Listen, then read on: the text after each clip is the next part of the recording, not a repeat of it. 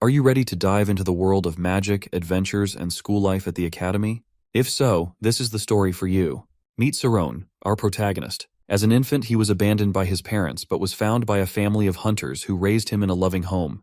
Despite the hardships of peasant life, he learned to read from an early age and became obsessed with books. One day, he accidentally meets a magician and learns how to enter the spirit zone, the first step to learning magic. Although everyone says only nobles can be mages, can Saron prove his limitless potential? But before we find out, let's start the story from the beginning. Under the blanket of stars lies a mountain range, where the cries of a baby echo through the night. This land belongs to a brave hunter, whose first instinct upon hearing these cries is to grab his axe, believing someone is trying to steal from his farm. He's certain these critters have made a big mistake by targeting a hunter's cabin. He follows the sound of the cries around his farm, and when he reaches the stable, he finds no one there except his horses. For a moment, he wonders if he's hallucinating. After all, ever since he and his wife learned they couldn't have children, he's been hearing babies' cries. But it wasn't a hallucination. There in the pasture is a real baby. He quickly picks up the child, and when he pulls the baby close, he can actually feel its heartbeat. At that moment, his wife arrives, shocked to see him holding a child. When asked, he answers to his wife that he feels like this child is given to them. The time passes, and now this baby and our hero, Sirona Aryan, the boy once found in the stable, grew up reading this tale. He is reading a famous tale of a mage who, with a mere motion of his hands, can summon rain for townsfolk waiting for it. This mage can also protect the town from threats beyond its borders. Through his mystical powers, peace and prosperity thrived, and hunger and thirst were banished. Yet the mage did not rest. Tirelessly, he pursued his research, always striving to better the lives of the people. His deeds were so extraordinary that they called him the well-mannered mage, and his story became a legend cherished by all. Now 12 years old, Saron often buries himself in books. His reading is interrupted by his father's voice, Vincent Aryan, now 40. After finishing their work of chopping wood, Vincent affectionately swings his son around before signaling it is time to head home. As they walk through the wilderness, Saron looks up at his father and asks about magic, how it works, and whether he could ever learn to use it. The humble hunter, who knows little beyond hunting, responds that killing a bear with one blow is also a kind of magic for him. Meanwhile, some of Saron's mates see him with his father. They wonder why Saron is always so interested in accompanying his father or reading books. Even when they invite him to play, he refuses.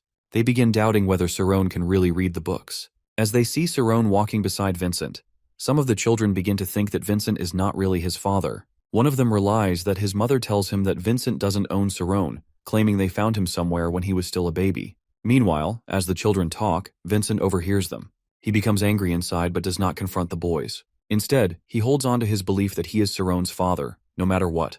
Determined to make Saron happy, Vincent decides to take him to the city the next day to get the fruits he wants, as a reward for helping him that day. Saron feels happy and eagerly looks forward to going to the market, though Vincent silently wishes he could do more for him.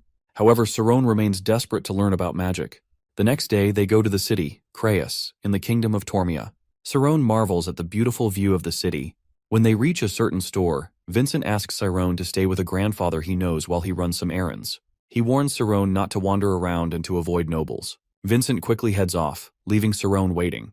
While helping the grandfather a little, Saron seizes the chance to ask him about magic. At first, the old man doesn't understand, so Saron repeats himself.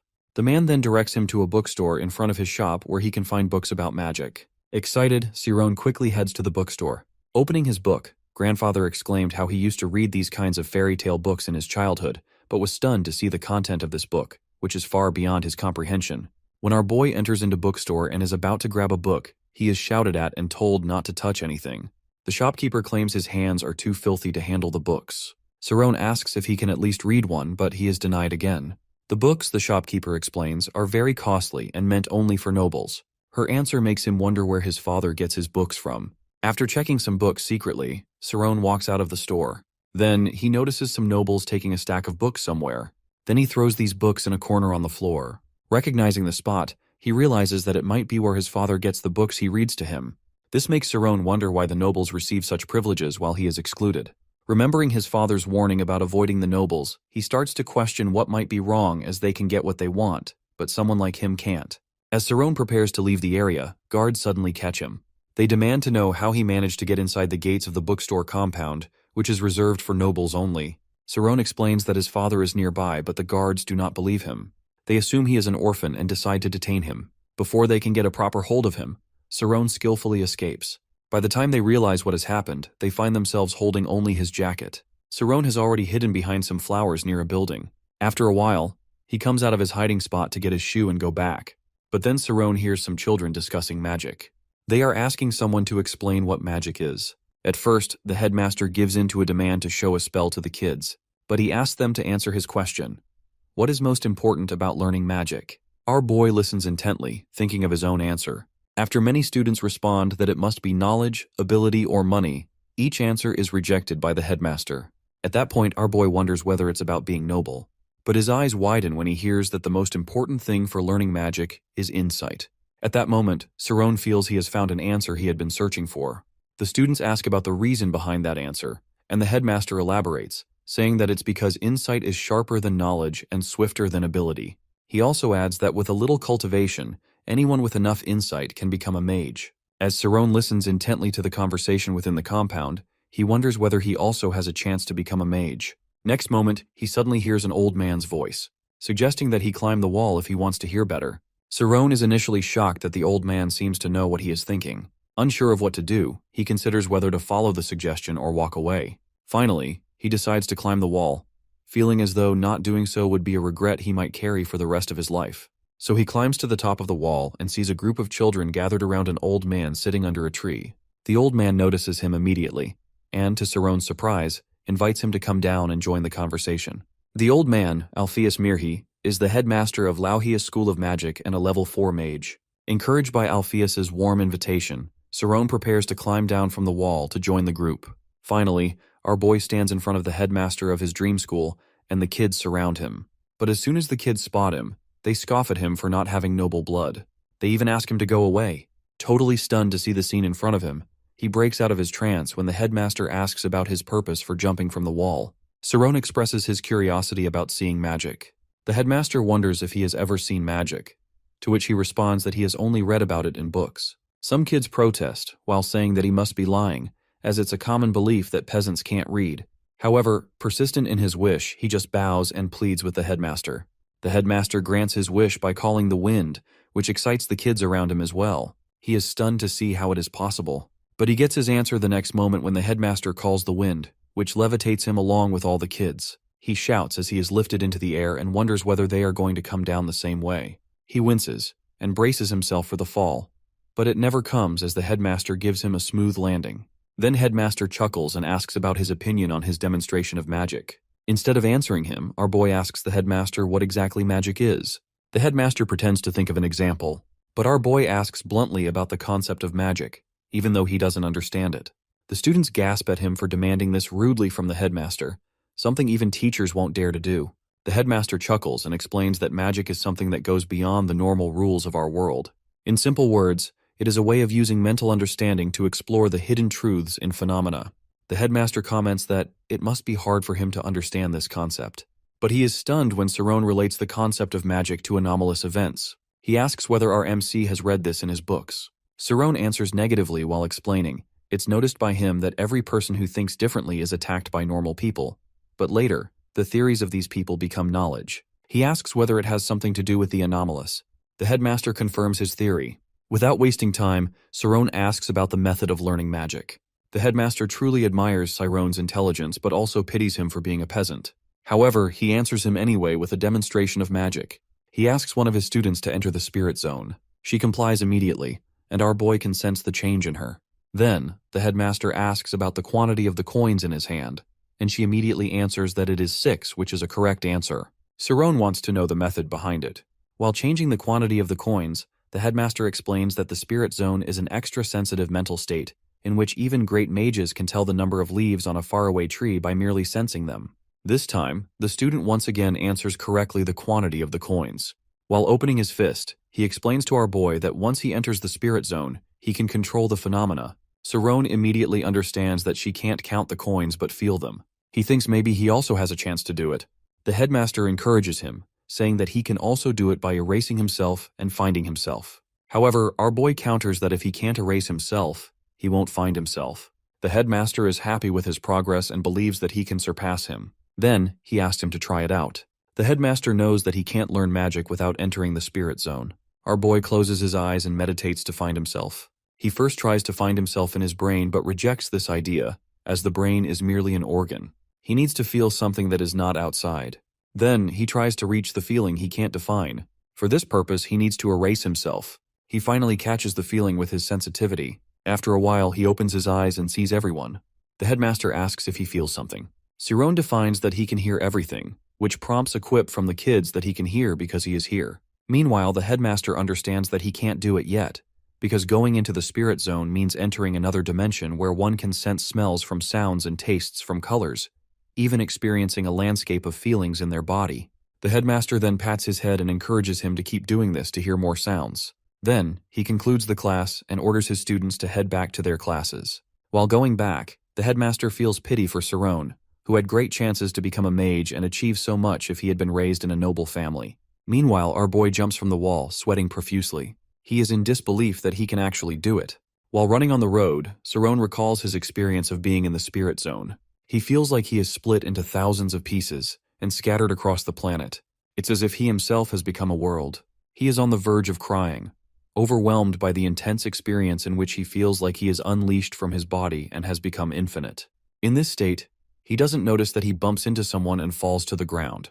He apologizes to the person, who turns out to be a bunch of rowdy people. One of them grabs his collar while threatening him, saying that he can't just run around and crash into people. Our boy thinks he might be about to get killed here. Suddenly, a new voice interrupts, asking whether she is missing something. Everyone shows great respect to the newcomer, who turns out to be a noble young lady visiting to counter her boredom. The goon tells her that they are teaching Siron a lesson for trying to kill them, but our dude protests the accusations. However, the goon doesn't like him talking back and starts to beat him. He is now on the ground, trembling. The people around him curse him and even ask to see his mother, which makes Siron quite angry. They provoke him a little more while beating and kicking him, but they are stopped by Amy, who mockingly asks about his well-being. Trembling, he clarifies that he didn't do anything wrong.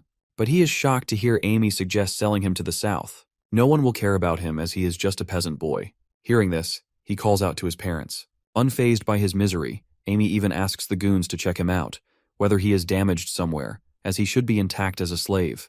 The men are quite excited to humiliate him, but she asks them to examine only his face. Meanwhile, she nervously thinks about Siron's odd behavior, as she is just planning to have some fun before letting him go. But they don't know he has gone to the spirit zone, which heightens his sensitivity to the things around him. At first, he doesn't understand what exactly is happening. The next moment, he remembers how the headmaster has called the wind. Outside, his body is jerked by the goon, who wants some reaction from him. Amy also understands what's really happening and asks them to stop. But it is too late, as Siron suddenly calls the wind, and everyone is lifted into the air while his eyes widen at the sight of himself using magic. With a louder heartbeat, he falls to the floor, looking at his bullies in pain. Desperate, Amy asks about his identity and his source of learning this magic, because he can't do it as he is just a farmer. But next moment, some people are attracted by the sound, and Amy immediately leaps into the air in front of him. He is in awe of her skill but doesn't have time to dwell on it, so he immediately runs away from that place. While running toward his father, he understands the coldness of this world. The scene shifts to the manor of House Karmas, which is a first-class nobility, where Shakola, the master of the house, looks at his daughter Amy and thinks that she must be playing hooky again, judging by the state of her appearance. She is quite furious about what happened with Siron, while her father gives her a long lecture about skipping class and laziness.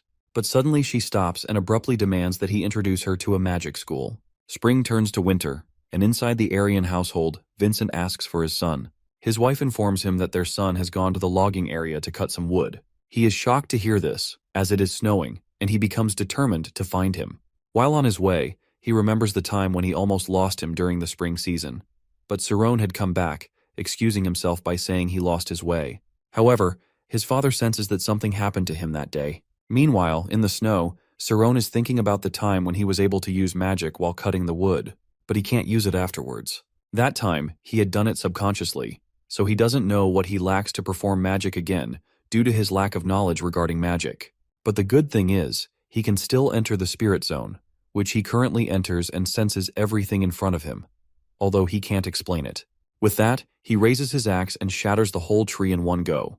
He himself is shocked to see that he has knocked down the tree in one swing. He knows what he has done is magic. Meanwhile, his father is also shocked to see him doing this, and thinks it's a thunderstrike skill he has learned to perform. Siron is also thinking that it is not magic but a single successful stroke among hundreds of strikes from his axe. He is determined to practice this again and again because he knows that luck can't be his partner in success, but knowledge will be. With that same determination, our dude passes 3 years, and now, in one fall, he can feel things that his eyes can't see. He touches the tree, and with a single swing of his axe, he is able to shatter it. Suddenly, he notices that he has been meditating for 5 hours. During his time in the spirit zone, he feels like he has become nature itself. He can sense the swinging of trees, the voices of insects, even the sounds of roots sucking moisture from the earth. He is so indulged in it that 5 hours don't feel enough. He remembers the headmaster's words and understands that he can now feel himself as a part of this world. Then he goes back home. He immediately notices white horses and a luxury carriage in front of his house and wonders if they have a guest. When he enters inside, he instantly senses something as he sees a refined man sitting with his parents. His parents want him to take a seat before they talk. The person introduces himself as Timurin, the butler of the House of Oyent. Saroni greets him in return while wondering about his purpose for being there. Timurin examines his face closely and asks whether he can read. Our boy answers that he has been able to read since he was very young. Meanwhile, he doesn't understand the reason behind the inspection and asks about his purpose for doing this. Timurin suddenly drops a bomb by offering him a job at the House of Oyent. At that, Timurin explains the specifics of his job.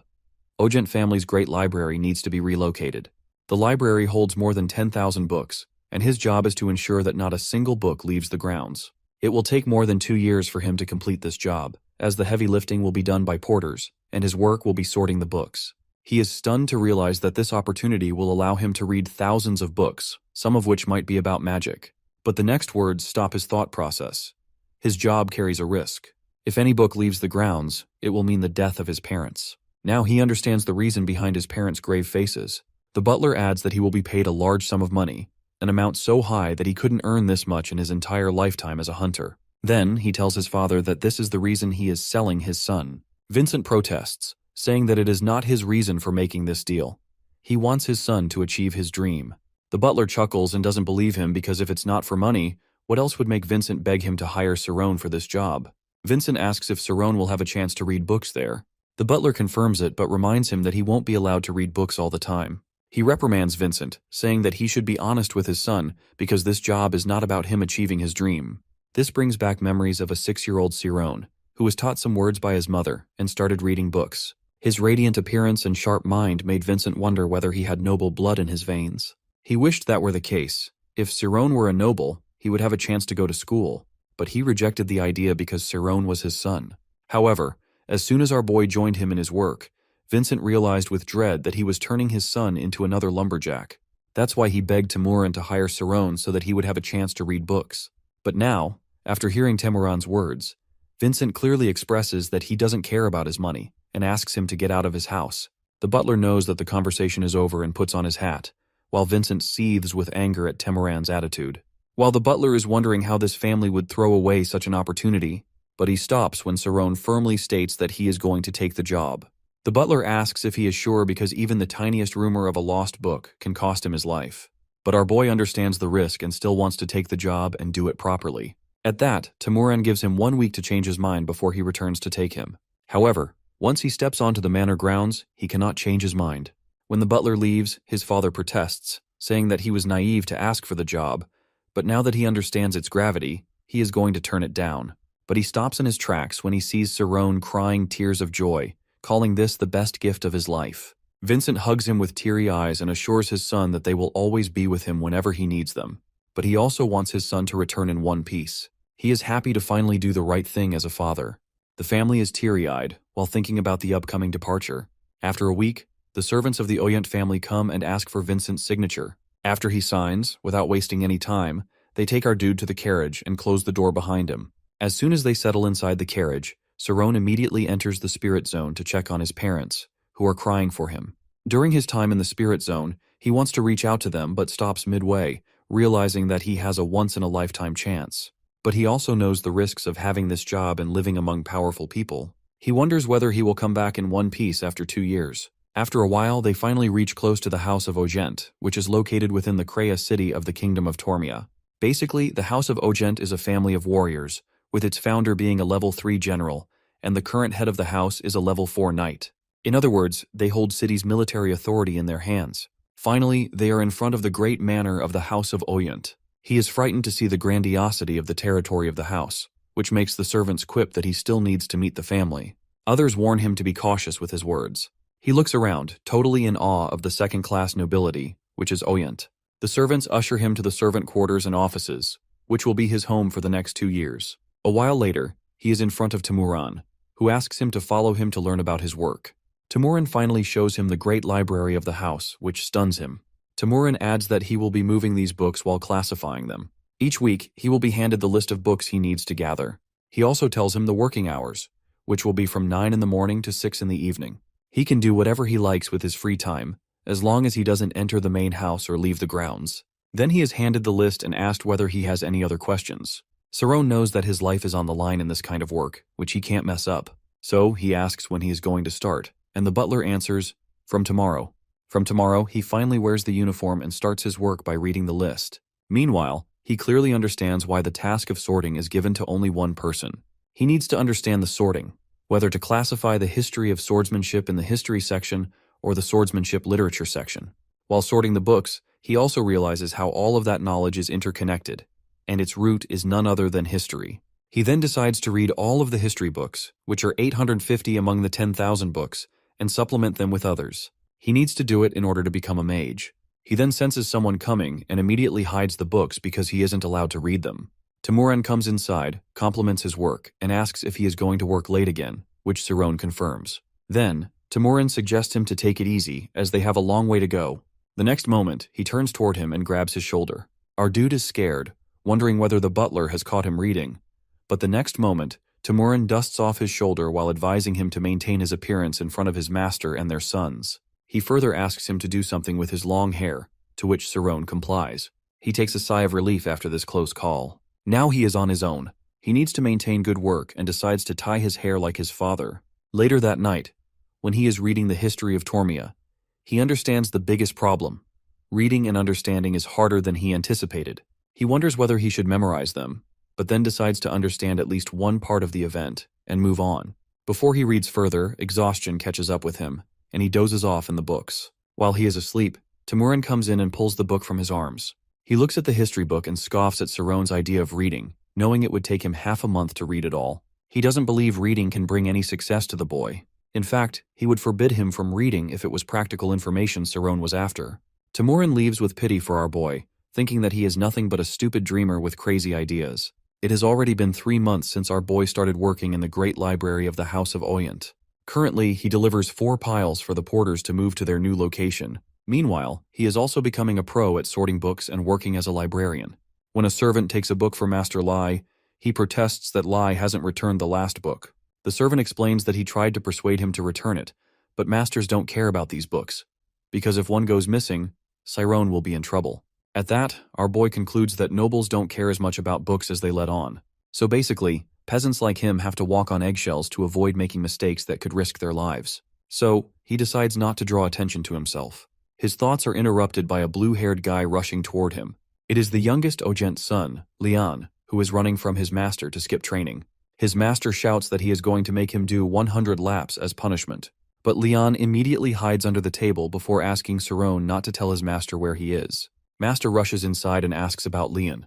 Our boy nervously asks about the identity of the master. Master angrily introduces himself as Lian's master and insists he tell the location of Lian. Left with no choice, he points under the table where Lian is hiding. Master Kate drags him out from the table, which makes our dude wince. Master Kate promises to train him with mental endurance training today.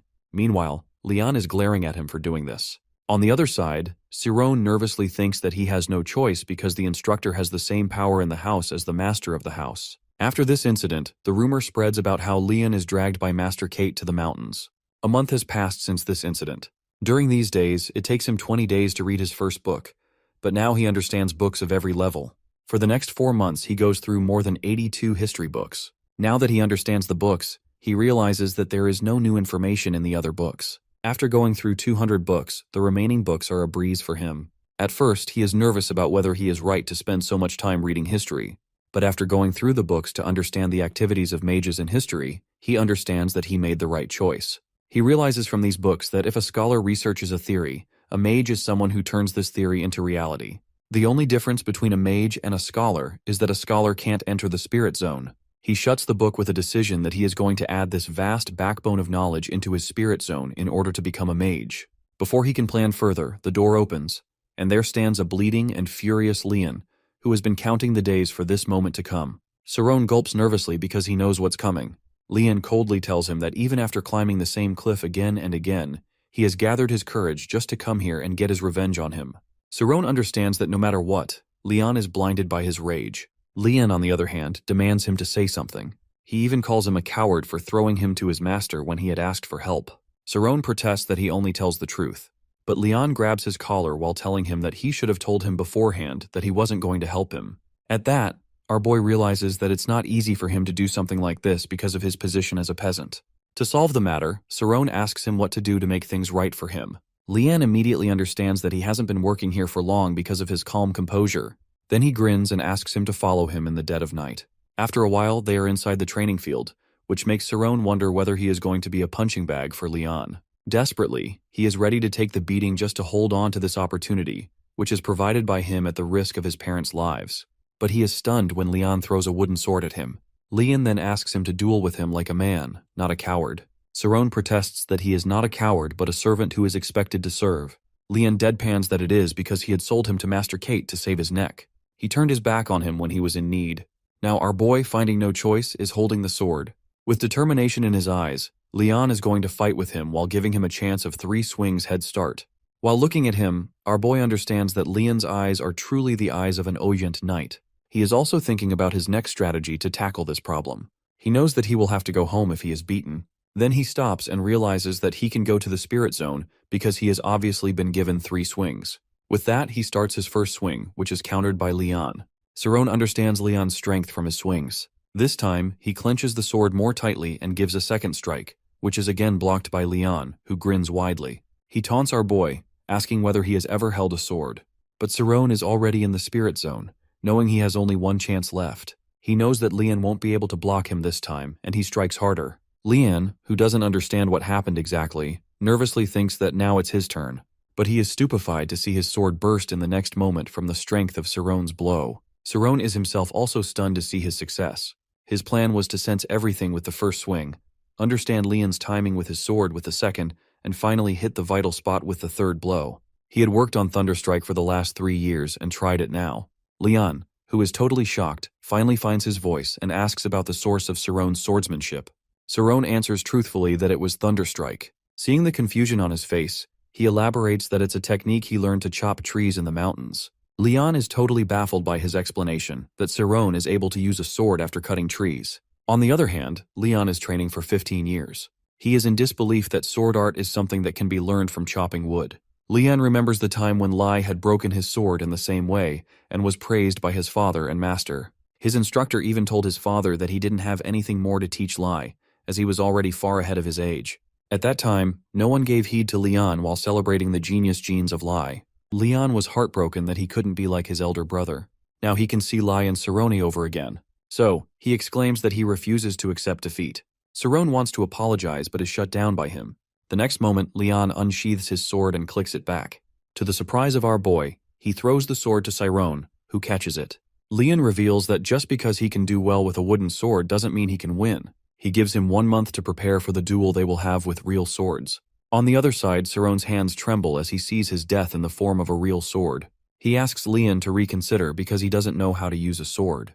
With a darkened expression on his face, Leon expresses that if he can break a wooden sword after learning to chop trees, he can figure out something in this month. Before leaving, he even threatens to not leave, otherwise he will eventually catch him. Later, our guy is in the library, his head in his hands while he tries to understand the mess he is in. Basically, House Ogent has a peculiar trait of black and blue hairs in their family. The master of the house, along with the eldest son, have black hair and remarkable swordsmanship. His daughter, who has blue hair, is a great pianist. While Lai, a sword prodigy, also has black hair. But Leon is kind of a sore thumb in that family of talented people who didn't make a name for himself, even given a personal instructor. After thinking this, Saron regrets that he should have just let Leon beat him a little. But now, he has blown Leon's ego, which is already bruised by the comparison with his brothers. By looking at the books, he thinks how he always had the ideal that books can save him.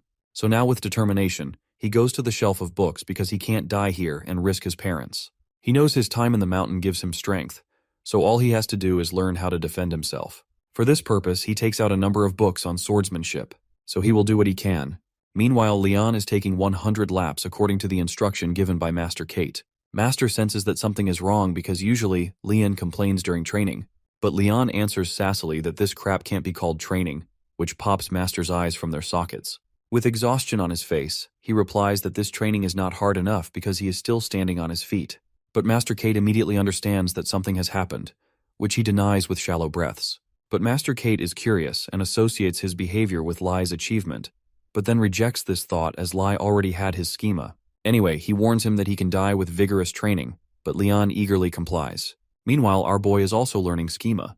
It's basically the spirit zone for the swordsman, which heightens the awareness of the corporal form of the human body to the swordsman. Master of this technique can use every cell in their body during a sword fight. He closes the book with new awareness that this is the polar opposite of what he did to enter into the spirit zone. Then he decides to give it a try. He closes his eyes and tries to sense himself. He has entered the spirit zone so far, but instead of erasing himself like the spirit zone, he needs to delve into himself. By lifting the black curtain, he can enter the first phase of the schema. But then he suddenly stops because it would be a waste of his energy to put effort into something opposite to the spirit zone. Then he remembers Amy and wonders whether she was using schema and is shocked to think that she is too advanced for her age. Then he goes into the open field and unsheathes the sword. He tries to apply his spirit zone with what he has learned about swordsmanship. When this happens, he starts with 8 directional slices and swings his strike. Meanwhile, Leon is also shown training vigorously at a level that his master himself stops him, warning that his muscles could burst. But he keeps punching the log while exclaiming that his muscles haven't burst yet. But he is beyond frustrated, while thinking that even though his muscles don't burst, he hasn't even activated his schema. Seeing his condition, his master stops his training. After a while, he pats his shoulder, wondering what is actually occupying his mind. He vaguely answers that his arms are killing him. Thoughtfully, Master Kate expresses that he has never seen any report about his progress. Leon retorts that this is his reason to work hard. Master Kate ignores his tantrum while asking if there is something he should be good at, whether he has even delved into what exactly it is. Leon simply answers that he only knows what he is not good at, which prompts a quip from Master Kate that this is the reason he is not a genius. Leon irritably tells him to just shut up. However, Master Kate continues, while saying that a real genius is one who knows where they can excel and puts their effort into it without a doubt. Meanwhile, our boy is also learning swordsmanship through the books, while Master Kate's voice booms on about the greatest fear of a genius, which is trying to achieve something they can't. Leon's eyes widen with realization when Master Kate finally states that it can be a genius's greatest enemy. He clenches his fist, thinking that even though he is not born with swordsmanship genius, but he will pursue it with all his power. Both he and Cerrone are determined to win in the end. Now our boy stands with a sword in his hand, ready to practice swordsmanship. As far as his knowledge goes, swordsmanship is basically the kinetic dynamic energy assumed at the removal of life. But it is also a work of mind games when one starts fighting. Now he raises his sword while picturing an imaginary enemy who can attack him with countless types of moves. But among them, only 8 attacks can be predicted from each side. He needs to focus on them. While imagining the enemy in front of him, he starts to block these attacks from each direction.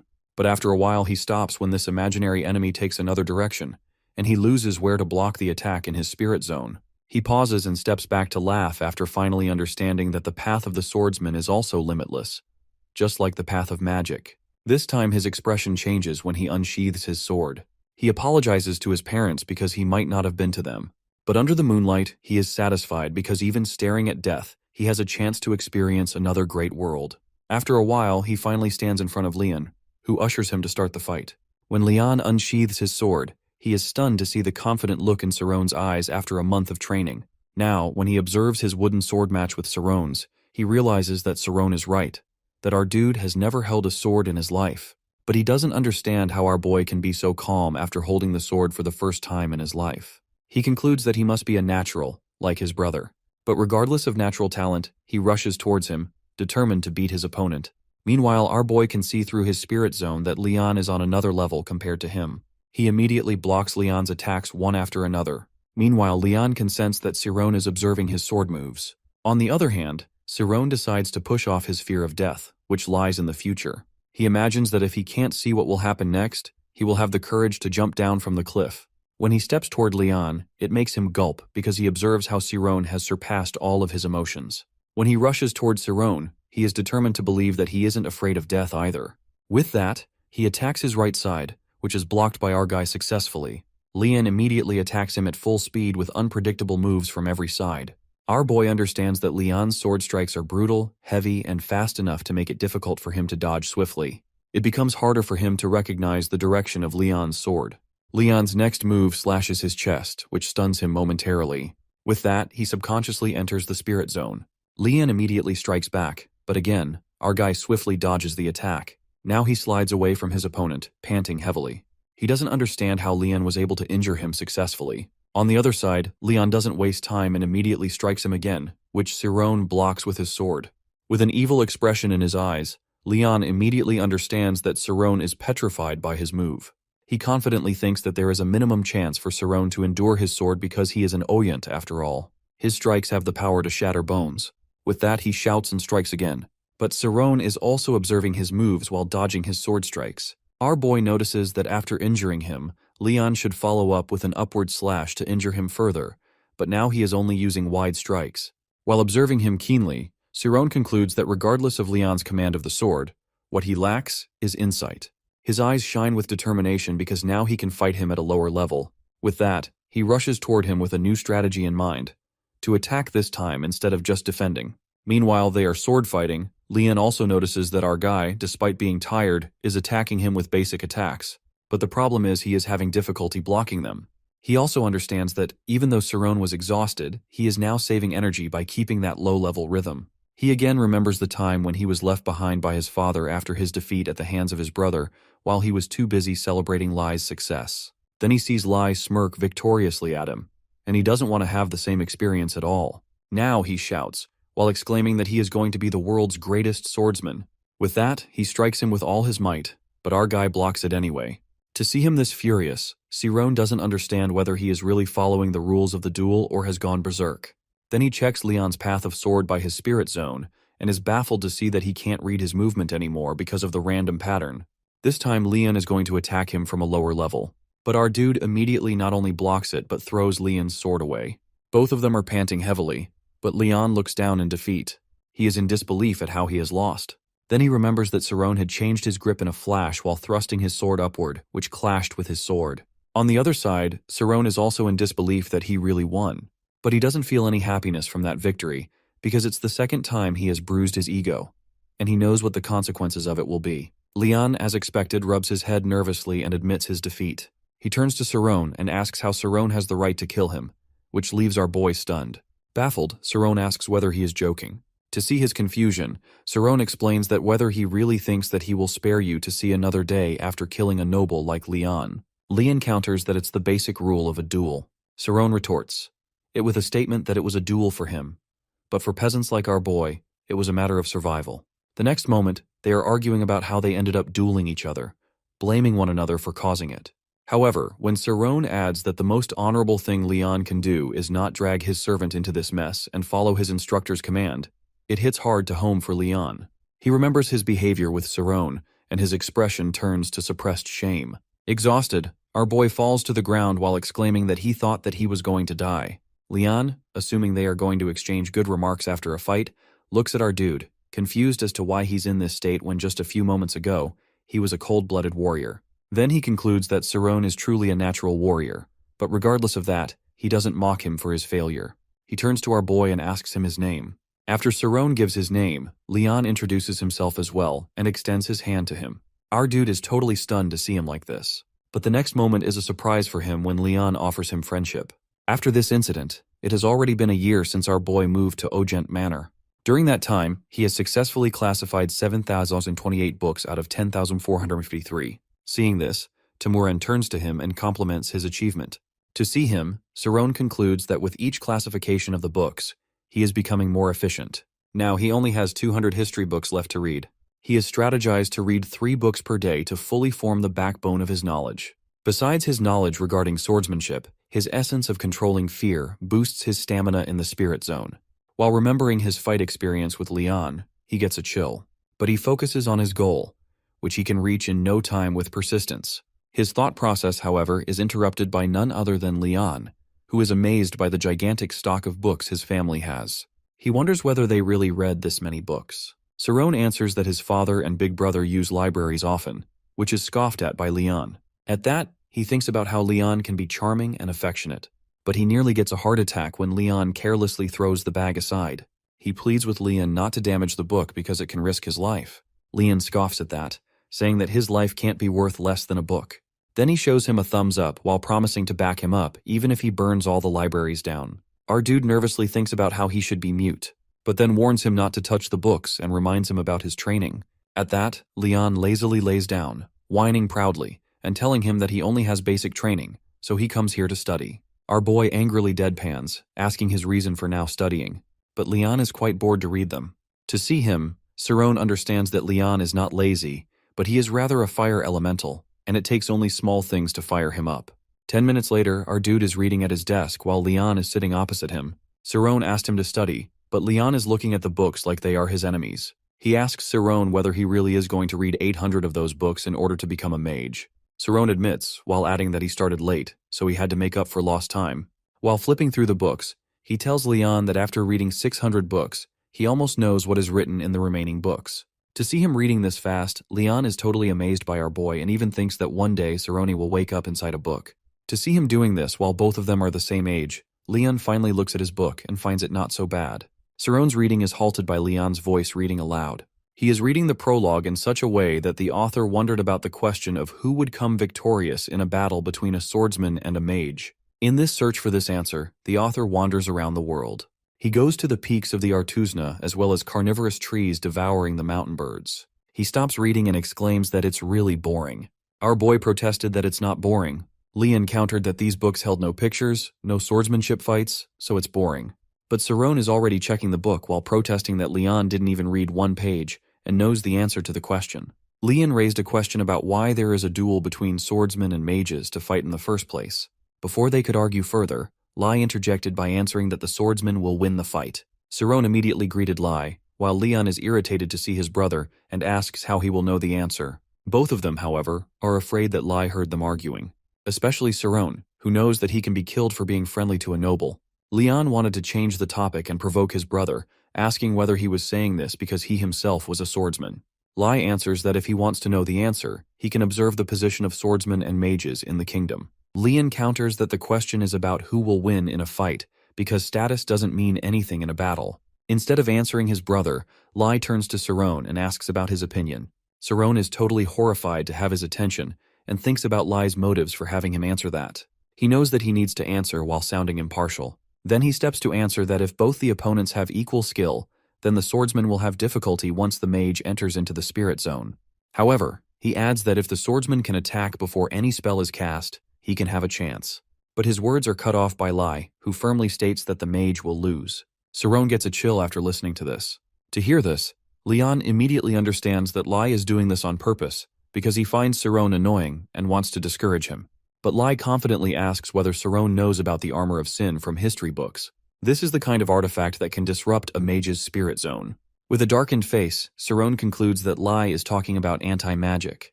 Basically, the spirit zone is like water with innate power, and a mage is like a shark inside of it. To go against a mage is like going against a shark. But one can win this match if they scatter the water and take out the shark's senses. And this power is obtained by anti-magic. This is the power to beat a mage who won't be able to enter the spirit zone with it. However, it's purely theoretical. The reason is this kind of equipment is utterly expensive because it is made from the heart of a dragon, which is in a wave state that no amount of money can make effective.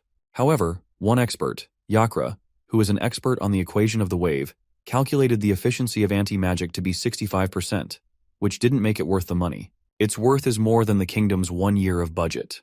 But Leon is interested to know whether it can really make a swordsman stronger. Lai evilly adds that the anti-magic is made by a mage. Leon is stunned to know that a mage would do something like this. Lai answers simply that it's a great way to make good money. He even arrogantly adds that there are numerous mages lining up to be hired. No one needs to waste money to get anti-magic.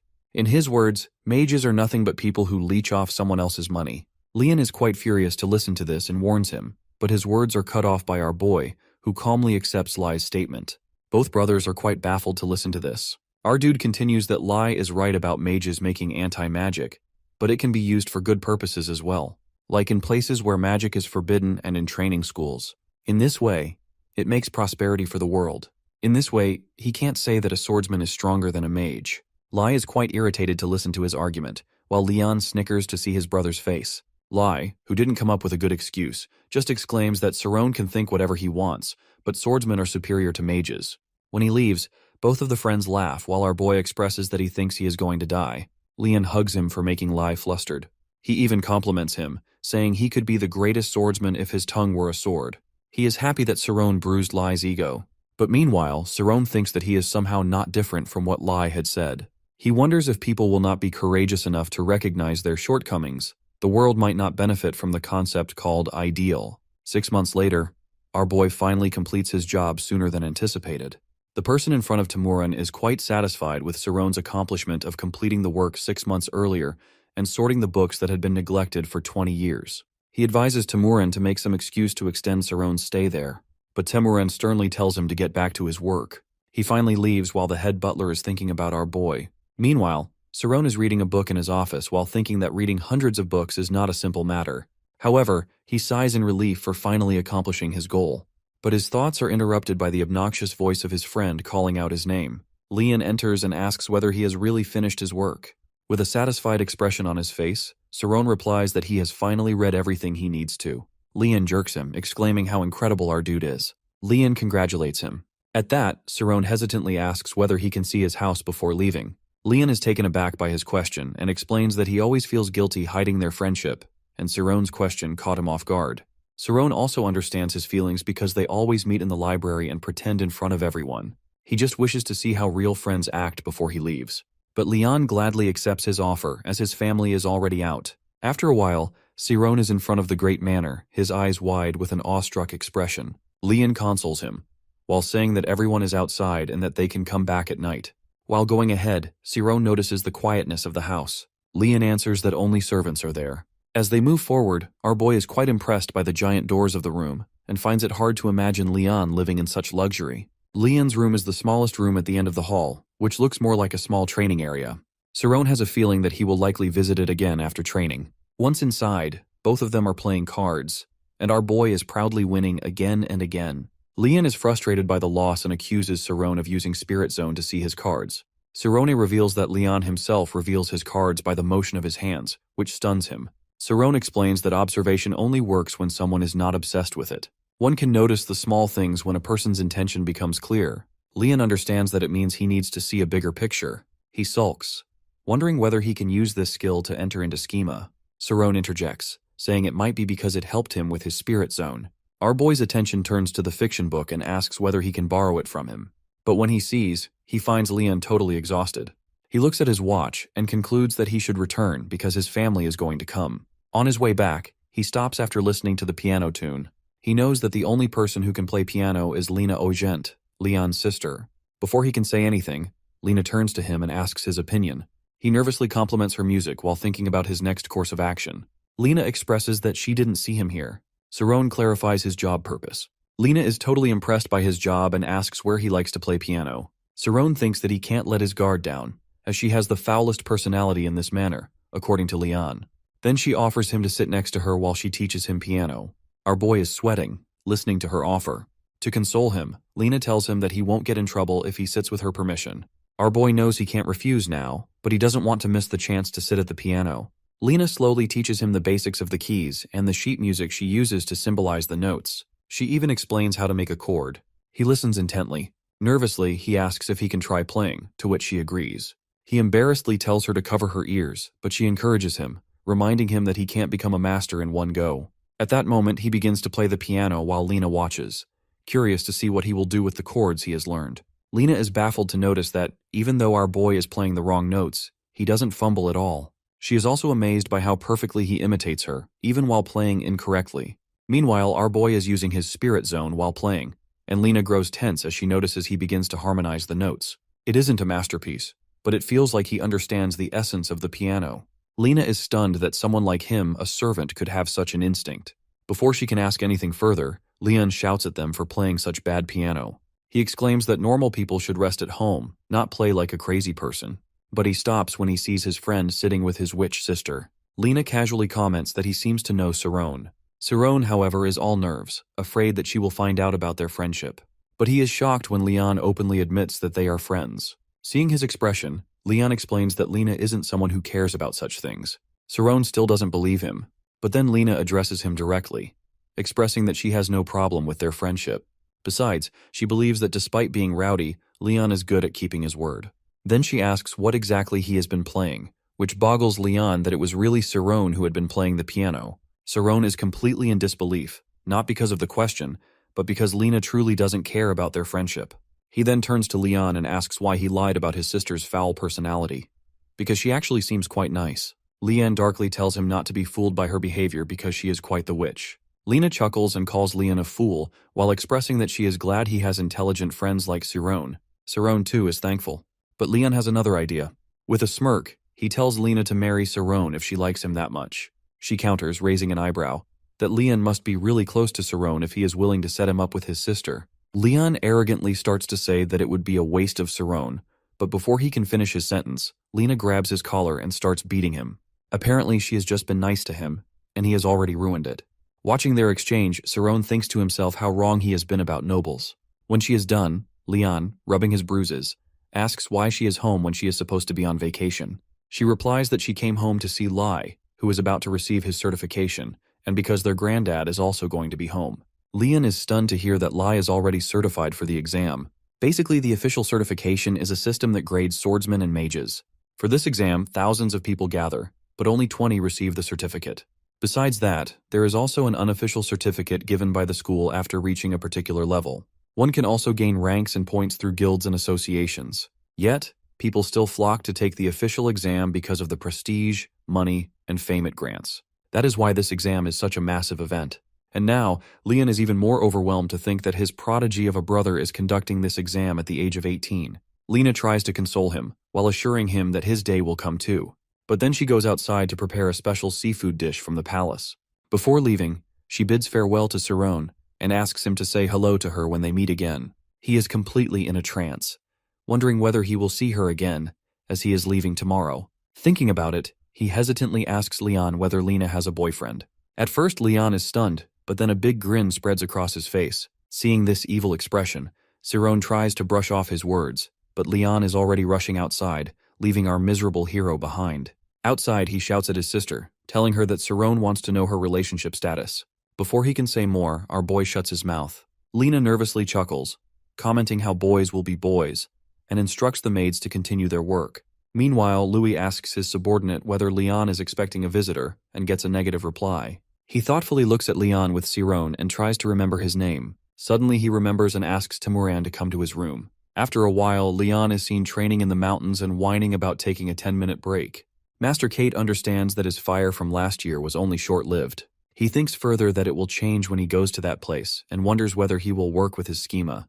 At that moment, a servant rushes to him and says that Lena has asked for his immediate presence at home. At first he declines, thinking it's because of Lai, but he spits out his water when the servant informs him that it's about Saron violating his contract.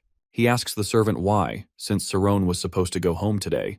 The servant informs him that before Saron could leave, Louis submitted a report to his father, which involved him as well. He then turns to Master Kate, while saying that he is going home. He explains that his father has found out about his friendship with Saron, and he is going home to save him. But Master Kate stops him. Meanwhile, at the Ogent Manor, the master of the house gives the verdict that Saron's punishment is death. Upon hearing the punishment for our hero, murmurs spread among the servants about how Saron has crossed his boundaries. Lena tries to reason with her father, but he refuses to listen, as he already has the head butler's report and the testimonies of the servants. He then turns to Saron and asks him to say something. Instead of clarifying himself, Saron asks what will happen to Leon after this. Everyone grows tense upon hearing that he is more worried about his friend instead of asking for mercy. Master Ogent darkly answers his foolish question, stating that Leon won't be harmed because of his sins. Saron sighs in relief, then admits that they are truly friends. They became close last year and have remained that way since. Everyone is stunned by his reply. Lord Ogent, however, is furious that Saron is taking their family name so lightly. He then orders Oyent to finish him off secretly. Lena tries to interrupt, but he doesn't listen to her, as he has already given his order, which cannot be undone. Louis feels tense, thinking this is too much, but the other servant sternly tells him that this is how things are. They must do it for their master. They need to nip any tiny bud of conflict. He doesn't understand it now, but with the passage of time he will. Before they can argue further, Leon enters through the gate. Lena feels relieved to see him. Lian exclaims, asking how they can kill his friend without his permission. Ogent answers that it is his decision. Lian protests that friendship is not a sin, but Lord Oyent replies that for them, giving a death sentence doesn't require a cardinal sin. There are things they must uphold as nobles to keep receiving benefits, but Lian refuses to believe in these benefits if it means his friend's death. Lord Ogent explains that friendship with a peasant would only be beneficial to Cerrone because he must have wanted something from him. There are many people in this world who are ready to leech off their weaknesses, but Lian protests that Cerrone is not like that. At that, his father deadpans and asks him to show some evidence for his belief. This hits Lian hard because his father knows that the moment Lian admits he can't prove it, the argument will be over. Lian is completely taken aback by this demand because his belief is in his heart, and he doesn't know how to show it. He believes that if he were like Cerrone, he would definitely find the answer. Then he turns to Cerrone and observes his eyes, which are fully focused on him, just like during their fight. He remembers Cerrone's words, that he can move forward when he stops obsessing over small things. Lian understands that he needs to see the whole picture, but the problem is that the person in front of him is his father, who has great genes and is a 4th-level knight. Then he grabs his sword, because now it's a matter between father and son. The scene flashes back to 30 minutes ago when he is stopped by Master Kate. He protests to him that his friends can be killed, but Master Kate reminds him that he is just a commoner. At that, he quotes his own words, that someone who can speak through a sword can be worthy of friendship. Master Kate calmly reminds him that he should know that anyone who becomes a threat to his family will be discarded, so he should be considerate before becoming friends at all. Clenching his fist, Lian asks him if he would like it if he let him die. He exclaims that he won't back down when his friend is in danger. Sensing the fire in him, Master Kate observes that this fire shows there is something in Lian worth encouraging within. Then he hands him his sword and asks him to take it home. But if he is not ready, he should not step ahead. At last, he deadpans that it's going to be a mortal battle of swords. In the present, Lian laughs like a maniac while exclaiming that he knows he can't beat his father, but he believes in their friendship with every fiber of their being. Lord Ogent asks him not to take this family matter lightly. He even threatens to exile him if he wants to keep the dignity of his noble house. Lian is ready to leave this place, even if it means proving his friendship. So his father provokes him to unleash his sword and swear on it that they are friends. At that, he really unsheathes his sword. Lord Oyent is stunned to see him raising his sword at him, but Lian clarifies that this sword is for his conviction. Lord Ogent reminds him that he didn't believe in Lian's friendship when he didn't get along with his family, because he is not a prodigy. He believes Lian's friendship with a peasant is just to make himself feel good. At that, Lian explains to him that Cerrone is a great person, and he swore to help him shine. Now, Lord Ogent accuses Cerrone of doing something to Lian to make him think such nonsense. Cerrone protests that he didn't do anything.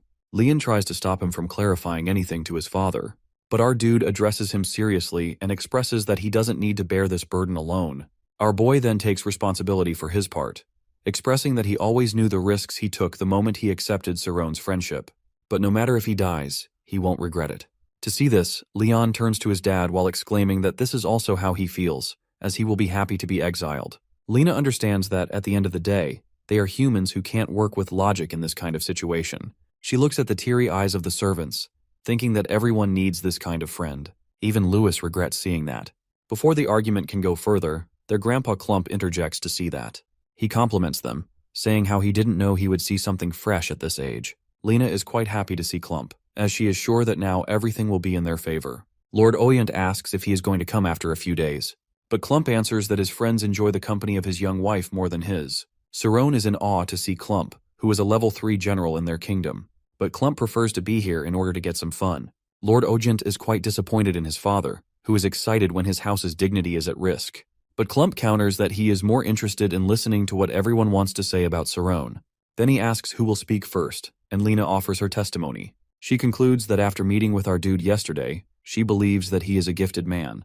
He completed his work within a short amount of time and was going to go home if it's not for this drama. She doesn't believe that Cerrone would have any bad intentions toward Lian that could tarnish their family name.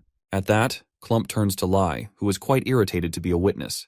He declares that Cerrone is a fool, which makes his father happy, but Lord Oyent's face darkens when Lai says that it doesn't concern him. Lai clearly states that he doesn't care who Lian hangs out with. He only cares about going to the palace to conduct his exams, which stuns Lena, who thinks he is really her brother. At that, Clump excitedly remarks how entertaining it is to be with family. Then he turns to Temuran, who had observed the matter the longest. When everyone turns to Temuran, Louis signals him that no matter what, their opinions don't matter, because they are nothing but servants. However, Temeran honestly answers that Cerrone not only finished his work without any mistakes, but he also completed it 6 months ahead of the deadline, which frustrates everyone with his honest words. Clump asks if he knows about both boys' friendship. He answers that he does know they became closer, but wasn't aware of their friendship.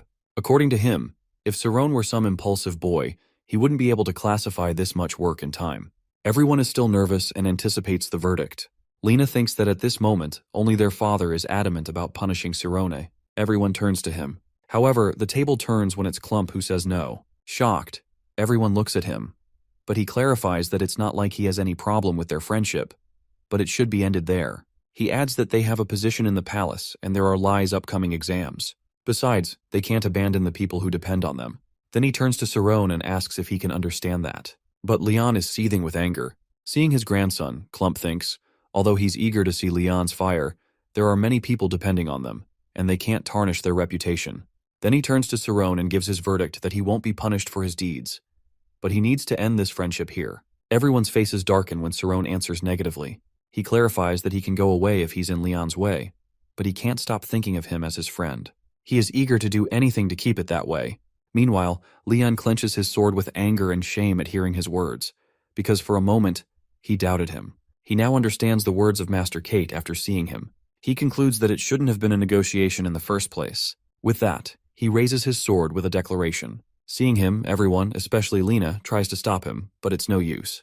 Because the next moment, Leon pierces his sword into the ground while taking a knight's oath, declaring that he will serve as Cerrone's sword from now on.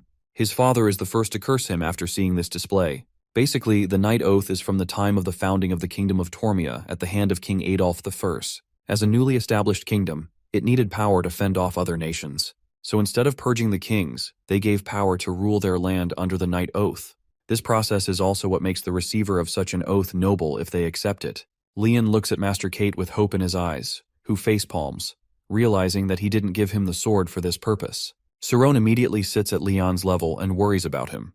But then he turns to Clump, who smiles widely at the display while commenting that Leon must be thinking highly of Cerrone to swear his sword to him.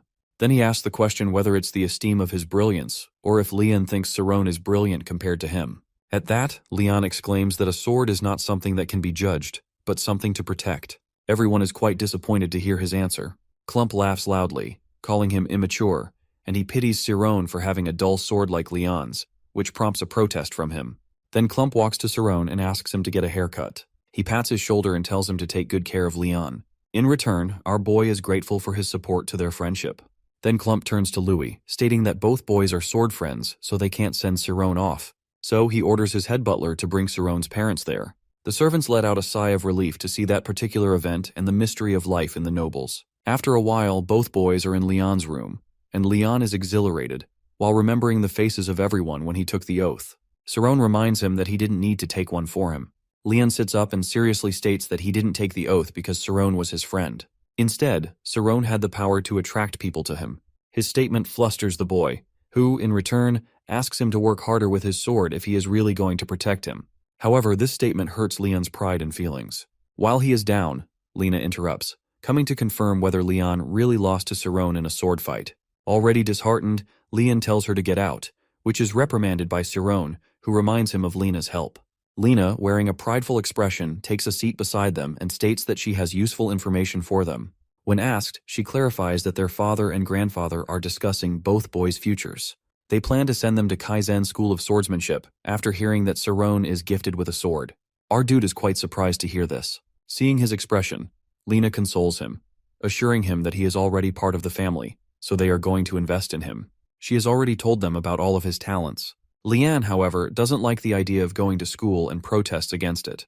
In response, he gets a kick from her, as she reminds him that this is happening because of him, so he needs to bear the consequence. But Leanne clarifies that Cerrone doesn't want to go to a swordsmanship school. He wants to become a mage, and can already enter the spirit zone. Lena is surprised to hear this and looks at our dude for confirmation. The next moment, she is quite happy to tease her little brother, mocking that he has lost to a mage, which makes him quite the failure of a knight. Frustrated, he asks her to get out of his room. A while later, Cerrone explains to Lena how he won the fight against her brother while entering the spirit zone. She is quite impressed by his strategy. Cerrone, however, is uncertain about her words. She then explains that she has already heard that his concentration in the spirit zone proves his strength as a mage. It's quite impressive for our boy to maintain it during a duel fight. He is quite embarrassed to hear her praise, which makes both siblings think that he won't be getting a girlfriend with his shy attitude. Anyway, she concludes that she will talk to their grandfather about Siron's interest in magic, but Leon will definitely be going to swordsmanship school. At that, he asks about Master Kate. She informs him that Master Kate's contract has already ended, and he left this morning. While thinking about his words, Leon feels quite sad about his instructor. At that moment, Louis knocks on their door and asks Siron to go meet his parents, as they have arrived at the manor. Our boy's face brightens upon hearing this, and he rushes outside. Meanwhile, on the stairs, the servants ask him to take it easy while calling him master. He protests against being called that, insisting that he is not nobility. However, they protest back, while saying that they can't risk their heads and jobs over it, even if he won't tell anyone. A while later, he stands in front of the reception room and immediately steps inside. As soon as he sees his parents, he rushes to hug them emotionally. After they settle down from the emotional drama, his father expresses concern about whether Oyent wanted to extend his stay. At that, he answers that he is going to get an opportunity. The next moment, Siron tells everything to his parents. They have disbelieving expressions upon hearing his story. Then his father bursts into laughter over the whole incident and desperately asks if there is something else he isn't telling them. Despite Siron insisting that he is telling the truth, his father doesn't believe him and assumes that the house of nobility has ruined his son. Before he can act even more like a crazy father, Bishop Ogent, along with his blue-haired kids, comes to greet Siron's parents. Panicked, both of his parents immediately greet them back while apologizing for their manners. Lena asks whether they are informed about the situation. Vincent is completely shocked to learn that what Siron was saying is actually true. After a while, Siron's family settles with Oyent's family at the grand dining table. Siron's parents are quite nervous during dinner and tea time due to their lack of proper etiquette when dining with nobles. Vincent, who is shaking with nerves, doesn't understand the knight's oath, nor does he understand the reason behind such special treatment. So he gathers courage and voices his concern, questioning whether someone with noble blood like Leon will likely take a path meant for his son. Bishop Ogent acknowledges his concern while explaining that, as a house of swordsmen, they take their knight's oath quite seriously. Besides, it's a matter of Leon's pride. Not only this, he also assures them of the support they will provide to Siron. Klump is quite pleased with his son's speech, though he tries to brush it off. Meanwhile, our boy is stunned to see the principal and pride of the Oyent family, who accepts Siron, who is a peasant, into their family with open arms. Now, Bishop Ogent comes to the main point, which is regarding the gifted talent of our dude, who is already able to enter the spirit zone. He then deadpans that Siron can go to one of the big magic schools to accomplish his dream of becoming a mage. He thoughtfully adds that though it's not mandatory for our boy to go to school to become a mage, Alpheus School is reputable enough. At that, Klump reminds him about their audience, and he snaps out of his daydream, turning to Vincent and firmly informing him that it's Siron's way to become a mage. Vincent and his family are quite stunned to hear something they never expected to achieve in their life. However, there is an obstacle for Siron to enter the school: his status as a commoner. That special school only accepts children of nobles. Klump informs them of the solution to this problem, which is for the Ogent family to adopt Siron. He then slides the legal papers to them while informing them that they have a distant cousin who doesn't have kids yet and can adopt Sirone, but it's only on paper to proceed legally. Vincent's eyes widen to hear this. He doesn't believe that a once-in-a-lifetime opportunity is being given to their son, but he can't shake the feeling that Siron will be taken away from them. He turns to his boy, wishing he will say something to make this decision easier. Seeing the blank look on our guy's face, Vincent assumes he must want him to sign it. But Siron clenches his father's hand and declares that they won't accept it. Lena reasons with him, while saying that he will always be his parents' son. It's only for records. Klump also tries to coax him, but Siron replies that if he needs to change his father, he will happily live as a peasant. Everyone is stunned by their argument as Klump reminds him that he won't go to school as a peasant and become a mage. Siron retorts that he will accept his fate. Angrily, Klump stands up and shouts at him to understand that things are not that easy, and that sacrifices must be made for the sake of fulfilling their dreams. In the end, he asks whether Siron was ever serious about it. Our guy calmly replies that it might be true, but he can't be where he is without his parents. If he's the fruit, then they are the roots. His ability to read and his chance to come this far all become possible because of his parents' effort. He can't compare their efforts to this single opportunity. In the end, he concludes that he will likely die if separated from his roots, and his only parents are sitting right there. Klump, while looking at him, observes there's more to it than meets the eye. Suddenly, Vincent bows and asks them to adopt their son. Before Klump can say a complete sentence, Vincent deadpans that Siron is not their son. Siron's mother is tense to see her husband confessing everything. but he continues that the couple couldn't have children and got him by chance. He adds his suspicion that Sirone might already be of noble blood, so, by adopting him, he will meet his roots instead of severing them. Bishop thinks about this possibility. Sirone turns to his father, who tells him that now it is time for him to know the truth. However, his eyes widen when Sirone confesses that he already knows the truth. He deadpans that he never let them know because he always wanted to believe that he was the child of one mother and father. But now Vincent wants him to be the son of 6 parents. Vincent tries to convince him that he can't just let their boy give up his dream. Our dude replies that he is not giving up. He will work harder until the next chance comes up. But he doesn't want to be abandoned for the second time in his life. At that, father and son join hands, both shaking with overwhelming emotions. At that, his father apologizes to him while crying and hugging him furiously. Everyone watches the emotional scene in front of them. At that, Clump tells him how sometimes parents do something for their child that hurts them. Now Bishop should know after having 4 kids of his own. While looking at Leon's teary face, he asks his father to somehow persuade Alpheus. But Clump reminds him that Alpheus is as stubborn as an ox. At that, Bishop reminds him that he owes him a favor. Then his father grins nervously, saying that he might pull something off from Alpheus, even though they are both men of principles. Meanwhile, his parents are allowed to live in the manor by the Ogent head's permission. Leon is going to leave for Kaizen school in 3 days. His father is still sorry towards him, and he knows it will be like this for many years. But the good thing is that Leon and he finally become free friends and spend time together. After 3 days, Leon is found crying vigorously at the thought of separating from his friend and going to school. Sirone tries to console him while saying that they will keep in touch by letter. But then Leon seriously pats his shoulder and asks him to be a mage, as he is going to be the greatest mage to protect him. At that, Lena hits him, saying that they are more worried about him. Then she turns to our boy, asking him to stay, while Clump enrolls him in mage school. Then he thanks her for their kindness, which makes her think that, even though he seemed like a cute little brother at first glance, he might become more than that. Even in a hard situation, he holds his ideals tightly. With this thought in her mind, she is going to ask our boy for more when he graduates. But she stops herself, as he is going to live in a magical world. She then pats his shoulder and expresses her belief that he will surely become a mage and asks him to take care of Leon. Then she drags Leon into one carriage, and Sirone and his family enter into another. Leon then shouts for him from his carriage, and our boy immediately looks outside. Leon asks him to blow everyone out of the water when he becomes a mage. He grins and asks him to do the same. These are the stories of 2 boys who meet, and their separation seems like the end of the world. However, meanwhile, at Alpheus School of Magic, Clump is waiting for the headmaster for 30 minutes when he finally arrives. Clump asks whether he is getting his desired answer. Alpheus replies with a smile that even with their 50 years of friendship, he can't give him that favor. So Clump tries to remind him about the favor he has given him, but Alpheus retorts that sentiment is not going to work here. The headmaster adds that the school's special selection process is not something nobles can interfere with, as he has already piled off special requests. Clump is quite irritated by his response. He argues that this case is different. Alpheus acknowledges it by the look on Clump's face. Clump, on the other hand, smugly tells him that Sirone is not a useless guy, but when he first met him, he could see a younger version of Alpheus in him. Alpheus asks about the issue because if our boy is such a talented guy, he can easily be enrolled in that school. Clump deadpans that he is not a noble. With a grave face, the headmaster immediately recognizes Sirone and asks whether he has blonde hair and blue eyes to confirm. Afterwards, Clump tells him everything that happened and laughs at the fact that Sirone has left that opportunity to become a noble. This incident makes Alpheus realize that Sirone must know the nature of cause and effect. At that, Clump agrees with him, as many people don't understand and sever their roots. Consequently, their world is destroyed by the ground they take in new opportunities and disown what they are made up of.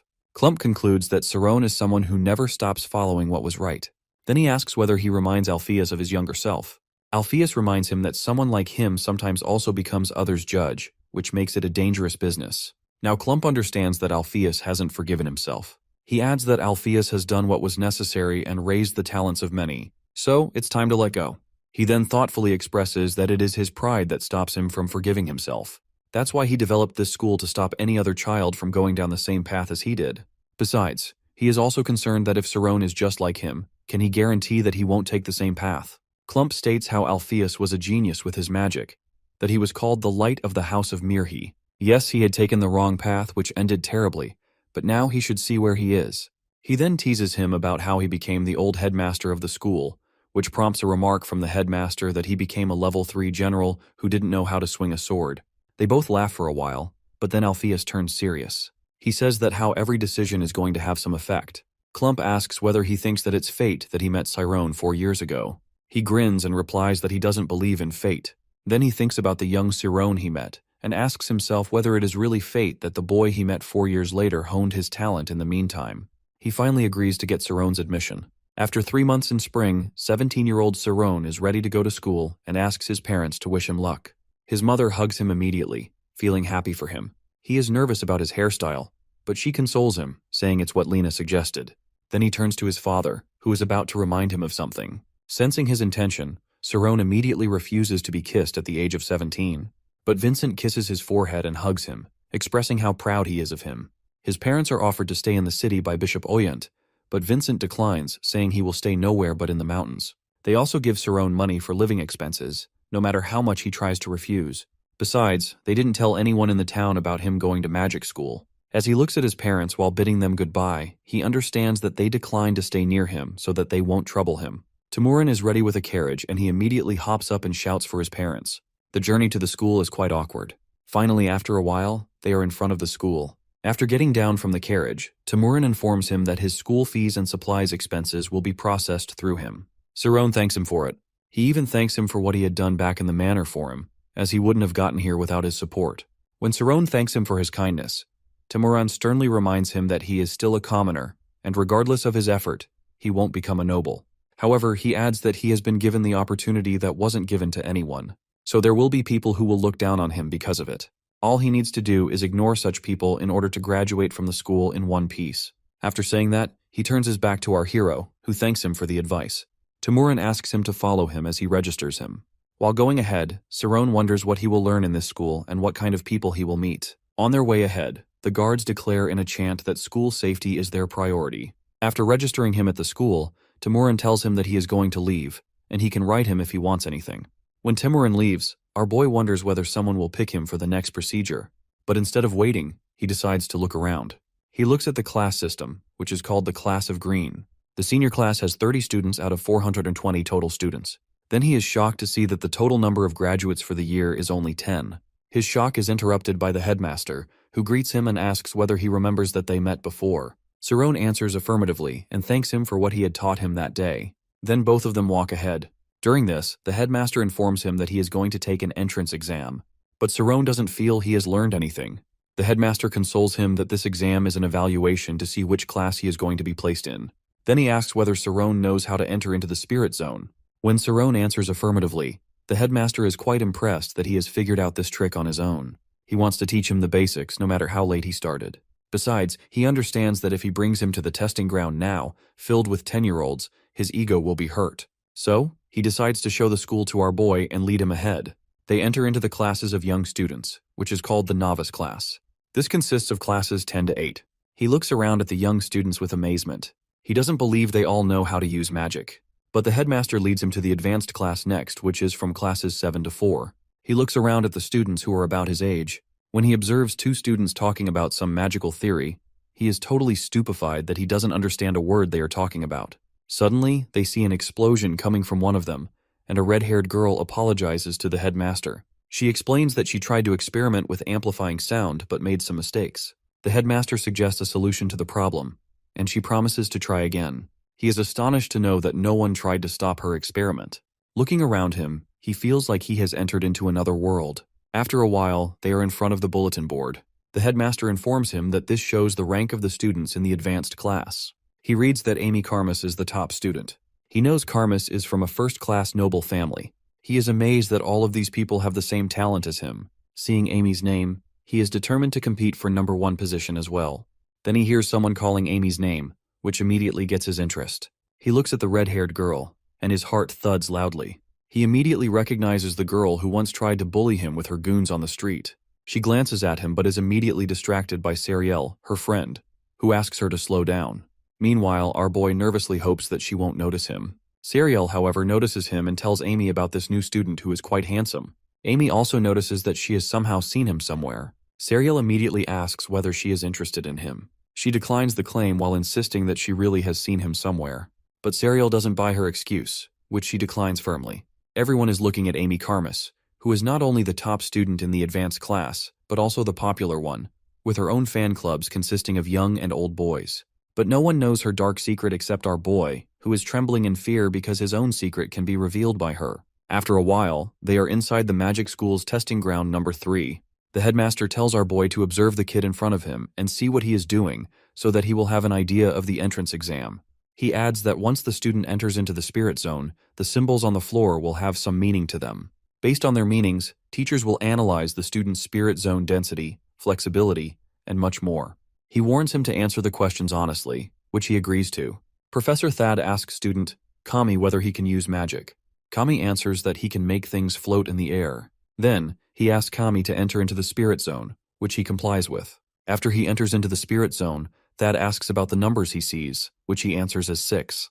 The headmaster replies that it means Kami's diameter of the spirit zone is 6 meters. Then, another teacher asks about the color he sees, which he answers as red. The teacher marks him as a pulsar. Then another teacher asks whether he can see a large tower, which he confirms. They also ask about the temperature of the spirit zone. After a while, both teachers discuss how exceptional the students of this year are. Then it is our dude's turn. To see him, Thad thinks he must be from an ordinary family for starting too late and borrowing from the Oyent family. However, Sienna thinks he might be facing quite a competition in the future. Thad asks whether our boy can perform magic, which he answers negatively. Thad is disappointed with his answer, as most students learn magic on their own. But the headmaster thinks that it must be true, but children of nobles have proper education for this, which our boy lacks. Thad again asks him whether he can enter into the spirit zone, which he answers affirmatively. This time, Thad is relieved to get this answer. Our guy then enters into the spirit and sees numbers of symbols around him. Thad asks him to tell them the first number he can see. But our boy doesn't answer the question, which irritates the professor. At that, the headmaster encourages him to answer honestly, as he is not going to rank in this test based on his answers. Cerrone answers that he can see numbers, but they are too far away from him to see. Thad coaxes him to sense the numbers. Our dude answers that he can see them, but they are moving further and further away. Thad compromises, telling him to just mention any numbers he can see. Cerrone concentrates for a while and answers that he can see 314, which confuses the professors as they didn't install this number there. Sienna asks whether he is sure, which he confirms. She immediately understands that he can see the numbers of Pi, which means his spirit zone is 30 meters. Then another teacher asks about the color he can see, and he answers that he can see blue, which marks him as Swarmer. But the teachers are wondering how his spirit zone can be this large. The headmaster also understands what Clump had seen in our hero. After marking his category, another teacher asks about the quantity of the balls he can see. Our guy wonders whether they are talking about orbs. He senses them, and there are 867. Everyone is quite shocked to hear this. The headmaster realizes with dread that this quantity could be dangerous. Sienna asks about the cold temperature he can feel. Cerrone answers that he is shivering from the cold. Then they review his spirit zone, while noting how abnormally large it is. One professor then asks the new students to wait outside so they can place them in a suitable classes. Once the students are outside, the teachers start discussing the Our Boy's spirit zone, which is not only large but also has a high density. Another teacher adds that he also doesn't have any amplification skills while comparing him to mountain monks. Thad objects, while questioning whether he lies about his spirit zone. It's ridiculous that he has such density at 17 years old. Maybe he is making it up to avoid embarrassment. Sienna objects, while saying that Cerrone doesn't know about these things and has no reason to lie. Besides, everyone knows that they have put fake numbers as an error code, so she doesn't believe Cerrone is getting that attention, which irritates Thad. The headmaster steps forward and asks about the class where they are about to place Cerrone. Sienna, who is a level 6 mage, answers that class 6 learns spirit zone development, while basic magic comes from class 5. So she suggests placing him in class 5 since Cerrone's spirit zone is already developed. Another level 6 mage, Thad, doesn't agree with her, arguing that since Cerrone doesn't know any magic, he should learn the fundamentals first. Sienna quips that not everyone follows his path, which irritates him. He accuses Sienna of wanting to place Cerrone in her class just to take credit. Sienna doesn't disagree but argues back that wanting to teach a gifted student is not a crime. While they are arguing, other teachers discuss whether they should place Cerrone in class 10, but another teacher disagrees, while saying that it could discourage him and suggests observing him a bit more. Another teacher proposes placing him in class 7 and upgrading him if needed. The headmaster agrees with this suggestion. Basically, the school has a class system based on student capabilities. Novice students develop their spirit zone in classes 10 to 8. Classes 7 to 4 are for advanced students who learn basic magic alongside spirit zone development. Classes 3 to 1 are senior classes where students undergo rigorous training to become professionals. Now today, Our boy is going to class 7, and everyone is looking at him with curiosity as he is placed there. He introduces himself to the class. He is happy to finally start his schooling. Basically, Alpheus School of Magic uses the entirety of 75.423 square meters for its campus. It has 33 buildings, including dormitories, and 40 training grounds that facilitate students until 5 p.m. After that, students can use their time however they please. Besides, libraries are available 24 hours a day. Students also form research clubs for activities and further learning in their favorite subjects. Sirone, checking his course books, concludes that the classes are quite hard and cover many subjects at a high level. Not only that, but even noble children, who are educated from a young age, find this course difficult. However, our dude is determined not to fall behind. His study of numerous books on history is etched in his mind, which also serves as the backbone of every subject and study. Later, our dude stands up as the class ends. He has a Spirit Zone practice class in the afternoon, but he doesn't know where it is held. So he ponders whether he should ask someone. He looks around and finds a girl his age, which he is thankful for. He asks her about the location of the training ground, but she is clearly startled to be addressed by him. He understands that she is another introvert. She answers that it is Integrated Training Ground 2. When asked further, she clarifies that twice a week, all advanced classes practice together, and that today is their orientation class. First, he understands, but then he suddenly realizes that Amy might be there as well. After a while, every student is fussing over Amy, who is walking confidently ahead. While looking at the display, Sirone understands that she must be a popular student, so he should avoid her path. He hopes that she will advance to the senior class soon. Besides, there are also minimal chances of them interacting, so she might not notice him. Miss Romy, who is their Spirit Zone teacher, addresses the class and introduces herself. She says that every semester, some students level up to the advanced class, but now she sees mostly familiar faces. However, she notices Sirona and adds that there is a new face. Our dude suddenly finds himself very, very nervous to get this attention. Miss Romy immediately asks Sirone to introduce himself, which makes him gulp. Sariel is also looking at him, while Amy looks visibly bored. Sirone introduces himself nervously. Sariel is happy to finally know our boy's name. Meanwhile, Amy is still confused about where she has seen Sirone. His face is ingrained in her red eyes, but she has never heard his name before. Then, the girls discuss how the professor is rooting for our dude because of his high test grade. Suddenly, Amy realizes something and immediately asks about his house. The next moment, she remembers the time when she met him as a child. As soon as she realizes it, she curses under her breath. The House of Karmas has a special trait called the Red Eye, which allows the wielder perfect recollection of a state of mind at any given moment, rendering the concept of study useless. In this aspect, Amy, as the youngest daughter of the house, is quite more talented than others. However, with her genius, she has explored almost everything, and she gets bored immediately. She scoffs at how her house has done nothing for her ability, but she is sure she can go on without them. So, she decides to do whatever she likes and associates with the rowdy people of the town. But she comes to her senses after going astray following an encounter with our boy. Now, looking at the same boy, she feels quite startled. The girls around her are shaken to hear her curse, but she makes an excuse about being bored. She knows that her red eye can't be wrong, but she can't believe she is seeing him in front of her and wonders how that boy even got into the School of Nobles. After a while, she is visibly shaken by our dude's presence at school because she is ashamed of her past. She has come this far without anyone knowing the darkness of her past. She hopes that Sirone won't remember anything, but then, she recalls a memory from 5 years ago, and her imagination runs wild. She imagines how our dude will reveal that she was hanging out with thugs in that alleyway. Not only that, but he will also expose how she wanted those thugs to check him out. With determination, she decides that she can't let that happen. It was a misunderstanding, and she won't let him reveal her secret to anyone, regardless of the price. Meanwhile, our boy is already getting goosebumps from her stare. Now, Romy asks the students who can tell her about the Spirit Zone. Someone answers that it is the mind of a mage. She agrees while adding that its first form is a sphere for concentration. However, in real-life experiences, a sphere is insufficient. Then she shows everyone her Spirit Zone. Our boy can't believe his eyes that he can actually see her Spirit Zone clearly. It is a 10-meter diameter image zone. She explains that this is a basic form of the Spirit Zone, but it can't be used by mages. So, she starts with an example, trying to hit the target with magic.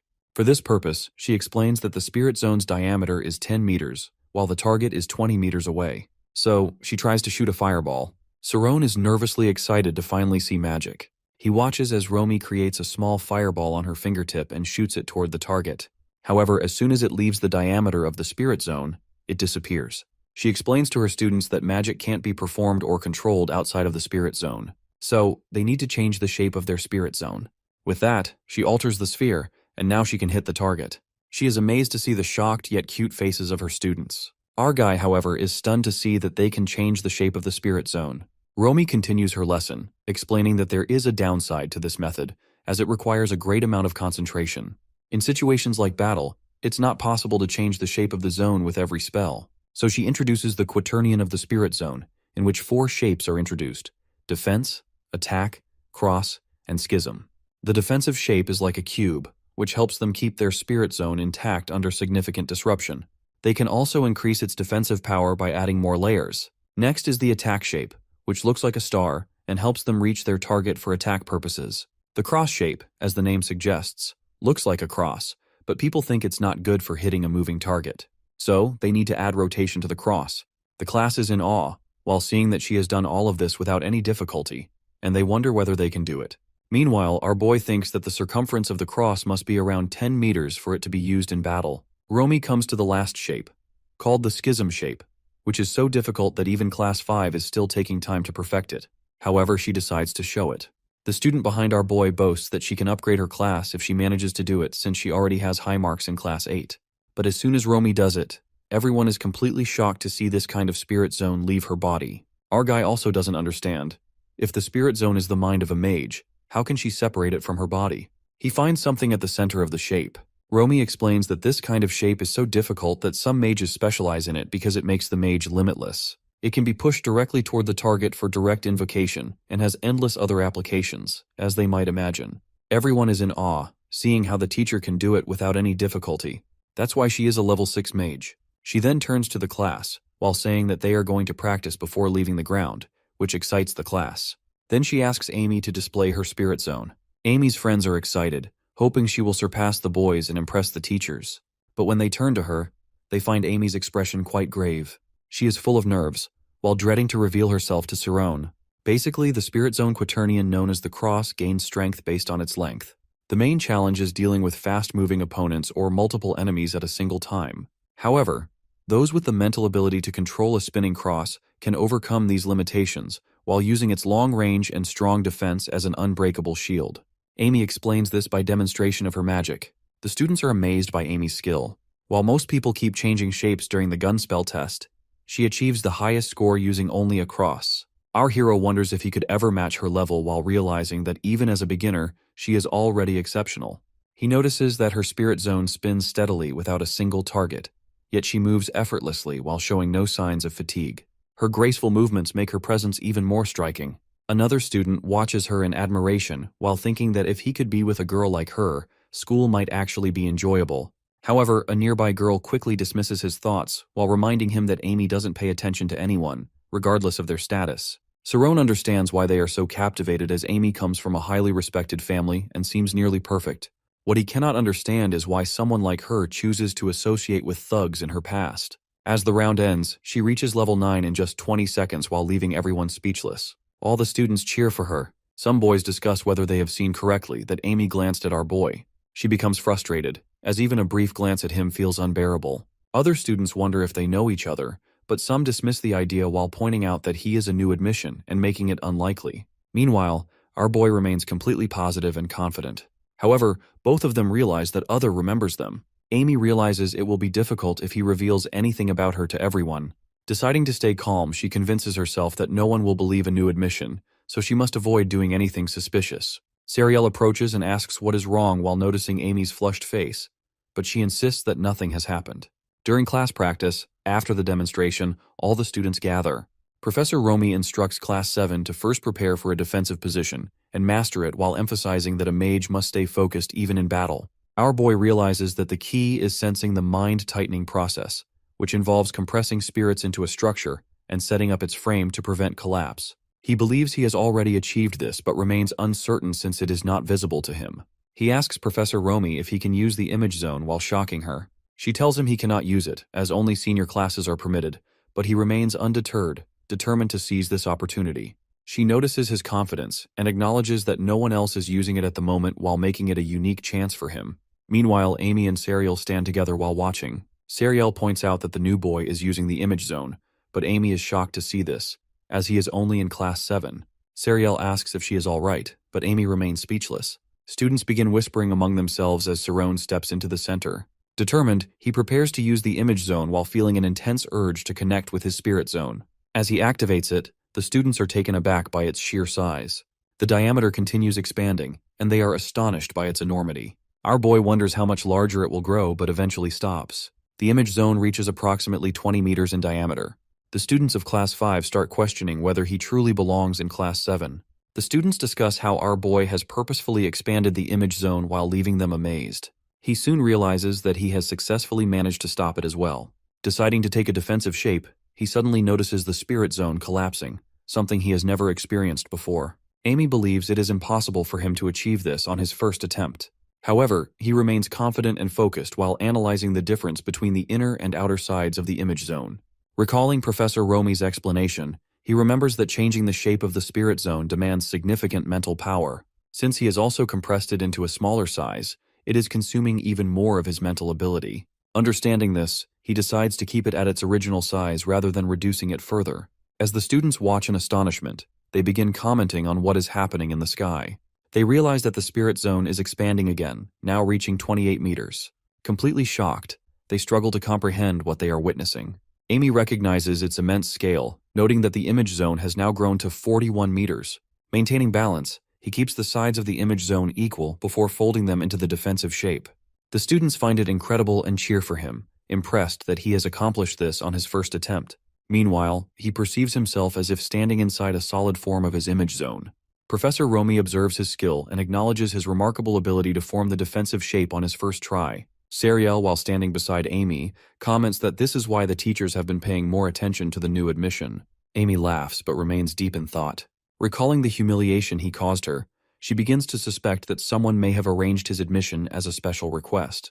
Believing that his influence could be detrimental to the school, she decides to change her approach and confront him personally. Professor Romi thinks he is completely trained for this. He then asks the professor why the spirit zone becomes smaller, but she simply explains that its density increases as it shrinks, while making it more resistant to magic attacks. She praises him for his amazing work and asks him to disassemble it, to which he feels thankful. As he does so, all the students begin congratulating him for his effort. He wonders why everyone is staring at him, but eventually thanks them and leaves the place. Professor Romi, deeply impressed by the defensive position he created, decides to keep an eye on him. Meanwhile, many people are looking for him because of his outstanding talent. The students also realize he will advance in classes very soon due to his remarkable abilities. Maria, while sitting in the class, reflects on how amazing he is. Among the crowd, admirers and adversaries alike watch him, with Amy giving him a lingering stare. The very next day, new faces appear, secretly observing him. As the class begins, Professor Oliver enters. He immediately recognizes her as she was the one from his exam, but he never knew she was the professor of Class 5. The students find it thrilling to have a lesson with her, yet the only reason she is here is to teach our dude. She then wonders if Professor Thad is searching for her as well, but decides to take him into Class 5 to learn more about him. Our boy gets goosebumps as he notices the professor staring in his direction. One of the students then asks her for a funny story, while others curiously inquire if she is dating Professor Thad. Annoyed by the question, she swiftly moves her hands while demonstrating a unique magic technique before challenging the students to explain its magical principle. Shifting the focus, she questions them about cold energy and cooling as she casts her spell. Suddenly, frost spreads through the room, and a chilling sensation fills the air while making the students shiver. She explains that coolness results from energy deficiency, and that cold energy itself does not exist. As the temperature drops further, they tremble from the cold. She then mentions that temperature can be increased infinitely, whereas the state she is demonstrating represents absolute zero, the point of energy depletion. She elaborates that at room temperature, while removing even a small amount of energy causes ice crystals to form, and by breaking them down, she can easily generate an electric current. The students, overwhelmed by the freezing atmosphere, question whether such magic could impact people's lives and even wonder if she has just attempted to harm them. Shifting the discussion, she asks if they understand how mages absorb energy and invoke magic. She begins teaching that a mage serves as the core of their world through their spirit zone, which may be small, yet remains under their influence. Possessing unique senses, a mage can control various natural phenomena, but these abilities are only beneficial if used wisely. She further explains that two godlike criteria must be met to perform magic, which is omniscience and omnipotence. These are the two phenomena through which magic is performed while making knowledge an essential part of mastering it. A mage must also understand the world itself. Now, our boy realizes the true reason he has been unable to use magic is that he has focused only on his ability rather than grasping the concept of omniscience. Professor Oliver informs the students that they will gain knowledge in numerous subjects at this school, while emphasizing that learning the spirit zone is only half of magic. Those who study diligently will become exceptional mages. She then announces that they will begin with the basics of chemistry while leaving the students in shock. However, our dude quickly realizes that he has an advantage, as he already understands these phenomena. Outside the school, a group of girls is talking, with one asking another if she plans to visit the library. The other responds that she will, as she has a test coming up. Meanwhile, inside the library, a group of students gathers while discussing topics for their experiment. Since classes have ended, many students either spend their time in the library or engage in club activities. Our boy reflects on his daily routine while realizing that spending time in the library will aid his education in magic. However, exhaustion weighs on him, and he starts feeling drowsy. Now, he begins to question whether he can create a spell to eliminate sleep. As he walks through the garden, his fatigue intensifies. But suddenly he finds himself rising into the air. Shocked, he struggles to comprehend what is happening. Realization strikes when he feels someone holding him from behind. His mind races, unsure whether it is a person or a spirit. The grip remains firm until he is gently lowered to the ground in the woods. As he turns to see his captor, his shock deepens as it is Amy. He recalls that how he had always imagined they would meet again, but he never expected to be kidnapped by her. Memories flood his mind while making him question whether she is the same as he remembered from 5 years ago. Amy, while noticing his recognition, acknowledges it. Then, with a swift motion, she casts a spell into the air while igniting flames around her, ready to settle the matter. She remembers the time, when they meet first time, Amy stands there, as the goons begin beating him. However, she soon orders them to stop while realizing it could cause him serious harm. Initially, she intends to send him back home, but curiosity takes over that he has yet to receive what she has planned for him. Now, both sit facing each other, and she wonders if he is truly the same person she met 5 years ago. He assures her that he remembers her, as she orders the goons to take off his clothes. Suddenly, she shouts while telling him to stop. She quickly explains that he has completely misunderstood the situation. Clearing her stance, she insists that she is not a sadistic person and that removing his clothes was the goon's decision, not her command. When he asks if she was the one who examined him, she immediately denies it while asserting that he has it all wrong. She firmly states that she has never been interested in boys. He then questions whether she kidnapped him merely to clarify herself. He wonders if she's worried that he might spread rumors about her. But to him, the situation is equally embarrassing for him as well. Without hesitation, he demands that she simply apologize, while believing that everything can be forgotten afterward. He reminds her that she is the top student and highly popular in school, so apologizing should not be difficult for her. Hearing his words, she suddenly feels a sense of discomfort. As he turns to leave, she remains standing while contemplating whether she made a mistake by interfering. A small smile appears on her face at his request for an apology. Then, while calling out to him, she firmly states that she will never apologize, as it would bring her no benefit. He stops in shock while listening as she continues. She then casually tells him that she is sorry and assures him that they will not betray each other. However, she immediately adds that if she truly apologizes, it would mean admitting that everything happened because of her, which would not be in her best interest. Hearing this, he questions whether she only apologizes when it benefits her. He asserts that an apology is a matter of basic manners and should not require any personal gain in return. Amy tells him that he does not understand the ways of this world, where everyone rises only to gain benefits and returns. To her, his words are meaningless, with no real application in the world. She concludes that magic school will be difficult for him to navigate. However, our boy soon realizes that she has not changed at all, and she is still the same girl he met before. Now, believing they stand on equal ground, she asks him about the scariest thing he knows at this school. Before he can answer, she explains that it is the upperclassmen, who can easily become enemies if provoked. If they discover that he is not a noble, they will have no trouble expelling him. He then questions whether she fears him exposing her and wants him out of the school. She immediately denies it while stating that they will have to wait and see how trustworthy he truly is. To prove his reliability, she declares that from now on, he must bring her coffee every day. Shocked by her demand, he struggles to process her words. Amy tells him that he is considered a special student at the school, and she cannot even imagine how difficult it must have been for him to gain admission. She reminds him that after all his struggles, he could easily be expelled. Hearing this, our dude finally accepts her demand while hoping to earn her trust. She advises him to remain consistent, as his future depends on it, and warns him to keep everything hidden from the teachers, or the consequences will not be in his favor. With that, she takes off while disappearing from his sight. Left sitting on the ground, he contemplates his situation, realizing that complying is a better option than being expelled. Frustrated and exhausted, he acknowledges that nothing is going to be easy at the start. The next day, in the library, students begin gathering. Among them, a group of girls notices him and whispers to one another while finding it strange that he is bringing coffee for Amy. As he hands her the cup, Serial watches in surprise. When she asks about the situation, Amy casually dismisses it while claiming that he spilled some coffee on his way. Without further discussion, she leaves while explaining that she needs to study in the library.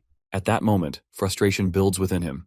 Meanwhile, other students speculate about his relationship with Amy while assuming that he has confessed his feelings but has yet to receive a response. Some even express sympathy for him. Serial then suggests that the new admission, Sirone, might be interested in Amy, but Amy quickly denies it while explaining that she is merely training him to respect his seniors. As she takes a sip of the coffee, she finds it surprisingly refreshing and energizing. A sarcastic thought crosses her mind that forcing him to bring coffee in front of everyone must be humiliating for him. When he calls out to Amy again, the girls assume that he is still pursuing her despite her rejection. Meanwhile, Amy feels triumphant while believing that no one will believe his side of the story. She revels in the thought that, after 5 years, she has finally taken her revenge while leaving her feeling incredible. Our dude, however, sees it as nothing more than bullying. He struggles to decide how to handle the situation, while knowing that reacting with anger would only make things worse for him. Determined to endure, he resolves to complete the task perfectly while accepting that he must continue doing this for now. After 10 days, the atmosphere at the magic school changes. A group of girls cheers for him while commenting on how he has been expressing his feelings for Amy for days without receiving a response. Amy, feeling confident, believes she can easily put an end to this situation. Serial then asks Amy when she plans to accept him. But Amy dismisses the idea while insisting that she has never been interested in boys. Serial points out that everyone is talking about them and reminds her that she has waited for him, which is something she has never done for any other boy before. She also mentions that people are beginning to see him as a good match for her. Shocked by this realization, Amy does not know how to respond. Just then, he appears while holding out a cup of coffee. With a calm expression, he hands it to Amy while emphasizing that this time, it is not spilled. Annoyed by the crowd surrounding them, he silently urges her to take the cup quickly so he can head to the library. On the other side, as she surveys the situation, frustration builds within her while making her wonder if this entire ordeal is just a joke. Sirone offers coffee to Amy, but she hesitates to take it. The students around encourage her, even joking about taking Sirone as well. However, Amy is preoccupied with getting to the library and suddenly spills the coffee and angrily telling him to leave her alone. Her reaction surprises everyone. She accuses him of trying to win her over with coffee and criticizes his lack of focus on studies. She also tells him to stop bringing her coffee. Some girls apologize to our guy on Amy's behalf while calling her behavior harsh. Serial advises Amy to be mindful of what others might think, but Amy dismisses it while saying her only concern is getting into the senior class. Other students comment on how difficult she is to impress, some even suggesting reporting her for littering. Sirone, feeling surprise, wonders if Amy was serious and decides not to bring her anything from now on. The students around him whisper about his heartbreak, but he feels relief. Later in the evening, Amy sits in the library while reflecting on the situation. She realizes that in trying to prevent rumors about herself, she has ended up creating them instead. Though she feels relieved that the matter was settled before it spread further, she knows that is not what truly matters. As her eyes turn red, the ability known as the Red Eye of Karmas activates while allowing her to recall a memory in perfect detail. She visualizes the moment when Sirone offered her coffee and remembers how, over the past 10 days, he has acted exactly the same way. She notes that his expression, even the movement of his iris, never changed. This makes her question whether he can control his emotions like a machine, or if he has been completely sincere all along.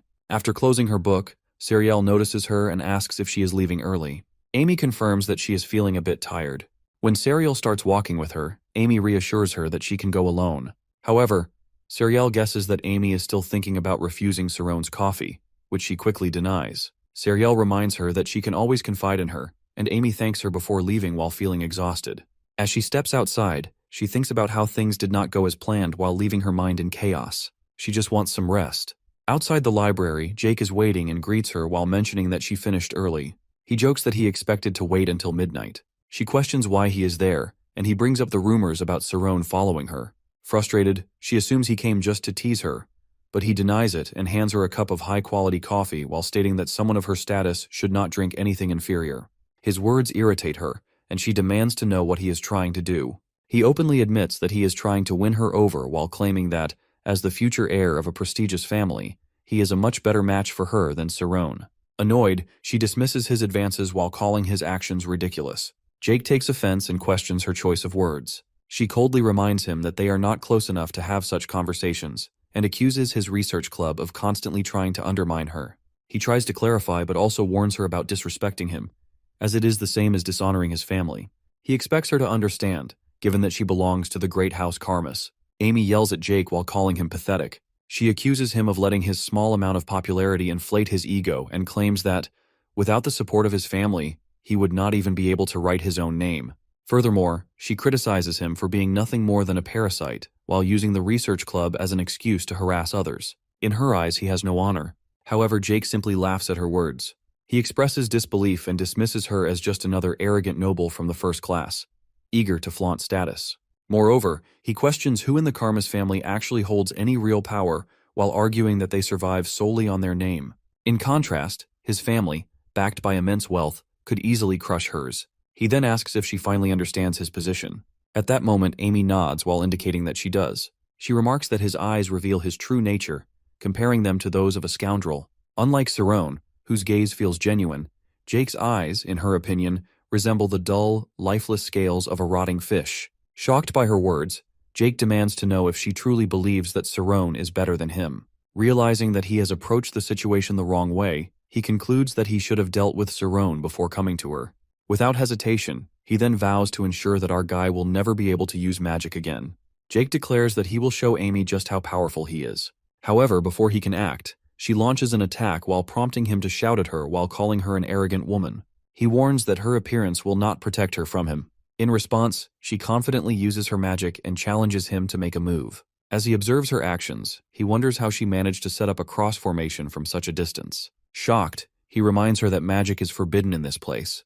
However, she only laughs while mocking him by asking what he plans to do about it. She then compares him to Cerrone while pointing out that, unlike Jake, our boy does not rely on his family for success. Instead, he takes responsibility for his own actions. Furthermore, she predicts that in just 6 months, Jake will be left far behind while struggling to keep up. Frustrated, Jake begins to make a threat but suddenly pauses. He notices that the area around him is filled with oxygen while realizing that if he activates his spirit zone, she might set it on fire.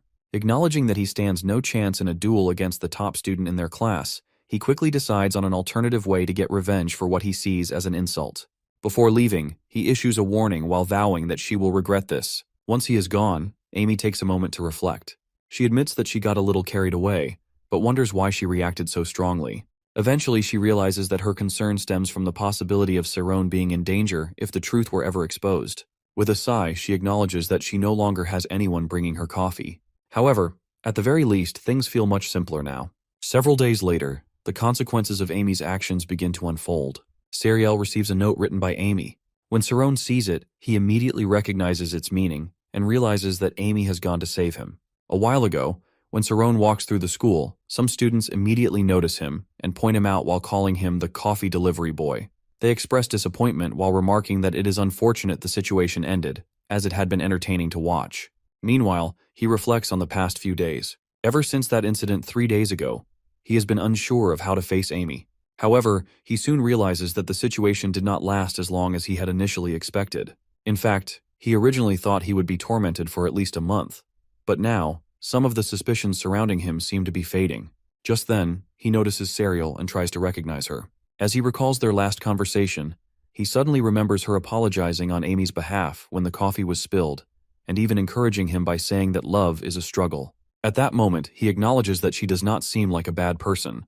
Nevertheless, he finds it unusual since she is usually always with Amy. Curious if something is wrong, he finally calls out her name. Sariel, upon seeing him, immediately appears shocked and demands to know what he is doing there. She quickly hands him a note written by some dark magicians. As he carefully reads it, he gradually realizes the seriousness of the matter and, without hesitation, asks her if she knows anything about the dark magicians. Sariel explains everything that has happened to Cerrone while making sure he understands the situation. About 30 minutes earlier, she was with Amy, and Jake's lackey immediately greets her with a smirk while complimenting her appearance. However, she coldly reminds him that she never gave him permission to speak to her while adding that she had already told him to back off.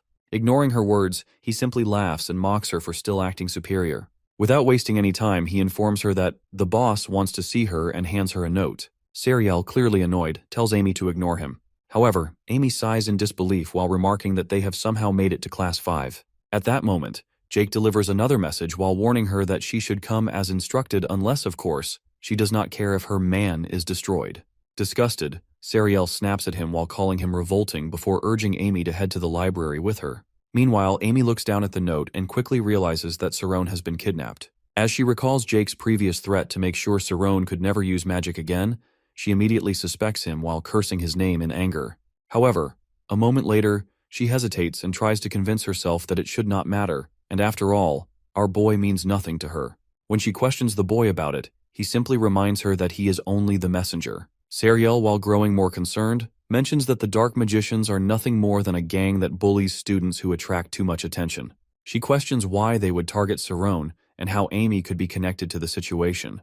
In response, Amy silently reflects on the moment she lost control and ended up attacking Jake while realizing that this might be the reason for Sarone's involvement. Sariel insists that she needs to report this to a professor, which is not just for Sarone's sake, but for her own safety as well. Amy, deep in thought, acknowledges that informing a professor would be the right thing to do. However, she also understands that the situation is more complicated than it seems. If the council gets involved, they will uncover what happened between her and Sarone, which could ultimately lead to the truth about her past being revealed. Furthermore, they would also find out that Sarone is not actually a noble. She then recalls a conversation with Sarone, where she had acknowledged the struggles of a commoner trying to enter such a prestigious school. She had even pointed out how devastating it would be for him to be expelled.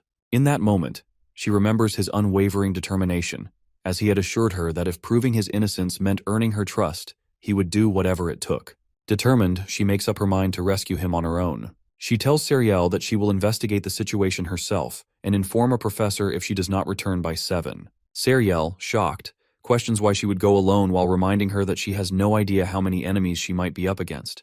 However, Amy firmly states that she has no choice but to handle it herself. She reassures Sariel not to worry, confidently declaring that even if Jake brings along a dozen worthless followers, she will take them all down. Now in present, after hearing everything, Sarone reacts in disbelief while repeating that Amy has gone to save him. However, he quickly dismisses the idea while thinking that it cannot be true since she has always been a terrible person.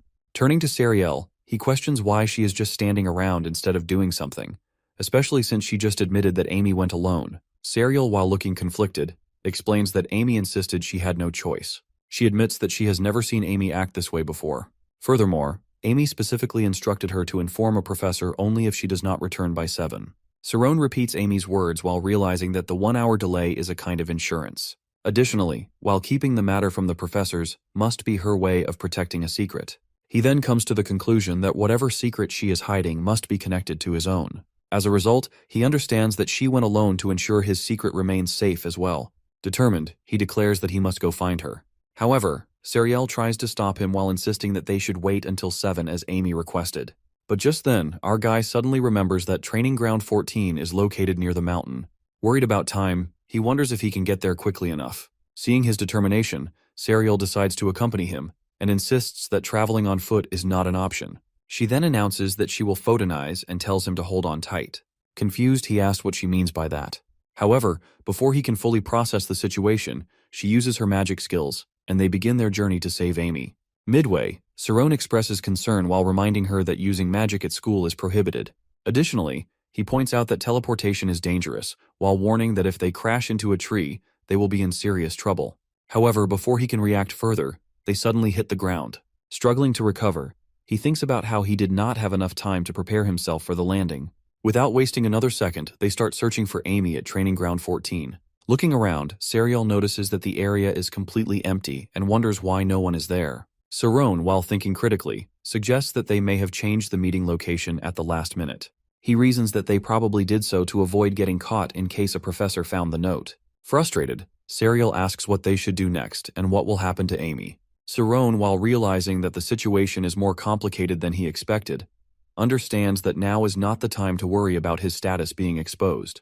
In fact, he begins to suspect that he may have put himself in even greater danger. Turning to Sariel, he instructs her to go back and inform a professor about everything she knows. He assures her that she will be able to move much faster without him. However, she hesitates while reminding him that Amy specifically told them to wait until 7. Sarone reassures her that it is fine, explaining that if he helps, Amy will have nothing to worry about. Therefore, it is best for Sariel to go. Shocked by his words, Serial questions his connection to Amy. She demands to know what is really going on between them, while asking if the rumors about them secretly dating are actually true. With growing urgency, she insists that there must be something she does not know. Sarone, while growing impatient, shouts that the longer they wait, the worse the situation might become. Seeing his determination, Serial finally agrees but warns him to be careful. Before leaving, she instructs him to stay put since he is also in danger. As our dude watches her leave, he suddenly feels a sense of familiarity. Being on a mountain reminds him of home, and he begins to think that he might be able to find some clues about Amy's whereabouts. He then starts searching for any signs of movement and eventually spots footprints on the ground. Noticing that they are fresh, he wonders why they suddenly stop midway. Immediately, he considers the possibility that whoever was here may have taken flight. However, before he can investigate further, a sudden sonic boom erupts in the distance. Alarmed, he realizes that something has already happened. Jake's lackey tells Amy that his hand slipped, but he intended to make her entrance more elegant, though instead, he ended up hitting her. Standing before him, she questions whether he is aware of the commotion he has caused. His companions, amused by the situation, remark that Amy's presence in their group is an honor, all thanks to Jake. Playing along, Jake sarcastically instructs them to treat her with the utmost respect. She then challenges them while asking if they have anything impressive to show her. In response, Jake mockingly questions whether she came alone while leaving Sarone behind. Without hesitation, she asserts that she does not want to cause unnecessary trouble and is more than capable of handling them on her own. However, Jake expresses his doubts while suggesting that she might struggle when so many eyes are watching. He then hints at having a well-thought-out plan this time, though she remains uninterested and instead asks about Sarone's whereabouts. His companions loudly respond, claiming that Sarone is most likely in the library, lost in his books, completely unaware that Amy is trapped among them. Jake, unfazed, tells her that she should focus on dealing with them rather than concerning herself with Sarone. He adds that his companions are merely trying to show her the same level of respect she had shown him before. With sarcasm dripping from his words, he implies that he is simply returning the favors she once bestowed upon him. Realizing that Sarone is not present, she finds the situation much easier to handle. With newfound confidence, she states that she no longer cares about the many eyes watching her, as she can effortlessly take on all of them alone. His companions exchange doubtful glances, shocked by her bold declaration. But before they can react, a sudden explosion erupts while sending half of them crashing to the ground. Blazing flames rise into the air, their heat scorching like the depths of hell.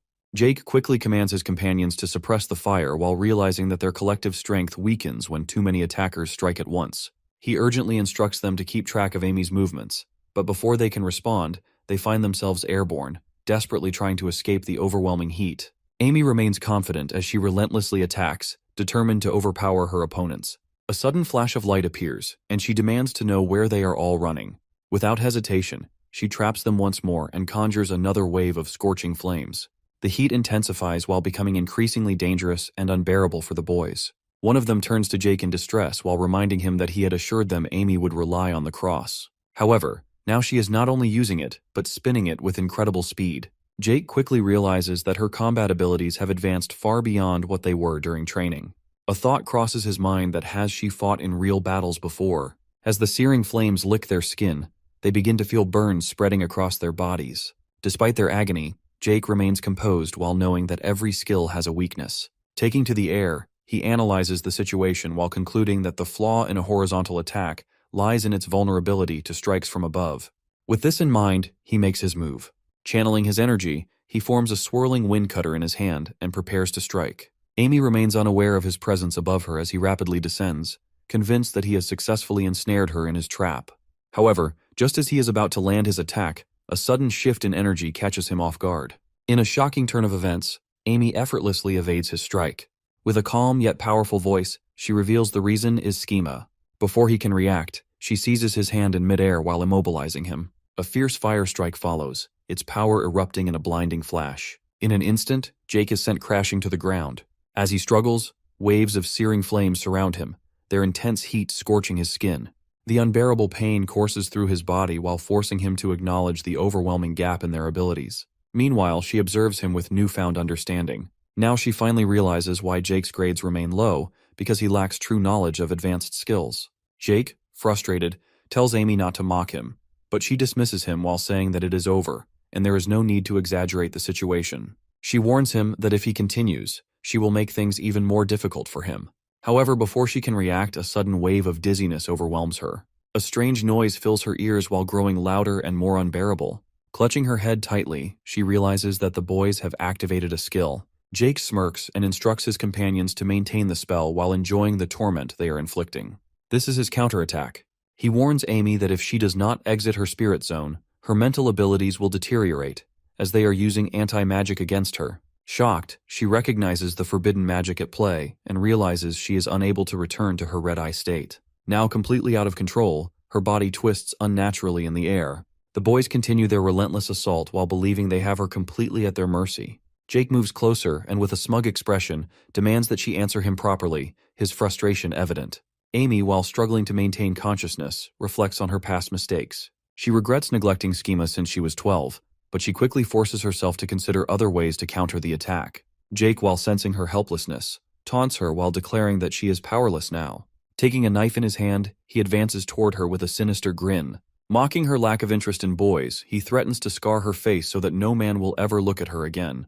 With a wicked smile, he looms over her while demanding that she beg for mercy. Amy, barely able to resist, realizes just how weak she has become. In that moment, memories of the past flood her mind.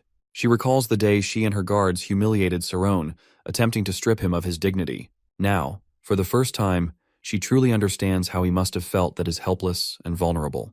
But before Jake can strike, our boy interrupts him by telling not to threaten her. As Cerrone arrives, he immediately orders the boys to stop threatening Amy. However, they mutter in confusion while wondering why he is there. Jack mischievously asks if he has come alone. When they notice the stick in his hand, they sarcastically mock him while calling him a mighty prince and telling him to put it down. Meanwhile, Amy, frustrated by the situation, yells at him for coming alone. At the same time, Cerrone is surprised that they have managed to trap the top student in the class. Nevertheless, he reassures himself that Sariel must have already found a professor. Remembering that he had once taken down Leon with just a wooden sword, he confidently demands that they release Amy. In response, the boys scoff at the idea while suspecting it must be a trick. They assume that freeing her would only lead to an ambush. Determined to act, Cerrone starts advancing toward them. Instantly, they react with disbelief while questioning if he is seriously planning to fight them alone.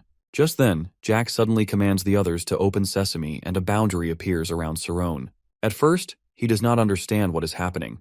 But soon, he realizes that something is wrong. As his energy rapidly drains away, he collapses. Then he fell to the ground. Consequently, Jack taunts him while mocking his weakness and reminding him that they are mages. Meanwhile, Amy urgently warns him to escape from his spirit zone while explaining that the area is covered in anti-magic. If he remains trapped, he will lose his ability to use magic and, eventually, go insane. She desperately tries to get through to him. However, he feels his senses fading and his consciousness breaking apart. At that moment, a memory suddenly surfaces in his mind. His teacher's voice reminds him that a mage must have control till the end, and also remembers that a defensive stance can help a mage stay focused, even in the midst of chaos. Not only does it protect the spirit zone from physical impacts, but it also shields against magical attacks. Since both anti-magic and the spirit zone function as waves, he realizes that if his spirit zone becomes dense enough, it can resist the anti-magic. With renewed determination, Cerrone begins fighting against the anti-magic. He to stop it with his mere hands. As a result, his actions leave everyone in shock. They angrily question whether he considers himself a prodigy. To them, a newcomer acting like a big shot is unacceptable. Meanwhile, Amy desperately warns him that the boys are intensifying their attacks. She urges him to stop while knowing he is outnumbered. Just as she is about to say something else, his next move stuns everyone.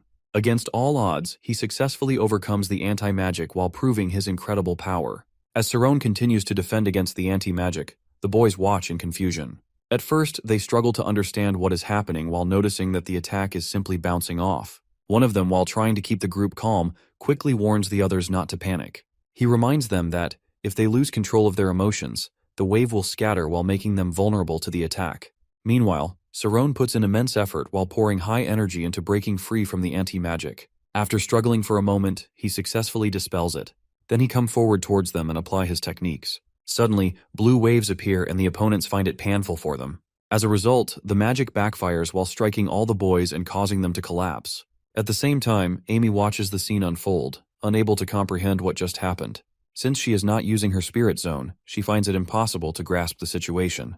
However, as soon as the anti-magic fades, excitement builds within her. She marvels at the sheer density and solid nature of Cerrone's spirit, something she has never witnessed before. She finds it impossible to witness such a solid spirit zone. Meanwhile, Sirone regains his footing and suddenly senses an unusual movement beneath him. The sensation reminds him of stepping on a tiny bug. At that moment, one of the boys, still in shock, exclaims that such a feat should be impossible. He cannot comprehend how a single student has managed to defeat 6 opponents on his own. Soon, the realization dawns on him that Sirone might be an anti-magic specialist, which could explain his special admission into the school. Nevertheless, Sirone, filled with anger, dismisses the boy's assumptions. He firmly challenges the idea that this battle is enough to defeat him.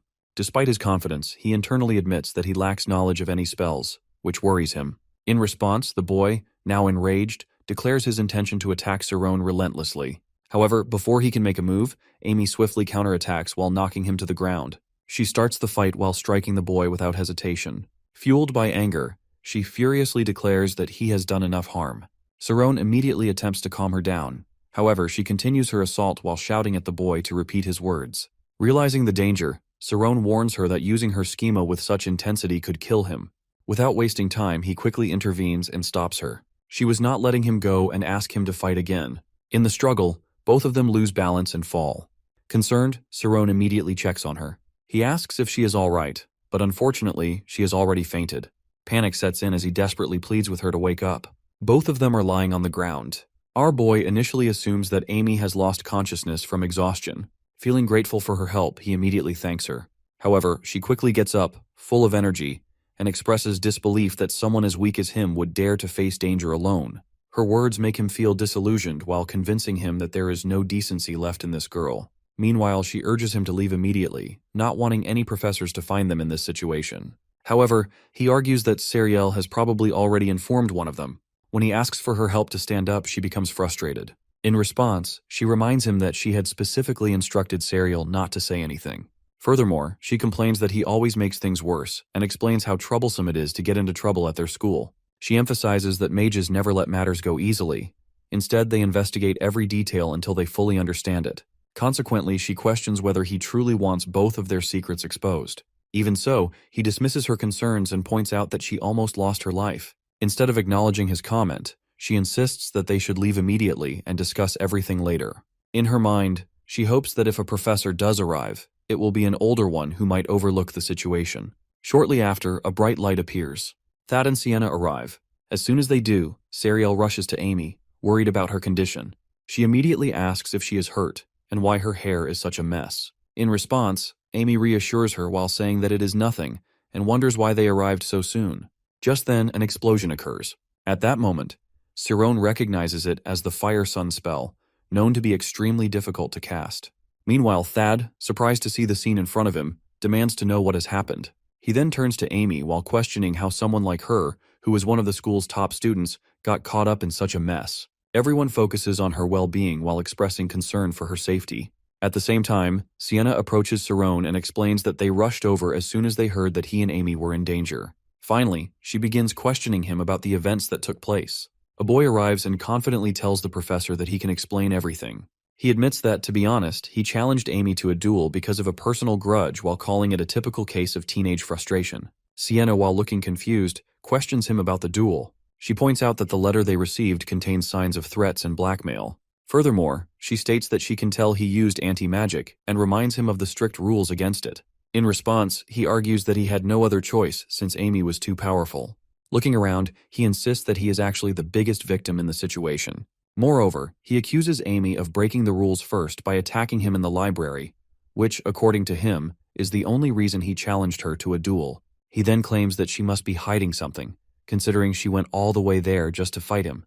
Amy, clearly frustrated, shouts that his claims are ridiculous. She reminds him that he was the one who threatened her in the library first. Additionally, she recalls how he mentioned kidnapping Sirone.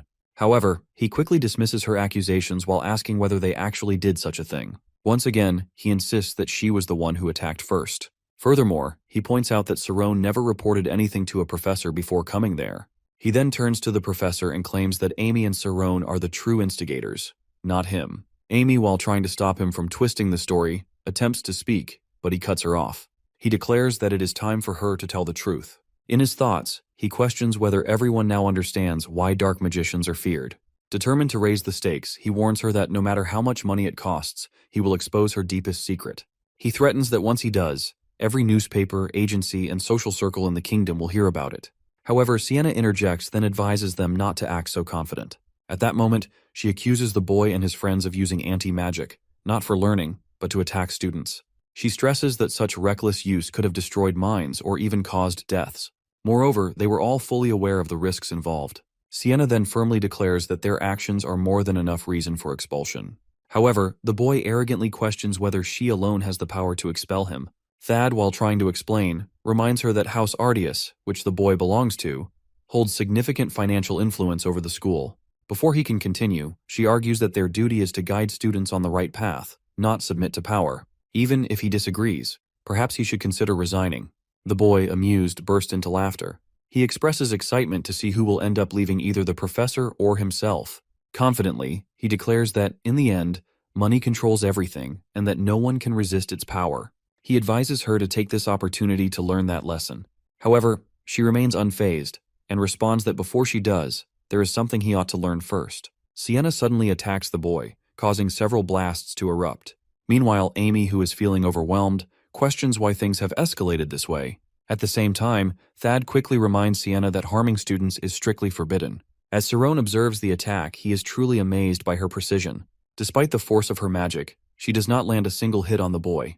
Instead, she demonstrates an incredible level of control over even the tiniest molecules. As a result, he finally understands why she is renowned as a master ice mage. Afterward, she addresses the boy directly, asking if he truly believes that money can grant him everything. In response, he panics and yells at her to stop talking while demanding to be rescued immediately. However, she halts her attack and calmly states that she is well aware of how many students he has already harmed. Up until now, she adds, the school has merely tolerated his actions. In return, he confidently claims that this is only because of his family's wealth. Nevertheless, she challenges his belief while asking if he is truly deceiving himself. Furthermore, she asserts that school is not a place where students are taught for their money, but rather a place where they learn things that money cannot buy. At this point, he becomes confused and asks what she means. In response, she explains that school is a place where dreams come true. Since he wants to be a mage, she questions whether he truly understands what that means. Hearing this, he quickly remembers the time when he asked while promising to prove his abilities if he is advanced to Class 5. However, she reminds him that the purpose of school is to achieve dreams alongside friends, to study together, and to grow as mages. Therefore, she asks if he really wants to destroy the very place that gave him this opportunity. As a result of her words, he eventually apologizes for his mistakes. Following this, Jake and the rest of the Dark Magicians also regret their actions. Consequently, they choose to return to the path of a true mage. However, before doing so, they are required to spend a long time in the detention hall while reflecting on their wrongdoings and repenting for their misdeeds. Meanwhile, in the detention hall, groans of pain fill the air as someone complains about being treated too harshly.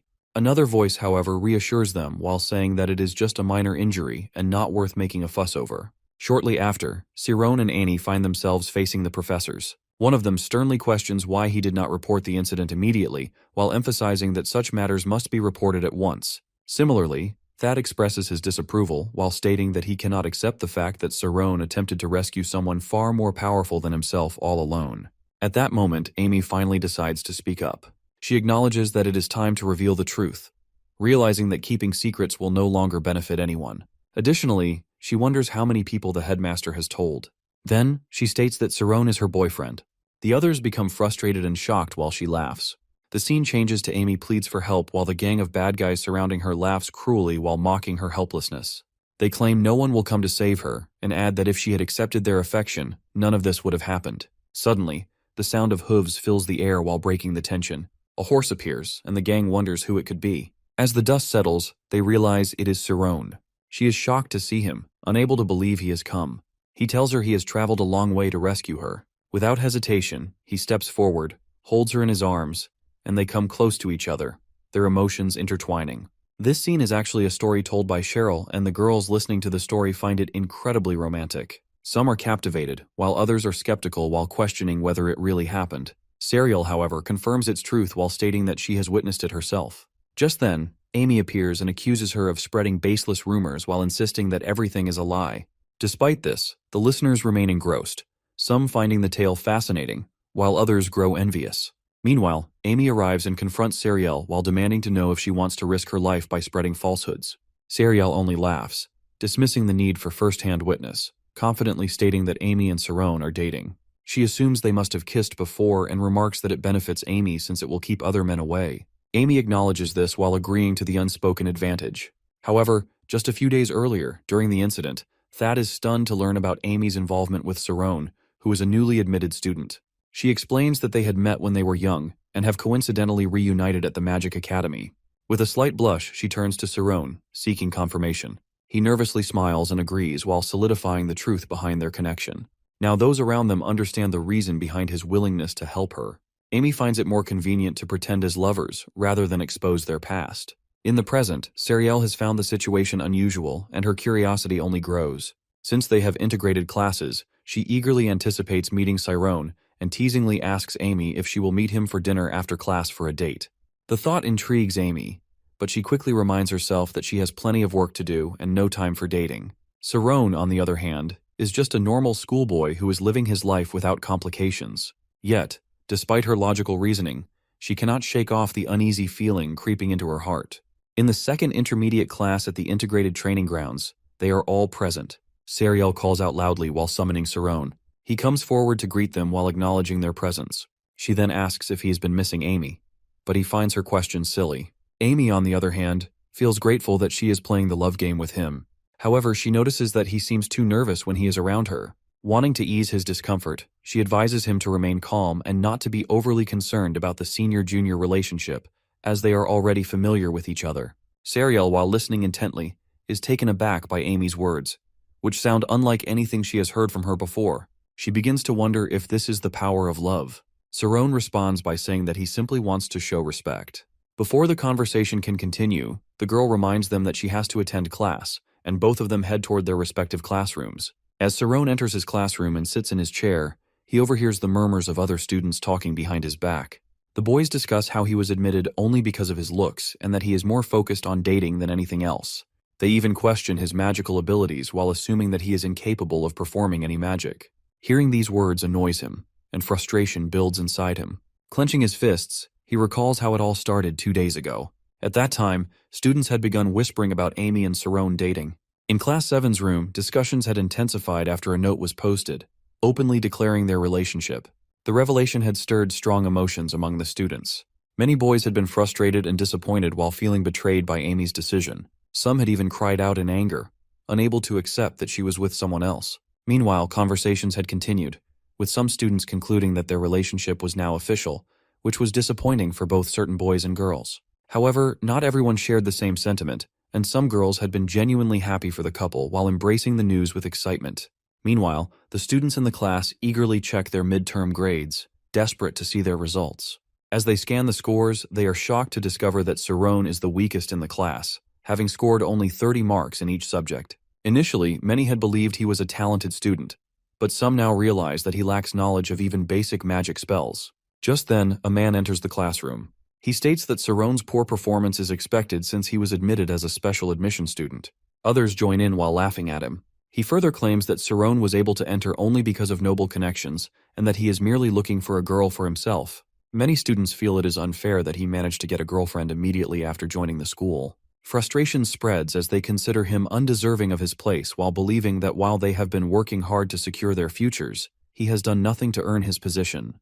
Their resentment grows as they question how the school could allow such injustice. When Sarone enters the room and the entire class falls silent, he immediately senses that they had been talking about him before he arrived.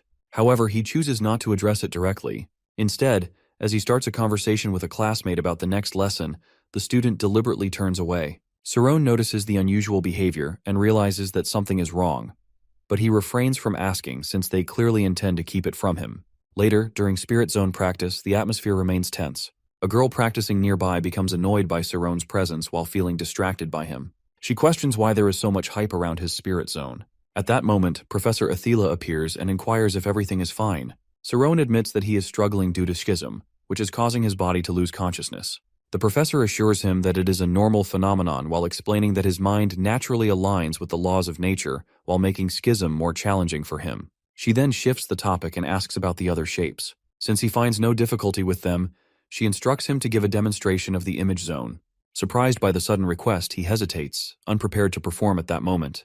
The professor tells him that he can show it next time as well, but she wants to see him now because he is the only one who understands Quaternion. She also wonders if using the image zone makes him feel nervous among his classmates. She believes that confident children achieve more. Suddenly, he agrees to demonstrate his skill.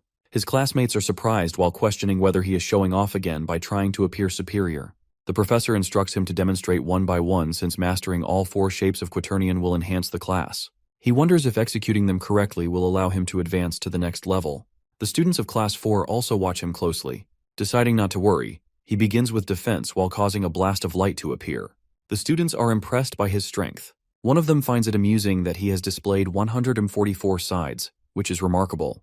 A massive explosion of light follows, accompanied by cracking sounds. The professor realizes that he possesses all the basic knowledge and is exceptionally swift at changing shapes. However, the strain on his eyes leaves him exhausted. He also knows the professor will correct all his mistakes. The Class 5 students consider him amazing and are shocked when he attempts schism. For them, it seems unbelievable. He realizes that the key is shrinking the zone and then shifting the center, but he struggles to do so. The distraction unsettles his mind. Meanwhile, the students find it amusing and mock his failure. They recall how he executed it correctly before and question what went wrong. Some believe he is merely seeking attention, but it does not bother him. They wonder if his mind is occupied with something else. Meanwhile, our boy questions why humans take pleasure in seeing him fail. His thoughts drift toward his connection with the place. Just then, a boy urges him to stop overthinking and not to hesitate. He reminds him of his goal, which is to become a mage. In that moment, he realizes his mistake and refocuses on his purpose. The students watch in surprise as a sudden light appears. He contemplates whether separation comes first or disintegration. Meanwhile, a student incident report emerges while detailing the use of anti-magic by 6 students. Professor Oliver sees the report and learns that anti-magic was suppressed by the defense shape. She considers it difficult and dangerous for ordinary people. She also questions the proper and appropriate use of anti-magic. Noticing that our boy's mind is more powerful and talented than others, she becomes more intrigued. She asks Professor Rumi whether he has successfully performed schism. Rumi explains that he has been learning Quaternion for a month and that his spirit zone lasted a perfect 4 seconds. They discuss the student's drive stimulation while proposing something regarding it. On the other side, Oliver finds herself sharing the same thoughts. A few days later, during a Class 7 chemistry lesson, Professor Oliver is present. She informs the students that she will end the class early for a major announcement. Without hesitation, she orders our dude to stand up. She informs him that he will be advanced to Class 5 and must follow their timetable from now on. The students are shocked to learn that he has skipped Class 6. They wonder what high-level resources are supporting him. The professor encourages the others to work hard and then leave. However, one of the girls objects to him skipping a class. She questions the professor about advancing someone who knows nothing about magic. The professor begins to reconsider whether the decision is truly fair. She then turns to our boy and urges him to be honest. While having dark thoughts about people regarding him, he still admits that he does not know any spells, which surprises the professor. Despite this, she explains that spellcasting is not a requirement for Class 6, so he is still eligible to move to Class 5. However, another student stands up while refusing to accept what he sees as favoritism. He reminds the professor that she has previously stated that the spirit zone is not the only requirement for magic. Since Cerrone cannot do anything else, he challenges him to demonstrate at least one spell. If he succeeds, the student will back down. Confident in his own abilities and grades, he warns that if the advancement proceeds, the student council will hold a meeting. The professor understands the frustration of the other students, but she insists on discussing the matter with other professors. Later, as she sits alone, she reflects on how the students have become arrogant. She considers their reaction a protest against unfairness driven by emotion. Just then, Maria enters the room. Curious, she asks what has happened. Maria responds, eager to share something that has just occurred. Maria tells the professor that the other students are bullying him from 1 week. They start talking behind his back, but later they begin speaking in front of him as well, which affects his studies a lot. She witnesses everything with her own eyes while seeing how they continuously bully him. Professor Oliver thanks Maria and tells her that she will handle this matter by herself. Meanwhile, Cerrone reads a book stating a fact in Conversations with Great Scholars, where Torquilin, a biologist, mentions that 6 hours of sleep is adequate for a human being. However, he only gets 4 hours of sleep during school. Another scholar discusses his achievement as an accomplished scholarship by the sleep time, but he reminds him that he was not a human but a teenager who never stop even during sleep. As Cerrone looks at the clock, he realizes it is very late. He sees off the other students sitting around and then walks on the road. He remembers the time when Timurin told him that many people will bully him, but ignoring them will be beneficial. He wonders how he can make things easier for those who support him. Remembering all who have been close to him, he stands near the Iron Bastille senior class building, determined to overcome anyone who stands in his way and become a professional mage. After freshening up in his room, he hears a knock on the door. Worry fills him as he wonders who could be visiting this late. A group of guys stands outside. He wonders whether it will be his bullies. However, when he opens the door, Professor Oliver is present there while requesting permission to come in. He tells her to come in and offers tea, but she refuses while explaining that she has come to discuss something important with him. Since he was not in his room earlier, she arrives late. As she looks at his table, she finds it interesting. Her attention shifts to his grades, and at first they seem strange.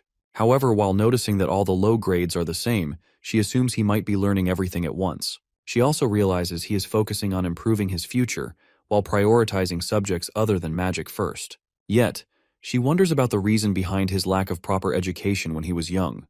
Meanwhile, he feels very embarrassed. She observes his shy and nervous demeanor, then asks if he is enjoying his school life. He responds that he enjoys all the subjects.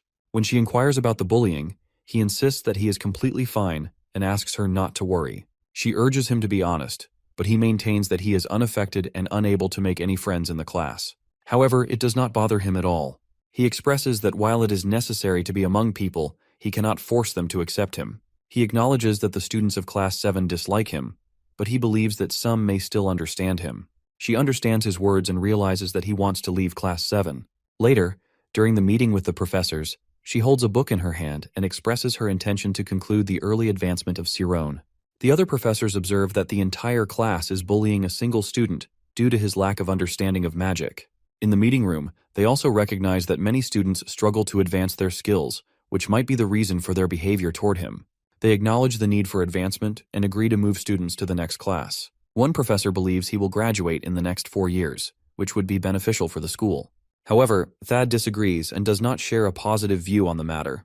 When the headmaster asks for his reasoning, he explains that while the boy is undoubtedly skillful, he cannot perform magic. He also refuses to ignore the students who are protesting against this decision. Professor Oliver defends him while stating that he is intentionally refraining from practicing magic to acquire other skills, and this does not affect his study habits. Thad, however, accuses her of favoritism while arguing that other students are equally knowledgeable.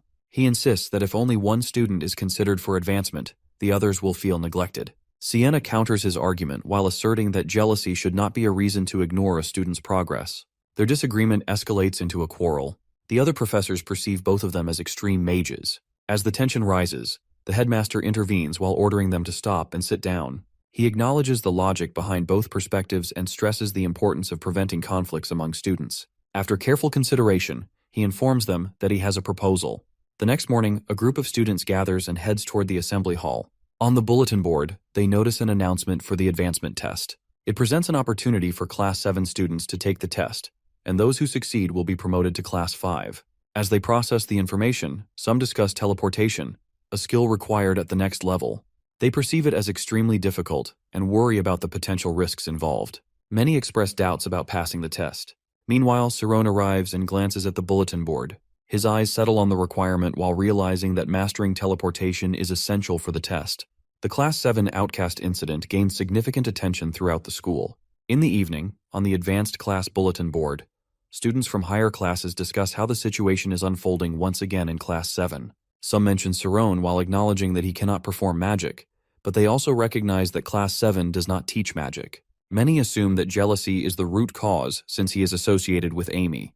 Meanwhile, Amy learns that Sirone is being bullied. She finally realizes that this is the reason for his distant behavior. Sariel also considers Class 7 immature while recalling her own past experiences with similar issues. As Amy turns to leave, determined to find Sirone, Sariel questions her intentions. Amy explains that she wants to ask him why he has been avoiding her while suspecting it might be because the other students constantly see them together. Sariel stops her while questioning whether she has lost her senses. She tries to dissuade her while insisting that approaching him will only make things worse. However, Amy refuses to listen and remains resolute in her decision. Sariel warns her not to act recklessly while fearing that her actions will negatively affect him even more. Despite knowing that their relationship is not romantic, Amy remains puzzled about why he continues to avoid her. Sariel shifts the conversation to the advancement test while noting that teleportation will be difficult for the students to learn.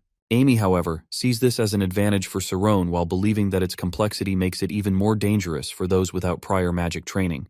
Sariel suggests that Amy teach him teleportation while arguing that it would be beneficial for both of them. However, she struggles to find time to help him. Ultimately, she decides that if he cannot learn teleportation on his own, then he don't deserve to be with her. It is dark and late at night. No one is outside the school buildings, and the wind blows through the silent night. Suddenly, Amy appears, determined to meet Sarone. She is ready to help him, believing that she is partly at fault as well. Jumping onto a tree, she swiftly enters his room through the window. She has already decided to make him beg for her help. Meanwhile, he sits reading a book when, from behind, a girl wrapped in a shawl suddenly appears. Shocked, he turns and asks who she is. Without hesitation, she pushes him to the ground while threatening to wring his neck. Demanding an explanation, she questions how he dares to ignore her. Nervous, he struggles to respond. At that moment, Professor Oliver, who is also in the room speaking with Sarone, observes the situation and wonders if it is Amy. She curiously asks if Amy always flies into his room at night, but Amy quickly denies it, while insisting that the professor is misunderstanding the situation. The professor reminds her to lower her voice, warning that others might hear. Then, she questions whether this is the reason Amy has been avoiding him at school. Amy denies ever coming to his room before, explaining that she only wants to know why he has been ignoring her. Turning the conversation, she asks what the professor is doing there. The professor explains that due to the tense atmosphere in the class, she decided to discuss the test with Sarone privately. Sarone offers Amy tea, and she finds its aroma pleasant. She takes a sip before questioning him about humiliating her, to which he apologizes. She then asks why he never told her about being bullied. Before he can answer, the professor instructs them both to sit and listen carefully to the discussion about the test. As they sit together, sipping tea, our boy is all nerves while wondering how he ended up in this situation. On the other side, Amy expresses her concerns to the professor while questioning whether testing for teleportation is too dangerous for students who have never practiced magic before. The professor explains that the headmaster has made this decision for specific reasons. Amy begins to realize that he is playing a dangerous game. She explains that teleportation is a type of light magic, which is quite different from other spells. Sarone, while recalling his studies, mentions that he learned about it while studying the theory of protonization, which explains how light moves at incredible speeds across the universe. She confirms that nothing can surpass the speed of light and explains that teleportation spells rely on this principle. Curious, he asks if a person's body transforms into light during teleportation. The professor reassures him that even beginner students can perform it successfully. She further explains that the speed of light is categorized into 4 types, and among them, quasi-light speed is crucial for teleportation. Once a person teleports, residual light particles remain in their body. Sarone suddenly realizes that mastering the skill is not the real challenge, and it is controlling its impact that poses a problem. Now he understands why teleportation has been restricted within school grounds. Meanwhile, Amy notices that he is entirely focused on the professor while seemingly ignoring her. She begins to wonder whether the professor has always been this friendly toward him, especially when introducing such a dangerous test. Shifting the discussion, she suggests that he should practice teleportation in a place free from obstacles. When he asks where such a location exists, she advises that the air would be the safest place to attempt it. By this place, Amy means the teleportation training grounds, on the pathless bridge suspended 1,000 meters above the ground. Professor suggests an idea to Sarone, which is crossing from one peak to another. He sees that the place is free of obstacles, but if he falls from the bridge, he will not survive. Amy also points out that it will be extremely difficult for the students of Class 7 to reach the other side.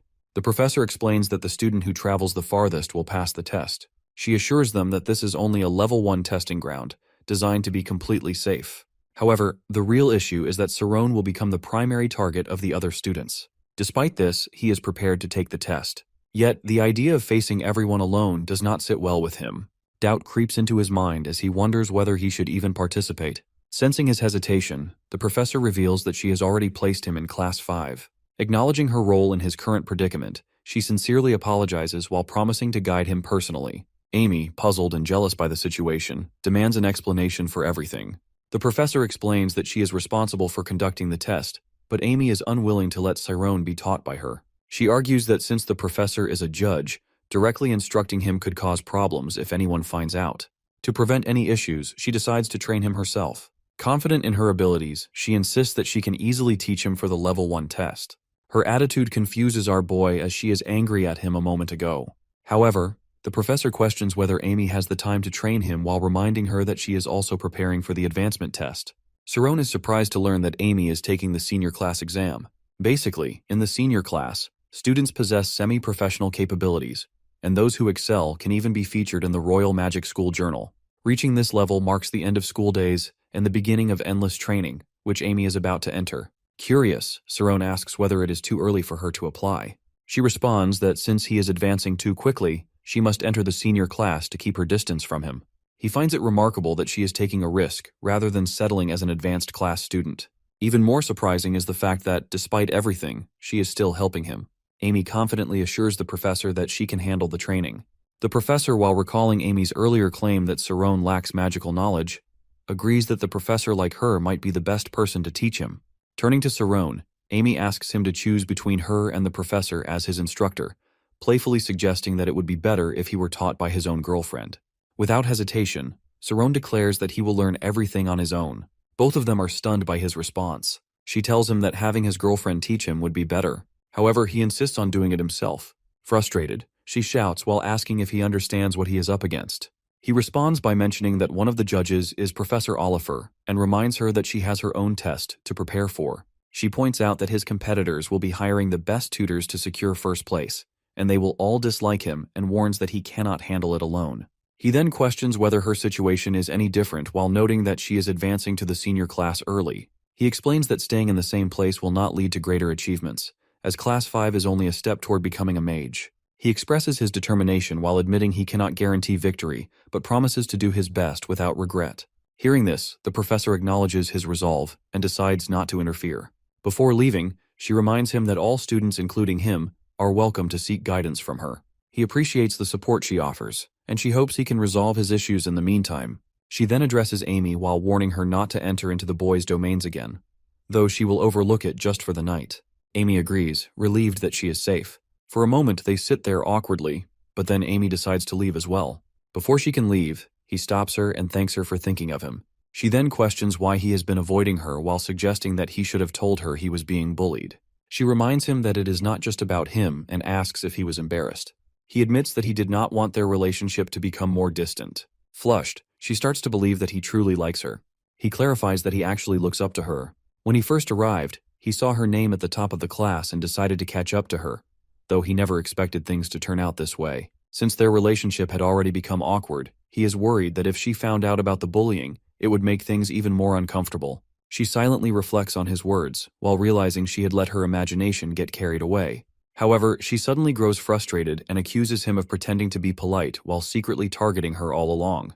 Confused, he asks how she came to that conclusion. She insists that if he sees her as a rival, he should stop pretending and face her properly. She warns that if he cannot keep up, she will make sure he always knows he is beneath her. Hearing the shift in her tone, he says her name differently, which she immediately notices. He then tells her to wait for him while promising that he will catch up to her. She grins and warns the dude to be careful while suggesting that it might be deadly. By the time anything happens, he adds, she will already be long gone. Then without another word, she vanishes from the spot. He quickly loses sight of her and reflects on the situation. He regrets not being able to receive help, but realizes that those who have been speaking badly about him are closely observing his every move. Because of this, he decides to handle everything on his own. It is now 1 month for start of the exam. The day after classes, students gather to discuss their preparations. One asks if others are getting ready for the test, while another shares that they are starting lessons with a tutor that day. The idea of learning teleportation within a month seems challenging, but there are around 20 participants. Some agree that the theory portion is simple, and applying formulas is not difficult. However, the real challenge lies in executing the spell. Just then, Sarone appears while carrying a stack of books. Upon seeing him, some students comment on his participation. Internally, he acknowledges that despite sounding confident about preparing alone, reality is proving to be much tougher. He reflects on how a mage's environment constantly changes in the real world. Understanding topography is essential, especially for teleportation, as the technique requires adapting to different conditions and adjusting calculations accordingly. He notes that the necessary computation involves numbers as large as 10 to the power of 20. Despite feeling overwhelmed, he convinces himself not to give up. He reasons that the school would not set an impossible test. He recalls Professor Oliver mentioning that teleportation is not too difficult to learn. However, since he has never studied magic before, he doubts that statement applies to him. Meanwhile, he assumes that the other Class 7 students, who have trained since childhood, will manage to figure it out. Many of them are even hiring expensive tutors, while meaning they will likely master teleportation soon. As he contemplates whether he can catch up to them, a realization suddenly strikes him. Remembering something important, he finally understands the key to solving the problem. He then recalls that the headmaster had already given him the answer. On the other hand, another student, Mark, is in the middle of his performance when the headmaster arrives, carefully observing his progress. Impressed, the headmaster immediately praises him and remarks that he has already mastered teleportation. Furthermore, he adds that such a result is expected while considering Mark is the son of the technical advisor for the Mage Association. Feeling flattered, Mark responds with gratitude while acknowledging that hiring a level 9 tutor like the headmaster has been worth the investment. Initially, he was worried about the difficulty, but now he finds the process surprisingly simple. In response, the tutor explains that the test's simplicity allows students to focus entirely on precision and control. While mastering teleportation within a month is unrealistic, he reassures Mark that if he learns only what is necessary for the test and spends the rest of the time practicing, he will most likely succeed. After hearing this, Mark laughs and considers whether he should actually thank the special selection student, as the situation is allowing him to move up to higher grades earlier than expected. With a smirk, he then shifts the conversation and inquires about Sarone's progress. At this point, the tutor, who has been monitoring Sarone as requested, reports that the student appears to be teaching himself using only books. Upon hearing this, Mark is visibly surprised and finds it strange. Previously, he had assumed that Sarone would find a way to secure a private tutor for assistance. Unsure of what his rival is planning, he instructs the tutor to continue watching him, as he is determined not to let him gain an advantage. Additionally, he doubts that magic can be learned solely through reading, which makes him even more skeptical. Meanwhile, Sarone is deeply engrossed in his studies while focusing on absorbing the concepts and memorizing the necessary theories with great precision. Despite his dedication, he does not feel fully prepared. However, with time running out, he realizes he has no choice but to move forward. Soon after, at Training Ground 41, a space designated for Class 7, he begins practicing the techniques he has learned. Speaking to himself, he acknowledges that he must now bring magic into reality. As he attempts a spell, nothing initially happens. Nevertheless, he remains hopeful that his understanding will translate into actual results. In order to succeed, he reminds himself of the steps. First while entering the spirit zone, then applying protonic theories. As he describes himself as the barrier between omniscience and omnipotence, he prepares for the next stage, that is erasure. To his astonishment, the magic suddenly works. Realizing his success, he excitedly confirms that the process is functioning. With renewed determination, he declares that it is now time to attempt teleportation. As he reflects on the nature of magic, he notes that humans are incapable of calculating the precise value of light. However, when a mage is deeply focused, their mind becomes highly attuned to their surroundings.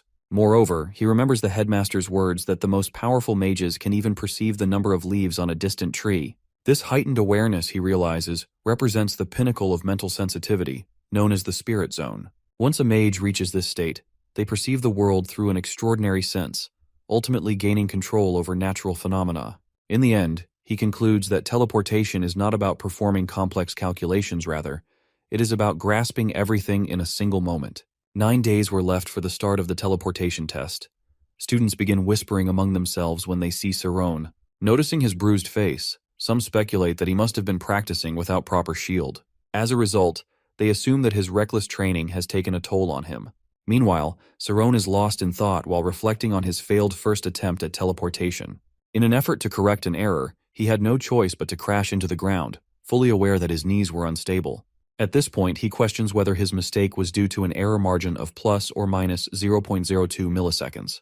Although his method seems reckless, he has once again left the rest to muscle memory. Still determined to succeed, he continues practicing and worries about the test scheduled for the next day. Every time he corrects one mistake, another seems to take its place. However, despite these struggles, he reassures himself that he has refined everything necessary. Consequently, he convinces himself of his ability and tries to stay motivated by repeating encouraging words. He insists that he must stay focused and pushes himself to teleport again. Unfortunately, he falls to the ground once more. Nevertheless, instead of becoming discouraged, he calmly tells himself that it did not hurt. For the first time, he acknowledges that he has actually managed to teleport. Excited by his progress, he wonders how far he can go. Refusing to waste time lying on the ground, he quickly gets up, determined to repeat the process over and over. Convinced that he needs more practice, he continuously encourages himself to keep going. The next morning, the instructor approaches Mark and asks how he is feeling. Confidently, Mark replies that he feels just fine, as he is moving up to Class 5 that day. Calling it a historic moment, he boasts that he will cover the 700-meter distance in a single second and challenges the man to watch him succeed. Meanwhile, Maria heads toward the professor's office when she unexpectedly encounters Mark. Without hesitation, he assumes that she is also giving up on the test. As soon as she sees him, she greets him and while feeling nervous, admits that she thought he was still practicing. Acknowledging his skills, she assumes that he must have taught himself. However, laughing, Mark dismisses the idea and arrogantly compares himself to Sarone. He mocks the self-taught student, claiming that the so-called failure will not even show up for the test. Then, shifting his attention back to Maria, he questions why she is there in the first place. Belittling her academic performance, he sarcastically comments on her poor grades. Finally, without offering her a chance to respond, he advises her to at least watch others train at the practice grounds, while reminding her that observing others is also a form of studying. Maria agrees with him and wishes him good luck. However, instead of appreciating her words, he responds sarcastically while questioning if that is truly what she thinks. Mocking her, he calls her the professor's favorite little snitch. Immediately, she feels a wave of fear while wondering how he could have known. Noticing her reaction, Mark laughs and calls her naive while challenging her to take a guess. He then smugly reveals that he has informants everywhere. Furthermore, he suggests that a weakling like her would have no reason to meet the professor alone unless she had been reporting on him. For now, he claims that he has tolerated her because they are technically on the same level. However, with a threatening tone, he reminds her that once he moves up to Class 5, she should already know what will happen. Feeling disgusted, he questions how someone as timid as her could believe she has what it takes to become a mage. In his mind, he is convinced that a coward like her would never surpass him, even if she were 4 years older. Smirking, he tells her that she now has something to look forward to. Overwhelmed by his words, she starts crying. Afterward, Mark heads to the classroom, where he immediately asks if everything is ready. A boy assures him that 2 of them will focus on Sarone from the very beginning, while the other 2 will provide cover. This way, Sarone will have 2 possible ways to be eliminated. Pleased with the plan, Mark strategizes while pointing out that since each turn covers 10 meters, he expects Sarone to be taken down within 10 turns at most. The boy agrees and then asks if Mark will keep his promise once the job is done. In response, Mark confirms that if he passes the test, he will ensure they secure jobs and access to magic tutors, even if they fail to graduate. Boasting about his father's influence as the technical advisor for the Mage Association, he reminds them that helping him will benefit them as well. Confident in his plan, he silently tells himself that he will not allow any unexpected variables. In his eyes, a true genius never leaves room for carelessness. At the ground, the students of Class 7 who are not practicing gather there. They are observing the pathless bridge. As they watch, they discuss among themselves while confirming that the competition follows a winner-takes-all rule. Additionally, they notice that there are more participants than expected, especially from Class 5. Meanwhile, the students of Class 5 comment among themselves, hoping that if a newcomer is joining their ranks, it had better be someone attractive. Finding the situation amusing, they laugh among themselves. At the same time, students from Class 4 and Class 6 sit together while watching the event. Meanwhile, the judges take their designated seats while preparing for the test. Soon after, an announcement is made while stating that the time has come. As a result, the 21 participants will begin their test in just 10 minutes. Upon hearing this, one student looks at the steep cliff ahead and immediately complains about the difficulty of the test. Furthermore, he questions where the bridge is, only for another student to point at it and call him foolish. Shocked, the first student argues that what they see can hardly be called a bridge. At that moment, Sariel uses binoculars to get a clearer view. Finding the perfect spot, she excitedly states that she can see everything clearly from there. Meanwhile, Amy expresses disinterest while asking her why they should even bother watching Class 7. She insists that they have better things to do. However, she dismisses her while explaining that supporting one's boyfriend is important for maintaining a good relationship. Still unconvinced, Amy replies that in a competition like this, the winner wins and the losers lose, so there is nothing to support. Nevertheless, deep in thought, she starts to wonder whether Sarone is even capable of teleporting. Meanwhile, a man approaches Mark while prompting him to ask whether he has found Sarone. However, the man delivers unexpected news that Sarone is not there. As a result, Mark is left in shock. At the same time, Sarone suddenly wakes up on the ground, confused and panicked. Realizing that he has lost track of time, he anxiously wonders about the time. Amy asks Sariel about Sarone's absence while finding it illogical that he is not present. Sariel, panicked, explains that she has been searching for him but cannot find him. Fear grips Amy as she wonders whether he is even alive while recalling that she had forbidden Sarone from going alone. Meanwhile, the members are overwhelmed by fear as they face the daunting obstacles required to pass. Professor Rumi explains the rules while stating that once she gives the signal, everyone must teleport to the other side, and the one who covers the greatest distance will pass. Anxiety spreads among the participants, terrified of falling and failing to teleport. Chaos erupts, but a teacher silences them while declaring that those who are afraid can give up. Standing before them, he asserts that only the worthy will enter Class 5. He reassures them that if they lack confidence in protecting themselves, they should step back. His words instill determination, and suddenly all participants prepare for the test. Believing it will minimize accidents, he remains firm. Meanwhile, Mark stands apart while considering others inferior. He assumes Cerrone must have failed while training on his own. As Professor Rumi instructs everyone to line up for the test, a commotion arises. Just then, our guy rushes toward them in an injured state. The students turn their attention to him. As he reaches them, he apologizes and anxiously asks if he can still participate in the test. Without hesitation, he moves towards the professor. Sariel tells Amy to watch him closely. Amy wonders why he is late and quickly notices his numerous injuries while realizing he has been practicing without a shield. Concerned, Professor Oliver asks the headmaster if they can delay the exam, but the request is denied, and the test proceeds as scheduled. Professor Rumi announces the start of the test and advises Cerrone not to participate if he is unprepared. Grateful for the concern, he assures that he is completely fine to take part. As the test begins, a student thinks that first phase is successfully completed. Meanwhile, other students quietly discuss their plan to eliminate Cerrone within 10 bouts. Unaware of their intentions, he decides to remain focused. The early advancement exam officially commences as the professor instructs everyone to be ready. With the timer set, all students take their positions. Mark instructs one of his allies to stay close. Suddenly a flash appears, signaling the start. They all rush forward as time steadily ticks away. Their swift reactions result from rigorous training, but uncertainty lingers. Despite their concerns about the unknown challenges ahead, they all understand that they must push forward. 2 seconds pass while leaving only 20 meters to the cliff's edge. Mark sprints at full speed, fully aware that the key to success lies in precisely timing the teleportation. The distance covered is irrelevant, and it all comes down to executing the teleport at the perfect moment. Rushing toward the edge, he remains focused, while others closely follow behind. As 3 seconds pass, he realizes he is dangerously close, only 3 meters away. A bright light flashes as another student accelerates swiftly. Mark warns him to slow down, but his advice is ignored. Suddenly, another flash appears, and he finds himself merely 2 meters from the edge. At 3.5 seconds, some participants remain behind while the rest reach the edge while leaving only 1 meter to spare. Cerrone has yet to arrive while trailing just a step behind. The spectators watch in shock as he leaps forward without teleporting. Defying expectations, he soars past the cliff's edge, now 2 meters beyond it. As the 4th second ticks by, all eyes remain fixed on him. In the middle of the test, Cerrone recalls his discussion with Leon from a year ago. Their conversation had emphasized the importance of focusing on the present situation, rather than imagining the outcome. He had reminded him that fearing death after falling from the cliff was pointless. Instead, the focus should remain on the process itself. Remembering these words, he stays determined while concentrating solely on passing the test. Meanwhile, the spectators are stunned by his actions. As he leaps from the cliff, a bright flash appears. Realizing the urgency, he pushes himself forward while knowing he must act quickly before moving beyond the spirit zone. Another flash follows as he swiftly advances. Behind him, Mark struggles to keep up, shocked to see Cerrone ahead. The students of Class 5 cheer for the bold contender who dares to jump. Amid the excitement, Sariel turns to Amy while recalling her earlier claim that Cerrone lacked knowledge of magic. However, Amy clarifies that despite starting late, he has learned a great deal.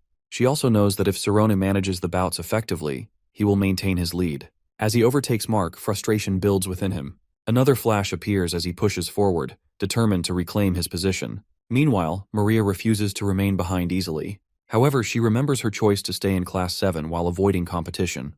To her, this was always meant to be a friendly challenge among classmates. But her reluctance to compete has kept her in the same class for 6 years. She despises being looked down upon and begins to worry that if Mark advances, survival in the competition will become even more difficult for her. By the end of the 3rd bout, the participants are divided into 3 groups. The first consists of Mark, his companions, and Cerrone. The second group includes students who lag 3 meters behind, while the last comprises those who teleported out of fear. Among the remaining students, discussions arise. One participant speculates that Cerrone lacks knowledge of flight magic and wonders if he will survive upon hitting the ground. Many begin to fall, unable to maintain control. One desperate student calls out for the professor's help while expressing his desire to quit. In response, the judges and spectators burst into laughter, amused by his plea. The names of those who have fallen are cancelled from the test. One participant yells in frustration while realizing there is no safety net on the ground. As they hit the ground, they grow even more agitated while blaming the professor for not informing them earlier. With that, the 3rd group is eliminated. Shortly after, the 2nd group meets the same fate. Mark observes that most participants have only managed to clear half the course. However, His real concern lies elsewhere, that Cerrone is steadily pulling ahead while showing no signs of weakness. Confusion sets in as he recalls how breathless Cerrone had seemed at the beginning of the exam. Suddenly, another flash appears. Professor Romy notices that Cerrone is repeatedly using the compulsion skill, a clear sign of his remarkable talent. Meanwhile, Mark remains solely focused on catching up to him. Another professor acknowledges Rumi's keen perception while admiring her ability to sense such details. Sariel, while watching closely, is amazed at how efficiently Cerrone increases his inertia while wondering how he has mastered such a technique. Amy, on the other hand, perceives something different about him. Unlike other mages who rely on their subconscious minds to learn, he appears special. His ability to control his subconscious power is incredibly rare and difficult to achieve. As Mark continues forward, the realization dawns on him that our guy is on the verge of winning. Determined to stop him, he orders his teammates to attack. However, they hesitate while knowing that using their mental energy against him could weaken them. Meanwhile, Cerrone keeps moving, but suddenly, one of Mark's allies appears in front of him. Shocked by the unexpected obstruction, he quickly assesses the situation. The opponent, with a tense expression, admits that he has no choice. He does not want to fail and insists that Cerrone must be taken down. At that moment, our boy realizes his true intent, that he is preparing to attack. As they both plummet toward the ground, Mark's lackey manages to evade Cerrone while causing only the latter to crash and sustain injuries. Our guy realizes his sequence has been disrupted, which suddenly drains his energy while leaving him on the verge of losing consciousness. He is going to faint, but he isn't ready for it, while the other student perceives our boy as an overwhelming force. Meanwhile, a student from Class 5, after observing their clash, remarks to others that something about the scene appears unusual. The student speculates that Mark's lackey might have altered his trajectory, nearly colliding with someone directly ahead of him. Another student confidently asserts that the action has been intentional. When questioned about the certainty of such a claim, he explains that one individual has obstructed an exit while another attacks from the side. They have cleverly exploited the instant nature and launch point of teleportation to lunge simultaneously. If the new participant hasn't deviated from course, the situation could escalate into chaos. The student further notes that, in a similar scenario, he would apply motion calculations to evade the situation. However, his boastfulness leads others to murmur among themselves, some agreeing with his logic while others find him arrogant. Nevertheless, they acknowledge that the instructors must have noticed the incident and likely have their own approach to handle it. Meanwhile, Mark revels in his apparent success while bursting into laughter and exuding confidence. He declares himself victorious while taunting his classmates as well as those from Class 6 and demanding they recognize his superiority. Cerrone, however, observes that Mark holds a strong position and is poised to finish first. Realizing the urgency, he understands the need to accelerate if he intends to claim victory. Yet, he worries that widening the gaps between his movements could once again disrupt his rhythm. Instead, he resolves to quicken his pace slightly while adjusting his timing by half a beat more frequently. As the students observe the intense competition, many express astonishment at Cerrone's rapid progress while realizing that only he and Mark remain in the challenge. Some cheer for Mark while urging him to increase his speed.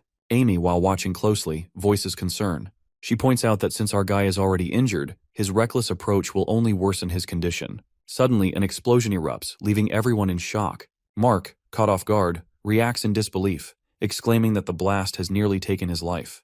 Meanwhile, the judges grow anxious upon realizing that the pathless bridge system device has escalated to level 10. Our guy, upon hearing this, is left stunned. Without hesitation, Professor Thad rushes toward the engine room to address the issue. At the same time, Professor Oliver, turning to the headmaster, insists that the exam needs to be halted immediately. Another faculty member hesitates, reminding the group that only 2 participants remain. He fears that canceling the test at this stage will spark relentless complaints from the students' families.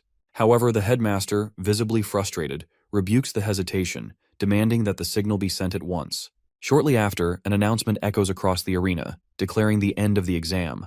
When Professor Thad notices the yellow signal, he immediately realizes the cancellation.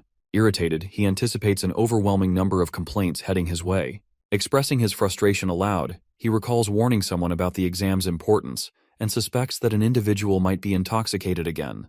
But as he approaches the engine room, he finds the door locked, leading him to a chilling realization that this is no ordinary mistake. Sensing someone's presence outside the room, he demands that they open the door immediately, warning that if they refuse, both the person and the door will be erased together. A voice responds from within, challenging him to proceed and insisting that no one will even notice their absence. A big flash appears and he heads toward it. Recognizing the voice, he addresses the individual, confirming that it belongs to Maria. Deeply concerned, he questions whether she grasps the severity of her actions, warning her that the consequences will extend far beyond simple school discipline. Despite his pleas, Maria refuses to comply, resigning herself to despair. She laments that everything is already over, believing that she is doomed to a miserable existence, especially now that Mark has advanced to Class 5. In her eyes, nothing in her current situation feels any different from torment, and as she breaks down in tears, she hints at an irreversible decision. Sensing her distress, Professor Thad reassures her that opening the door is unnecessary if she doesn't want to. It no longer matters, as the exam has been stopped, just as she wanted. Elsewhere, Mark, consumed by rage, reacts furiously to the cancellation signal, considering it an unbearable interference. Convinced that victory is within his grasp, he insists on finishing the battle to silence any doubts. Realizing he might not get another opportunity to utterly defeat Cerrone, he resolves to act immediately. They go swiftly into the maze. Shortly after, someone rushes to inform the headmaster that both Mark and Cerrone have entered the maze. Upon hearing this, the headmaster erupts in fury, cursing their reckless behavior. As they both enter the maze, Professor Oliver wonders why they are not stopping. She feels the need to stop them while knowing it could hurt them, and also questions what Thad is doing. She turns to the headmaster, but he is too frustrated to answer. But headmaster is thinking that he misunderstood our boy who might be different, but at the end is someone who is driven by greed. Meanwhile, both contenders move deeper into the maze. Amy and Sariel watch them while growing concerned. They believe they must do something to save them. Amy, in shock, notices that they are entering the 10th level, a stage meant only for professionals. As they step in, a sudden burst of rocks erupts. Our boy reaches the 10th level and quickly realizes he cannot dodge the traps in his path. His mental strength is deteriorating at an alarming rate. Alongside him, Mark pushes forward, determined to get ahead. He craves recognition while wanting everyone to see him as the winner. Moving swiftly, he considers himself unmatched in skill and urges his opponent to stay back. However, in a split second, the other boy jumps up while triggering a warning in the 10th level. On the other hand, Maria sits on the ground while contemplating why the judges drag students into such deadly competitions while forcing them under immense pressure. Thad, standing nearby, tells her she is mistaken, but she refuses to accept it. She insists the school only values talented students while ignoring the ordinary ones. He responds by revealing that he also attended this school. Recalling the past, he explains that when he was in the senior class, she had just joined the school. He asks if she remembers or if she has ever heard rumors about him, but she denies it. He then shares that he spent 5 years in Class 5 due to his lack of abilities. Watching others advance while he remained behind filled him with anger. However, Maria, still frustrated, refuses to believe him, convinced that he is lying. He recalls his past discussion with the headmaster where he had gotten into trouble. The headmaster had warned him never to let anyone surpass him, yet he had always felt ignored. In response, the headmaster had told him that a mage could never compare himself to others. Instead, he should focus on his own growth, as that is the key to erasing one's sense of self-doubt. If a mage merely follows others, he ultimately loses himself. Meanwhile, Mark moves deeper into the maze when he suddenly realizes the path ahead is blocked. Confusion sets in as he notices this is not the same route he had entered from. Panic takes over as he understands there is no escape. Fear grips him, and he cries out for help, his nerves overwhelming him. Spectators watching the competition yell in distress, but then, to everyone's surprise, Cerrone appears and grabs him. Without hesitation, he pulls Mark away, saving him from stepping into the blocked pathway. The students of Class 7 watch in astonishment as our boy rescues Mark. One of them points out that in an advancement exam, competitors are not supposed to save their opponents. However, another argues that winning is not as important as saving a life. Among them, one student remains deep in thought while analyzing our boy's movements. Mark, still shaken, continues to cry out for help. Our dude reassures him while explaining that he is trying to guide him away from the traps. He understands the maze's patterns and believes escaping is possible by following them. However, the watching students soon realize something alarming, that the traps are actively following the contenders while preventing them from progressing vertically. Recognizing the danger, our boy quickly determines that moving forward is futile. Without hesitation, he decides to retreat. The crowd erupts in cheers while celebrating his decision, acknowledging that he has chosen the wisest path. The students discuss Cerrone's strength and dedication while realizing how talented he truly is.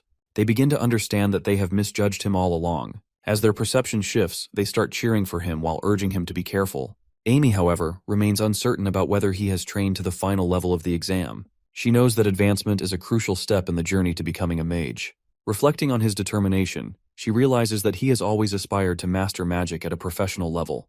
Meanwhile, Thad continues his conversation with Maria while emphasizing the necessity of competition in reaching the final stage. He believes that no one should rush the process. Instead, by progressing steadily, they ultimately become mages. She questions whether it is already too late for her, and in response, he offers his help.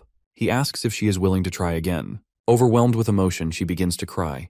At that moment, the headmaster arrives while declaring that the exam will proceed as planned. Taking full control of the situation, he assures everyone that he will be responsible for whatever happens next. The spectators cheer as our boy moves forward while holding Mark. He notices that the traps behave as if they are alive, their patterns irregular and unpredictable. Disappointment settles in as he realizes the difficult position he has put himself in by trying to save Mark. Meanwhile, Mark continues crying for help, terrified of dying.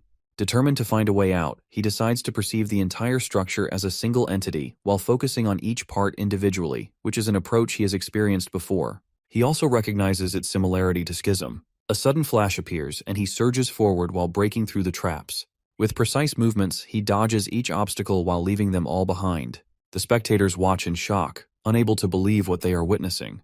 Amy and Sariel observe with astonishment, while Professor Oliver, while standing beside them, wonders how he is managing such a feat. Meanwhile, the headmaster contemplates whether, in moments of crisis, individuals can achieve extraordinary accomplishments. However, he recalls that their limit lies in self-satisfaction, and he finds none in the boy. He starts to question whether this contender has any limits at all. Unfazed, our boy keeps moving forward while leaving the traps behind. Professor Romy watches with keen interest, fascinated by his unwavering focus. She soon realizes that his spirit zone density has increased to 99.9%, while indicating that he might be on the verge of breaking free. While impressed by his talent, she knows it does not diminish the danger. Traps continue to appear, and he quickly assesses the limited space between them. A full 10-meter teleport proves impossible. Adjusting his approach, he reduces the distance by a tenth while maneuvering with swift right and left movements. With relentless precision, he leaves the traps behind while advancing steadily through the maze. He watches the next trap approaching and quickly realizes that moving straight ahead is impossible due to the narrow gaps. In this situation, he must act with extreme speed. Without hesitation, he accelerates while moving within the blink of an eye. Iruki, while observing closely, feels a surge of excitement as he recognizes that Sarone is about to use Rainbow Drop, that is a technique involving the bending of light. The others, puzzled, question how light can bend when it is supposed to travel in a straight line. Iruki explains the fundamental principles behind it. He states that the derivative of a circle is an infinite straight line, while meaning Sarone has divided his teleportation intervals down to the millisecond. The spectators, amazed, wonder how he is managing to calculate everything so precisely. Iruki, equally impressed, considers the limitless potential of Sarone to be truly extraordinary while recognizing him as a genius. The other students, witnessing his feat, share the same sentiment. Above, Sarone moves at incredible speed, still holding Mark as he dodges each trap with flawless precision. However, as he presses forward, his gaze locks onto an enormous obstacle ahead, which is the maze of the dragon. Professor Oliver searches for Professor Thad, wondering what he is doing. Meanwhile, Mark grows increasingly unconscious, his strength fading. In a panic, he cries out while shouting that a monster stands before them. Our boy, focused on the path ahead, plans to maneuver around the obstacle by routing from the left. However, Mark continues to yell while pleading to be let go, his fear overwhelming him. At the same time, Professor Oliver remains intent on finding Thad. When she finally spots him, she urges him to stop the maze immediately. Confused, he questions her concern while reminding her that the test had been cancelled. However, she quickly informs him that the test is still ongoing and that both contenders remain trapped inside. Shocked by the revelation, he wastes no time and rushes from the spot. Professor Romy also arrives while running toward them. With urgency, she announces that Sarone is heading straight toward the maze of the dragon. Panic spreads among them as they realize the danger he is about to face. Fear grips everyone as they watch the contenders approach the deadly maze. Even the headmaster, now alarmed, attempts to intervene and stop them. As tension reaches its peak, only 1 second remains before Professor Romy departs from the scene. Only 1 second remains before Professor Romy leaves to approach Professor Oliver. As our boy heads toward the dragon's maze while holding Mark, he realizes that he's not dead yet. The spectators try to stop them, worried for their safety. Sweat pours from him while freezing mid-air. With just 1 second left until impact, he decides to stay calm. Since he's still alive, he thinks through the situation and tries to figure out an easy way to exit. As the seconds tick down, only 1 centisecond remains. He initially believes there are 9 teleports, which should be enough to escape, but quickly realizes he's made a mistake. He hadn't factored in the distance to Mark. With only 1 millisecond left, he scrambles to find another way out. The students watching are incredibly worried, and the headmaster is also trying to stop them, aware of the danger. In a swift movement, he suddenly picks the correct pattern, A flash appears, and both he and Mark are seen soaring through the sky. The spectators gasp, shocked by what they've just witnessed. Within moments, they land on the ground, unharmed. Everyone wonders if he has truly made it through. Professor Romy is left speechless. Our boy can't remember how it all happened, but wonders if he has actually escaped the maze. Meanwhile, the pathless bridge devices disengage. One of the students mentions that this was a special level of the senior class, and he has successfully passed it. Now, while sitting on the ground, he relaxes while thinking that although it felt like the end, he managed to make it through. Sariel is both happy and surprised. At the same moment, Amy realizes that, even if only for a brief time, he actually seemed cool. His success is a result of his dedication and the effort he put into his practice. The students congratulate him while praising his determination, especially since he is only in Class 5. Just then, Professor Oliver appears. Frustrated, she wonders if she has missed the entire exam because of Professor Thad. However, the professor reassures her that he has done his best and will explain everything later. Despite this, she remains annoyed. Turning to the headmaster, she suggests that, since the students have reached the end, they should announce the results. However, the headmaster remains in shock, finding the entire situation miraculous. Meanwhile, he also expresses his gratitude to the Our Boy for showing him the light. Professor Oliver notices the headmaster's unusual behavior. Professor Thad then explains that, in the past, the headmaster earned the nickname Light of House Murphy for redefining the photon, a feat that also won him the Golden Circle Award. However, driven by greed, he abandoned both his brilliance and status.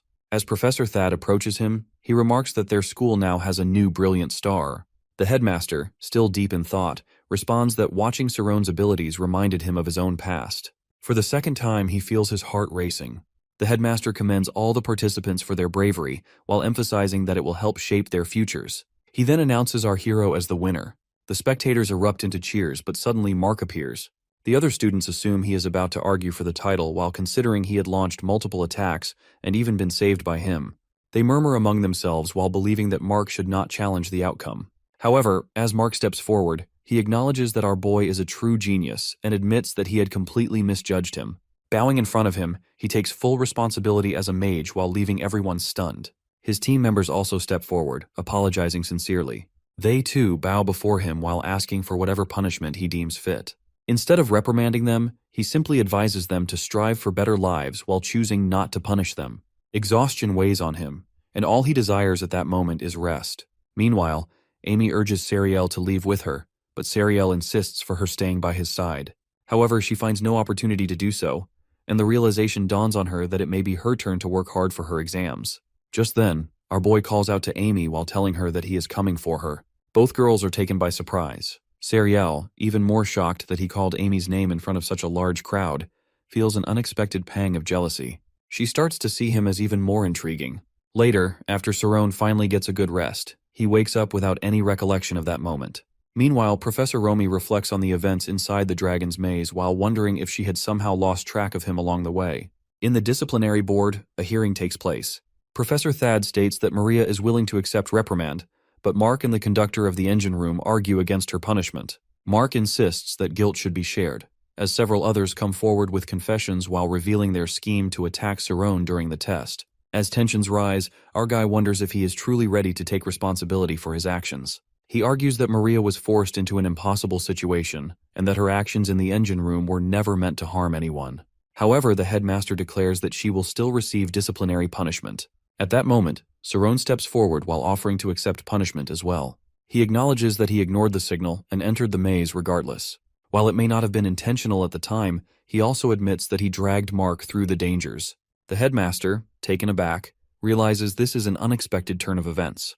Professor Thad points out that everything is unfolding just as the headmaster had wanted. The students, once filled with competition, pride, and jealousy, now admit their faults and choose to return to the path of a professional mage. Even this moment has become a lesson. With the final decision made, everyone receives punishment. Professor Thad, astonished, remarks that he has never witnessed anything like this since the school was made. In the end, every student present faces consequences, and Maria and Mark are suspended for 2 months, while the rest receive 1-month suspensions. As for the winner, Sarone, Professor Oliver wonders why he continued into the maze despite the signal to stop. He reflects for a moment, then admits that he simply did not want to lose. Solving the maze's puzzle became his only focus, and beyond that, he barely remembers anything. Professor Oliver realizes that, despite his calm appearance, Sarone possesses an aggressive nature. She also observes that in many ways he is just like other boys his age. Meanwhile, Sarone returns to his room and lies down on his bed to rest. As he drifts into sleep, his dreams take him back to the maze. In his vision, he sees himself erasing his presence and dividing his teleports into multiple parts. It feels as though he is scattered across the world while existing in different places at once. He remembers how he was dragged into the maze, the space around him stretching into infinity. Suddenly, his eyes snap open as the sound of a piano reaches his ears.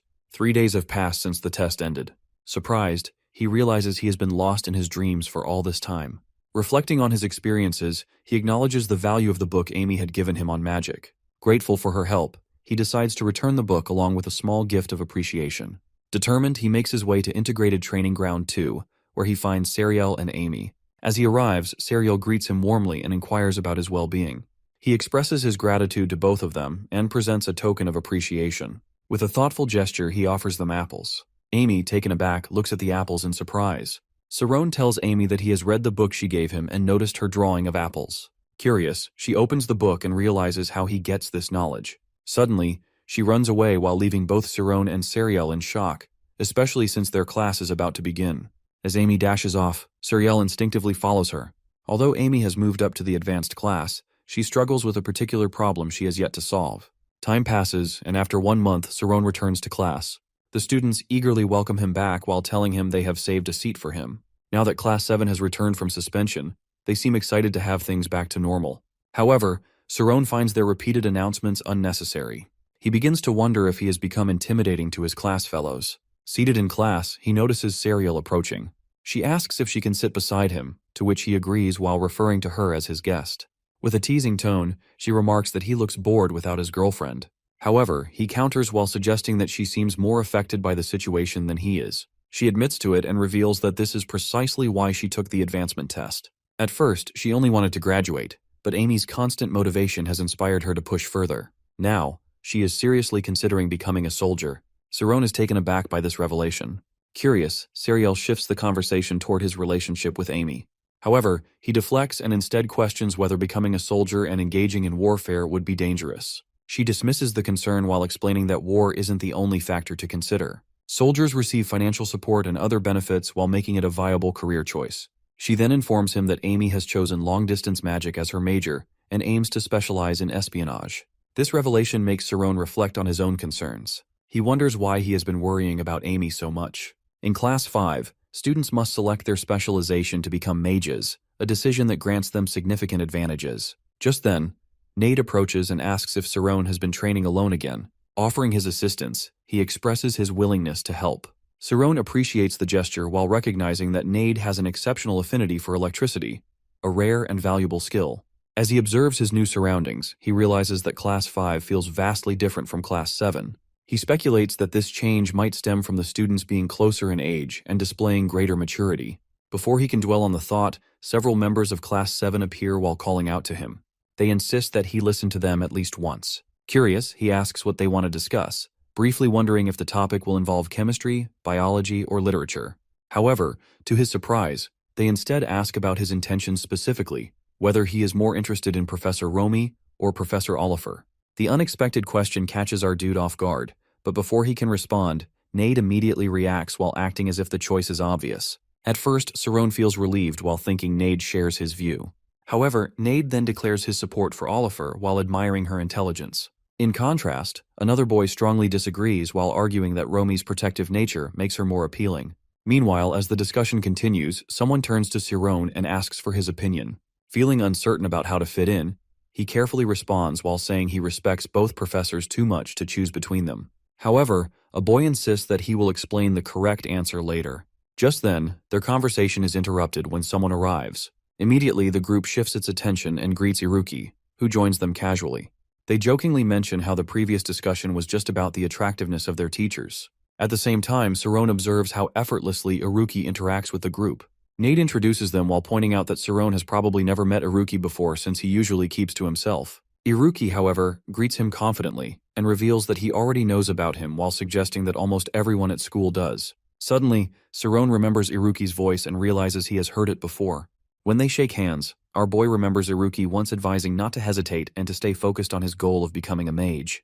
Grateful, he thanks him and explains that he was able to understand schism concept because of him. However, Iruki bluntly responds by saying our guy is a lot more interesting in person. Unsure of how to interpret this, Sarone feels confused about whether it was an insult or not. Fortunately, Nade laughs nervously and reassure him that Iruki speaks that way to everyone.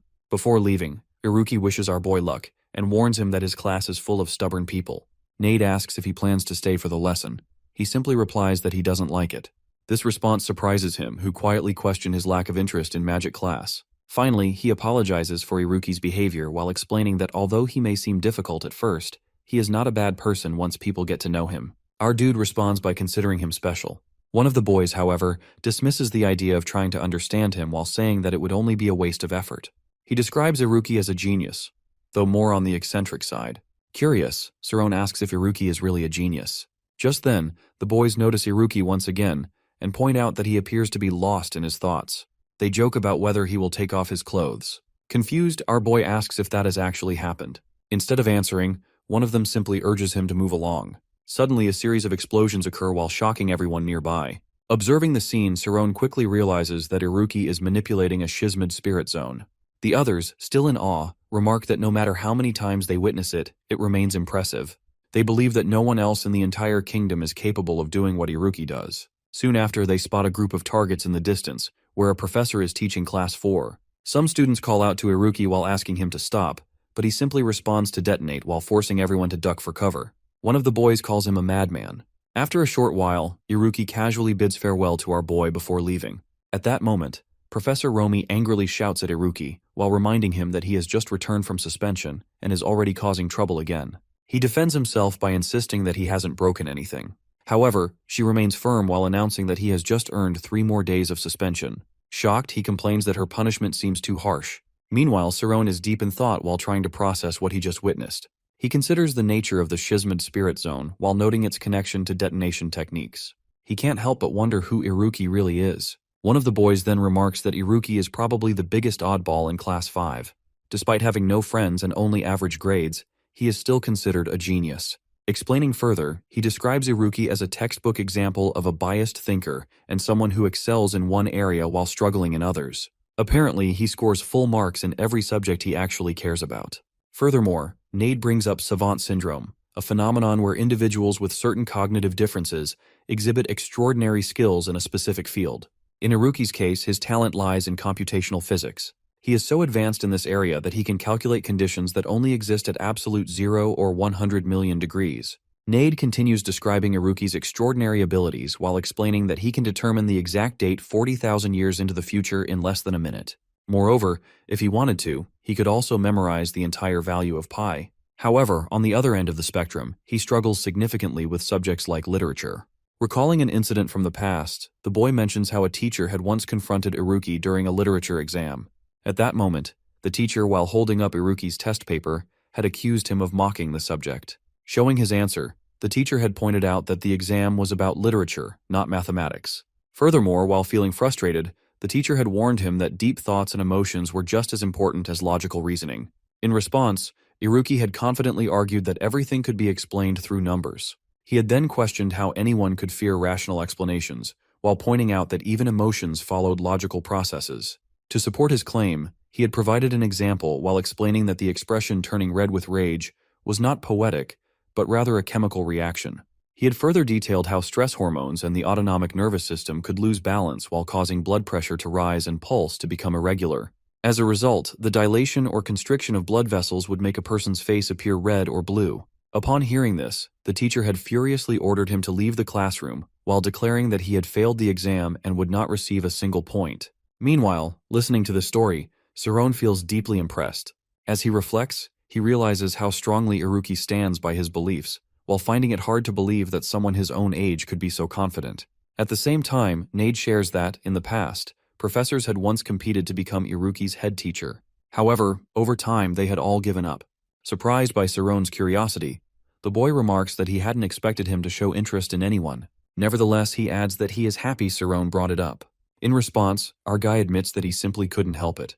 However, he also notes that there is now nothing Nade doesn't know about people. A girl approaches the group and politely asks if our boy would be interested in joining their research club. She explains that they study magic that moves physical substances and believed their progress would improve significantly with someone as skilled in proton magic. Furthermore, she mentions that if they submit a research paper, they can skip the performance assessment during vacation and study together instead. However, our boy apologizes and declines while explaining that he still struggles with his grades and wants to focus on improving them first. In response, the girl appreciates his honesty and acknowledges that there is no problem. She encourages him to reconsider in the future while assuring him that he is always welcome to join. After he thanks her, she leaves with the other girls. Watching the interaction, Nade tells our hero that it is a shame, as their club is one of the best. However, he assumes Saron wouldn't have been tempted to join anyway. Curious, Saron asks what he means. Our boy then admits that he too lacks a strong foundation in knowledge. Since it is already difficult for him to improve his grades, he can't even dream of joining a club. Feeling envious, he expresses his frustration.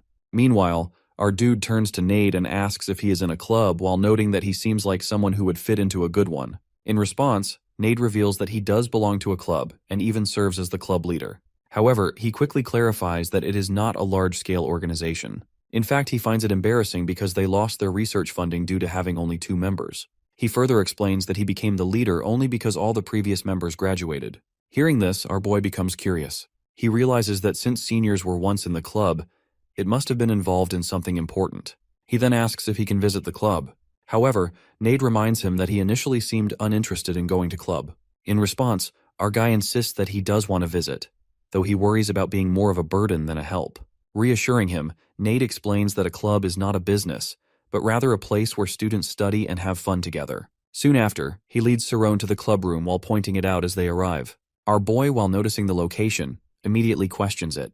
Smiling, Nade explains that they call it Istas, which is the magic warehouse. He further elaborates that the school stores all of its training materials there. Moreover, he adds that the facility is state-of-the-art, capable of retrieving any material from its storage blocks and delivering it to the entrance. Hearing this, Saron expresses his surprise while admitting that it truly looks like a warehouse. However, Nade tells him to wait until they step inside while promising that it looks even more amazing from within. He confidently states that generations of students have treated the place like a treasure. Intrigued, Saron asks if he should look forward to it. In response, Nade enthusiastically agrees. As he assures him that what he is about to see will be shocking for him. As they step inside, Nade mentions that this place is like a treasure passed down by senior students for generations. He explains that many other clubs desperately want it while leading to numerous conflicts. Saron questions whether having full access to everything there goes against school rules. Nade reveals that the space constantly changes structure whenever someone searches for something while making it impossible for others to find. He calls it a perfect hideout. After walking further, Nade stops and announces that they have arrived at the Paranormal Science Club. He excitedly shares that the club explores ghosts, spirits, the afterlife, aliens, hell, God, and more. Saron, while feeling overwhelmed, starts doubting if coming was a good idea. He admits having some interest but finds it excessive. Suddenly, a loud blast echoes through the room. Confused, he asks about the noise. Nade casually explains that the place is full of dust and reassures him that he will get used to it. Our boy, unimpressed, questions why they tolerate the mess instead of cleaning it. Just then, he notices Iruki and reacts with shock. Nade clears up his confusion while revealing that the club has a bad reputation, so its members prefer to stay anonymous. When asked if Iruki is interested in paranormal activities, Nade clarifies that he joined to disprove everything while believing that logic explains all phenomena. Iruki, upon seeing our dude, expresses surprise at his presence. He welcomes him and quickly dives into a discussion while asking if he agrees that atoms remain even after dividing matter.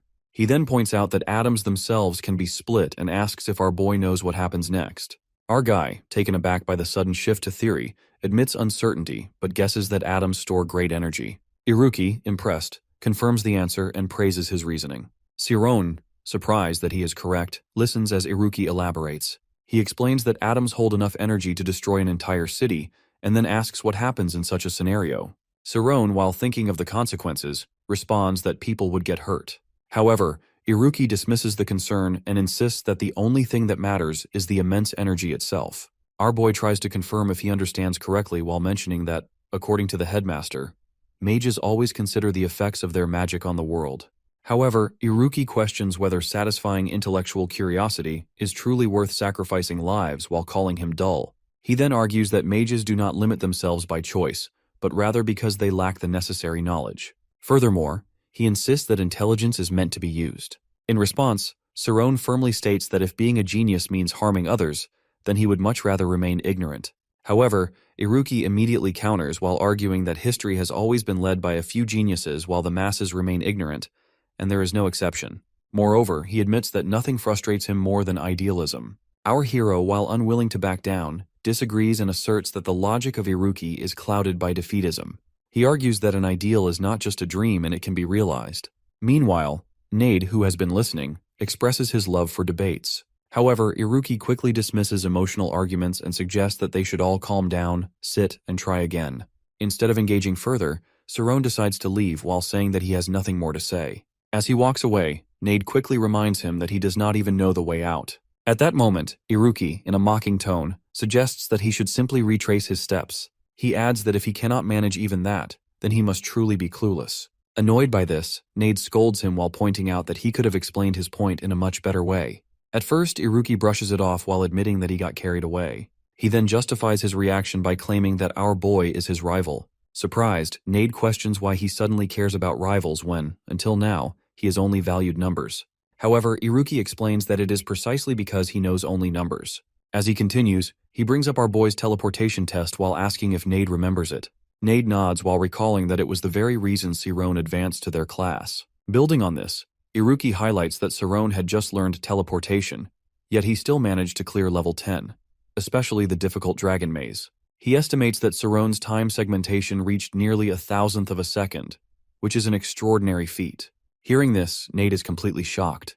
Iruki, amused by his reaction, laughs and describes it as the mystery of insight, which is faster than action and truer than knowledge. He points out that no conscious calculation can ever match the speed of intuition.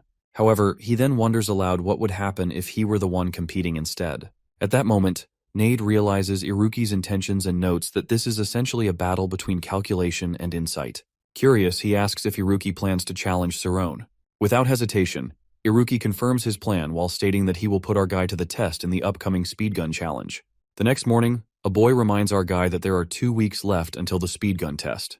Sarone immediately thinks about the importance of passing, while realizing that failing would mean losing his chance at advancement. Our boy then asks if he is looking forward to it, but our guy, distracted, asks what he means. Our boy expresses excitement while believing that Sarone always performs best under pressure and wondering what he will accomplish this time. The speedgun test, as explained, requires using active magic to hit targets and gain points. Active magic refers to spells that affect objects other than the caster. Although attacks are not necessary, participants can use healing or support magic instead. The targets are divided into different stages, and once all are hit, the next stage begins. This means that speed and accuracy are the most crucial aspects of the test. However, our hero realizes that he has not learned any active magic yet, so he asks his professor for guidance. He mentions that according to omniscience standards, at least 60 points are needed to perform such magic. The professor acknowledges his concern but reassures him by pointing out that his chemistry grades have been improving rapidly while indicating that he is making progress. She teaches Sarone's class, specifically Class 5. Sarone then addresses Professor Oliver while insisting that he is not teasing her, but genuinely understands her teaching methods. She notes that he always wants to improve everything at once, but also possesses specialist-level knowledge in a particular area. Curious, he asks if she is referring to photonization theory.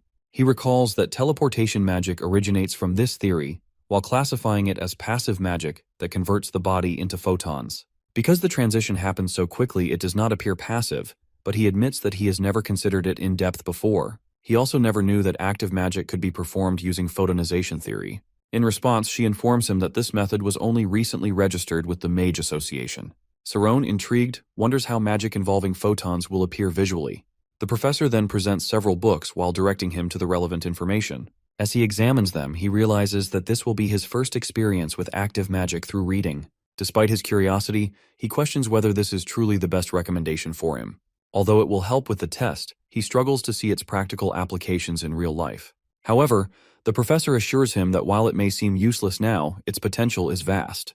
She explains that nothing moves faster than light, and the ease of controlling it in a linear direction is a major advantage. She then brings up the Ivory Tower, known for pioneering advancements in magic, and mentions their prediction that firing photons will revolutionize communication. She adds that various photon-based techniques are already being researched in multiple fields, many of which remain unknown to the public.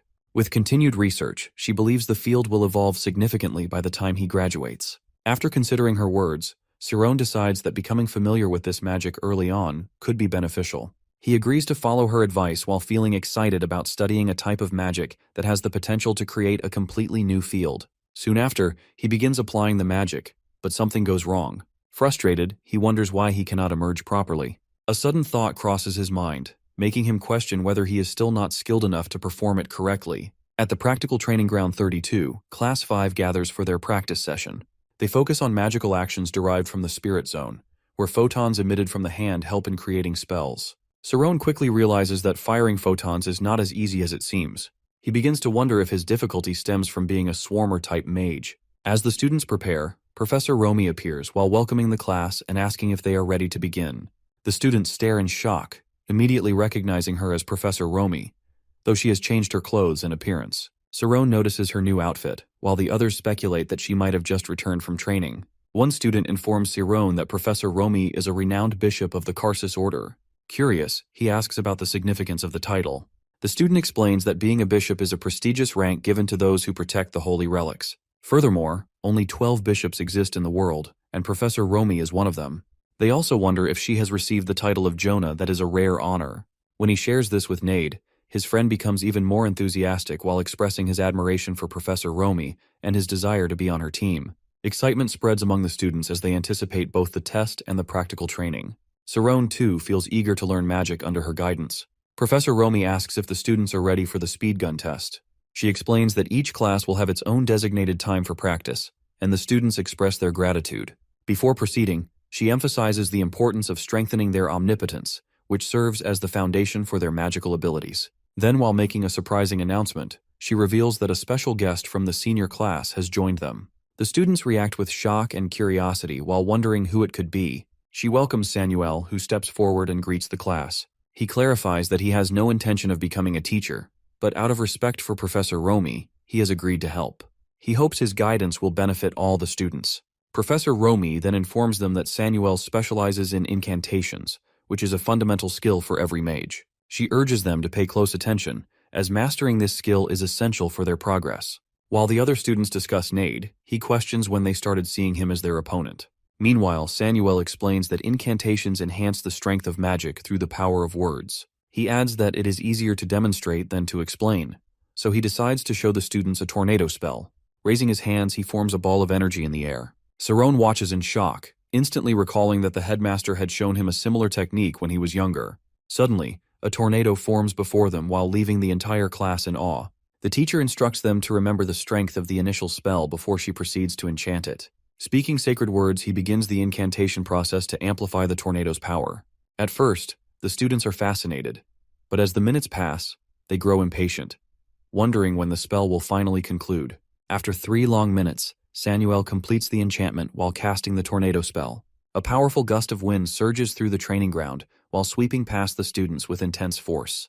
They struggle to maintain their balance while realizing just how powerful the spell has become. Samuel reassures them that he is not doing anything extraordinary, and it is simply the power of words. He explains that merely reading an incantation is ineffective. Instead, they must recite it with deep focus, as if meditating, to unlock its true potential.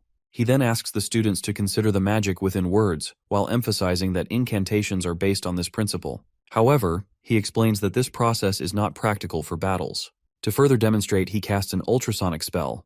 Murmuring his incantation, he summons an enormous tornado. The students watch in shock as the powerful wind engulfs the training ground.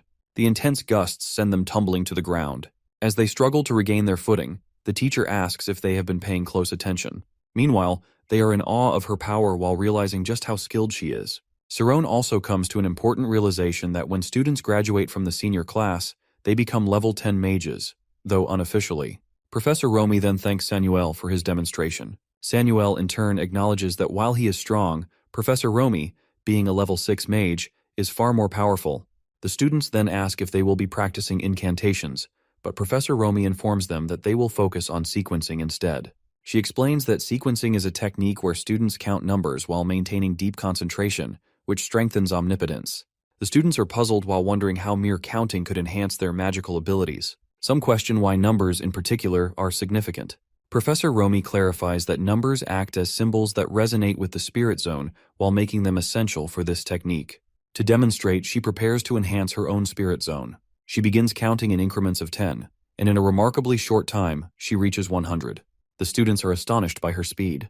As she continues, her counting accelerates, and her spirit zone visibly strengthens. Soon she reaches 2400 and Sarone finds it almost unbelievable.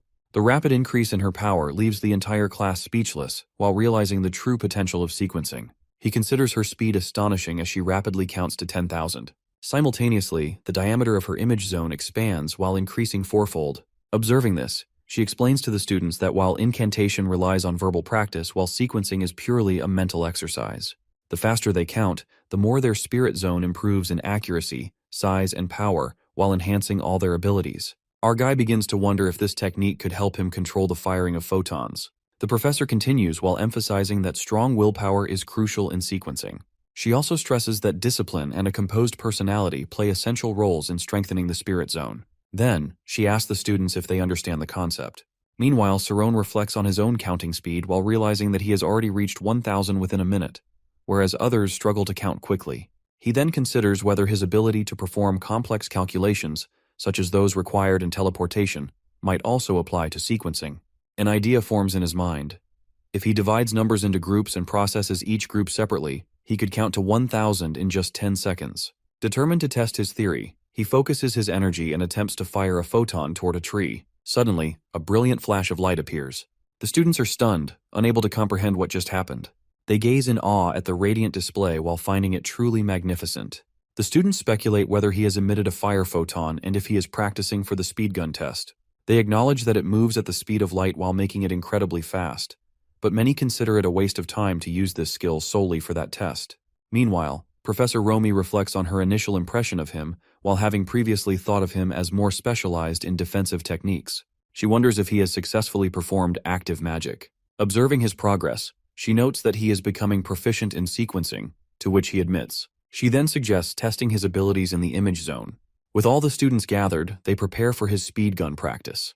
The professor instructs him to focus on his target once he completes the sequencing. Closing his eyes, he concentrates on strengthening his spirit zone through sequencing. As he begins counting, he shifts his focus entirely to the targets. Now at level 1 of the speed gun test, he starts the challenge. A sudden flash appears from his eyes as he emits photons. The photon fire, channeled through his hands, moves with incredible precision. He quickly realizes that the photons travel at the speed of light and that the targets shatter the moment he locks onto them. With his score now at 11, he advances to level 2, while marveling at how rapidly everything is happening. The students also recognize the striking resemblance to direct invocation, as the targets continue to break instantly upon being aimed at. As Professor Romy observes, she notices how quickly he is counting while indicating his growing mastery of sequencing. The sight of his performance reminds her of information magic while reinforcing just how exceptional his abilities have become. The professor now realizes that our boy has learned significantly from the pathless bridge and has become exceptionally fast in sequencing. He continues firing photons at an incredible speed, and by the time the test ends, he has reached level 19 with a score of 342. The students erupt in cheers, astonished that he managed to achieve such a high score in just 1 minute. As excitement spreads, some students begin considering whether they should focus on photon firing as well. However, others respond that it seems to suit only Sarone. Meanwhile, our boy also finds the test exhilarating. Nade reflects on how, at first, he struggled with sequencing. Yet now, after mastering it, he managed to score 342 points in a single attempt.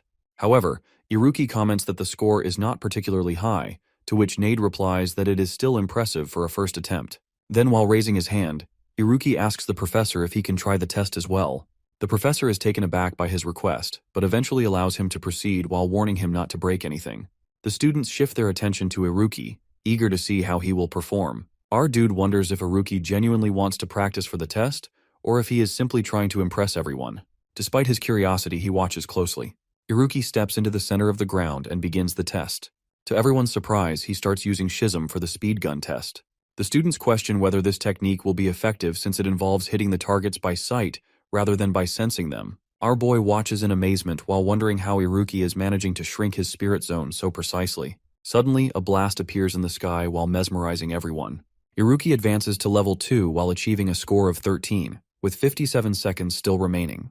He continues his rapid attacks while capturing the attention of all the onlookers. As the test progresses, our dude begins to realize that Iruki might surpass his score. Watching closely, he wonders if Iruki is always this strong. However, upon closer observation, he notices something shocking, that Iruki is not using his eyes to target. Instead, he is calculating the equations for each target, an application of schism that seems almost unbelievable to him. Our boy wonders if Iruki is applying sequencing techniques, but Nade explains that Iruki doesn't count in hundreds or thousands, and he counts in millions. Shocked by this revelation, our guy struggles to comprehend the level of skill required. As the test ends, Iruki reaches level 24 with a score of 548. The students are in awe while questioning whether he is even human with such an extraordinary ability. Professor Romy also finds his performance both impressive and original. Iruki steps forward while asking for feedback on his test. Our boy acknowledges that it was great, but Iruki finds his reaction underwhelming. He insists that using modularity is a remarkable feat and questions whether our boy isn't even curious about how he manages to count in millions. Our boy admits his curiosity but doubts whether Iruki would actually share his secret. However, Iruki dismisses the importance of knowing while explaining that knowledge alone doesn't lead to mastery. Then, he reveals that the technique isn't as difficult as it seems, and it simply involves applying logarithms to group numbers. Despite the explanation, our boy finds the logarithm technique incredibly challenging. Sequencing, for him, is just simple counting, while logarithms introduce an entirely new level of complexity. Iruki then asks if our dude believes he can defeat him. When Sarone responds that it's just a test, Iruki smirks while telling him not to lecture others unless he has the skills to back it up. He insists that theories mean nothing compared to practical application, and that they cannot be used to persuade anyone. Challenged by this, our boy asks if he will be proven right when he finally beats Iruki. Laughing, Iruki agrees while asserting that our boy will never be able to perform the mathematical calculations he does and will ultimately be crushed. Frustration builds within our dude, while the students eagerly watch, excited by the growing tension between them. The speed gun test follows specific rules, including scoring based on the number of targets hit within the 1-minute time limit. Each successful hit generates a new target while increasing the level. The speed of the targets also influences the level progression, but if time runs out before hitting a target, no new ones appear, ultimately reducing the participant's score. The average score of Class 5 is 400 and no one has yet reached 700. Our boy realizes that to achieve this score, he cannot miss any targets and must reach level 30 within the time limit. This means he must complete each level in just 2 seconds. Determined, he stands to begin the test. The students watch in disbelief as he rapidly destroys the targets while displaying remarkable speed and precision. They consider his performance extraordinary. As he advances, he reaches level 25 with a score of 567 before the time runs out. The students are astonished while realizing that he has increased his score by 200 points in just 1 week. With the test now over, the image zone closes, and the students cheer for him while recognizing his incredible speed and accuracy. Additionally, he has improved his ability to make 4 shots in 1 second. Then Iruki steps forward, ready for his turn. As he begins, the students notice that his spirit zone appears smaller yet faster than before. He swiftly breaks the targets while completing the test in record time. Reaching level 24, he scores 568 points by the end of the time limit. The students recognize that his score has also improved from his previous attempt while surpassing our boys by just 1 point. However, our dude remains focused on improving further and is confident that he can surpass Iruki in the next attempt. The 1-point difference is not a coincidence, as the same pattern continues the following day and repeats consistently. The students enthusiastically cheer for Iruki, who maintains his slight lead. Our boy realizes the significance of the single point that keeps Iruki ahead, while interpreting it as a message that Iruki is not even trying his best. The students continue discussing Iruki as the winner, but they are equally astonished by Sarone's rapid 600-point improvement in just 1 week. As they gather around him, they ask if he will join their club and teach them his techniques. Meanwhile, he reflects on the points Iruki can effortlessly achieve. Although he has been giving his best effort, he understands that Iruki has yet to reveal his full potential. However, Nade reassures him while reminding him that he still supports him. Since both of them are his friends, it does not matter to him who wins. Despite Nade's encouragement, our boy begins losing focus. Nade then points out how entertaining their competition is for all the spectators, with both delivering record-breaking performances. Curious, our boy asks whether any previous student has set a record before. Nade, surprised by the question, asks if he is unaware of his girlfriend's achievement. He then reveals that Amy once scored 987 points while leaving our boy utterly shocked. Meanwhile, Amy sits on the training ground. Sariel approaches her and comments on how much thinner she has become while attributing it to the intense workload of the senior class. Amy responds that Sariel will soon experience the same challenges. When Sariel asks if the advancement test is difficult, Amy explains that it is of an extremely high standard, where scoring well alone is not enough to pass. She also mentions that it feels as if all of her past actions have been graded, which Sariel finds unsettling. However, Amy reassures her that advancing in rank will make her equal to Class 4, and she already possesses the necessary skills. Sariel notices a change in Amy while finding her more confident than before. Then, she asks about our boy, which shocks Sariel while making her wonder about the nature of their relationship. As Sariel shares what Sarone has been going through, Amy realizes that Iruki is challenging him, just as he once challenged her when she was in Class 5. She recalls how Iruki pretends not to understand people's emotions, but subtly manipulates them. Sariel then questions whether he is a manhunter and asks about his connection to our boy. Concerned, she suggests helping Sarone. However, Amy dismisses the idea, telling her to stay calm while insisting that Sarone does not need anyone's help. Sariel finds her attitude toward him rude, but Amy clarifies that she only means Sarone already knows everything he needs to. Suddenly, the students notice that our dude has completed the test, achieving a score of 700 and reaching level 13. Shocked by the result, they consider it unbelievable while calling him a monster for reaching such a high score. As they confront him, asking how he managed to achieve this, he himself struggles to believe that he reached this level. Iruki, impressed by his performance, congratulates him. Meanwhile, Sariel turns to Amy, asking if our boy can win now. However, Amy dismisses it while stating that it is just a test. Frustrated, Sariel insists that she should understand the situation, given her own experience and record in the speed gun test. But Amy, uninterested, explains that she has never actively competed in this test and has ignored him. If she had actually fought against him, she believes she would have lost. Meanwhile, Iruki takes the test again and scores 701 points. Once more, there is only a 1-point difference between them. Our boy starts to wonder just how far Iruki can go while realizing that for him, this result is effortless. At that moment, he comes to the conclusion that he cannot win at all. Sarone sits in a room, deep in thought, as he reflects on the short break before the test. However, he quickly realizes that he only has 3 days left, which, in his mind, is not enough time to surpass his rival's score. Then he thinks Iruki's words that such excuses are made only by the weak. Moreover, those without skill have no right to preach about the value of life. At the same time, frustration builds within him as he believes that, without proof, no one will ever take his words seriously. As a result, he briefly questions whether he has lost touch with reality since joining the noble school. After all, in this world, the weak are ignored. Therefore, he realizes that giving up is not an option. If he truly wants to win, he must find a way to exceed the number. Just then, an idea strikes him: what exactly is a number? Furthermore, he thinks of sequence and what is its true nature. Instead of forcing himself to think logically, he decides to feel it instead. As he does so, he pushes his mind to count as high as possible while stretching his limits. Then, something unexpected happens. Suddenly, he sees something strange and mutters in disbelief that whether it be the end of numbers.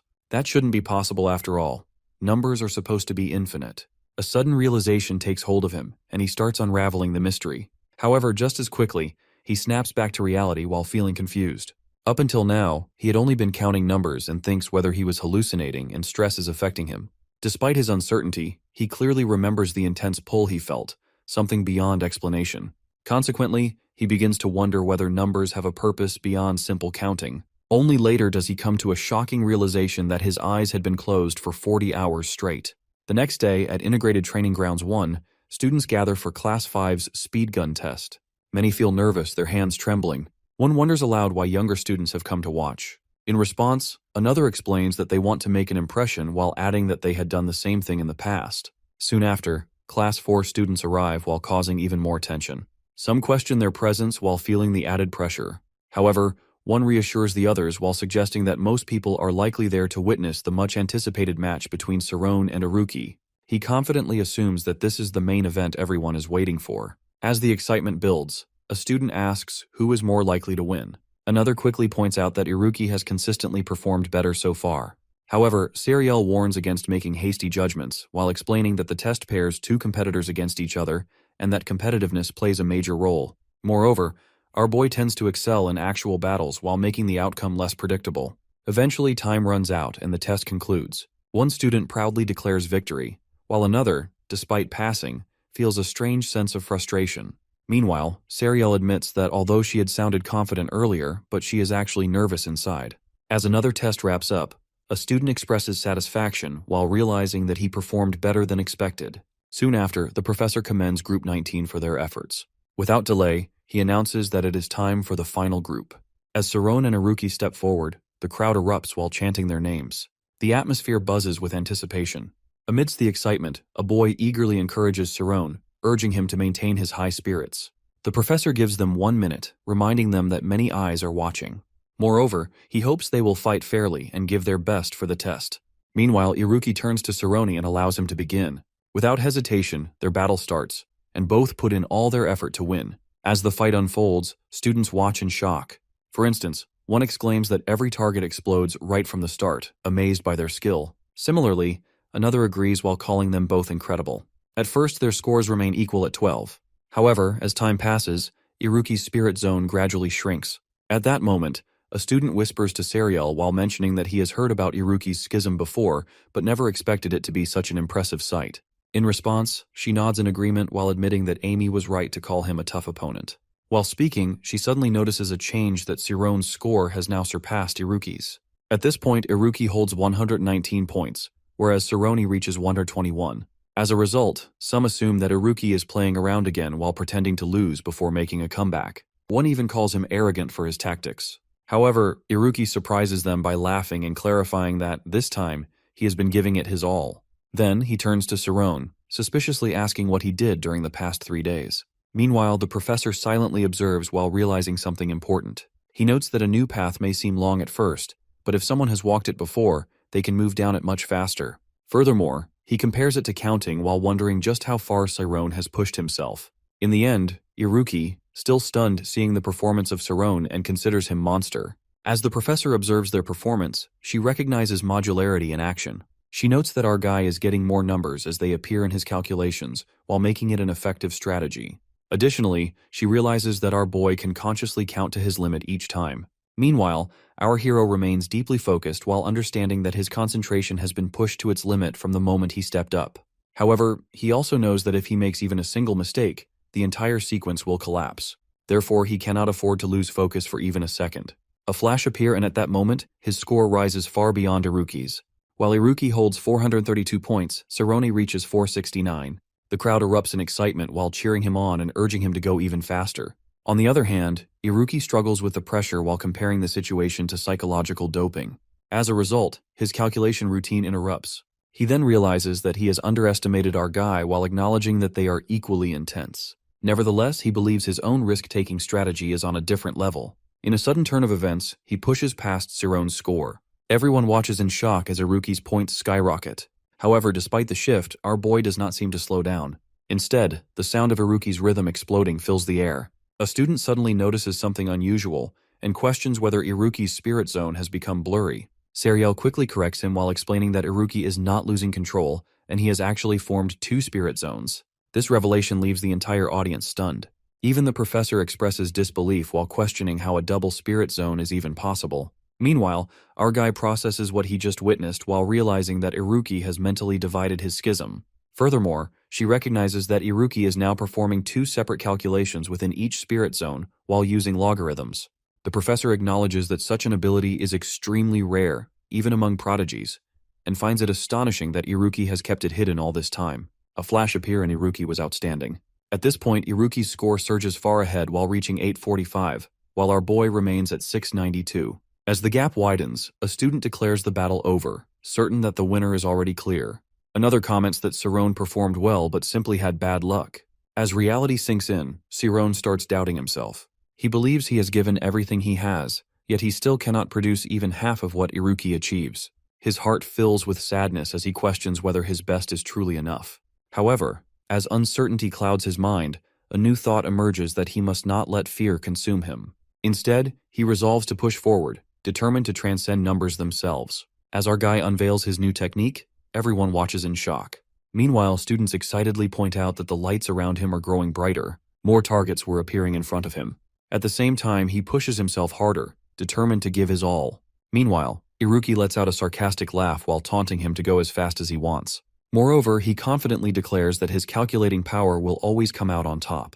Deep down, he convinces himself that he can calculate all the numbers in the world, and that victory is his. However, as the final second drags on, frustration builds.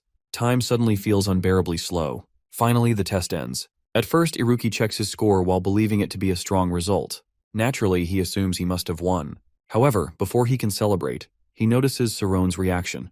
At that moment, Sariel rushes to Saron, concerned about his condition. Seeing his exhaustion, she immediately asks if he is okay. Still feeling overwhelmed, he weakly calls out to her while asking about the test results. Instead of answering immediately, she beams with excitement and, to his surprise, reveals the shocking news that he has won.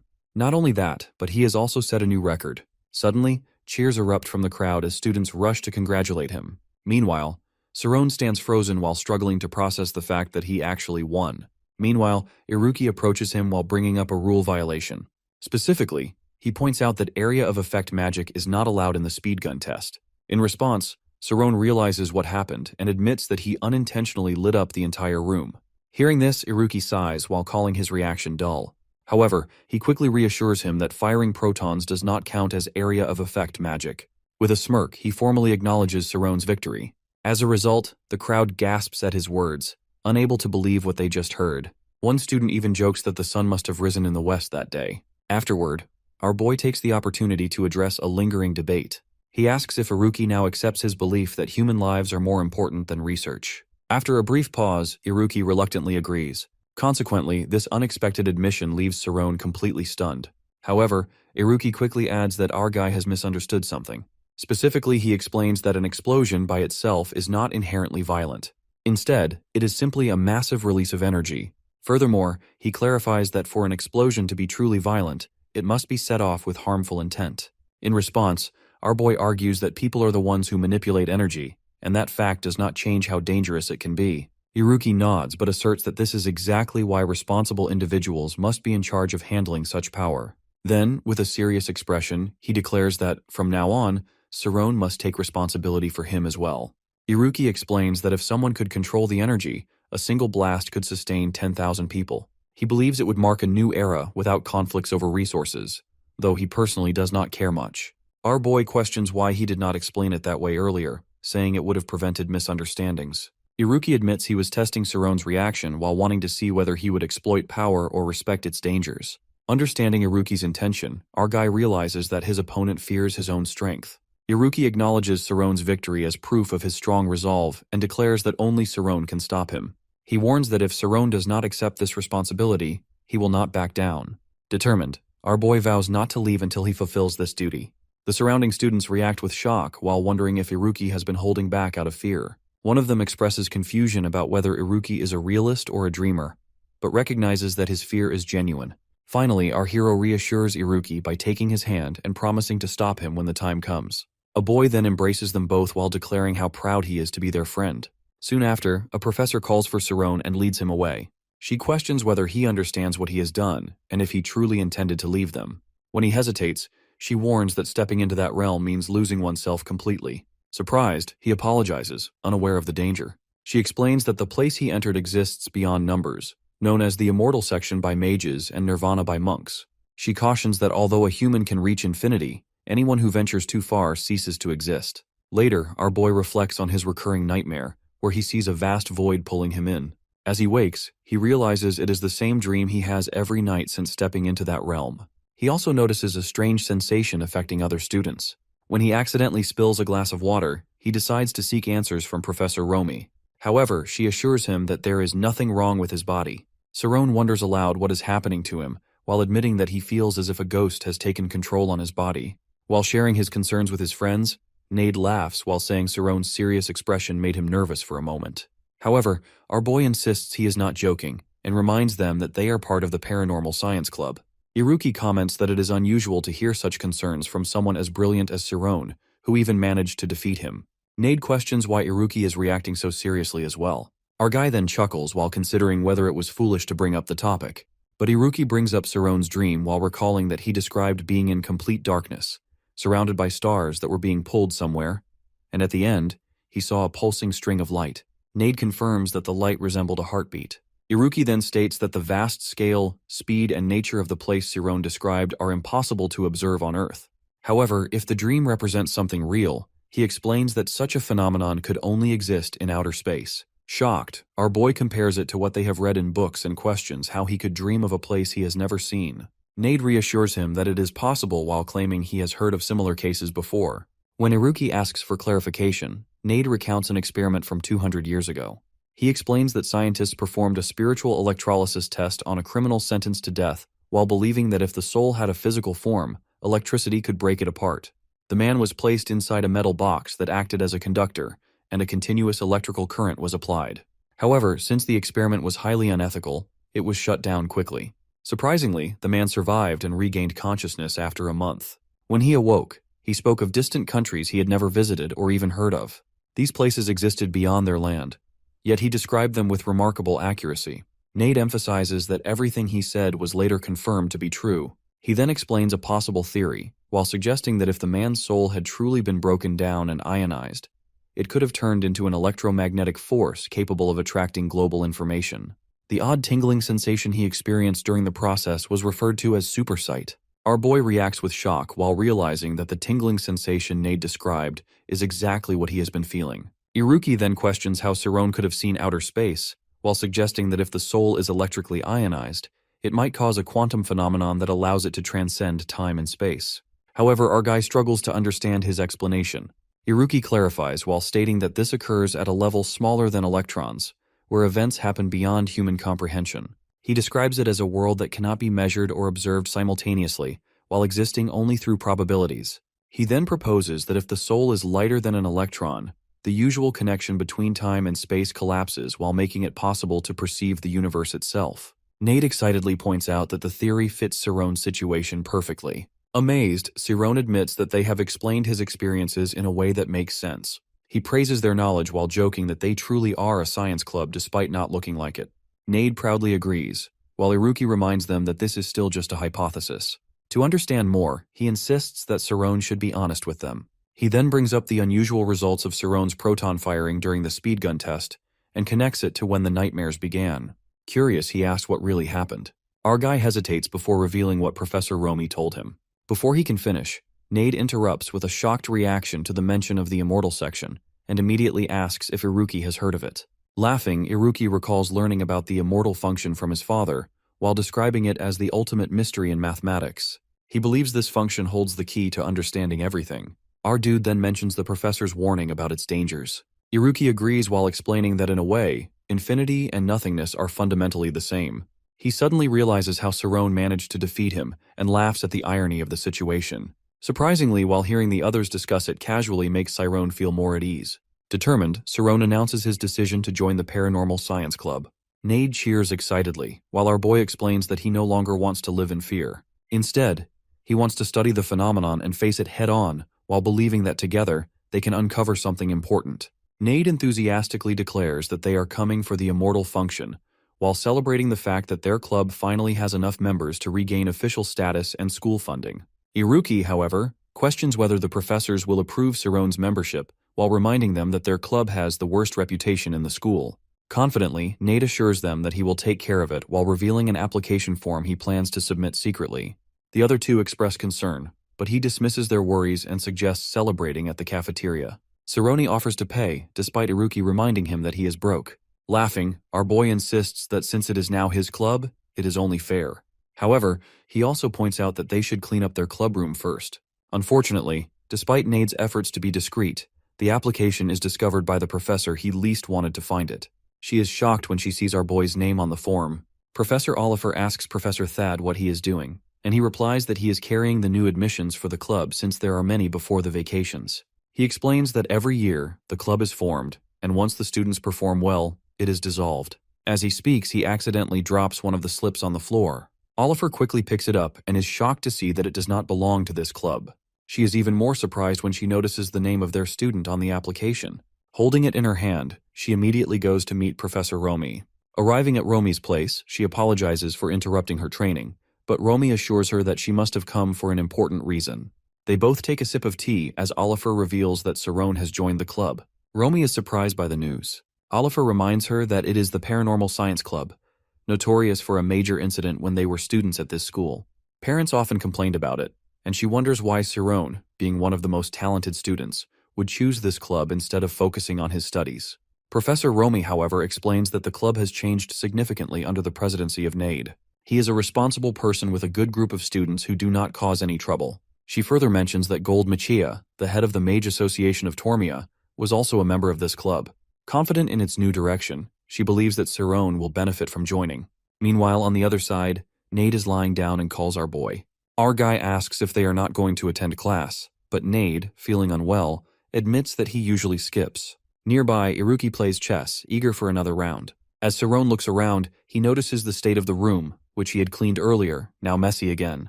Realizing that both Nade and Iruki neither attend class nor conduct any research in the club, he decides to focus on studying on his own. Cerrone starts reading books while, nearby, Iruki asks Nade if he has completed his invention. Nade responds that it is not finished yet. Curious, Iruki guesses that he is working on an invisibility cloak. When Nade finally shows him the invention, he is highly impressed. Noticing this, our boy also wants to see it. Nade explains that it only works for an hour while prompting our guy to come over and examine it as well.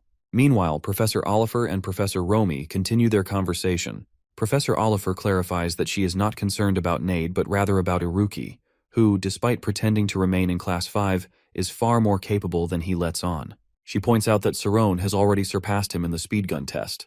Aware that once the senior students graduate, the school will finally be rid of certain troublesome individuals, she worries that if Cerrone starts interacting too much with Iruki, he might adopt his habits, which could be harmful to the school. Professor Romy, surprised by Oliver's concerns, believes she is overthinking the situation. On the other side, our boy notices that Nade has completed several magic grenades. Observing them closely, he wonders if they are dangerous. Nade reveals that he has been saving them for a long time, but Iruki dismisses this while claiming he is lying and only wants to become a magic engineer, which is why he struggles academically. Our guy, surprised by his ambition, finds it incredible and asks if he has designed them using electromagnetic energy. Our boy notices a red book lying in front of him. Moving towards it, he picks it up and asks if it belongs to the Human Form Club. Hearing this, he is taken aback. As he opens the book, he sees that it contains records of students who were part of the club. Nade explains that it holds a complete history of students who have passed through various shady clubs while detailing all the gossip and illustrations related to them. Surprised, our guy wonders why the school does nothing about this. Shocked by what he hears, he continues flipping through the pages until he suddenly notices Amy Carmus in the book. As he stares at her name, Nade reassures him that there is nothing about him in it and teasingly asks if he has been dating Amy. Ignoring the remark, our boy instead questions who created the book. Iruki responds that it remains a mystery, as no one knows its author. However, since it contains detailed information about senior students, it is most likely compiled by one of them. Hearing this, Cerrone is even more surprised while realizing that a senior might be behind the creation of such a book. On the other hand, Professor Oliver realizes that the Paranormal Science Club lacks morals while resembling the Dark Magician kids. She believes that if talented students join, their abilities will be misused, which could harm both the school and its monitoring system. She explains to Professor Romy that the club was never officially dissolved because it was never granted official club status. However, with gifted students now attempting to revive it, she feels the need to disband it once and for all. Professor Romy, while understanding her concerns, listens intently. Pouring some tea, Professor Romy reminds her that there is a reason why the school does not interfere with student clubs. These clubs are independent while playing a crucial role in cultivating students while allowing them to reap the benefits of their own efforts. She argues that if the administration takes away students' ability to choose, they will grow up fearing decision-making in all aspects of life. Considering this perspective, she suggests giving students the freedom to choose. Oliver, though initially hesitant, begins to see the logic in her argument. However, she remains determined to guide students toward developing their talents while keeping them away from distractions. Professor Romy realizes that Professor Oliver values our boy not as a club member but as a student with great potential. She also recognizes that Professor Oliver has given him ample time to decide his future, yet her dedication to shaping his path remains unwavering. Changing the tone, Professor Romy finally shares something she had not mentioned before, that during the speed gun test, Cerrone reached nirvana. Professor Oliver, shocked by the revelation, shouts in disbelief. Suddenly the floor trembles and the building shakes. Meanwhile, Cerrone, while sensing the vibrations, wonders if it is an earthquake. Nade quickly instructs everyone to hide everything while prompting Cerrone to question why. Nade explains that a professor is about to inspect the warehouse while urging him to remain silent. It turns out to be a surprise inspection by Oliver. As she walks toward their room, she notes that it takes 3 minutes to reach it, and is more than enough time to eliminate any incriminating evidence. Cerrone, still confused, suggests they should go and welcome the professor, but the others immediately silence him while warning that if he acts suspiciously, he could be suspended from the club. Resolving to remain composed, they sit quietly while pretending nothing has happened. When Professor Oliver finally enters the room, she finds them sitting calmly on the sofas. Observing their behavior, she becomes even more convinced that the club must be dissolved immediately. As she enters the room, she asks whether they will not greet her and thinks that these clubs are autonomous organizations run by students under the teacher's council. She also believes it is necessary to give any opinion through a complete process, even though she is a professor. However, Nade interrupts while stating that they are discussing something important. She finds his attitude very irritating. He remarks that if she had informed them of her visit beforehand, they would have welcomed her properly. She realizes they are pressuring our boy to be a part of their game. Meanwhile, the boy feels happy inside upon seeing Professor Oliver and wonders whether he should sit or say anything. The professor then inquires whether they offer tea to their guests, to which Nade responds with skepticism while questioning if she would trust them if they made tea for her. Choosing to get straight to the point, she tells them to come to the club room at school. They are shocked upon hearing this. Nade asks for the reason, and she explains that after reviewing the documentation, she has found many reasons to disband the club. It has not produced anything beneficial for more than 4 years, has continued operating without enough members, and has not received funding for a long time. According to regulations, the club can only continue if it produces something significant within a month. Hearing this, Nade lays in front of her while pleading not to make them do a presentation, as it is impossible to prove anything about paranormal science. He then questions whether she truly intends to dissolve the club, which stands against the Society of Magic, an organization filled with science and logic. Declaring that he would rather do anything than the presentation, he waits for an alternative. She, seeing his willingness to listen, presents another option, which is removing Sarone from their club. Our boy is shocked upon hearing this and immediately asks for the reason. Professor Oliver responds while implying that he already knows why she is saying this. She further mentions that the immortal function is a significant problem in the school while posing a dangerous threat to young students and potentially harming him as well. He insists that while he understands the risks, he will not do anything wrong. However, she clarifies that the real issue lies in the phenomenon of overflow, though he struggles to comprehend its implications. Iruki steps in while explaining that it is similar to a genius disease, something he himself experienced at the age of 8. Recalling his own experience, he shares that his father had simply told him to endure it. They appear to take the matter lightly. The professor then elaborates while describing overflow as a phenomenon where the human mind is unable to handle vast abilities, while causing the brain's barriers to break under the pressure of excessive information. This results in a severe risk of mental breakdown, commonly known as the genius disease. She warns that those who fail to receive proper treatment for this condition suffer immense pain for the rest of their lives. What concerns her even more is the overflow triggered by the immortal function, which is far more dangerous. Realizing the gravity of the situation, he becomes nervous. The thought that it could drive him to madness begins to settle in, and he recalls the nightmares he has been experiencing while making him connect the dots. Understanding the risks, she had previously advised him to reduce his class load while undergoing psychological treatment. Now, she decides to handle the matter personally. If they truly care about him, they should remove him from the club. Nade, however, refuses to agree. She tells him not to act childishly, but he insists that the decision should be his own. Iruki shares a similar perspective while believing that she is pressuring him unnecessarily. Nade then makes a bold remark while suggesting that her concern for him indicates she has feelings for him. To their surprise, she acknowledges this and questions whether they have a problem with it. They, in turn, are left bewildered while wondering how it could be possible for a teacher to have such feelings for a student. She explains that it is statistically possible, but Nade dismisses the idea while refusing to bring statistics into the discussion. He then questions whether, according to statistics, there is a probability that she also likes him. Without hesitation, she states that the chances are absolutely 0. Hearing this, Nade collapses to the ground in exaggerated disappointment while prompting her to urge him to be more realistic. Iruki then addresses the professor while pointing out that if their boy cannot handle the overflow, it does not mean he will actually die. However, she believes that, at the very least, Iruki should understand the seriousness of the situation, given his past experience. He, in turn, argues that they should trust their boy while considering his level, and accuses the professor of becoming overly concerned. Her increasing involvement even makes him view her as obsessive. At that moment, their boy stands up while asserting that the decision should be his own. He admits that he is scared, and has felt as though he is on the verge of losing his mind, yet at the same time, the sensation brings him a strange sense of satisfaction. The professor is shocked by his confession. He continues while explaining that what is happening to him feels incredibly special. Although he fears the nightmares, he is determined to uncover the secrets hidden within himself. Resolving to face it as a challenge, he chooses to overcome this situation rather than surrender to it. Watching him, Professor Oliver sees him as no different from the other boys who have come before her. She recalls the boy who once tried to save her in the past. With that memory in mind, she becomes completely accepting of his decision and agrees that there is no need to expel him from the club. Nade, upon hearing this, is overjoyed. However, the professor then announces that they will proceed with Plan A while requiring them to deliver results within 1 month. Nade, shocked by this revelation, feels an overwhelming sense of exhaustion.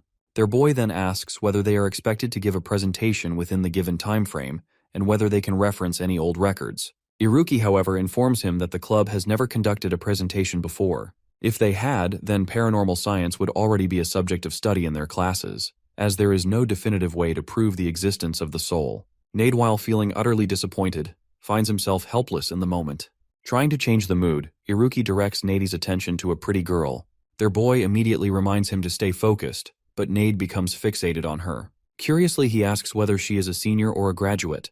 It is only then that their boy realizes the woman in question is actually Professor Oliver, while looking entirely different than usual. Iruki takes note of his keen ability to judge women. Curious about her unusual appearance, he wonders where she is headed. Iruki speculates that she is probably going on a date. Nade, surprised, sees this as his opportunity. He decides to follow her while hoping to learn something about her that he can later use against her to prevent the club from being shut down. Their boy finds the idea ridiculous, but Iruki warns that tailing a level 6 mage is far from a good plan. Nade, while growing irritated, watches as Iruki dashes off, declaring that he will follow her while Saroni is tasked with bringing Nade along. Determined, Nade insists on bringing his cloak for disguise while instructing Iruki to keep his distance, as they see this as their only chance to save the club. Meanwhile, their boy cannot believe how passionate they are about everything and not about studying, but about keeping the club intact. As Professor Oliver stands ahead, Nade quickly realizes that they have already been caught multiple times. Their boy, filled with unease, questions their motives. Yet his curiosity grows as he wonders who the professor is meeting. Finding it strange, he cannot help but ask himself why she is heading toward the commoner area.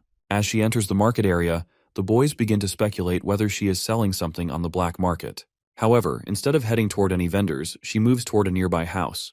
Knocking on the door, she greets a man while prompting Nade to wonder if he is her boyfriend. Their boy, while sensing that they have seen enough, suggests that it is time to leave since she has already gone inside. However, Nade insists that they need more information and decides they must go in. Without hesitation, he rushes toward the house, determined to do whatever it takes to protect their club while leaving their boy shocked by his recklessness. Waiting outside the house, they eventually break the basement lock and manage to sneak in. Finding the first floor empty, they cautiously make their way to the second. To avoid detection, he decides to use Schism to scan the hall area. Their boy, while observing their skills, wonders if they would be just as passionate about learning if they focused on studying instead of reckless schemes. Suddenly, Nade signals them to stop while claiming to hear a voice coming from one of the rooms. Their boy urges him to leave while they still can, but Nade refuses while arguing that since the professor started this battle, they must see it through to save the club. As they listen closely, they hear a conversation from the room. Someone is commenting on how they look and discussing whether they should change their clothes. Their boy believes this is the perfect moment to leave. Then, a girl inside asks when the man's wife will be returning, to which he replies that she will be back in 2 hours. Nade immediately realizes that Professor Oliver's supposed boyfriend is actually married. Iruki believes they now have enough information to blackmail her, but Nade, after a brief hesitation, decides against it while realizing that it would be wrong. Before they can plan their next move, they accidentally burst into the room, throwing open the door and shouting that the professor should not be doing something illegal. However, instead of finding a scandalous scene, they see Professor Oliver sitting calmly while the man sketches her. Professor Oliver, visibly unimpressed, demands to know what they are doing there. Now sitting on the floor with trembling hands, they apologize profusely. Nade, still flustered, accuses her of having an affair, which only makes her more annoyed. She questions whether they truly believe she would do something like that. Then she sternly tells them to wait until they return to school. Iruki, while accepting the inevitable punishment, quickly blames Nade for everything. However, Nade retaliates while arguing that Iruki had followed him in all of it. Iruki further points out that the invisibility cloak belongs to him. The man, amused by their panic, suggests that they might have only come because they were worried about their professor. Though she remains displeased, he reassures her while suggesting that they might have thought sneaking in was acceptable since she was present. He then offers to get them some tea. Grateful for the unexpected kindness, the boys silently thank him, seeing him as an angel who has saved them. Meanwhile, their boy finds himself growing uneasy. As he observes the man, a strange sensation overtakes him while making his head feel heavy. He wonders whether this is supersight at work. Professor Oliver, now more at ease, seems comforted by Armin's understanding nature. Curious, their boy asks who the man is and why she is being so secretive about him. She explains that they met as students in a magic school when they were young. Iruki then asks whether he is a mage and what happened to his eyes. She solemnly reveals that he lost his sight because of her. Remembering her past, she recalls a time when she experienced overflow as a child. Caught in a torrential downpour, she had been overwhelmed and trapped in a nightmarish state while running blindly through a flooded area. The water was deep, and she had been recklessly jumping through it, unaware of the danger. During that moment of panic, he had appeared while carrying a piece of wood. He had told her to hold on to it until they reached the downstream area. As they moved forward, she had hesitated while saying she couldn't do it. However, he had insisted that she hold her breath, believing it was their only chance to survive. Although he had managed to lower her safely into the water, he had been struck by debris, which were large pieces of logs crashing into him. He had once been a brilliant student, full of promise. However, losing his sight to save her had cost him his future as a mage while forcing him to abandon his dreams. She explains that she recently discovered he had become an artist, which had completely surprised her. Iruki then asks if this is the reason she has been so concerned about the overflow. At that moment, Armin enters the room while carrying tea in his hands. The boys quickly thank him as he sets it down. He remarks that Professor Oliver must have scolded them, but he knows she cares deeply for her students. As they sip their iced tea, Nade, while feeling somewhat guilty, admits that they also respect the professor. Their boy, still fascinated by Armin, asks if he can watch him while he paints. The other boys, equally intrigued, lean in to observe.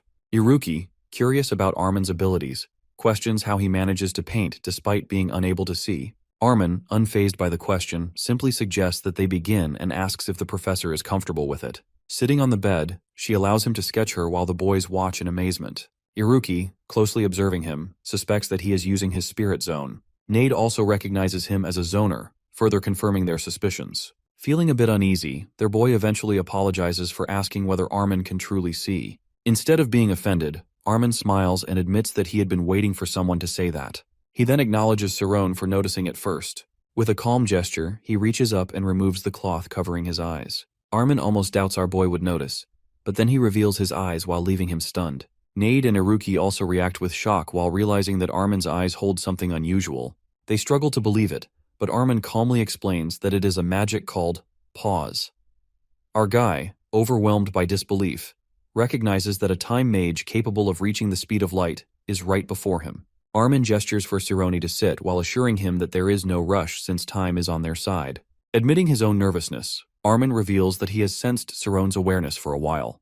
Normally, people perceive light as visual information, but his own eyes directly see light itself. Because of that, he immediately recognizes their shared experience. Our hero, still confused, asks for clarification, and Armin confirms his suspicion whether it is the immortal function. Curious, our boy inquires about this mysterious ability. Armin describes it as a door leading to infinity, accessible only to those known as unlockers. Once opened, the mind of an unlocker quickly expands into the infinite, while bringing both power and a sense of freedom. However, he reassures Siron that as long as he does not push beyond his limits, his mind will remain intact. With some hesitation, our guy shares a personal struggle while admitting that he dreams of the universe every night. Although he has not mentioned it to his friends, he worries that the constant supersight might drive him crazy. Armin listens and then remarks that magic seems to have embraced Siron. He explains that such indications are completely natural, as stepping into infinity exposes one to the vastness of the universe itself. Those who encounter limitless space often feel an overwhelming fear, but that fear can also lead to enlightenment. Most unlockers gain an omnipotent control over space while allowing them to wield magic on an immense scale. However, Armin suspects that Siron's fear does not stem from infinite space alone, but he has encountered something entirely different. When the time is right, an understanding of it will come naturally, though it may take days, years, or even a lifetime. Hearing this, our boy reacts with shock, but Armin reassures him. The knowledge he seeks is already within him, he simply has yet to name it.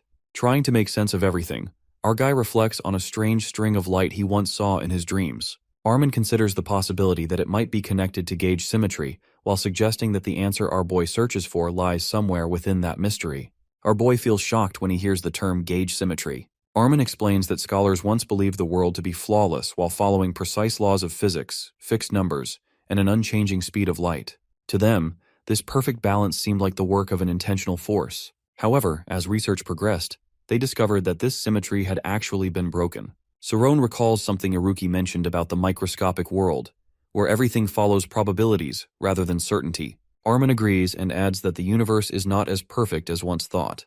The reason behind this broken balance remains a mystery, an unknown force without a name. However, he expresses confidence that Saron will eventually uncover the truth. Feeling encouraged, our boy thanks Armin and admits that until now, he had only followed Professor Oliver's path. However, after meeting Armin has made him feel truly inspired. In response, Armin asks for a favor that he wants Saron to look after Sienna, as she is more sensitive than she appears. Our boy, curious about Armin's secrecy, questions why he hides the fact that he still uses magic. He suggests that honesty would be easier. Armin explains that Sienna constantly worries about him while carrying guilt over something that happened in the past. Since nothing can restore what he lost, he does not want her to feel obligated to him. He also mentions that she believes he has moved on and even started a new life. His only wish is for her to live freely without unnecessary burdens. With that, he makes our boy promise to keep his secret. Afterward, he thanks Sienna for everything. She reassures him that no thanks are needed and reminds him to write once he settles elsewhere. Armin agrees and encourages the others to keep studying. They all express their gratitude before he turns to Sienna one last time to say goodbye. She nods in response and then leaves. A girl suddenly arrives and cheerfully tells Armin that she has finished shopping. She then asks if he has completed his painting. Noticing Professor Oliver, she expresses surprise that Sienna is already leaving and suggests that she stay for dinner. Standing beside Armin, she appears comfortable, while Saron silently observes the interaction. He finds himself surprised while realizing that Armin is more romantic than he had expected.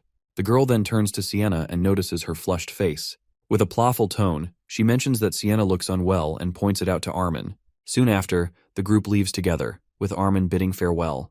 As they walk away, the girl makes a remark about how no one would believe that someone like Armin, known for his bright eyes, could ever look so stunned. Armin, while seeming unamused, tells her to stop teasing and focus on her report. Switching to a serious topic, she reminds him that they need to leave Kreis and reach Kelvora within 15 days. She warns that they will likely face some trouble along the way, but expresses confidence that he can handle it. Playfully, she even calls him Reflector of Eternity. Armin, however, remains stern and assures her that he will fulfill his contract while asking her not to waste time with unnecessary comments. She then questions whether he has told Sienna the truth while reminding him that the lives of those he cares about are at risk. He reassures her that Sienna remains unaware of everything. Meanwhile, on the other side, Nade suddenly expresses concern while saying they are in trouble. When the professor asks for clarification, Nade explains that if things continue as they are, Professor Oliver's already bad mood might worsen. He worries that they will face punishment for informing a professor and breaking into a restricted area, which could even lead to their club being dissolved. Trying to lighten the situation, Nade asks if they can eat before heading back. Iruki eagerly agrees while saying he is starving. The professor, after considering it, agrees that it is not often they go out and decides they should get something to eat before returning. With a slightly sarcastic tone, she comments on how they must be hungry after making a mess all day. Encouraged by her response, she then tells them to eat as much as they like. Feeling hopeful, Nade wonders if they might be able to escape punishment by improving the professor's mood. Iruki, on the other hand, is already planning to order something expensive. Meanwhile, our boy quietly reflects on the situation while suspecting that the professor is upset about Armin leaving. Wanting to lift her spirits, he resolves to find a way to cheer her up. 2 hours earlier, as they eat, the professor suddenly starts drinking while catching everyone's attention. The students question her decision, to which she casually responds by asking why it is a problem. She points out that if they can break into people's houses, then she should be allowed to have a drink. Nade, eager to stay on her good side, quickly encourages her while saying that today is her day to drink as much as she wants. Iruki, amused, comments that it seems like she has never heard such reasoning before. Wanting to earn some favor, Nade offers to pour her a drink, but she reminds him that he is too young to even be touching alcohol. Meanwhile, Nade silently thinks that he needs to get on her good side, though he has no solid plan. Our boy then hands Iruki a drink while suggesting he try it, but Iruki declines while saying he is already tired of it. Determined, he adds that he will find the professor's weakness that night. An hour later, the professor is completely drunk. She grabs Nade's cheeks and affectionately calls him a troublemaker while commenting on how soft his face is. The other two observe her and immediately realize that she is fully intoxicated. Suddenly, she points at them and praises their impressive results in the speed gun test. She acknowledges their talent, but questions why they slack off in their schoolwork. With a serious tone, she reminds them that many people have talent, but still fail to achieve their dreams. She insists that she only wants the best for them, even if they think she is a bad teacher. They immediately deny having such thoughts, but before the conversation continues, they collapse onto the table, exhausted. Seeing her unresponsive, they grow concerned. Iruki notices that they have finished eating and remarks that she is not getting back up. Unsure of what to do, they realize that they have not even paid for the meal. They repeatedly call her name, but she remains motionless. At that moment, a man approaches and while seeing the professor's condition, comments that she is completely drunk. Offering to help, he suggests taking her home in his carriage, but only her, as he laughs to himself. Saron immediately refuses, but the man dismisses him while insisting that they should leave it to an adult. Admiring her appearance, he attempts to wake her up while remarking that she is quite pretty. Seeing this, our boy becomes furious and grabs the man's hand in anger. The man, taken aback, warns our guy to reconsider his actions. However, our boy firmly tells him not to touch their professor. The man, now offended, shouts at him while calling him a rascal and saying that students should not be out so late. He then threatens to have them expelled while boasting that it would be easy for him. Without hesitation, Nate attacks him while presenting two choices that either he leaves or embarrasses himself right there. The bystanders, shocked by what they witness, recognize it as magic and whisper among themselves while wondering if the students are from Alpheus School of Magic. Iruki then retrieves the man's wallet while reading his name aloud, which was Douglas Silver from the Crayas Administrative Office. Douglas, stunned, demands to know how Iruki got his wallet. Without answering, Iruki mockingly calls him a civil officer and then tosses the wallet aside. Finally, he tells the man that if he truly wants to get them expelled, he should speak with Iruki Mercadine, who would be willing to listen. With that, he throws the wallet back at Douglas while hitting him directly in the face. The man looks confused upon hearing the name Mercadine. He hesitantly repeats it while realizing that the family is a first-class noble house, responsible for overseeing Dragon Bolt and serving as the king's advisors for 3 generations. Upon this realization, he and his companions panic and quickly flee. Iruki watches them run and sarcastically questions why they even bothered confronting them if they were just going to escape. Meanwhile, Nade turns to him and asks why he suddenly mentioned his noble background, while reminding him that he usually avoids talking about it. Iruki casually responds that he makes an exception for people who try to use their influence in such an underhanded way. Shrugging it off, he suggests they leave while saying that the incident has completely ruined their meal. Before heading out, Nade takes a picture of Professor Oliver in her drunken state, while joking that Professor Perfection passed out drunk would make for a great headline. Iruki glances at the photo and nods in approval while suggesting that it might help them save their club from being shut down. Meanwhile, our boy struggles to carry the unconscious professor and complains to the others about having to do it alone. Nade playfully asks what the problem is, while Iruki reminds him that he is the strongest among them. However, our guy, exhausted, loses his balance and collapses to the ground. Seeing this, Iruki suggests that he try using his schema. Confused, Saron asks how he is supposed to activate it so suddenly. Iruki reassures him that if he can create a spirit zone, he should also be able to use his schema. Nade adds that their kingdom has mage knights as well, and he is certain that Saron has the talent for it. Excited by the idea, our boy expresses his eagerness to learn.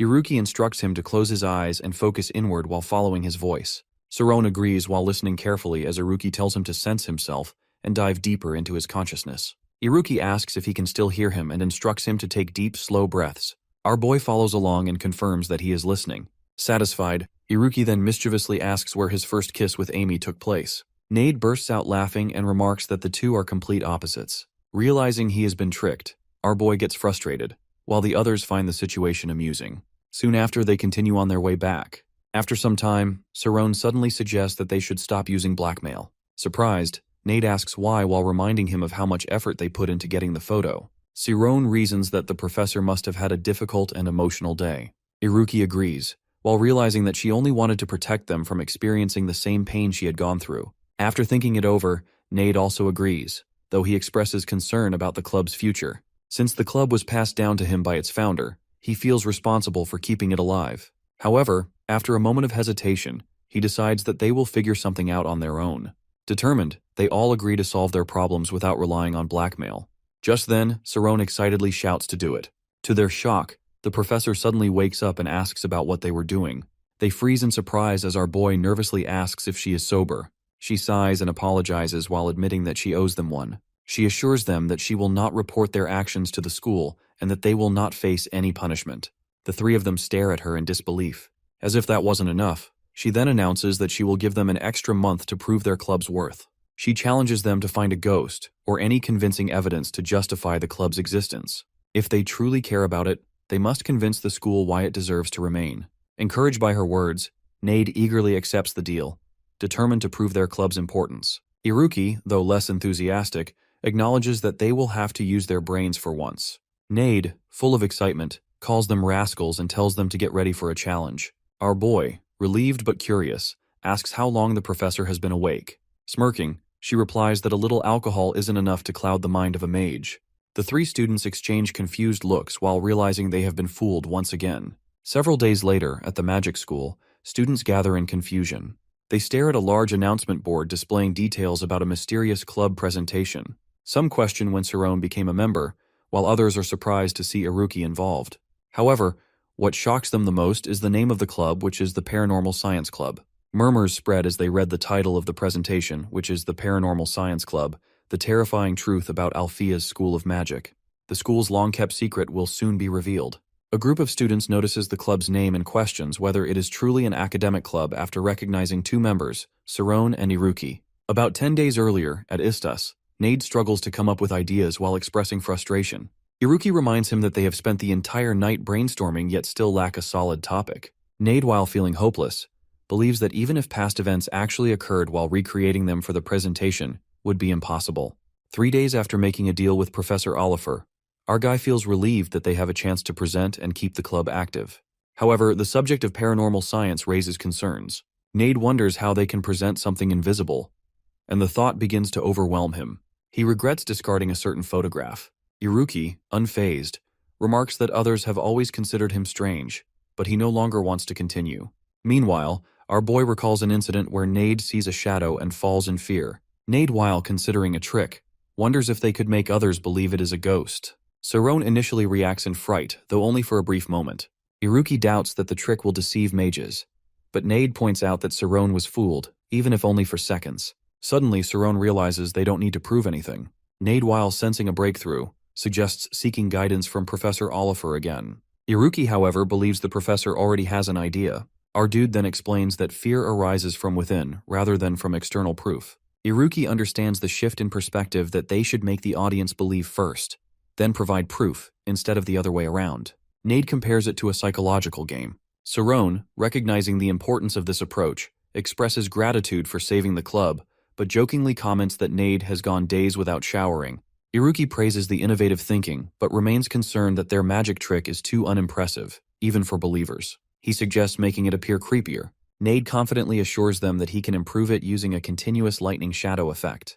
With that, he prepares to demonstrate his skill. Iruki watches Nade's demonstration and comments that if he uses the technique continuously for 24 hours in a second, it will resemble a smoothly moving image. Meanwhile, Nade, exhausted from 3 days without sleep, struggles to stay focused. Our boy, concerned, advises him not to push himself too far. Iruki then wonders if they can create something similar using a machine. Nade admits he had considered that idea earlier but points out a major issue. He explains that while a moving hologram can be generated by running a program through a machine, it would appear fake if it does not respond to the person in front of it. Recalling his own experience of seeing a ghost, he emphasizes that a lack of reaction would make the illusion unconvincing. Our guy reflects on his own encounter and realizes that making eye contact with the ghost had been the key factor in his fear. Iruki, suddenly having an idea, claims he knows how to solve the problem.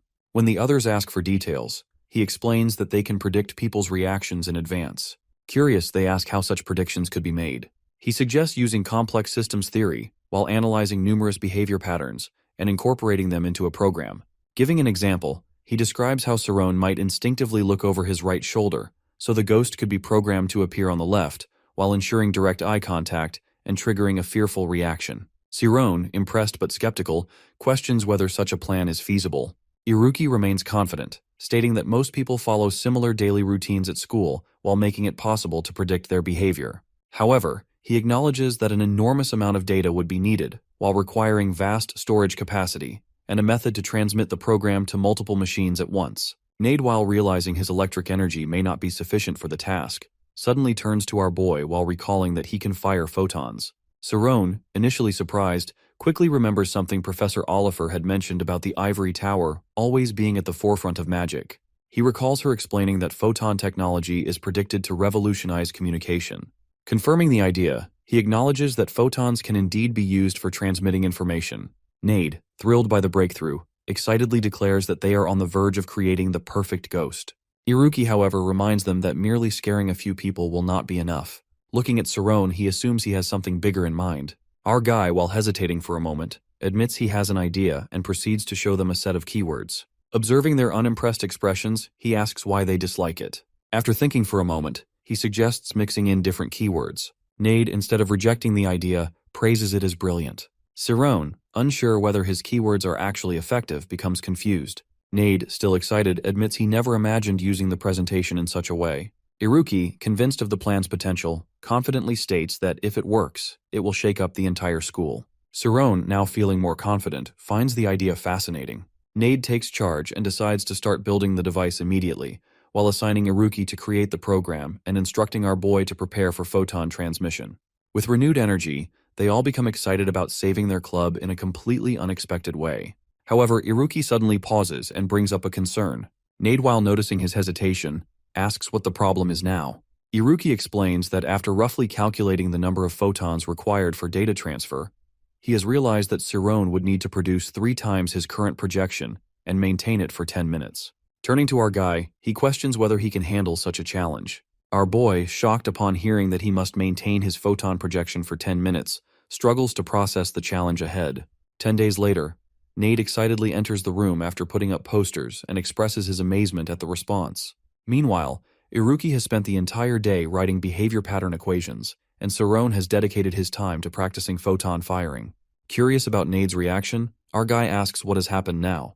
Iruki, while grinning, announces that their event has become the talk of the school, and everyone is eager to see it. Sirone, surprised, questions whether a simple poster could have generated such interest. Iruki, amused, suggests that the attention might be due to how unusually they are handling everything. However, he also notes that the larger the audience, the more work they will have to do. Wanting an estimate, he asks Nade how many people are expected to attend. Nade, uncertain of the exact number, guesses that more than half of the entire school will show up.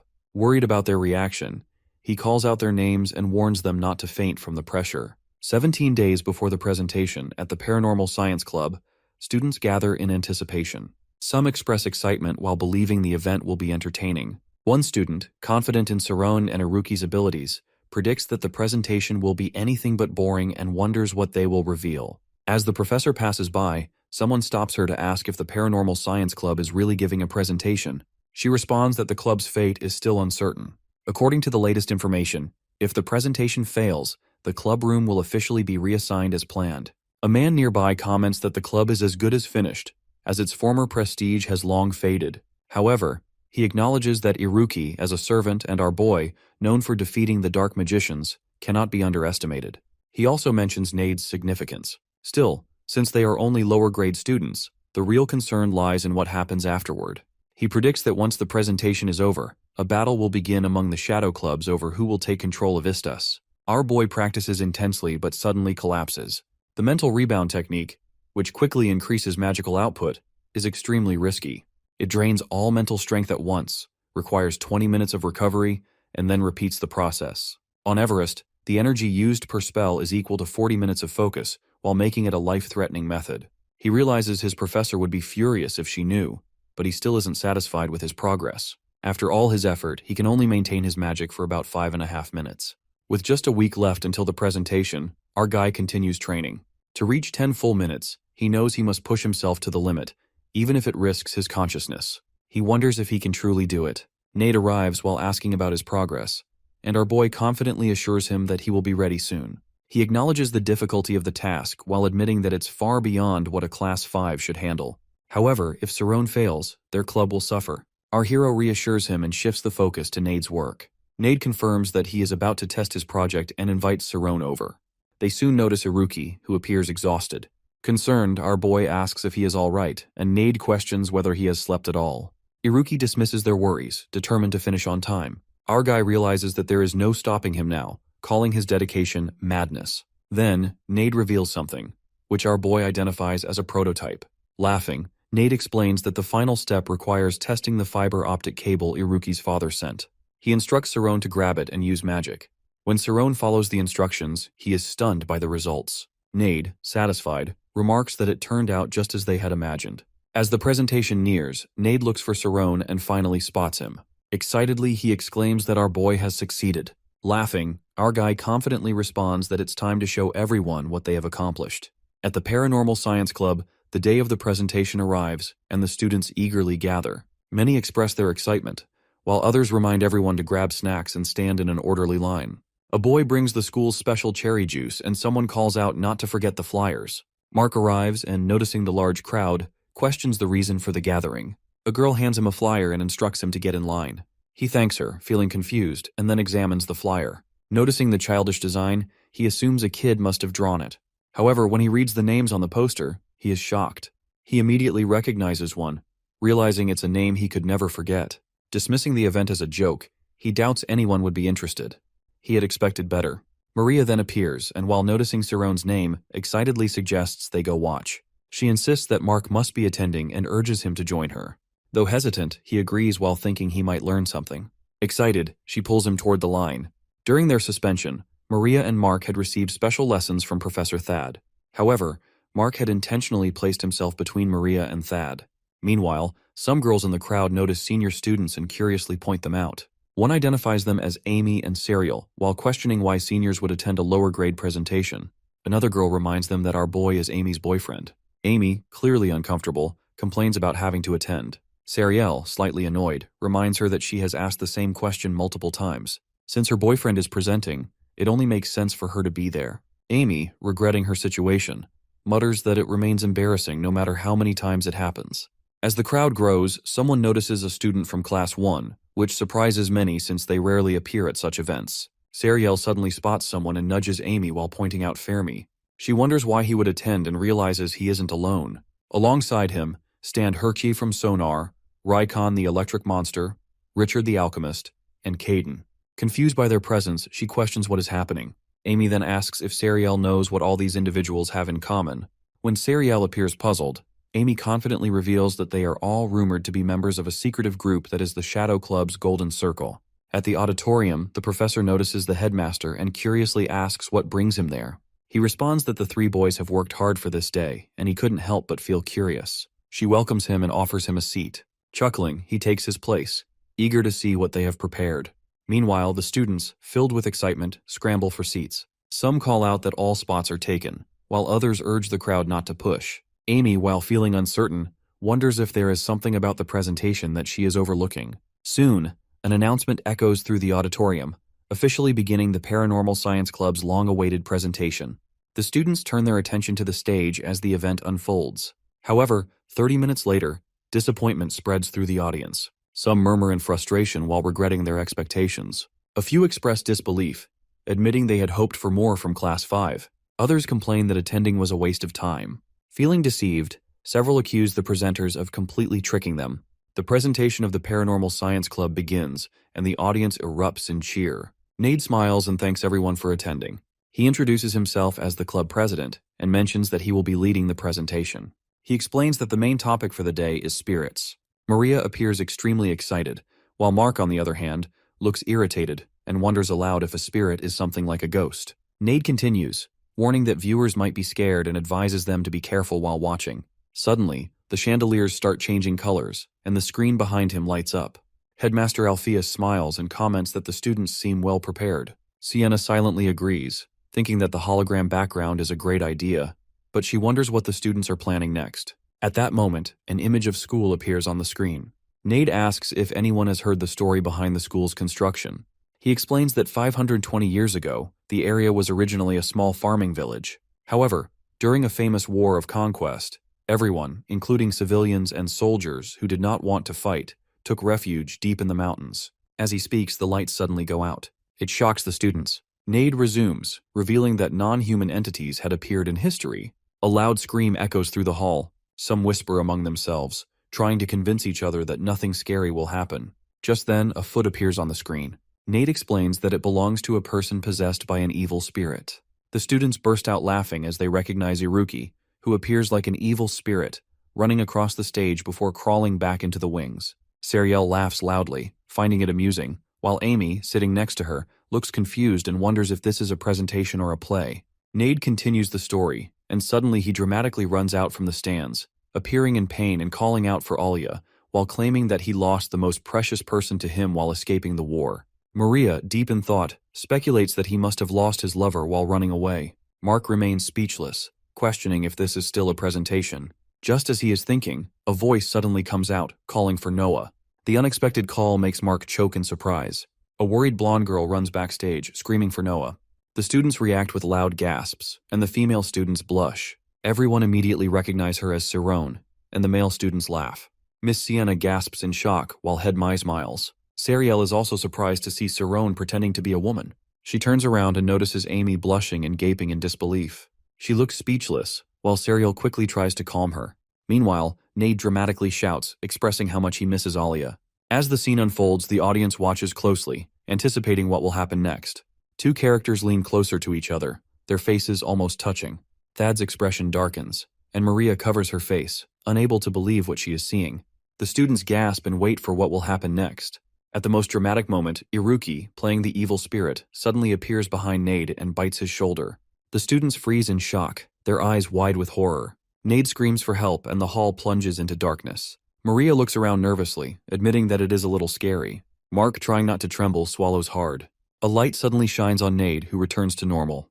Holding up a notebook, he explains that 6 months ago, researchers discovered an old diary while studying the history of the Academy. Their research revealed a shocking truth that some souls, after being infected by evil spirits, turned evil themselves and now wander the earth, seeking bodies to possess.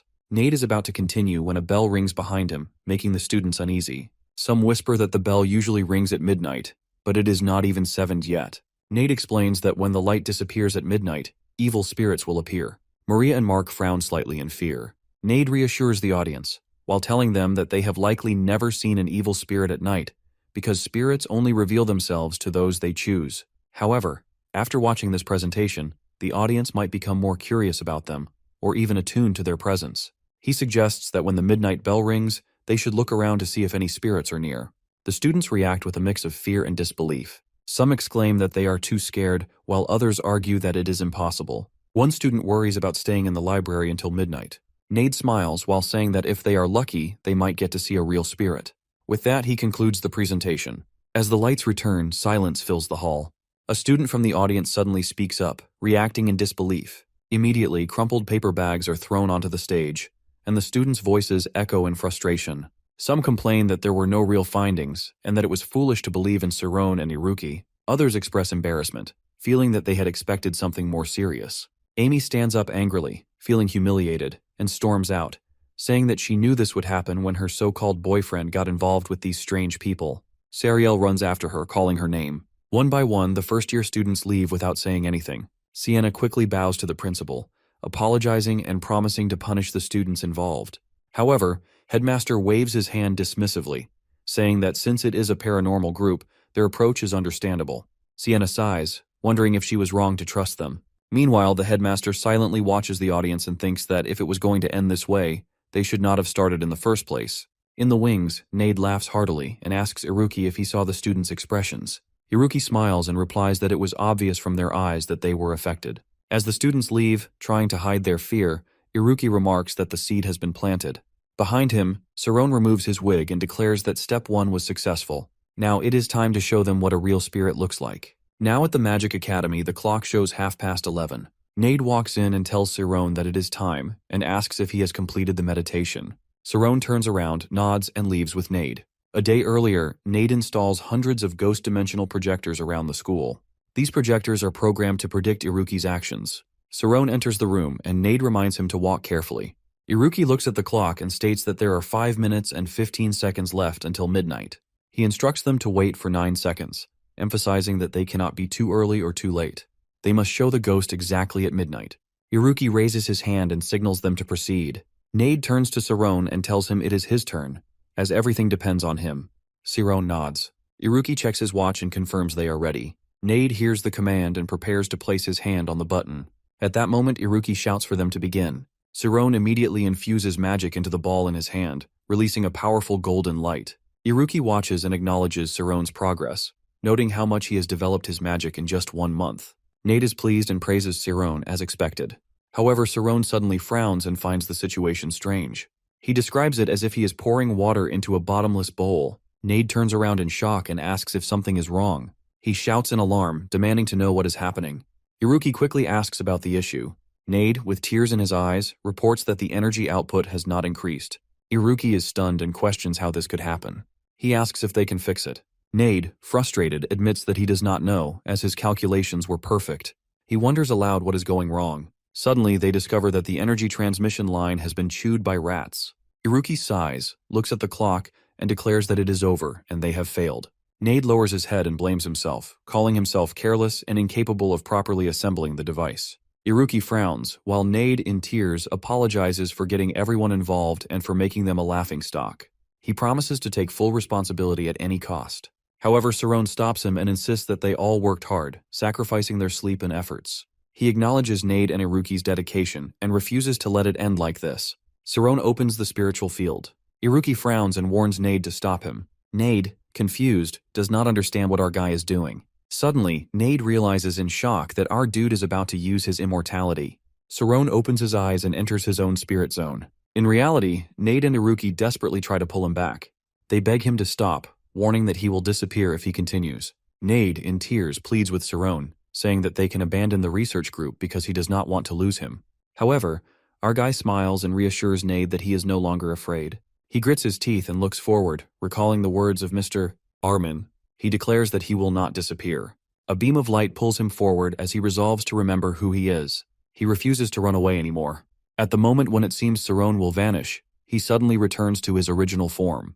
Outside, a huge light shines. Nade, worried, asks if Sarone is okay. Struggling, Sarone manages to say that they should head out. Iruki understands and immediately calls for Nade. Nade hurries back to the console and is stunned to see the energy output has already increased. Holding back tears, he turns on the switch and shouts to Iruki. Though Iruki is concerned, he still activates the controller in his hand.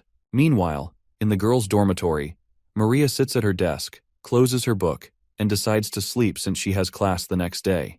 However, she suddenly shudders as a memory resurfaces. She recalls the ghost story about midnight and wonders if she will really see ghosts. Smiling, she looks out the window and dismisses the idea, saying there is no such thing as spirits in the world. At that moment, outside her window, an evil spirit monster appears. Seeing its grotesque face, Maria is startled. In another room, Amy panics, grabs a vase of flowers, and throws it at the window, demanding to know what the entity is and how it got inside. The evil spirit in front of her laughs. Amy shivers in fear, thinking if it is just smiling at her. She immediately screams and runs out of the room in terror.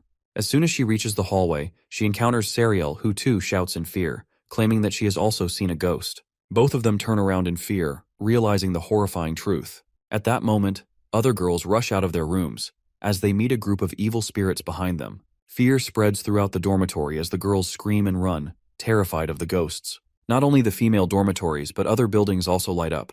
Panic spreads as the sounds of screaming fill the air. A group of evil spirits rushes forward, and students run around, shouting for help. Some look up at the sky, wondering why the spirits keep chasing them. The entire academy becomes chaotic in an instant. Younger students cry out of fear, while older students try to show off their strength, urging everyone to fight back. However, the number of evil spirits suddenly increases 2 or 3 times, making the students huddle together in terror. Just as panic reaches its peak, the spirits vanish without a trace. A student notices something and exclaims that there is someone on the roof. Everyone turns their gaze upward and sees 3 students, Sarone, Iruki, and Nade, standing above, clapping. Nade cheerfully comments that their presentation is finally happening with an audience. Before he can finish his sentence, a furious voice interrupts. Sienna rushes over, angrily grabbing something as she yells for them to come down. She demands to know why the academy is in chaos in the middle of the night, explaining that she was in the shower and was completely startled. Nade mischievously smiles and remarks that it is a beautiful night. By now, the students understand that the ghosts are mere holographic projections. Just then, laughter echoes through the air. Sienna turns to the headmaster in surprise, asking his reason to be here. He smiles and replies that he believes the presentation is not over yet, and asks everyone to listen until the end. Nade takes this opportunity to speak, explaining that their research team has been investigating the existence of spirits. He asks if they believe in supernatural phenomena. The students react angrily, calling them frauds and accusing them of using simple tricks. Some whisper among themselves, questioning how the holograms moved so realistically. As debates continue, the headmaster conjures a small ghost with magic and laughs, challenging the students to explain how the trick was performed. Sienna comments that their prank is quite advanced. Sarone, standing above, smiles, thinking that intelligence is a magician's most valuable asset, and curiosity will always draw people in. Some 4th grade students express their frustration at being fooled by 5th graders, but admit they cannot figure out the mechanism behind the trick. Sienna acknowledges that their stunt was well executed but insists it is not enough to earn recognition for their club. The headmaster, however, smiles and says that the trick itself is not what matters. Sienna does not seem to understand, while the students remain skeptical. They argue that the spirits are fake since they lack souls, questioning what fake souls have to do with supernatural research. Nade laughs and points out that despite their disbelief, they were all frightened. He asks them to consider what they were running away from if spirits do not exist. The students fall silent. Amy and Serial exchange glances, deep in thought. Nade continues, explaining that their emotions, like the fear they felt, are at the heart of scientific research on supernatural souls. He argues that even those who claim not to believe in spirits experience doubt when faced with the unknown. Sarone and Iruki smile at each other, acknowledging that the question of whether spirits exist remains unanswered.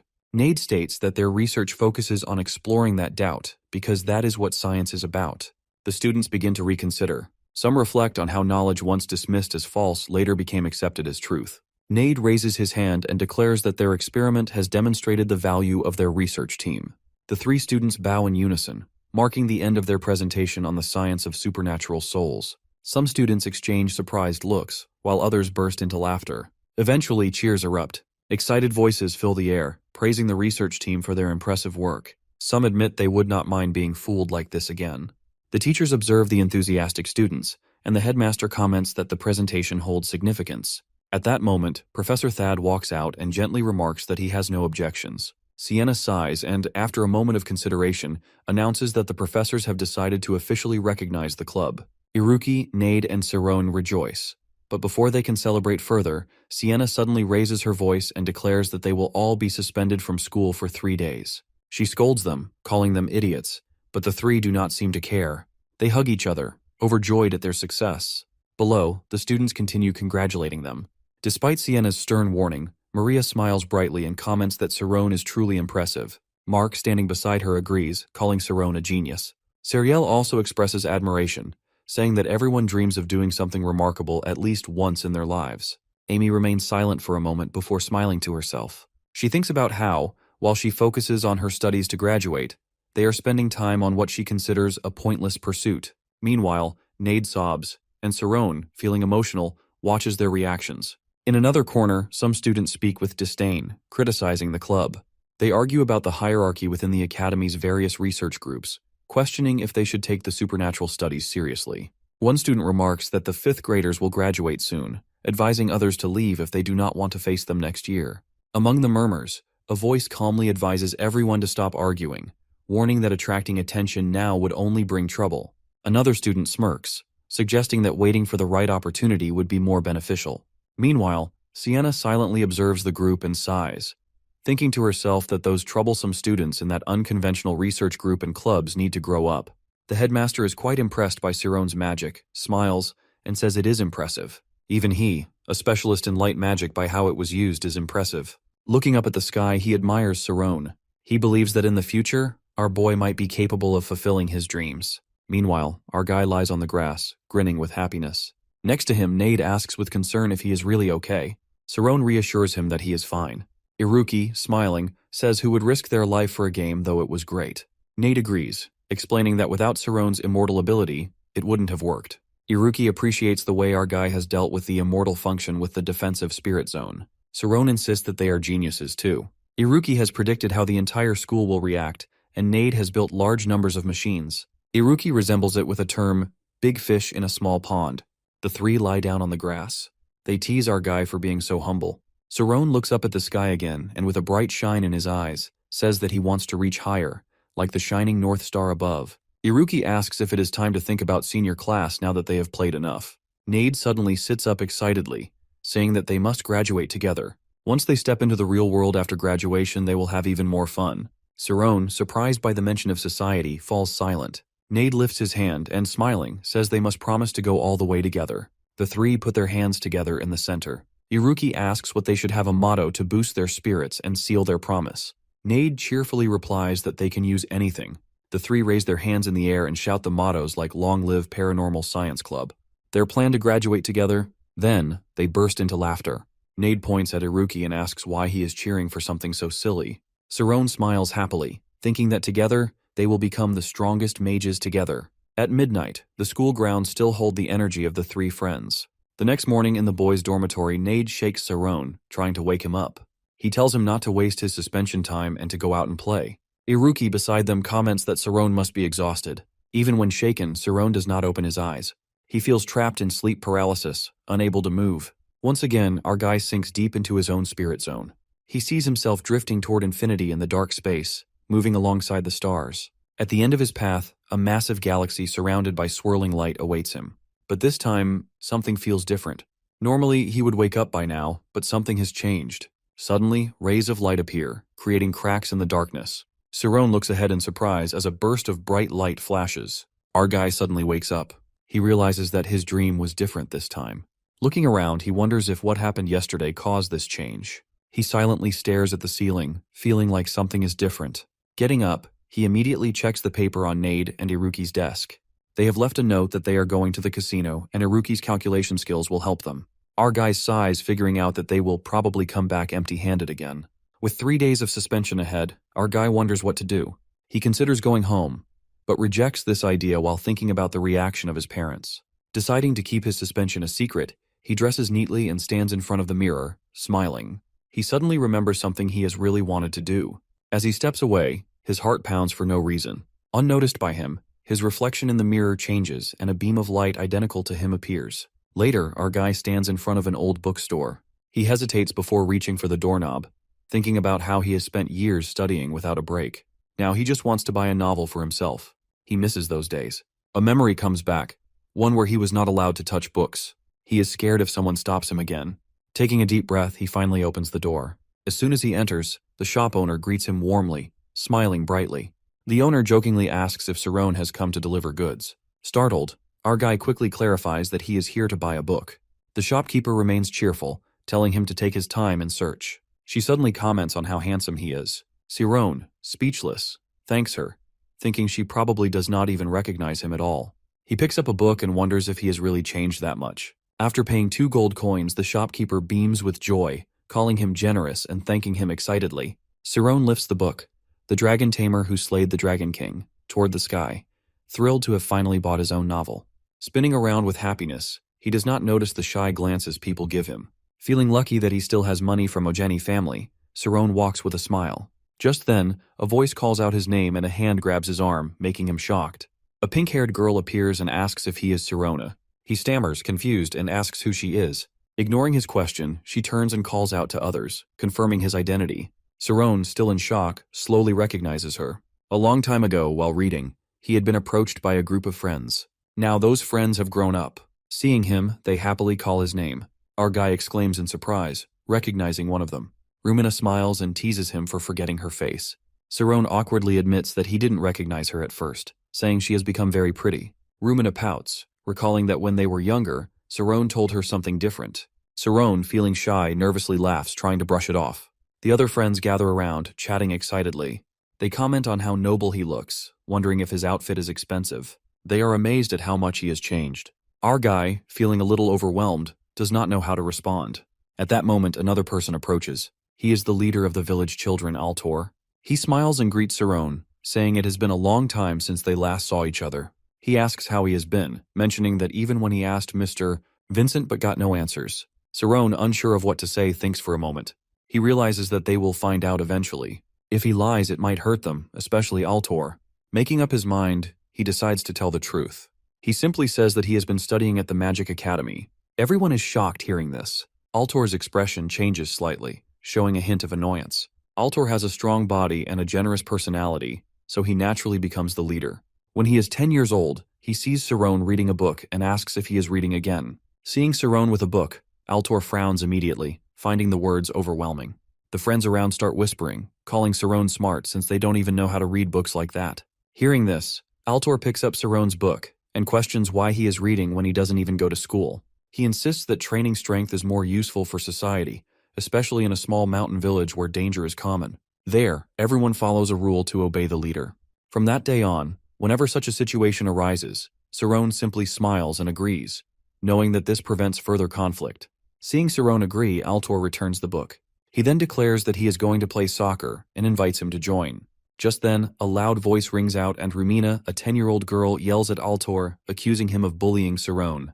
Altor tries to defend himself, but Rumina keeps scolding him, reminding him that Cerrone is still recovering from an illness. Annoyed, Altor snaps back, saying this is why no one wants to be with her. Now, in present, Cerrone laughs, remembering these moments from childhood. Later, Altor and others curious about Cerrone's studies asks if he really goes to school and if he knows how to use magic. They excitedly demand proof. Cerrone explains that he has only recently started learning magic and is not fluent yet. Moreover, using magic outside the academy is against the rules. Altor laughs and teases Cerrone for still carrying books around. He tries to peek inside Cerrone's book, thinking it belongs to the Magic Academy. Cerrone panics, trying to stop him, and hurriedly explains that it is just a novel. In the struggle, the book falls, and Cerrone instinctively moves at lightning speed to catch it, surprising everyone. Rumina once again blames Altor for bullying Cerrone. Altor, confused, insists that he did nothing. Cerrone smiles and reassures them that it was just a coincidence. But Rumina remains unconvinced, frowning as she scolds him again. To change the mood, Rumina suggests going to eat delicious food. Altor agrees, suggesting they are celebrating a sale of the entire stock by holding a party and asks Cerrone to join. He happily agrees. As a horse-drawn carriage arrives, Altor effortlessly picks up Cerrone and places him in the front row. Cerrone, startled, asks if he can really lift him so easily. Altor laughs and replies that Cerrone is too light. Cerrone, in disbelief, thinks about how much Altor has changed and become stronger than ever, and even involved in business.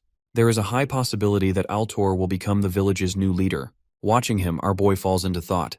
When they arrive at Rumina's house, her mother, who runs a restaurant, is surprised to see Cerrone and compliments his appearance. Embarrassed, Rumina quickly tells her mother to stop. At the dining table, everyone raises their glasses and cheers for our dude. A table full of delicious food appears, and Rumina encourages Cerrone to eat. He asks about the drink, and she tells him that it's a fizzy barley drink. As the conversation shifts to Cerrone's school life, a friend asks if he is the best student there. The unexpected question startles Cerrone. The others, curious, ask if he studies with nobles. Cerrone, overwhelmed, insists that he is too busy studying to notice such things. Meanwhile, Rumina silently watches everyone, including Altor, who drinks his beer quietly. Altor then sets his beer cup down firmly and asks if Cerrone has thought about his future. He reminds Cerrone that his father is currently supporting their family, but soon it will be Cerrone's turn to take responsibility and even get married. Cerrone, taken aback, struggles to respond, realizing that he has never deeply considered this. Unlike his friends, who are already helping with their family's businesses, his father is still struggling alone, and when will he be able to help? Sensing the sudden shift in mood, Altor tries to lighten the atmosphere and challenges Cerrone to an arm wrestling match, reminding him of how strong he was before. The others cheer in excitement. Our dude recalls how they used to play this game as children, and back then, he often won. However, to maintain Altor's reputation, he decides to lose on purpose. They agree to a bet, and the loser will pay for the meal. As soon as the match begins, Altor's overwhelming strength shocks everyone. Cerrone collapses to the ground, trembling in disbelief. Rumina immediately scolds Altor for using too much force. Altor, equally surprised, insists that he didn't expect Cerrone to be this weak. Feeling guilty, he offers to pay for the meal. But Cerrone quickly stands up, laughing, and insists that since he lost, he will pay. However, as Cerrone reaches for his money, his bag falls to the ground, revealing 5 gold coins. His friends, stunned, exclaim in surprise. Rumina points out that 5 gold coins are equivalent to a month's worth of business earnings. Cerrone, panicking inside, wonders what to do. Altor's face turns red. Cerrone breaks into a nervous sweat, realizing that he is in trouble. Rumina questions our guy about the source of the money, to which he hesitantly responds that he is sponsored. This revelation surprises everyone, leading them to assume he will never have to worry about finances again. However, he quickly corrects them, making it clear that the situation isn't as simple as they think. Despite this, he realizes that things might take an unfavorable turn. Standing behind him, Altor grows irritated and loudly expresses his frustration, wondering why such a fuss is being made over a few gold coins. His outburst prompts immediate apologies from the others. A sudden recollection of the past unsettles the boys, filling them with unease. Rumina, too, remembers that Altor tends to become unusually sensitive whenever Cerrone is present. Altor clears his throat awkwardly, attempting to brush it off. Just then, Martin claps his hands, steering the conversation in a new direction. He mentions a rumor about a predatory animal sighted in the mountains. Brad confirms the claim, adding that wild animals have been disappearing lately. With a sigh, Rumina sarcastically commends Martin for his supposed heroic instincts. Brad elaborates, explaining that his father described the creature as resembling a bear. Cerrone, recalling a similar account, nods and remarks that his father mentioned it as well. He wonders why an animal that typically inhabits the north has wandered so close to the village. Rumina speculates that it could be the breeding season or something similar and reassures the group that as long as they avoid venturing too deep into the forest, there should be no danger. At that moment, Altor unexpectedly suggests hunting the beast. His proposal startles the group, prompting them to question whether he is serious. With confidence, Altor asserts that they will be aiding the villagers and reminds everyone of his own skills. If it is merely a bear, he reasons, there should be no need to involve the adults. One of the boys chuckles, pointing out that Altor once hunted a red bear, so this task should be effortless for him. Cerrone is taken aback by this revelation. Without hesitation, Altor declares that they will set out the following morning and turns to Cerrone, asking if he will join. Seeing Rumina's enthusiasm, Cerrone smiles and agrees to help if he can. The group finalizes their plan, deciding to gather in front of Rumina's house at dawn. They raise their glasses in a celebratory toast to the upcoming hunt, filled with anticipation. As the sun rises, Rumina approaches Cerrone, inquiring if he has rested well and urging him to prepare. After changing into his hunting attire, he confirms that he is ready, and the two step outside. Rumina waves cheerfully to the others, assuring them that all is well. Altor, grinning, jokingly warns Cerrone not to lag behind, or they might leave him behind. Cerrone chuckles, assuring him there is no need for concern. Upon entering the forest, the group efficiently divides tasks. Two members set up net traps on the ground while another secures a rope to a tree. Below, someone makes the final adjustments. Observing their swift coordination, our guy is impressed and praises their efficiency. One of the teammates smirks, remarking that setting up the traps is the easy part, and what truly matters is Altor's role in the hunt. Carefully studying the beast's tracks, Altor determines that it is close by. He instructs everyone to remain vigilant and retreat immediately if they spot the creature. Watching from a distance, Cerrone is struck by Altor's expertise, and even Rumina appears satisfied with their progress. A sudden thought crosses our guy's mind. If he utilizes his spiritual zone, he might be able to locate the creature more quickly. Closing his eyes, he concentrates deeply. However, what he perceives leaves him stunned, and a vivid image of an animal carcass flashes before him. Alarmed, Cerrone's eyes snap open, and an unsettling sensation washes over him. Something feels terribly wrong. As he turns to process the vision, a firm hand suddenly grasps his shoulder. It is Altor, his expression filled with irritation. He demands to know why Cerrone disappeared without a word. However, before he can continue reprimanding him, an eerie sound reverberates through the forest. Both Altor and Cerrone instinctively look up, their eyes widening at the sight before them. Scattered across the ground lay the remains of countless wild animals. Rumina gasps in horror, and panic quickly spreads through the group. Altor, momentarily paralyzed by the gruesome scene, struggles to process it. Cerrone immediately urges everyone to retreat, warning them that no ordinary bear could be responsible for such carnage. Still shaken, Altor demands an explanation. Cerrone insists that the adults must be notified at once. The mountain should be sealed off, and, if necessary, reinforcements from the city should be requested. Altor, however, grips Cerrone's shoulder, urging him to wait. He questions the need for soldiers when they have yet to confirm what they are dealing with, arguing that they are capable of handling the situation themselves. Cerrone counters, reminding him that he had initially claimed it was just a bear, but the reality before them is far more alarming. Frustration flares in Altor's eyes as he demands to know what Cerrone truly understands. The sudden shift in tone catches everyone off guard. Altor, his voice rising, accuses Cerrone of never acknowledging him as a leader and treating him as if he were incompetent. Cerrone, momentarily stunned by the accusation, is about to respond when a noise from behind interrupts them. Every head turns toward the sound. One of the boys raises his bow, his voice faltering as he asks what kind of creature they are facing. Before them stands a monstrous beast who's an unnatural fusion of a bear and a wolf. A wave of dread washes over Cerrone as he realizes that this is no ordinary animal, but a true monster. It is unlike anything they have encountered before. He has read about such creatures in books, but seeing one in person sends chills down his spine. The group instinctively steps backward, their bodies rigid with fear. After a brief moment of hesitation, Altor raises his bow and releases an arrow. To their horror, the beast effortlessly evades the attack. A collective gasp escapes the group as Cerrone mutters in disbelief that the creature had dodged with precision. With a sinking feeling, our guy recognizes what they are dealing with. This is no mere beast but a wolf who's an intelligent monster. His studies have taught him that such creatures possess both strength and speed beyond normal animals. Some even rival human intelligence. Though their origins remain a mystery, scholars speculate that their unique evolution stems from the harsh conditions of their environment. As the arrow narrowly misses, the group watches in shock as the beast tears through a tree and charges forward with terrifying speed. Altor, momentarily frozen, quickly regains his composure and shouts for everyone to run. Panic spreads as they scramble to escape, uncertain of which direction to take. One of them suggests fleeing downhill, but Altor immediately dismisses the idea, insisting they head toward the mountain's peak instead. At that crucial moment, Cerrone grips his bow and turns to face the Wolk. Altor, eyes wide with alarm, yells at him, questioning whether he intends to act as bait. Without hesitation, Cerrone draws his bowstring and releases an arrow straight at the monster's head. However, the creature remains unfazed, retaliating instantly by crushing Cerrone's bow with a single, powerful strike. Just in time, Cerrone teleports away, narrowly avoiding the devastating blow. The Wolk lets out a deep, menacing growl. Breathing heavily, Cerrone quickly assesses the creature's incredible speed and impenetrable hide. Realizing that the only way to ensure everyone's safety is to divert the monster's attention, he makes a split-second decision. As the beast lunges forward at breakneck speed, Cerrone continuously teleports, leading it away from his companions. However, just as he begins to believe he has drawn it far enough, the Wolk suddenly halts and shifts direction. A wave of dread washes over him that something isn't right. The monster has found a new target. Meanwhile, Altor orders the group to discard anything heavy and keep moving.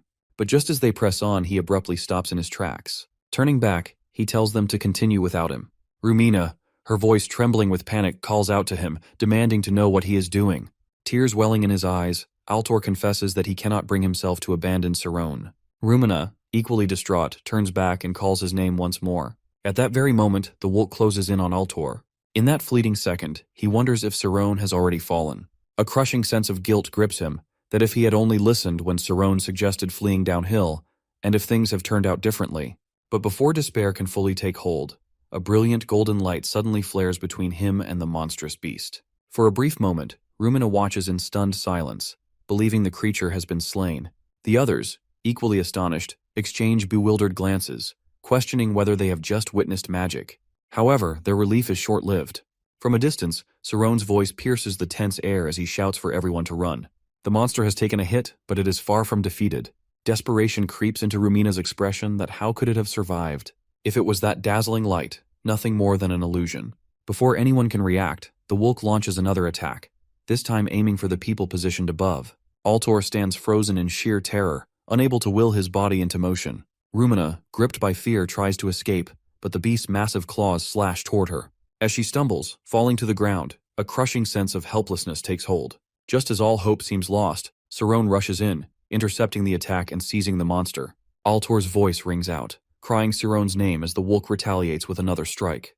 This time, its razor-sharp claws stretch toward Cerrone, but in the blink of an eye, he vanishes. A split second later, the monster, too, is consumed by the same mysterious energy and disappears alongside him.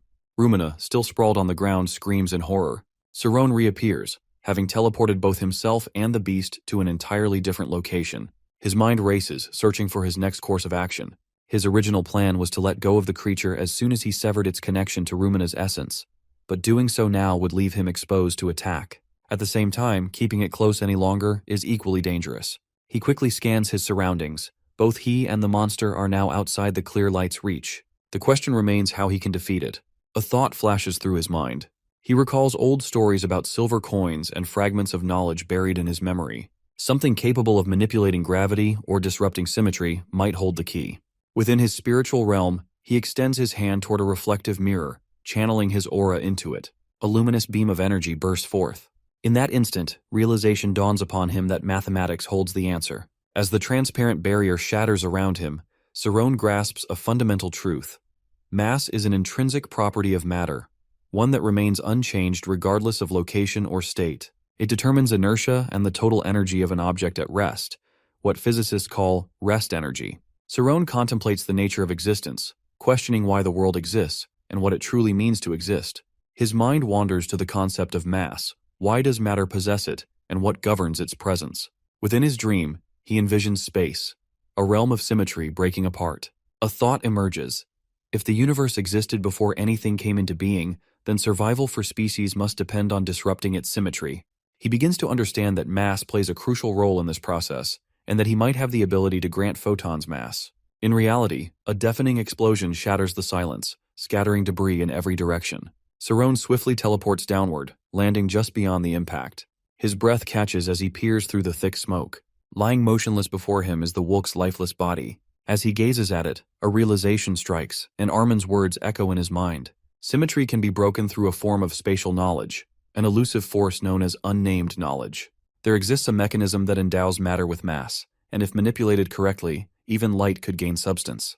A triumphant smile spreads across Sirone's face as newfound clarity washes over him. However, his thoughts soon shift as he studies the fallen creature, pondering why such a formidable beast would inhabit these mountains. Just then, an eerie sound disrupts his contemplation. His body tenses as he whirls around, suddenly grasping something he had overlooked.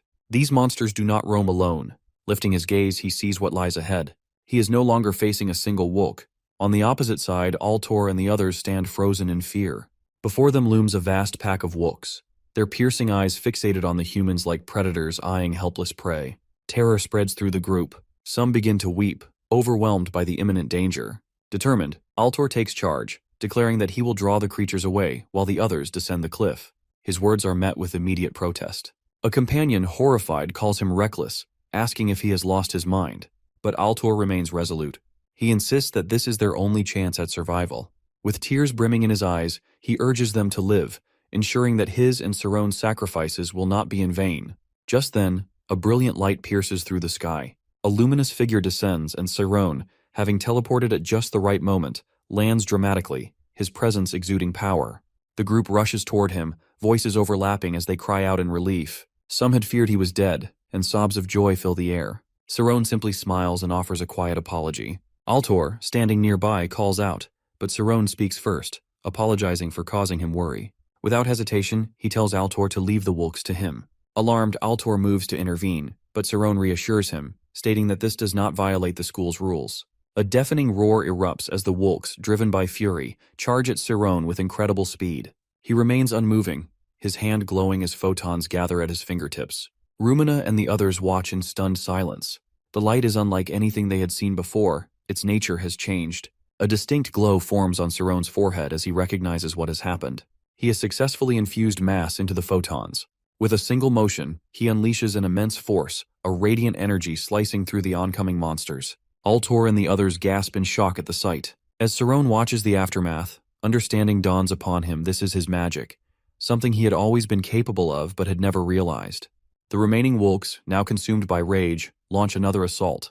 This time, Sirone takes the offensive, teleporting forward to meet them head-on. A massive photon blast engulfs the battlefield, wiping out many of them in an instant. Altor, Rumina, and the others remain speechless, struggling to comprehend what they have just witnessed.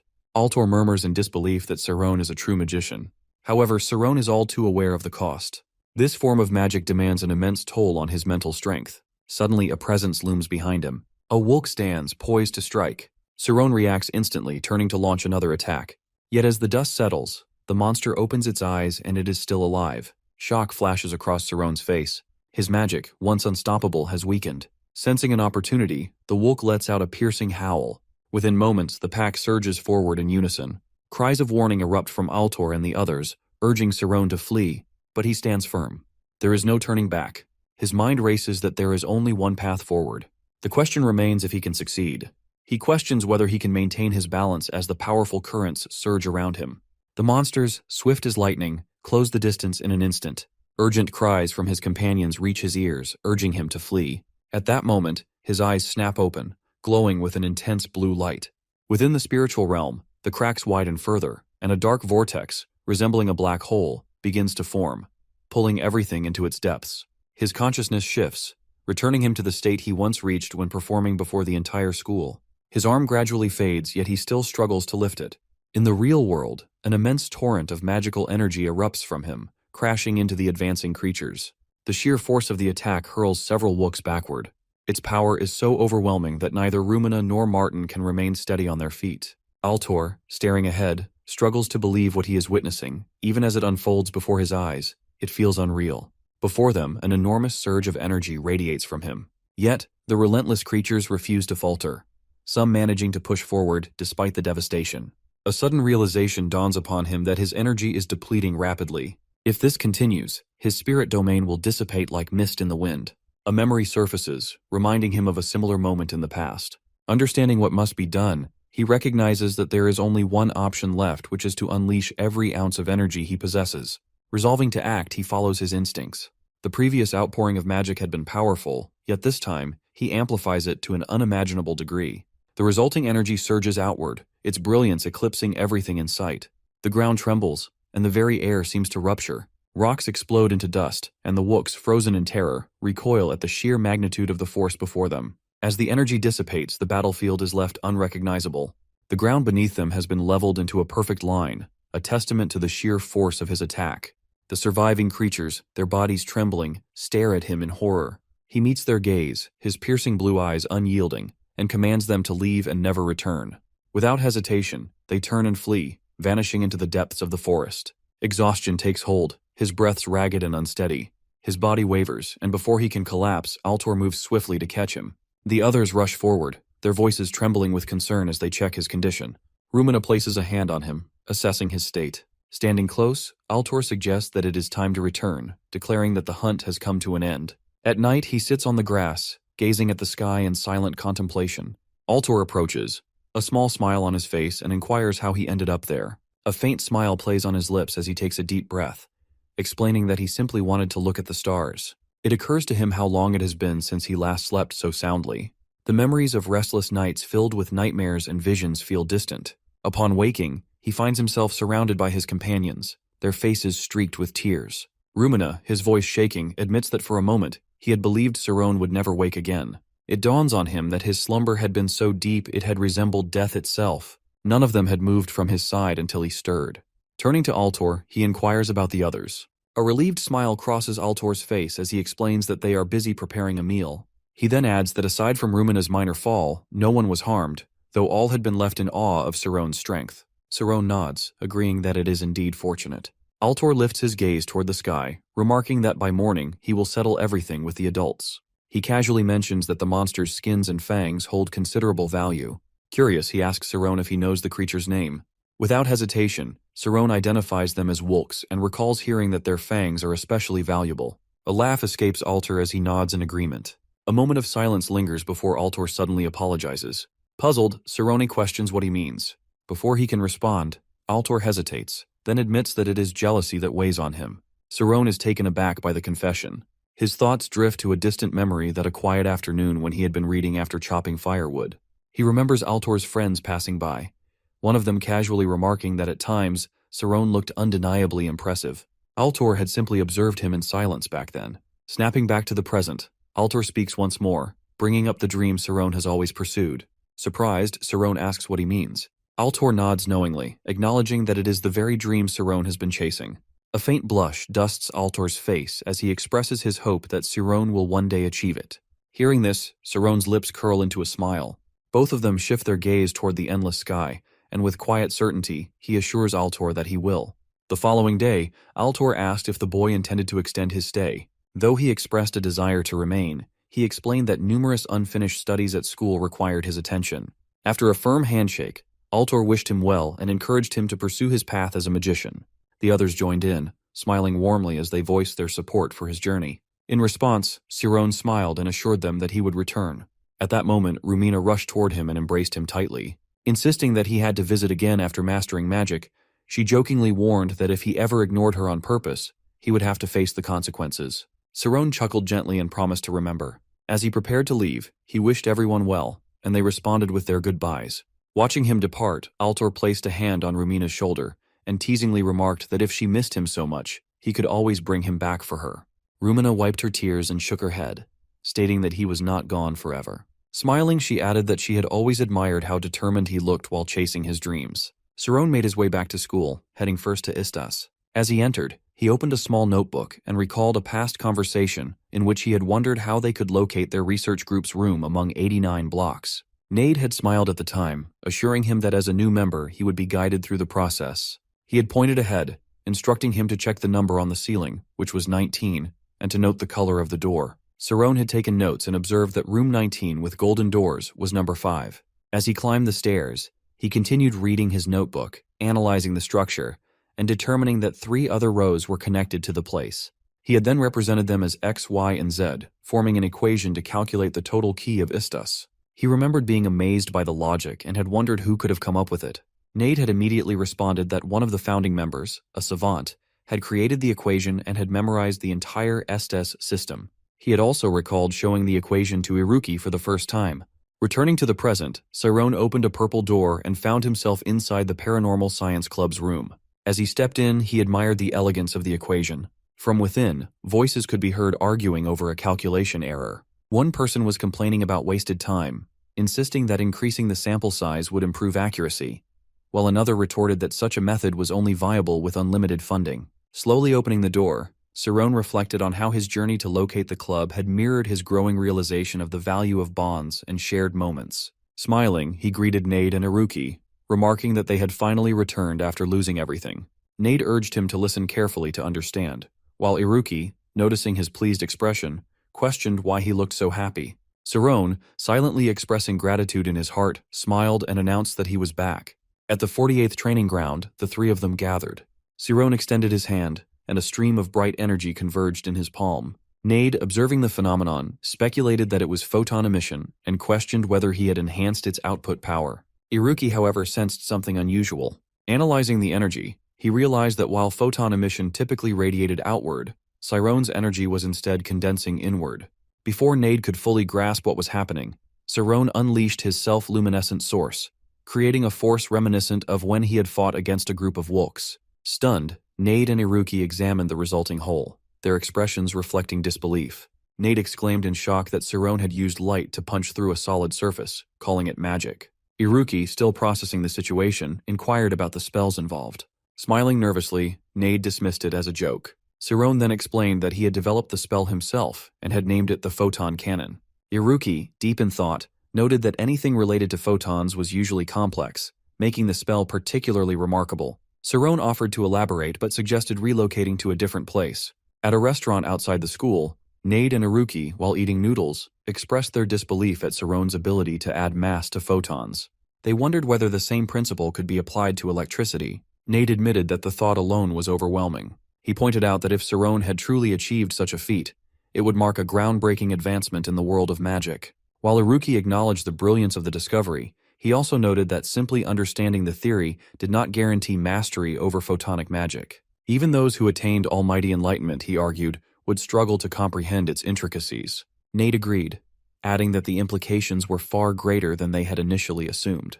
At that moment, Cerrone asked for their help.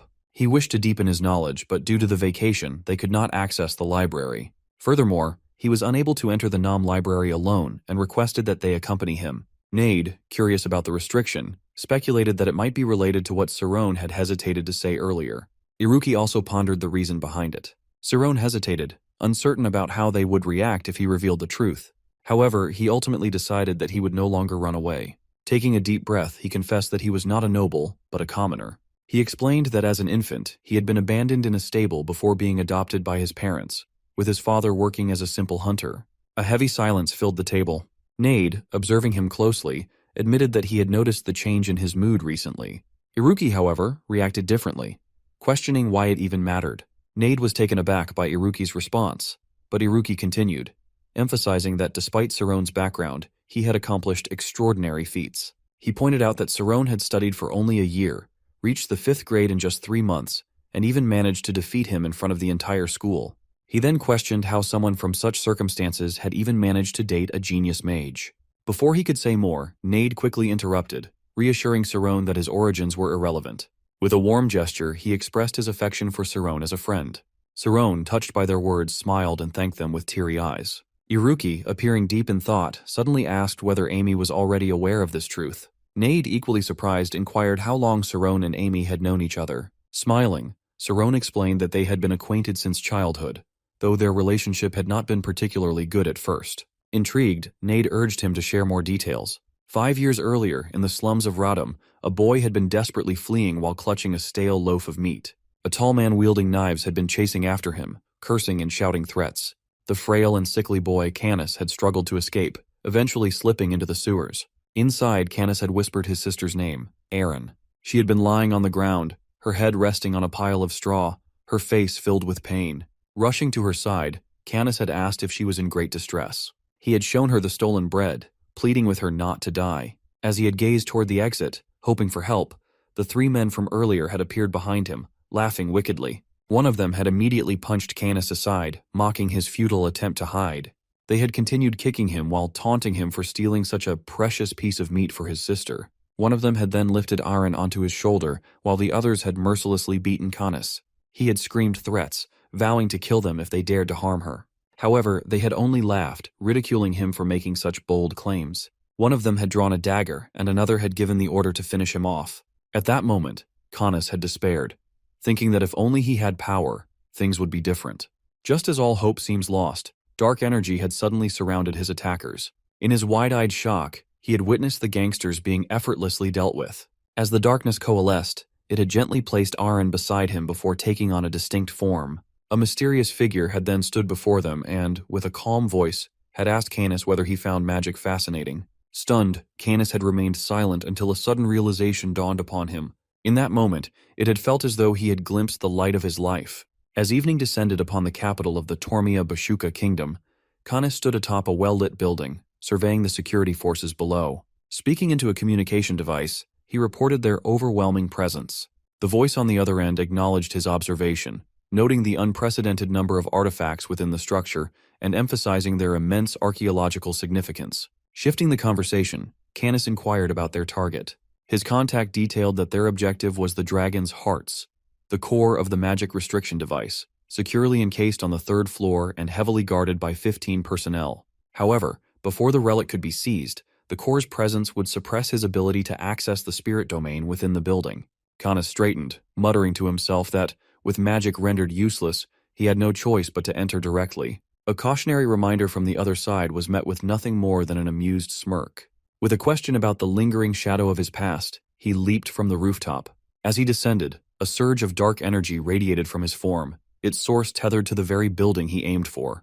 Without hesitation, he shattered the glass entrance, drawing startled reactions from the guards within. Their alarmed shouts filled the air as they rushed to confront the intruder. Canis advanced unhurriedly, raising his gaze before uttering a command. Instantly, waves of black magic erupted from his body, sweeping through the room and incapacitating the guards in mere moments. Cries of disbelief rang out, questioning how magic could be wielded under the device's restriction. Those still standing scrambled to activate the alarm, identifying him as a magician and calling for reinforcements. Before their warnings could reach beyond the room, another pulse of dark energy surged from Canis, eliminating any remaining opposition. Without slowing his stride, he pushed through the door ahead, stepping inside with the certainty that he had reached his destination. Before him, a luminous blue stone, which is the core of the magic restriction device, rested. Extending his hand, he reached for it, but just as his fingers made contact, another wave of guards stormed into the chamber. One of them, visibly shaken, attempted to voice a warning about the relic's significance. However, before he could finish, a streak of dark magic pierced through him, swiftly reducing the rest of his unit to the same fate. As silence settled over the room, a new presence made itself known. Canis, unfazed, acknowledged the arrival with a knowing remark, sensing that they had come at the perfect moment. Standing at the entrance, Aaron, who is now older, scanned the devastation before her. Without accusation, she questioned whether he had resorted to killing. In response, Canis reassured her that the guards were merely unconscious. Aaron remained silent, her thoughts unreadable, but before she could reply, a thunderous explosion erupted outside. Beyond the crumbling walls, an army stood poised, their ranks accompanied by a figure hovering in the air. His commanding voice demanded Canis to surrender the stolen relic, warning that escape was impossible unless all taken artifacts were returned. Raising a hand, the figure unleashed a colossal surge of energy, sending it hurtling toward the shattered chamber. From within the wreckage, 2 silhouettes emerged, their forms infused with an overwhelming aura of dark energy. The commander's eyes widened as he recognized the unmistakable power of dark magicians. Before he could react, a wave of darkness surged toward him, forcing him to raise his shield in defense. As the magic dissipated, he scanned the scene frantically, only to realize that both figures had vanished. Below, chaos spread through the ranks. Soldiers scrambled, reporting that the core of the magic restriction device had been stolen. The airborne commander, his expression grim, barked orders for an immediate search. His thoughts, however, lingered on a deeper concern. There had been no signs of teleportation, which meant the intruders were still close. Yet, what truly unsettled him was their youth. It was unthinkable that 2 individuals so young had not only bypassed the restriction device, but had also wielded dark magic at such an advanced level. Descending from the sky, he contemplated a chilling possibility. Only one magician in history had ever commanded darkness so absolute that it devoured sunlight itself, a force so devastating that it had once thrown an entire kingdom into turmoil. That magician was Arcane, and yet Arcane had supposedly perished in an accident 4 decades ago. The commander clenched his teeth, struggling to reconcile the presence of such a power with its supposed extinction. Meanwhile, far beyond the capital, In the secluded mountains near Bashuka, Arin and Canis arrived at their hidden base. Within Canis's grasp rested the stolen relic that's the final ingredient they had sought. Before them, an aging man with a frail body and an unkempt beard lay motionless, surrounded by intricate machines. Canis stepped forward, carefully placing the artifact into a designated slot. With solemn conviction, he declared that this final piece would restore their master to his former glory. Arin, watching from a distance, swallowed nervously as the device activated. A brilliant blue light burst forth, followed by a thick cloud of smoke. As the haze cleared, Canis's lips curled into a satisfied smile. Suddenly, a large, gnarled hand gripped the bed's edge. Slowly, the old man stirred, rising for the first time in decades. His voice, hoarse yet unwavering, broke the silence with fury. After 40 long years, he would finally reclaim what had been stolen. His gaze lifted, dark eyes burning with vengeance. In a growl that resonated with power, he uttered a single name, branding Alpheus Mirhi a traitor. 40 years ago, within a burning building filled with desperate screams, Arcane's voice echoed in fury. He confronted Alpheus, insisting that the research was not his alone, that he had poured his heart and soul into it. Alpheus, then still young, turned away with a cold expression, smirking as he dismissed Arcane's words. Without hesitation, he walked away, leaving Arcane behind to be consumed by the relentless flames. Now in the present, Arcane examines his hands, murmuring that it took him 4 decades to recover. His hatred for Alpheus burns stronger than ever, and he questions whether his old rival truly believes he can live in peace after what he has done. Canis and Arin kneel before him, expressing their gratitude, acknowledging that their survival and strength are owed to him. Pledging their loyalty, they swear to follow his command. Arcane gazes at them, affirming his trust in his devoted disciples. While Arin trembles slightly, Canis maintains an unwavering smile. Arcane cautions them to remain vigilant, reminding them that Alpheus, blinded by greed, once killed without hesitation to achieve his ambitions. He describes him as a man willing to commit any atrocity for power. Elsewhere, in the principal's office of the Magic Academy, a storm rages outside. Alpheus stands near the window, lost in thought. Moving silently toward a bookcase, he pulls out a book, triggering the entrance to a hidden passage. Taking a lamp, he steps inside, placing it on a table as he surveys the room. His mind drifts to a night much like this one, his gaze locking onto a large portrait before him. In a low voice, he vows never to forgive. Meanwhile, in Bashuka, a conference for the Royal Professors Association is in session. Exhausted, Professor Thad rubs his temples, finally understanding why many teachers delay attending.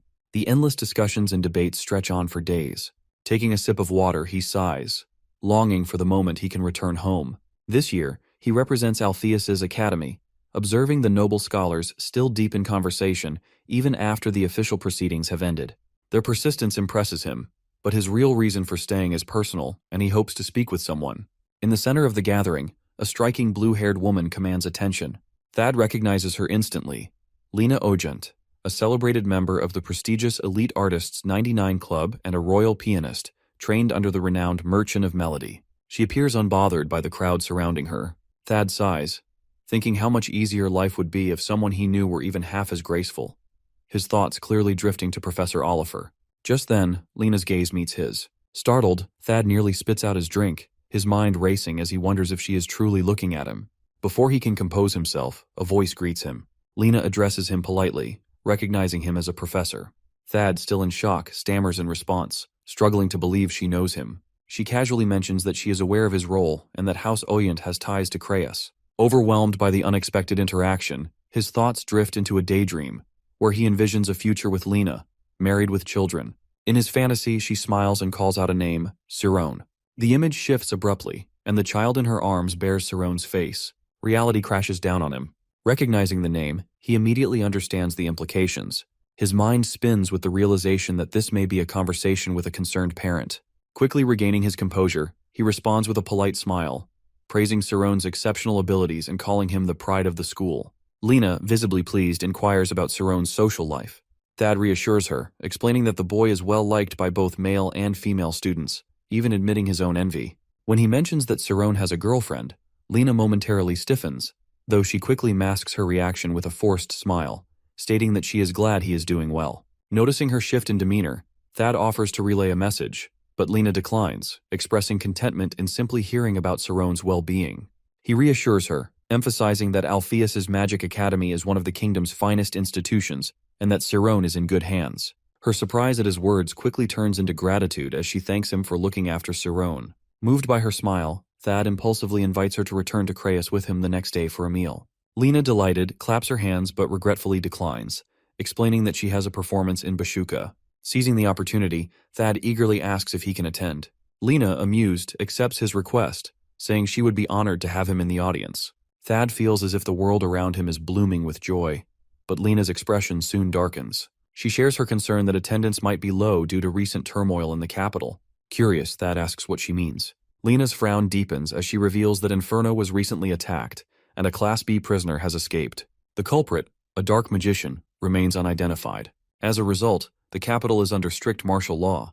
Thad's expression hardens. He presses for more details, and Lena casually mentions that the escapee is an elderly man with white hair. The revelation leaves Thad horrified. Without hesitation, he bows quickly and excuses himself. Lena watches in confusion, calling after him, but he is already gone. She stands there, puzzled, wondering what could have caused such a reaction. Thad rushes through the halls, gritting his teeth. He mutters under his breath, convinced that the dark magician and the escaped prisoner are connected. Frustration builds as he curses the timing that this had to happen while he was away.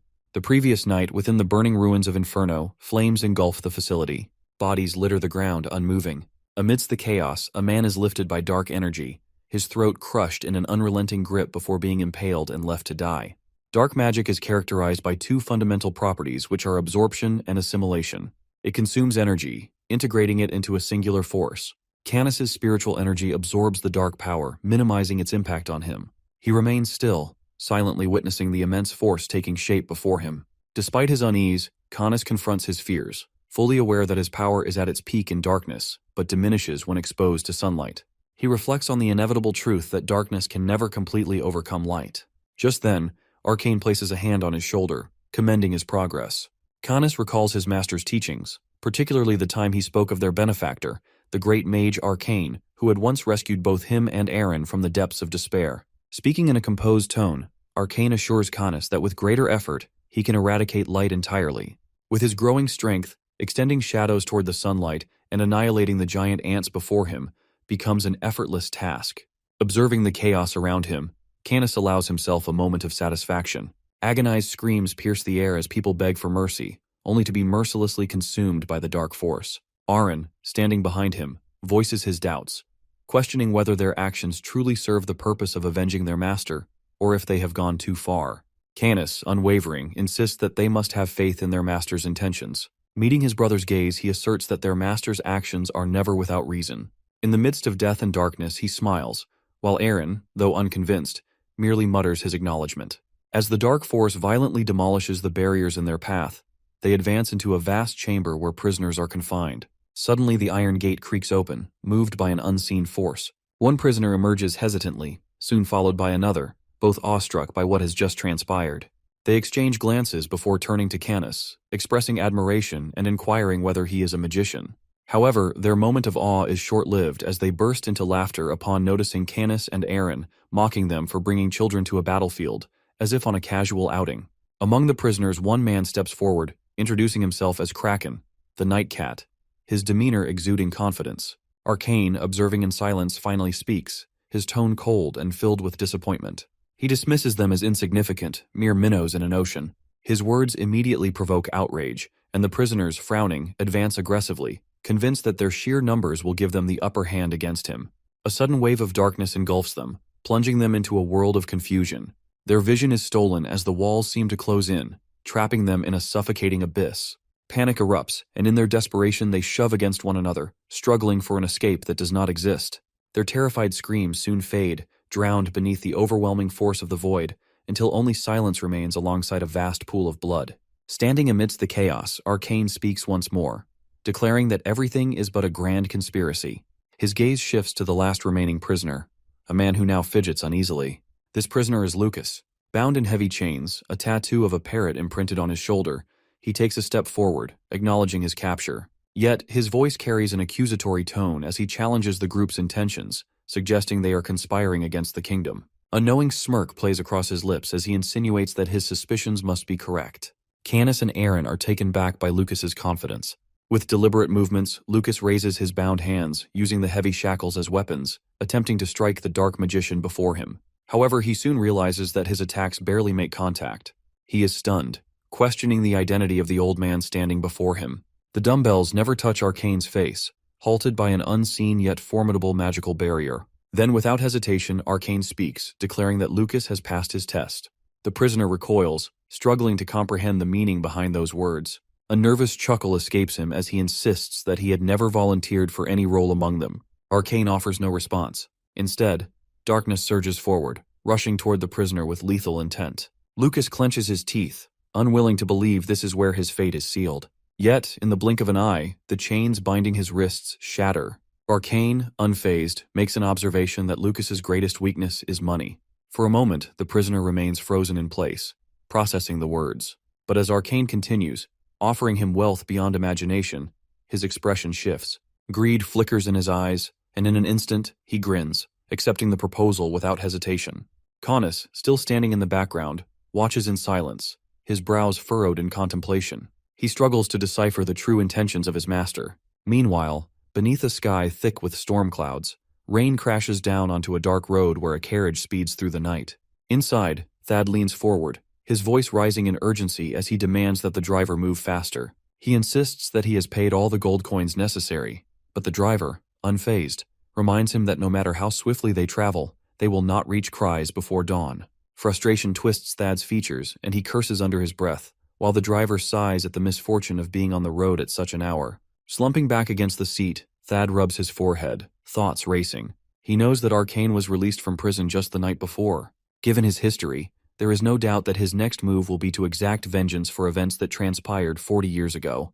The rain continues its relentless assault, and Thad knows he must deliver this information to his master without delay. At Alphea's School of Magic, Lucas shivers, grumbling about the biting cold and the merciless downpour that only worsens the mission at hand.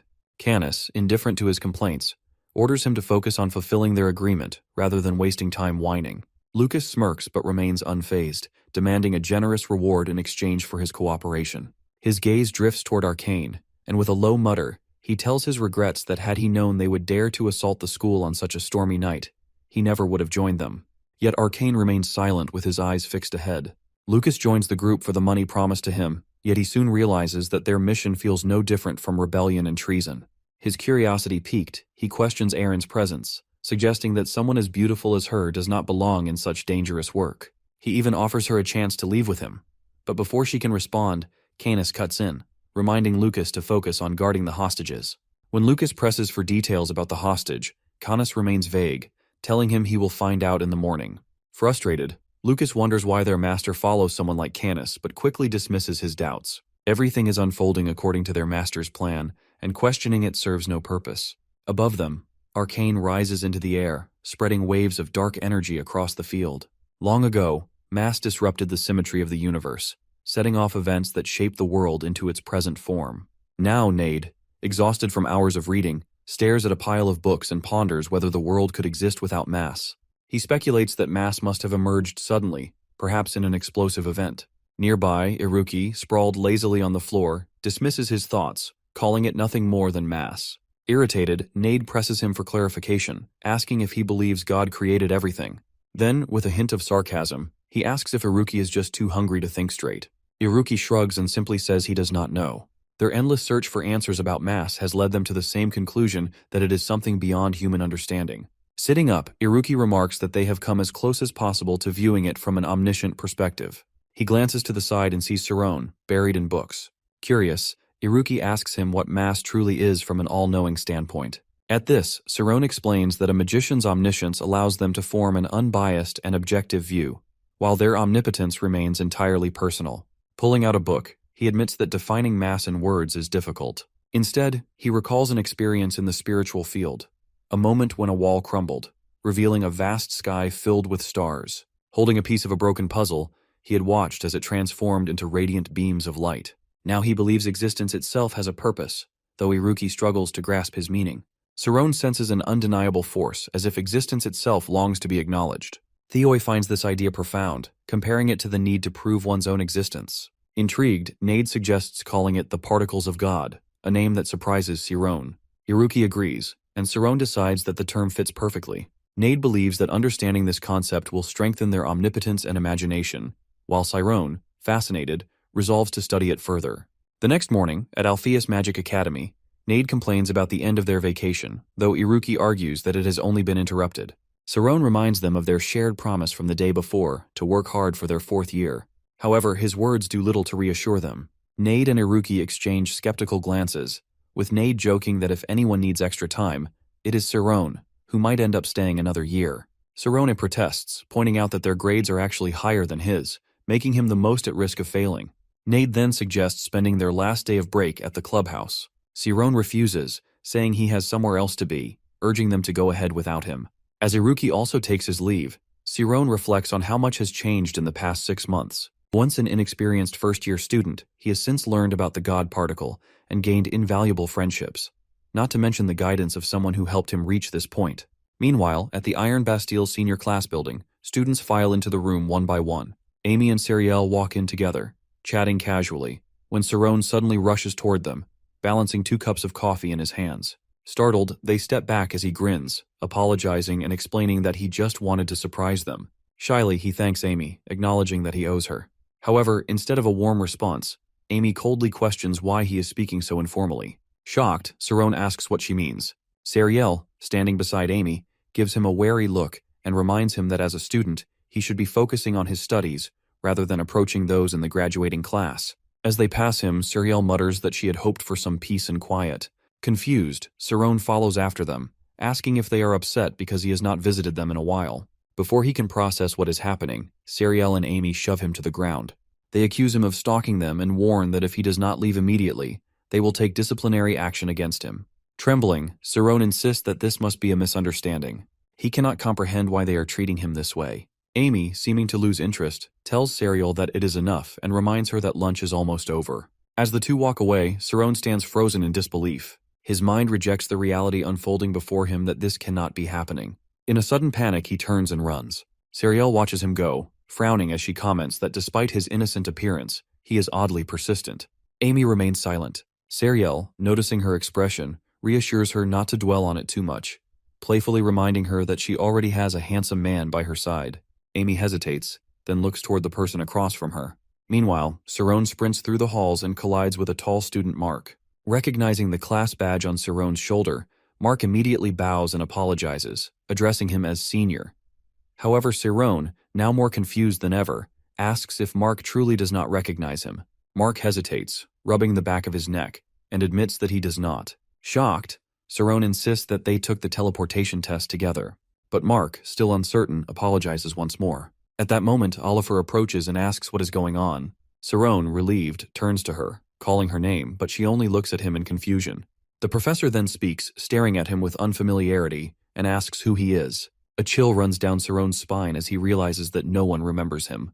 Students gather, whispering among themselves. Some suspect that he might be an intruder. Panic takes hold of him. He turns and runs as shouts ring out behind him. His mind races, grasping for an explanation that this cannot be real.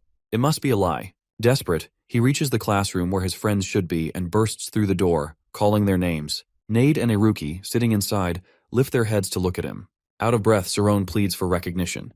But Nade only gives him a cold stare and demands to know how he got in. Iruki echoes the question, his gaze just as unfamiliar. Sarone freezes in place. A terrifying thought grips him that what if he never existed in this world to begin with? And perhaps everything up until now had been nothing more than a dream. Nade asks our guy how the outsiders know the key to Istas and if another research group sent it to them. Sarone looks at them with even more despair. At this moment, Nade and Iruki look down and burst into laughter. They tease our guy, saying they couldn't help it anymore and mock his expression. Nade even laughs and imitates him. Sarone collapses and, trembling, asks if they remember him. Seeing something is wrong, they stand up in surprise and ask why Sarone is crying. They apologize for teasing him, but Sarone continues crying. Nade asks what he means by saying that people don't remember him. Iruki finds it strange, especially since even Professor Oliver said the same thing. Our guy holds his face and explains that when he looked into her eyes, she wasn't lying. Nade stands up and suggests they should go outside to check. Sarone immediately protests, fearing they will forget him if they leave. He worries that if that happens, he will be completely alone. Iruki suggests rewriting themselves. Nade quickly writes on Iruki's hand, noting that if he loses his memory, the person with the North Star symbol is his friend. He then holds out his arm, now marked with a star, and reassures Sarone that even if they forget, this will help them remember. Sarone looks at the symbol and wonders if this is some kind of supernatural spiritual activity. Iruki looks outside and urges them to go check. The three of them take turns returning to Althea's school. When they arrive, they look ahead in shock. The schoolyard is filled with students and teachers. They are all gathered there, walking forward in an eerie manner. Sarone finds the sight even stranger than what he previously described. He hesitates, fearing he might end up like them if he gets too close. Iruki analyzes the situation and thinks the possibility is low since Sarone has already come into physical contact with them. Sarone feels reassured and decides to move forward. Nade steps ahead and calls out Gabe. Gabe raises his head in confusion and asks if Nade knows him. Iruki and Sarone follow in surprise. Nade, confused, insists that he does know Gabe and asks where he is going. Gabe, looking just as bewildered, doesn't answer. Instead, he grabs Nade's shoulder and demands to know who he is and what the sound in his head means. He holds his head in panic, saying he can't hear anything. Nade asks what he is hearing now, but Iruki interjects, saying that Gabe doesn't realize the sound he is hearing is his own voice. At this moment, Gabe stops speaking entirely and simply cries out in distress. Iruki observes that Gabe is continuously losing his memories. Our guy watches in shock and urges them to stop, but then all three look ahead in horror. The students have soulless eyes and are walking in a line. From the youngest students to the graduating class, even the teachers follow. A dark magical energy swirls under their feet. Meanwhile, deep in the forest, Aaron turns around and announces that he has gathered them all. Kana stands in front of him with a group of students who move like zombies. She instructs him to proceed. Suddenly, a terrifying scream fills the air. Lucas crosses his arms and stands among the students, watching them turn into zombies. He smirks and wonders if he can do anything he wants to them. Then, he notices Amy and remarks on her beauty. Before he can continue, a voice interrupts him. Canis speaks coldly, while warning Lucas that if he disrupts their master's grand plan with such distractions, he will kill him. Lucas looks up, frustrated, and complains that Canis is too strict. He asks if they can have a little fun, but Canis remains stern and warns him again. Lucas, annoyed, internally curses Canis but knows better than to challenge a magician in their domain. He lets go of Amy's shoulder, sighing that it's pointless without a reward. At this moment, all the professors and students of the school are lining up and walking toward the horn. Nade, Sarone, and Iruki hide above, watching. Nade wonders if they should stop them, but Iruki disagrees. Nade asks why in surprise. Sarone also turns to look at Iruki, who explains that memory manipulation magic is extremely difficult, yet it has been used on more than 500 people. Nade realizes how terrifying the situation is. Iruki adds that these 500 people are not ordinary individuals, but highly intelligent students and professors, including Oliver, a 6th-level magician. Nade is even more frightened. Sarone coldly states that this means their enemies are stronger than them. Iruki nods and confirms that they are facing magicians beyond their imagination. He suggests they follow their trail instead of intervening immediately, as it could be too dangerous. At that, our boy suddenly notices something and urges them to pay attention. He points out that the principal and Professor Romy are missing. Meanwhile, in a house on a mountain, Miss Romy is meditating. Her body is drenched in sweat, and she frowns as the house shakes, startling the birds. She opens her eyes in shock and realizes something is wrong. She senses a massive demonic presence and notices that no one has come looking for her despite school hours passing. Immediately, Miss Romy teleports to the academy and is stunned to find it empty. At the same time, a bright light shines in the sky. It is Thad using teleportation. He rushes toward her and is relieved to see her. She is surprised and asks what is happening. He urgently informs her that the school has been attacked. He runs forward, shouting that they are in danger. He informs her that dark magic has struck, signaling a surge in crime the previous night. Thad warns that the entire school will be affected. Even the gatekeeper's records have been erased. He then reveals that Victor Arcane, a formidable magician who once wreaked havoc upon the world, is responsible. Romy taken aback. When she asks about the status of these magicians, Thad explains that they are third-rate mages, and reaching the 3rd rank grants the title of Grand Mage. Advancement depends on achievements and fame. Destroying a monster cave earns 500 achievement points, while an Imperial Invitation grants 100 fame points. He further elaborates that progressing from the 10th to the 9th rank requires 1,000 points, whereas ascending from the 4th to the 3rd rank demands an overwhelming 280 million. Even Alpheus has only managed to reach 4th place, yet Arcane has already climbed to 3rd. A century ago, Arcane constructed a grand monument and, through sheer mastery of dark magic, secured his position. Romy then wonders why the school is under surveillance. As a 6th-rate magician, she shares the same rank as Thad. Hearing her question, Thad hesitates, uncertain whether he should reveal the truth. Years earlier, Romy's records had been handed to a bishop from the Karsus Order, guardians of the 12 holy relics. When the headmaster first saw her, a strong bishop and a 6th-rate abbess, She was puzzled as to why someone of her caliber would want to teach at the academy. Romy explained that she followed the teachings of Bishop Young Karsus. Unlike other institutions, where magicians were trained purely for power, Headmaster Alpheus prioritized student autonomy and responsibility. Admiring his philosophy, she had expressed her desire to join the school. Thad is stunned by the memory. Returning to the present, he shuts his eyes momentarily before revealing the truth. Victor Arcane is the principal. Romy, though visibly shaken, remains composed. After a brief silence, she reopens her eyes and firmly declares that no matter who the enemy is, any threat to the students must be eliminated. Their duty is to protect them. Relieved by her resolve, Thad nods. Tapping into her spirit field, Romy senses that students moving toward the mountains. Thad is startled. She speculates that they are heading for the impassable bridge. Moments later, she notices 3 individuals leading them, but before she can react, she spots another group in pursuit. Thad asks if she can identify them.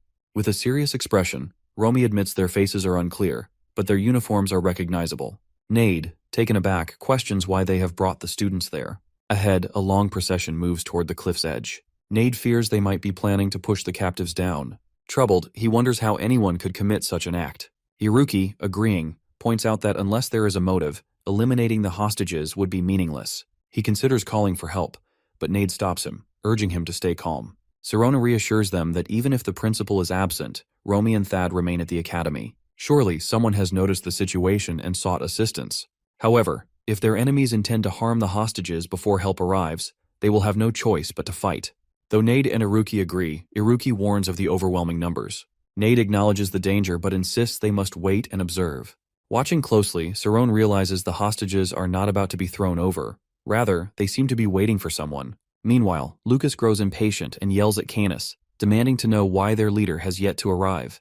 Time is money, he reminds Canis, asking whether he intends to let them all die waiting. Unfazed, Canis responds that nothing can proceed without the leader's arrival and tells Lucas to focus on the contract.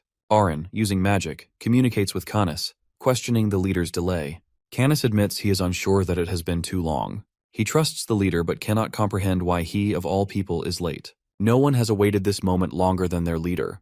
On the other side, Lucas, growing more irritated, curses under his breath. At the very least, he thinks, they should be allowed to have some fun.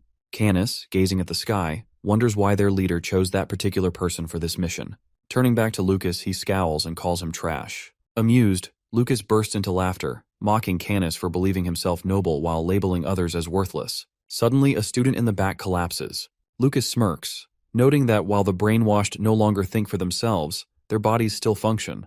Without food, water, or rest, they will inevitably perish even without being thrown off the cliff. At that moment, he seizes Oliver by the throat, his body radiating a crimson aura.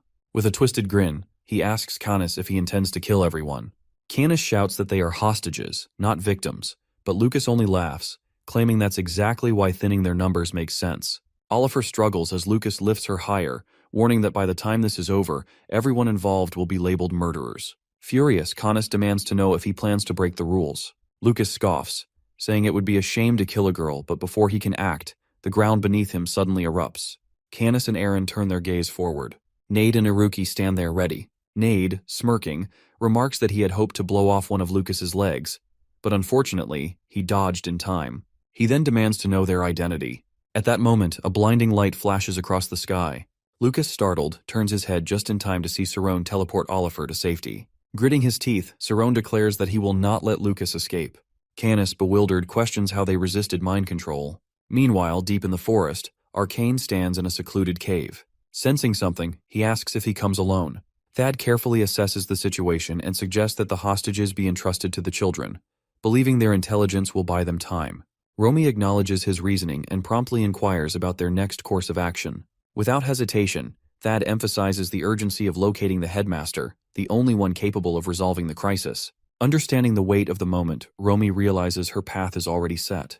After a brief pause, Thad urges her to seek out Arcane, which ultimately leads her to stand before Victor Arcane himself. Arcane, observing her with a moment of silence, remarks that she is a monk. With measured composure, Romy bows and introduces herself as a bishop of the Karsus order, expressing her honor in meeting a figure of such legendary status. Arcane, taken aback, silently ponders how she managed to break through the black hole and stand before him. Acknowledging her as a truth seeker, he finds himself questioning how one of her status could also be a bishop. Every bishop he has encountered in his lifetime has been an old man.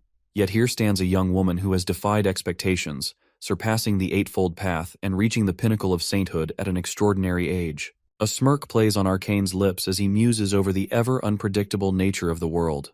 Turning his attention back to the matter at hand, Arcane inquires about Alpheus.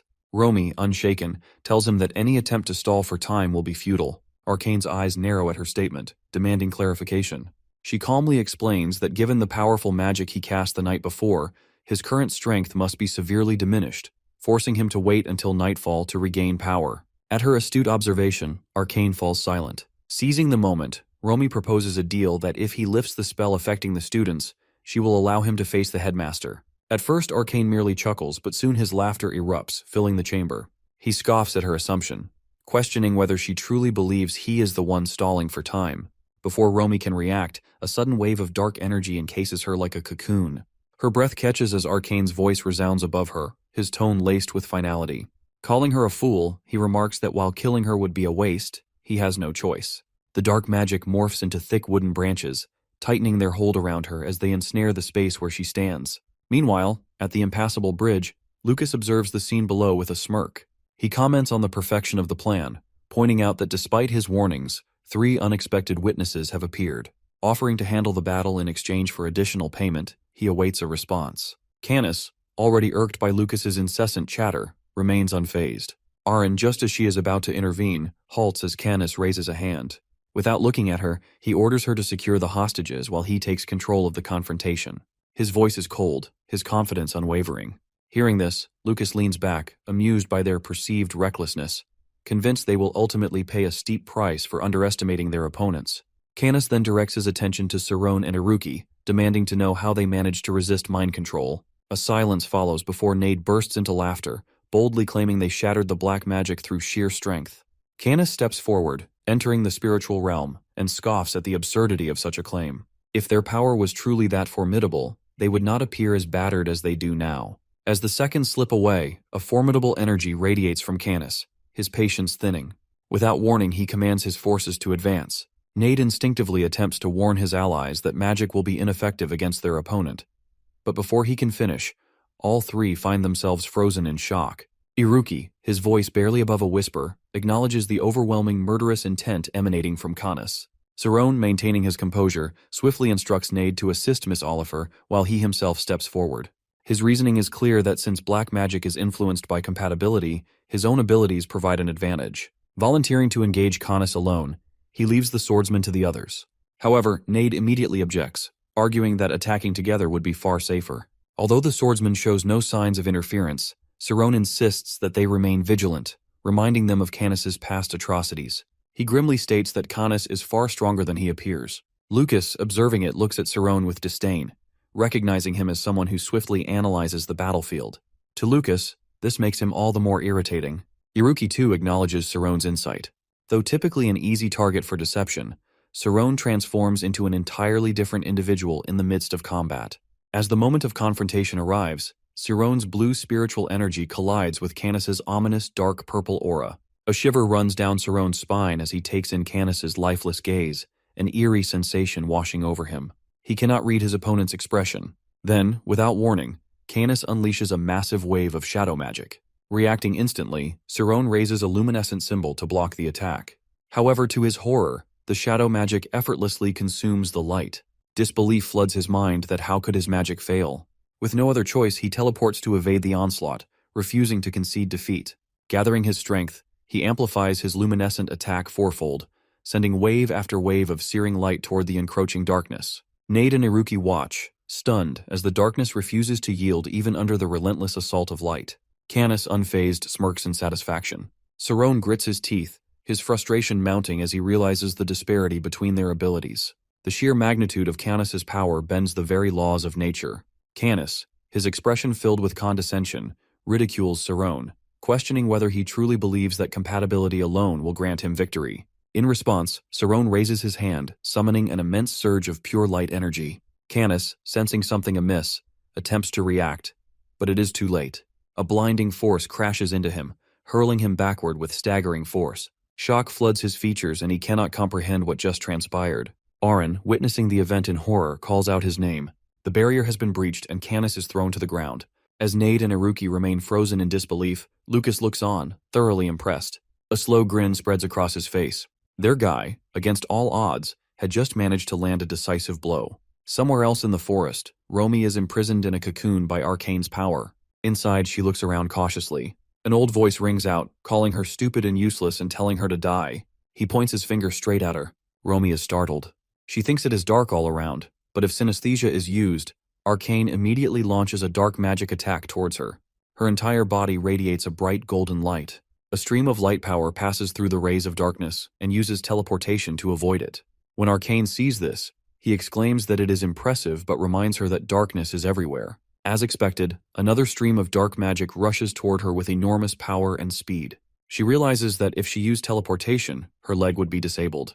Romy curls up with her arms close to her body. She continues to use teleportation but changes her strategy, deciding to teleport only her upper body. In an instant, she rushes forward like an arrow and lands strongly on the ground. Arcane's voice is heard from somewhere, mentioning if she weren't a professor at a small school, she would have become a significant figure. And even Alpheus did not say a word. Above the sky, a scene appears showing Romy's arrival at the school to apply for a job. Arcane claims that Alpheus hid her outstanding abilities and talents. The image of the headmaster appears in front of her. Miss Romy looks at it stunned. Arcane continues, saying Victor took all the credit for himself. The voice continues to echo as Romy shouts loudly, asking what he wants to do. At that moment, another wave of dark magic attacks her, throwing her back. Her glasses crack due to the magic's power in front of her eyes. Meanwhile, at school, in the principal's office, Thad searches the room, calling for the master. He believes the master is nearby. He looks around the pile of books and remembers hearing that the master built a secret room in the office. He finds a book called To See the Dark. As expected, the master's thoughts open the door to the secret room. He steps forward cautiously, puts down the lamp and looks around, searching for his master. While searching, he notices a large photo of an extremely beautiful girl. Thad looks at it and assumes this person is important. At that moment, a voice rings out asking who is there. Thad immediately turns around and addresses his master, relieved that he is safe. However, the headmaster frowns and asks if Thad knows him. Thad turns shocked and wonders if the master has lost his memory. But he quickly realizes something is strange. Unlike others, the master has not completely lost all his memories. Alpheus rubs his chin and wonders aloud if he has amnesia. He then covers his face in horror, looking into a mirror and exclaiming that he has turned into an old man. He is shocked that his once handsome 18-year-old face is gone. Thad is stunned to hear that 40 years of the master's memory have disappeared. That means the person in front of him is completely different. As Thad thinks about it, the headmaster sits down and calls himself a young, arrogant man. He points forward and asks what is wrong with him. Thad explains that the master was injured by black magic and lost his memory. Not only that, but the safety of students and professors is at risk. However, Alpheus interrupts, dismissing it as unimportant. Thad does not understand. Headmaster frowns and asks again about his work. Thad hesitates before saying that the master is the principal of one of the 5 most prestigious academies in the kingdom. He explains that the students and subordinates respect him greatly. Headmaster laughs loudly as if he just heard a joke. He finds it amusing that he has become a teacher and is respected. At that moment, he grabs Thad's collar and coldly asks what rank he holds. Thad, scared, replies that he is in 4th place. Alpheus shouts in anger, smashing everything around. He cannot believe he is only ranked 4th. Furious, he throws books off the shelves and rages about how a genius like him did not get 1st place. Thad watches in shock as Alpheus continues his tantrum. Still angry, Alpheus throws a picture from the wall to the ground, questioning why he keeps a photo of that difficult woman in his room. Thad is truly shocked at this scene. Alpheus then demands that if Thad is his student, he should know how to use photonic magic and restore his memories. They must find out what happened in the last 40 years. Thad is stunned but obeys. He suggests that the master not review his memories in the dark room. Silence falls between them. Aaliyah declares that if Thad is his student, he will give up because he does not need a weak disciple. Alpheus coldly says he is not afraid of his past. Thad tries to hold back his emotions, but finally admits that reliving memories can change a person's personality. He lets his teacher sit and places a hand on his forehead, worried that the old master may never return. However, he decides to trust him. Thad, with difficulty, says he will remove the dark ice-sealing headmaster's memories using photonic magic. The rest depends on the master. Alpheus dismisses Thad's concern, telling him to do his job properly. As Alpheus closes his eyes, Thad thinks about how these 40 years must have been the most terrifying of his master's life. Memories gradually return. The voices of beautiful women call out, blushing and praising Alpheus's intelligence. A young and charming Alpheus sips wine and assures them with a smile that the night will last forever. The scene transitions to Canis and Aaron, individuals who have spent their entire lives navigating battlefields where even the smallest mistake could be fatal. Constant vigilance has been their only means of survival. Their master often reminds them that they were never given a choice. They were shaped into weapons. Unlike children who attend school to secure promising careers, their path has always been different. Returning to the present, Aaron watches in disbelief as Sirone unleashes a devastating attack in the forest. Canis lies on the ground, his body trembling as an eerie darkness clings to him. Instinctively, he recognizes that his shadow shell formed just in time to protect him. A moment's delay, and he might not have survived. Yet he still struggles to comprehend what just struck him. A voice suddenly echoes through the space, commenting on Canis's predicament. Canis demands to know what he was hit with. The voice responds, explaining that he was engulfed by a dense light source. Confused, Canis struggles to his feet and questions how light can possess mass. The voice clarifies that when an intermediary object converts light energy, it can attain mass. Shocked, Canis admits he has never encountered such a phenomenon before. Turning to Sirone, the voice remarks that he must have made a significant discovery. Observing Canis's expression, it apologizes, insisting that it is merely stating facts. The voice acknowledges Sirone's extraordinary abilities, highlighting how rare it is for a school student to perform such advanced magic. Canis interrupts, asserting that victory belongs to him. The voice chuckles, suggesting that if they were to combine their strengths, they would be unstoppable. Instantly, an even denser force of dark magic surrounds Canis. Seeing him unharmed, Aaron breathes a sigh of relief, while Nade and Iruki stare in shock, unable to believe he withstood such an attack. With a triumphant smile, Canis mocks them, questioning if this is the best they can do. His confidence unshaken, he expresses his eagerness to continue the battle. Sirone, unfazed, retorts, asking if Canis truly considers this a fair fight when he is holding someone hostage. A new surge of magic appears in Sirone's hand. Canis, observing the light, confidently claims that Sirone's spell will have little effect on him. Rather than argue, Sirone simply dares Canis to block his next attack. Without hesitation, Canis moves, and the clash of light and shadow erupts like opposing forces colliding. Sirone grits his teeth, momentarily caught off guard. He quickly regains control, soaring into the air before releasing an immense burst of energy downward. Nade and Iruki watch in astonishment, while even Aaron shows concern. Spells, Canis muses, fall into two categories, those that can be evaded and those that cannot. Observing from a distance, Lucas analyzes the unfolding battle, recalling how he once dealt with an opponent wielding similar abilities. Sirone remains silent, his sharp gaze scanning the battlefield.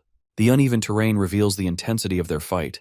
In an instant, he realizes that Canis has been manipulating his energy to maneuver behind him all along.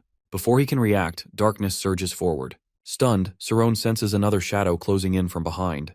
Reacting swiftly, he teleports away, counterattacking immediately, only to find that his opponent is using darkness itself to teleport. Their battle intensifies, their movements flashing like streaks of lightning. Watching in frustration, Nade calls it unfair, arguing that Canis can move anywhere at will. Iruki, however, counters, explaining that Canis's teleportation is not limitless, and his movement is restricted to areas connected to his dark entities. Nade, now more focused, states that unless they analyze the entire battlefield, predicting Canis's next move will be nearly impossible. Iruki adds that Sirone, being highly skilled at calculating attack trajectories, might have a chance. As the fight rages on, Sirone and Canis continue testing each other's strength, their battle resembling an intense game of pursuit.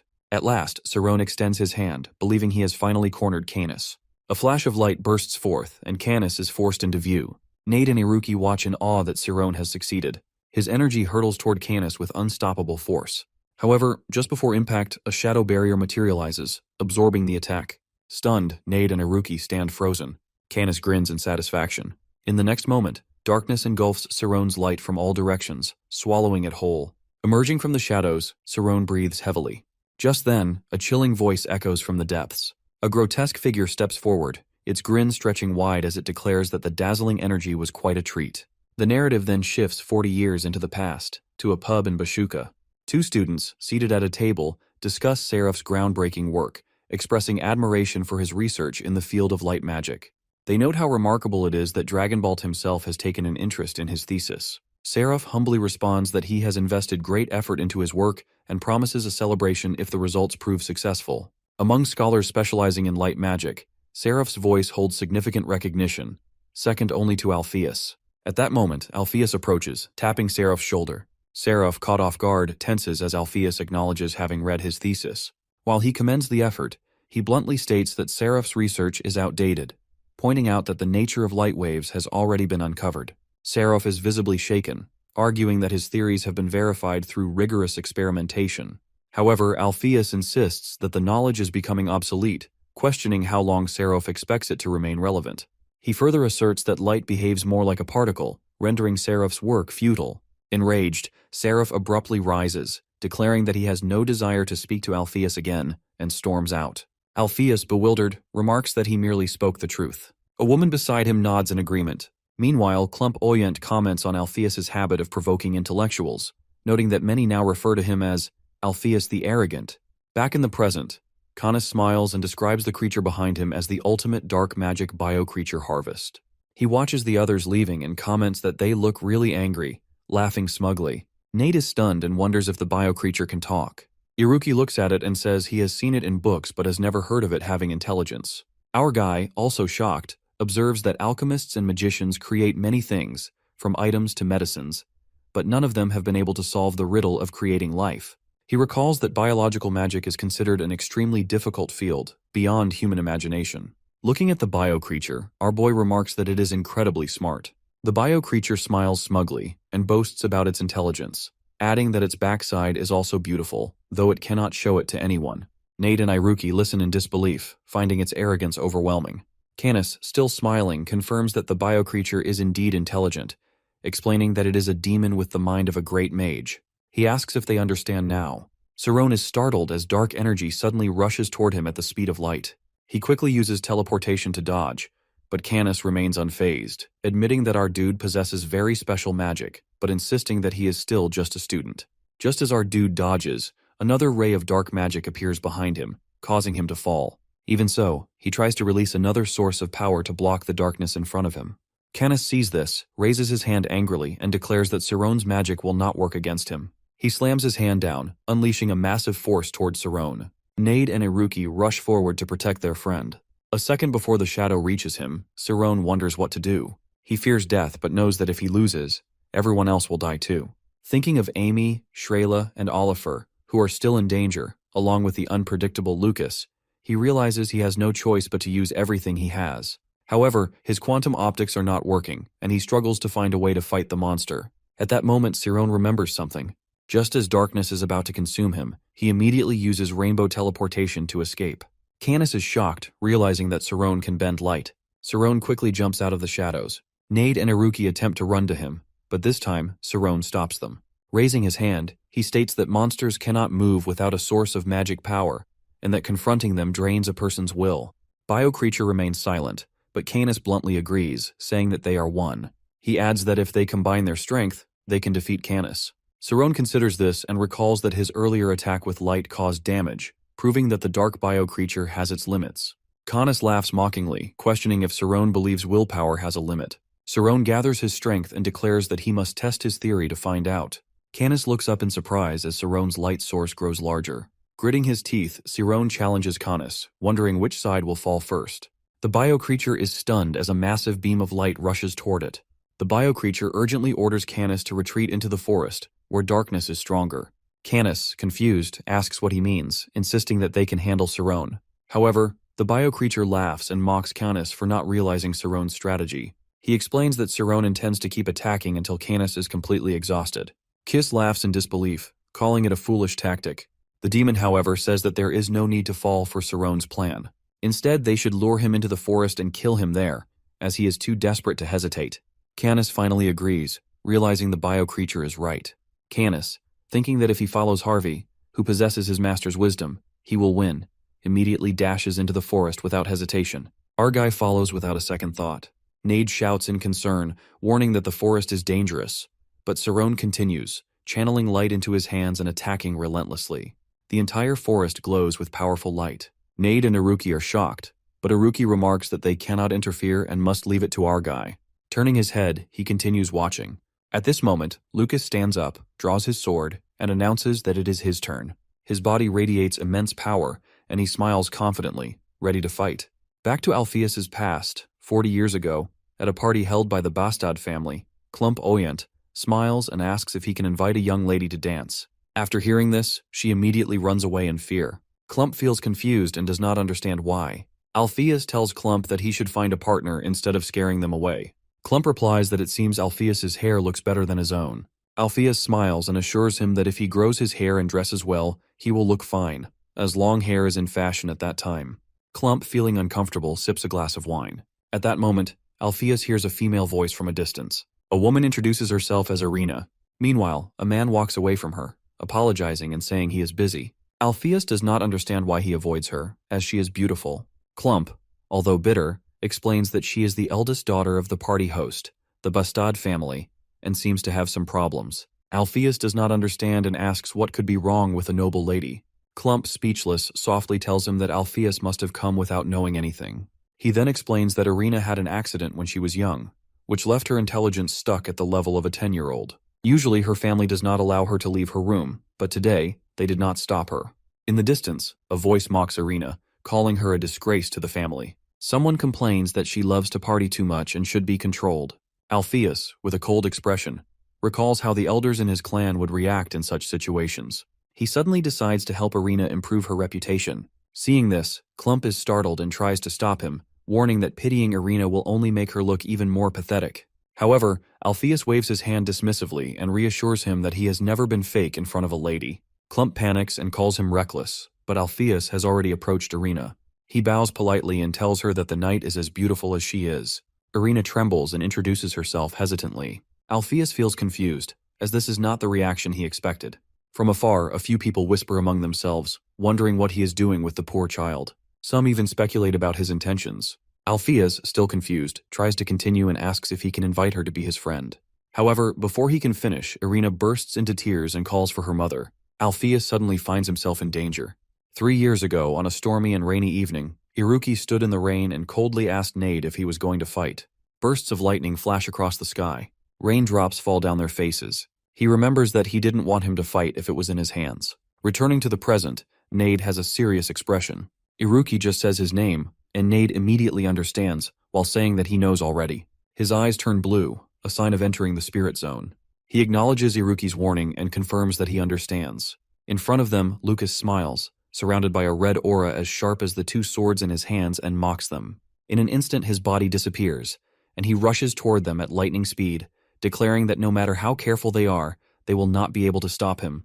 Immediately, Iruki and Nade teleport away. Lucas, still chasing them, has a cruel expression. He grins and taunts them. Using schema, a user can increase their entire body's strength, but randomly strengthening only one part can lead to loss of balance, so a number of routes are used for strengthening called mitochondria build. It strengthens the mitochondria, which boosts energy, metabolism, and it is a very popular and fastest build.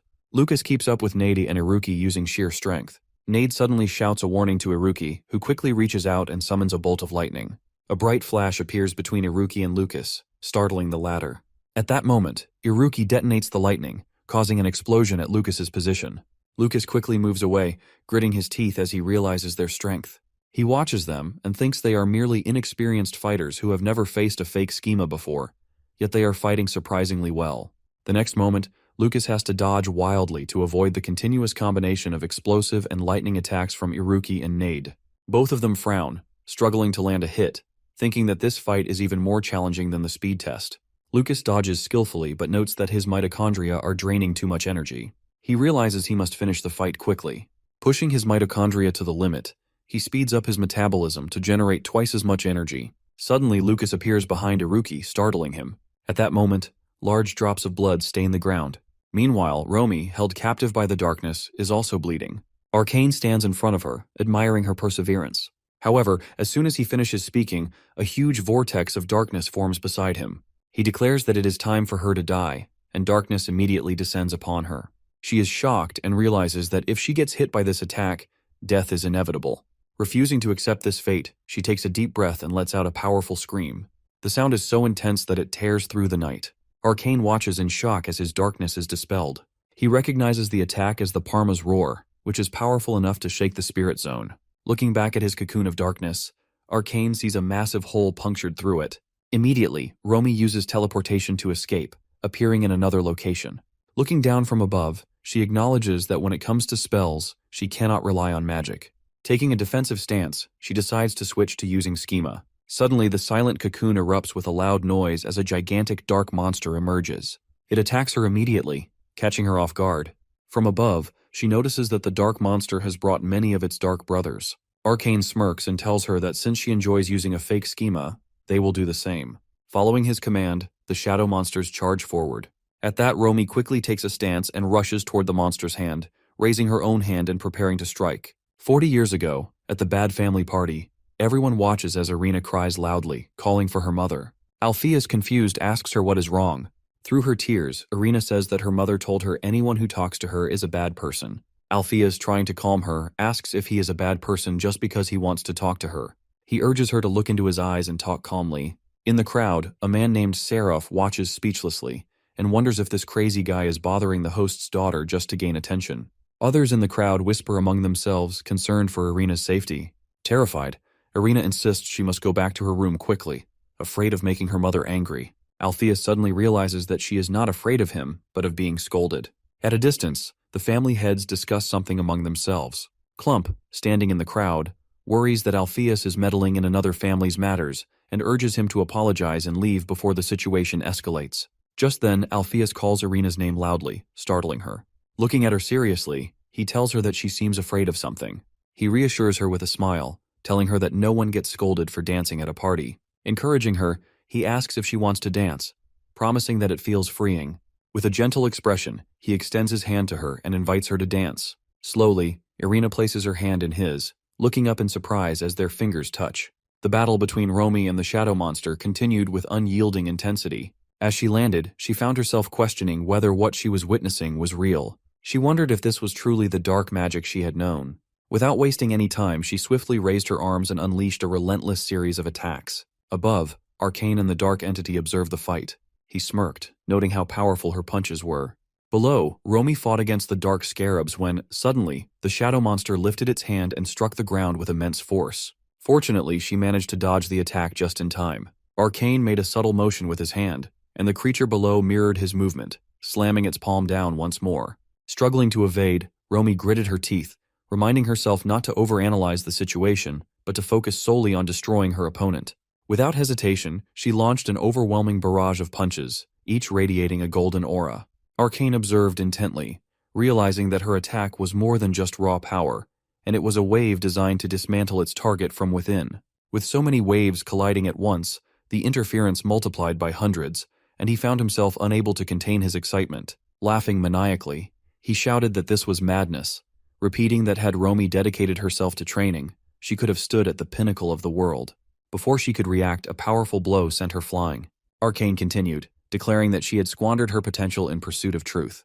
Meanwhile, below, the scarabs began to merge, forming a colossal creature that dwarfed little Athela 1,000,000,000 times over. Arcane then proclaimed that her resistance was futile. He believed she was nothing more than an insect before his grand vision of world domination.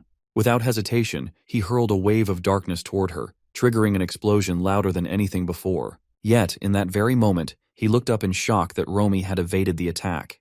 Realizing how dangerous he was, she knew that if left unchecked, he wouldn't just threaten the school, but the entire city. She resolved to stop him, even if it meant sacrificing her life. With that determination, she lunged forward, unleashing a beam of red light straight at the monstrous entity, her hands continuously discharging lightning that illuminated the entire sky.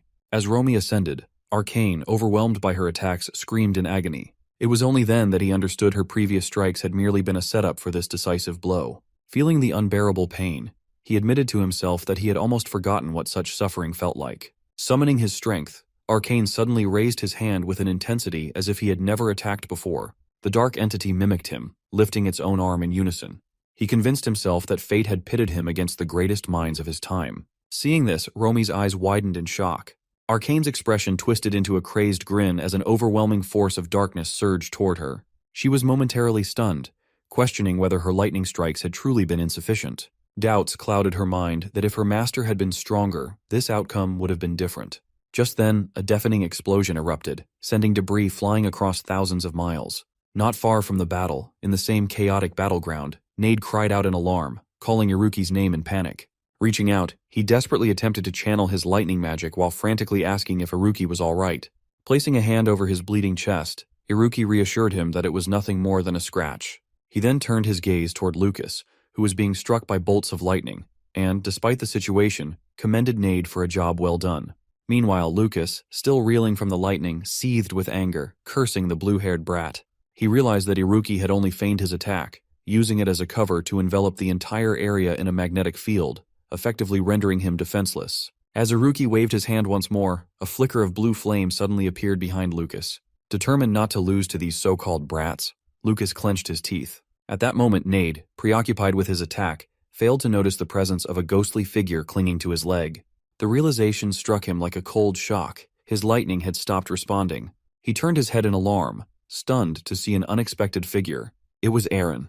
Until now, no one had noticed her arrival. Without a word, she raised her hand, summoning the shadows. Frustrated, Iruki waved his hand in exasperation and cursed under his breath. A sudden explosion burst toward Lucas, yet he managed to dodge it at the last moment. At the same time, he swung his knife, aiming straight for Nade's neck. The blade cut through the air, but Nade narrowly dodged in time. Lucas let out a frustrated scream, blaming Nade for the situation. Iruki, caught off guard, shouted in panic. However, Lucas's expression suddenly shifted to one of disbelief. His attack had been stopped and two thick bars of ice had appeared out of nowhere, intercepting his sword and saving Nade. Both Iruki and Nade stared in shock. It didn't take them long to realize who was behind this. As Lucas turned his head, his gaze locked onto a figure stepping forward. It was Sayana. Far away, in a distant past, the homeowner observed his guests in silent astonishment. The atmosphere was lively and people smiled and danced to the rhythm of the music. Amidst it all, Clump exhaled deeply, a small smile forming as he gazed ahead. His mind drifted to the remarkable achievements of Alpheus, who had done what no one else had managed. At the center of the stage, Alpheus and Arena danced joyfully together. Deep within the forest, Canis attempts to contact his monster, Harvey, demanding to know what is happening. Harvey responds, sensing a powerful tremor along the mountainside. Turning back, the demon remarks that Arcane has begun deploying the Servants of Darkness. Canis immediately breaks into a run, muttering that this must be the Master's final move. He wonders whether Alpheus has already appeared. Harvey does not deny the possibility, reasoning that if Canis suspects it, then it is likely true. Arcane will arrive soon. Just then, a sudden light attack hurtles toward the monster, but it swiftly blocks the strike, warning Canis that they must wipe everything out. Behind them, Cerrone speeds toward them like a streak of light. Canis curses under his breath, calling Cerrone a persistent brat. Rather than succumbing to the darkness, Cerrone relentlessly obstructs their movements. Observing the situation, Harvey notes that it feels as though they have been trapped on a chessboard. At that moment, Canis's steps come to an abrupt halt. He acknowledges the need for a change. Harvey agrees, preparing himself. Without hesitation, Canis unleashes his shadow magic, while Cerrone, trailing closely behind, summons his own power. Meanwhile, at the impassable bridge, the sky is heavy with drifting snow. Lucas stares in disbelief, struggling to comprehend the impossible that if the old man's magic truly has been broken. Standing behind him, Aaron finds it even harder to accept. Only a magician of extraordinary skill or a high-ranking monk could possibly undo the Master's Abyss Nova, a spell known as memory-sealing magic. She questions how an ordinary teacher from a magic academy could have achieved such a feat. With a cold and deliberate pace, the professor steps forward. Overjoyed, Nade rushes toward her, relieved that she has regained consciousness. However, as he reaches out, his hand suddenly freezes. Startled, he exclaims at the unbearable cold. Iruki, however, remains wary, remarking that something about this feels strange. Below them, the students whose memories had been sealed begin to tremble. Iruki quickly deduces that the professor is not yet fully awake. Before he can finish his thought, a wave of ice magic surges outward. Lucas barely evades the blast but still ends up coughing blood. Furious, he shouts in frustration. Collapsing to the ground, Lucas clutches his wound, pleading for her to stop. His voice carries an edge of fear as he asks whether she intends to kill all the students. A chilling realization dawns upon him that some individuals, even when weakened to the brink of death, can still annihilate others in their unconscious state. The professor's unfocused gaze confirms his worst fears. Despite not being fully awake, she continues to launch devastating attacks through her spiritual domain. To Lucas, this is beyond humiliating. He finally grasps the terrifying truth that this woman has inscribed magical spells directly onto her own body. Without a second thought, he discards his sword and turns to flee, cursing as he runs. The billions of dollars at stake suddenly seem meaningless. Desperate, he activates the mitochondria schema model to accelerate his escape. Yet something feels terribly wrong. A strange sensation creeps up his leg. Looking ahead, he spots the professor standing in the distance, waving her arms effortlessly. Though appearing no older than 20, she radiates the power of a 6th-level mage. Her most formidable ability, Absolute Zero Ice Magic, is now in play. At that moment, an enormous tornado of ice begins forming in her grasp. Meanwhile, frost creeps up Lucas's legs, encasing his feet in solid ice. A single thought crosses his mind that this school is truly bizarre. From its teachers to its students, misery seems to be the one thing they all share. Above them, massive clusters of ice materialize, glacial bombs. Hurtling toward the ground at terrifying speed, they threaten to obliterate everything. Aaron looks up in horror, convinced she is about to die. But just as the deadly ice descends, Nade dashes forward, pulling her away from the impact. Pinned beneath Nade, Aaron stares at him in shock, demanding to know what he is doing. Gritting his teeth, Nade yells at her to wake up. His voice trembles as he warns her that at this rate, they are all doomed. Aaron frowns, frustration evident on her face. She insists that time is slipping away. At that instant, Iruki appears between them, declaring that he will handle it. Nade, taken aback, demands to know his plan. Analyzing the situation with sharp precision, Iruki estimates the iceberg's weight, somewhere between 15 to 20 tons. To neutralize it, he must shatter it into thousands of fragments while accurately predicting the trajectory of each one. Without hesitation, he projects his spiritual domain upward. It surges toward the iceberg at blinding speed. He knows that even the smallest miscalculation could be catastrophic. The moment his domain makes contact, the ice explodes into countless shards. Nade and Aaron stare skyward in stunned silence. They can hardly believe what they are seeing. The once monstrous glacier has transformed into a breathtaking display of light, resembling fireworks against the night sky. Despite the awe-inspiring sight, tension lingers between Aaron and Nade. Without warning, she pushes him away, demanding an explanation for his actions. Wincing in pain, he insists that all he did was save her. He swears that there was nothing more to it. Aaron's voice sharpens with anger. She reminds him that they are enemies, and she never needed his help. Nade cuts her off, exasperated. He urges her to stop arguing and think rationally that if she truly wants everyone to die here. For a moment, Aaron hesitates. Uncertainty flickers across her face as she confesses that she doesn't know what to do anymore. Her admission surprises Nade. However, before he can respond, she quietly states that it all comes back to Canis. He was always the one who protected her in the past. A bitter laugh escapes her lips, mingled with unshed tears. She claims not to care what happens next. Frustrated, Nade presses her that what is she really thinking right now? Before she can answer, a deafening explosion erupts beside them. Both Aaron and Nade instinctively turn toward the source of the blast. A single step emerges from the smoke. Tears stream down Aaron's face as she lets out a laugh of disbelief. There, battered and bleeding but undeniably alive, stands Canis. Far in the past, under the soft glow of the moon, Alpheus and Irina sit together, their laughter filling the night as they reminisce about the astonished expressions on people's faces when they danced. Their conversation shifts to the nature of light. Alpheus recalls an experiment where light behaved as a particle, yet in another, it created an interference pattern like a wave. He is convinced that light must be a particle. Midway through his thoughts, he pauses, realizing he might be boring her. But when he looks into her eyes, she reassures him with a gentle smile, telling him that he is a kind person. The warmth of her words makes him blush. With a small sigh, he admits that, despite being a mage, he is struggling with his research paper. He turns to her, curious about her perspective. Should light be considered a particle or a wave? Still smiling, Irina simply replies that light is beautiful. Back in the past, Cerrone had been reading a book when he suddenly noticed something unusual. Calling Nade and Iruki closer, he pointed it out to them. Nade approached cautiously and inquired about what it was, to which Cerrone explained that it concerned the principle of mass and energy equivalence. He went on to elaborate that mass could be converted into energy, prompting Iruki to consider the reverse implication, that if mass could transform into energy, then energy should also be capable of becoming mass. This realization led him to contemplate whether the concept could be utilized to enhance the photon cannon. As they discussed the matter, Cerrone's gaze fell upon the formula, and he suddenly became aware of the professor's name inscribed on it. Shocked by the discovery, Iruki and Nada exchanged startled glances. In the present, an intense beam of light cut through the darkness, drawing a cry of pain from Harvey, who immediately recognized that their opponent had increased the strength of his attack. Canis, taken aback, observed the situation closely, and came to the conclusion that the enemy was growing stronger with each passing moment of the battle. Meanwhile, on the other side, Cerrone continued his relentless pursuit of Canis. Raising his hand, he summoned a photon cannon, from which 4 massive beams of light hurtled toward the monster, forcing it to let out an agonized scream. Despite the sheer force of the attack, Harvey merely chuckled, acknowledging its impressiveness while remarking that Cerrone was still too young.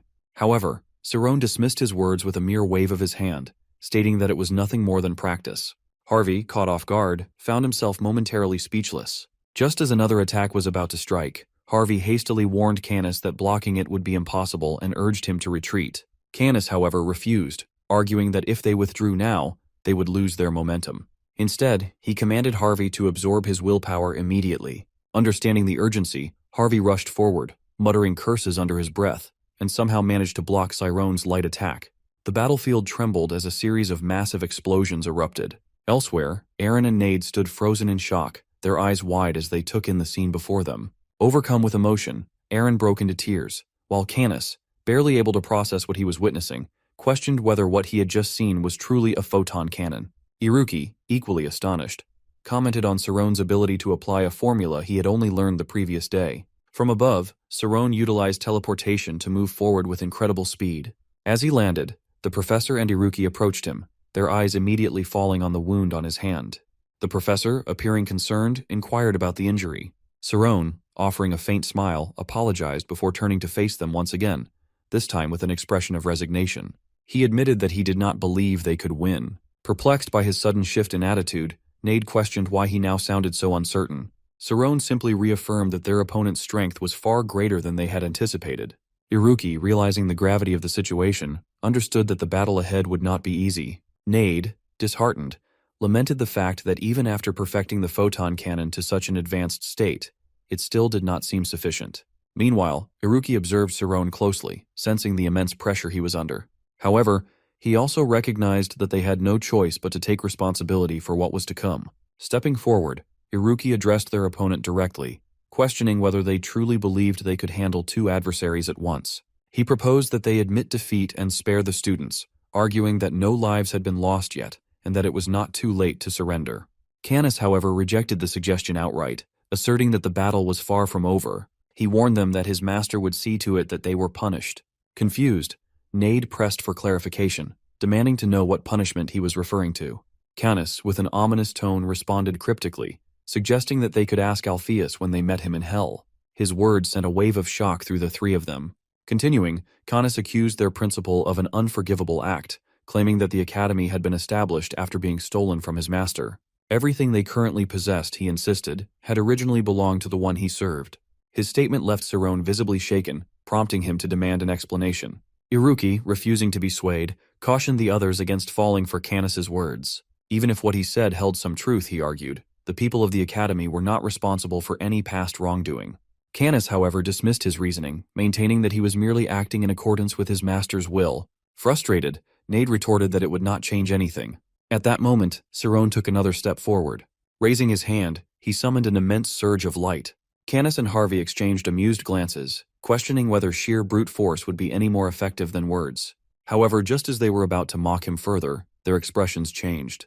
Without warning, Harvey shifted into a defensive stance, his body tensed as if preparing for an imminent threat.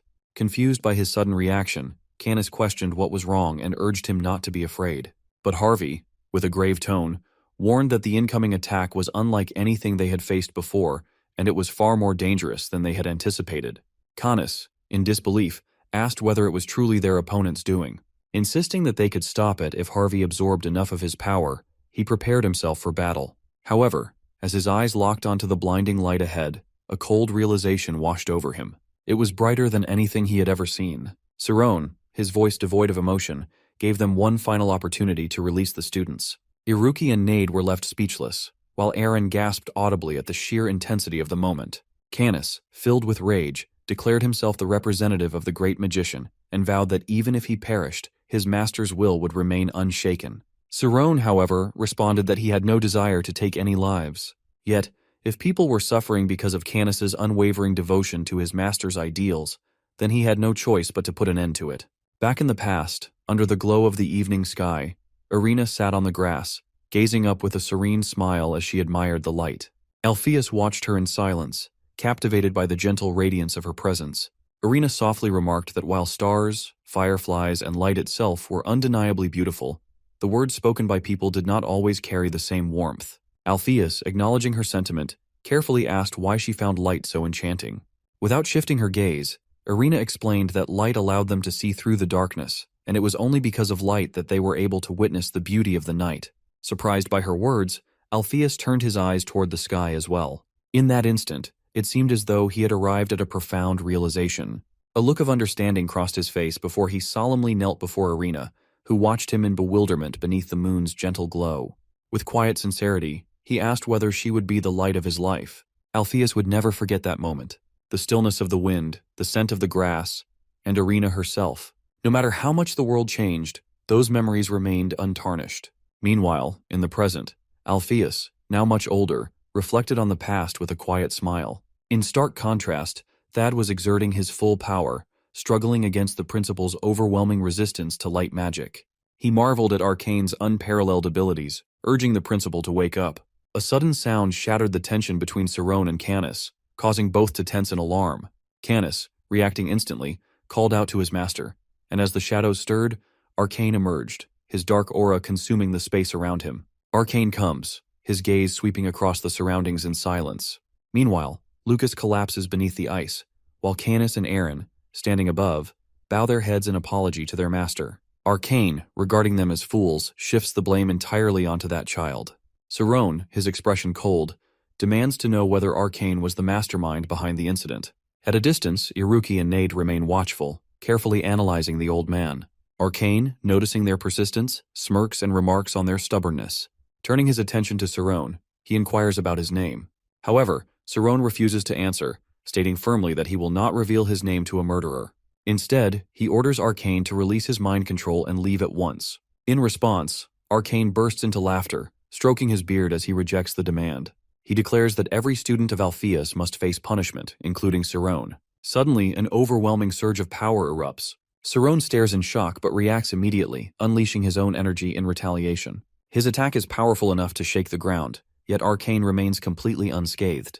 Observing the display, Arcane comments on the sheer magnitude of Cerrone's spirit zone, finding it impressive for someone so young. Nade, Iruki, and Cerrone stand in disbelief as Arcane effortlessly evades the attack. Undeterred, Cerrone raises his hand to strike again, but before he can act, a voice calls out, urging him to stop. Emerging unsteadily from the forest, Miss Romy struggles forward. Cerrone's eyes widened in shock at the sight of her. Arcane, however, merely smirks, taunting her for appearing in such a pitiful state and claiming that she should feel ashamed. Supported by Nade and Iruki, Romy declares that victory or defeat means nothing to her, and her only concern is protecting her students. Cerrone quickly seizes the moment to ask her about Arcane, demanding to know his motives. After a brief silence, Romy finally reveals that his name is Arcane, a third-level archmage. The revelation leaves Nade, Iruki, and Cerrone utterly stunned. She further explains that Arcane harbors deep hatred for the principal. Arcane sneers and begins voicing his grievances against the principal, addressing the young students with disdain. Romy, however, warns him against becoming too complacent. Arcane remains silent, and Canis suddenly realizes, in shock, that his master's mental strength is only at 10%. Yet, despite this limitation, Harvey is convinced that it is still more than enough to annihilate them. Canis, still focused on their objective, reminds Arcane that they have yet to capture Alpheus. Overhearing this, Aaron stiffens in shock. She demands an explanation from Canis, but instead of answering, he steps forward and respectfully requests Arcane to entrust the matter to him. Arcane studies him for a moment before offering a smile. Aaron watches Canis uneasily, sensing that his gaze no longer belongs to the same person she once knew. Arcane then turns to Cerrone, asking whether he is Alpheus's disciple. Cerrone's expression hardens as he warns Arcane not to speak so casually about the principal. He declares that compared to Alpheus, Arcane is unworthy of even being called a magician. Arcane erupts into laughter, his voice filled with mockery. He questions the so-called virtue of Alpheus, wondering just how much of it has been an illusion over the past 40 years. Nade and Iruki exchange uneasy glances, struggling to process his words. Then, shifting his attention back to Canis, Arcane abruptly orders him to stop fighting. Canis, bowing his head, expresses his gratitude toward his master. At that moment, Romy, filled with concern, calls out to Cerrone, urging him to halt. But he continues moving forward. Canis steps into his path, ready to engage. Aaron attempts to intervene, using magic to remind Canis that they should leave the matter to Arcane. However, Canis remains resolute, declaring that he has already failed his master once, and that he must defeat Cerrone, even if it costs him his life. He calls upon Harvey for support, but no response comes. Frowning, he calls again, only to realize that within his spiritual domain, his demon has lost its wings and is retreating into the distance. Clenching his teeth, Canis charges ahead, determined to fight. Cerrone, bracing himself, takes a defensive stance, and the battle begins. Canis pursues Cerrone relentlessly, but to his surprise, Cerrone leaps off a cliff, choosing to battle in midair. A smirk crosses Canis's face as he assumes that Cerrone believes his shadow power is useless in the air. However, the moment he vanishes into the darkness, he is struck by an unexpected realization. Nade, Romy, and Iruki also stare in astonishment. Above them, luminous letters shine brilliantly across the sky. Gritting his teeth, Cerrone reaches a decision that if he cannot follow Canis's movements, he will simply target his entire spirit zone. Without hesitation, thousands of radiant magic projectiles descend upon Canis. He raises a hand, summoning dark magic to shield himself from the onslaught.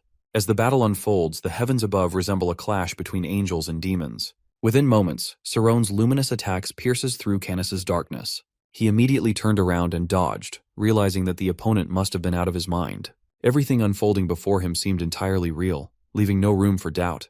Cerrone continued his relentless attacks without pause, while Canis found himself questioning whether Cerrone was truly casting hundreds of spells simultaneously and if each one was genuine. He could not comprehend how someone so seemingly unremarkable could possess such power. Above, Cerrone kept launching flares in Canis's direction. Romy, astonished, wondered aloud when Cerrone had gained such immense strength. This time, even Nade was left speechless, unable to believe what he was witnessing once again. Iruki remained silent as he watched Cerrone step into what seemed like an infinite domain. Just then, a sudden noise startled both of them.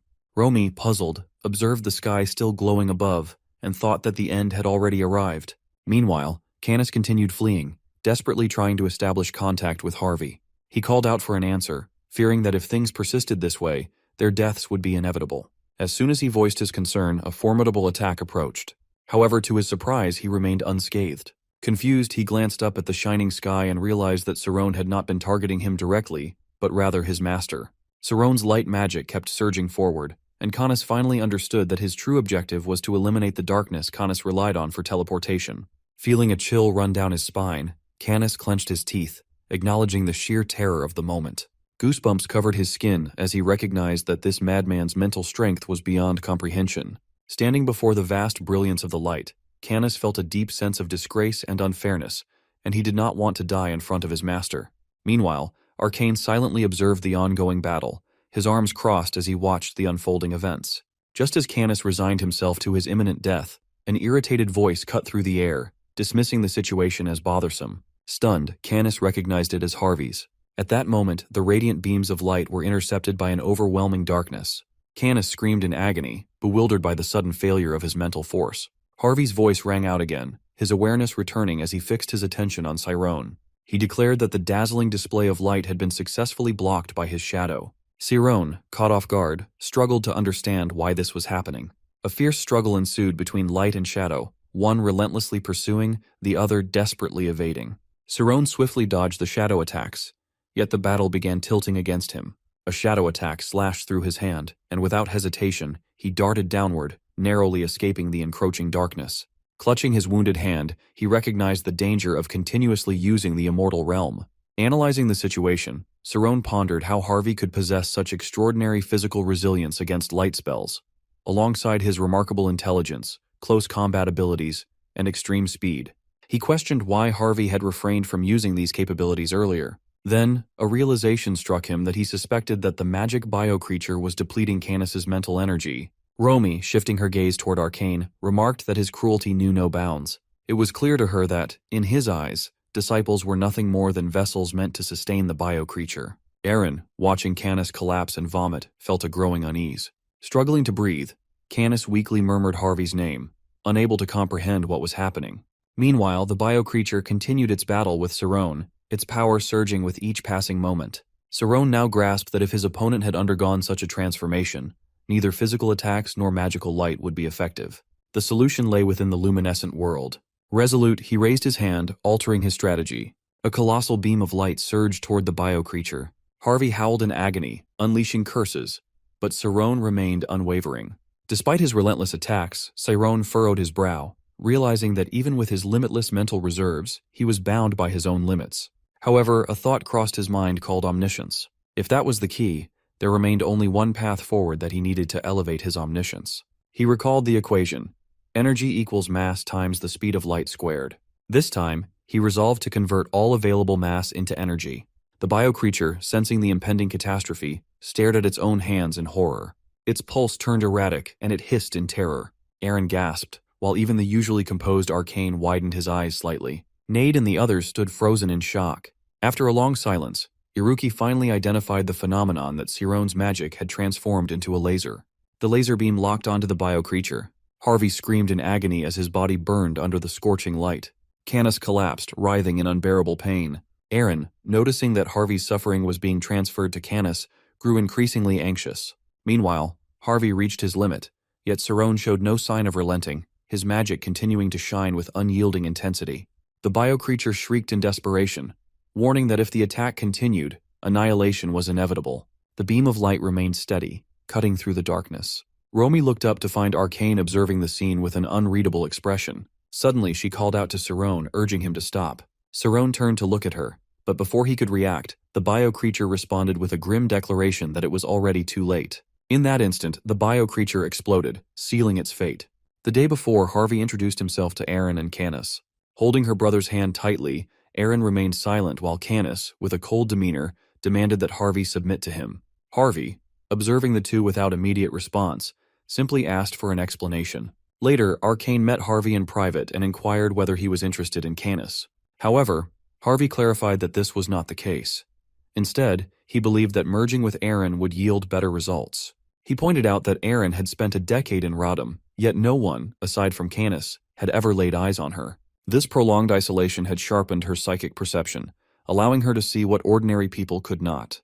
Arcane calmly elaborated on the first principle, a unique cognitive process that enabled an individual to perceive an object in its purest form from the very first encounter. Acknowledging this, Harvey remarked that Arcane had been able to locate Aaron by detecting her psychic overload, which ultimately led to both her and Canis being brought here. Arcane, speaking frankly, admitted that Aaron was too fragile for his purposes, and instead urged Harvey to take Canis. At that moment, Harvey realized that this had been Arcane's intention all along. Just a minute before the explosion on the mountain, Aaron gazed upward and noticed something approaching from the sky. Meanwhile, Harvey informed Canis that an explosion was imminent. Stunned, Canis followed Harvey's gaze. In that instant, the bio-creature abruptly announced its intent to sever their contract. A surge of power erupted, causing Canis to cry out in agony. Above them, Harvey's form began to swell unnaturally, resembling an inflating balloon. Overcome with panic, Canis desperately questioned why Harvey was alone. He recalled a past conversation in which he had told Harvey that his only true light was Aaron and that his duty was to shield her from the world. As the moment of detonation neared, Harvey, unbothered by his impending fate, mused over Canis's intriguing nature and made his decision to press forward. Canis, writhing in pain, screamed, while Arcane, unwilling to watch, turned away. In the end, the explosion took place regardless, engulfing the impassable bridge in crimson light. Arcane stood frozen in shock as Sirone suddenly emerged behind him, his voice filled with fury as he demanded to know what Arcane had done. In the midst of everyone's stunned silence, Sirone's accusations rang loud that if Arcane was trying to kill them all. Narrowing his eyes, Arcane smirked and remarked that Sirone's expression seemed oddly familiar. Without hesitation, he noted that Sirone bore a striking resemblance to Alpheus from 4 decades ago. Sirone, seething with anger, shouted for him to stop talking. However, Arcane merely smiled, claiming that he now understood why the cunning Alpheus had accepted Sirone. He went on to say that Sirone even possessed the qualities of omnipotent possession, warning him that Alpheus was plotting something far more sinister. Sirone, confused yet demanding answers, pressed for clarification. With a calm but piercing tone, Arcane revealed a shocking truth that Alpheus, the man Sirone admired, had once been his own student. The revelation left Sirone momentarily speechless. Standing high above, Arcane continued, describing Alpheus as a brilliant student who had been a pleasure to teach, yet ultimately consumed by greed. Despite everything Arcane had done for him, Alpheus had cast him into hell and destroyed his life's work. Arcane further stated that Alpheus's wife had met a tragic end, passing away in suffering. Nade, along with the professor and Iruki, were left utterly stunned. At that moment, Romy, standing among the children, demanded that Arcane recount the events of 40 years ago. Arcane remained silent for a moment, his gaze fixed on the group, while Sirone watched him intently. That era had marked the pinnacle of Alpheus's career. It was the year when the sound of applause filled the air as the Golden Magic Circle Award was presented to him. With a joyful heart, Alpheus stepped forward, accepting the trophy and the bouquet of flowers amid the cheers. The prestigious award recognized the magician with the most outstanding achievement of the year. The crowd, ecstatic over his discovery that light possessed both molecular and wave-like properties, showered him with praise, calling him a genius. Playfully, they reminded him not to forget them once he became famous. Among them, Clump pulled Alpheus aside and in a joking manner, confessed that he had once viewed Alpheus as nothing but a troublemaker. However, his perspective had since changed. As they spoke, they agreed to celebrate the occasion, though Alpheus mentioned that he needed to return home first. That night, on his way back, he clutched his trophy with excitement and called out for Irina the moment he stepped inside. Emerging from the kitchen, she beamed with joy upon seeing him.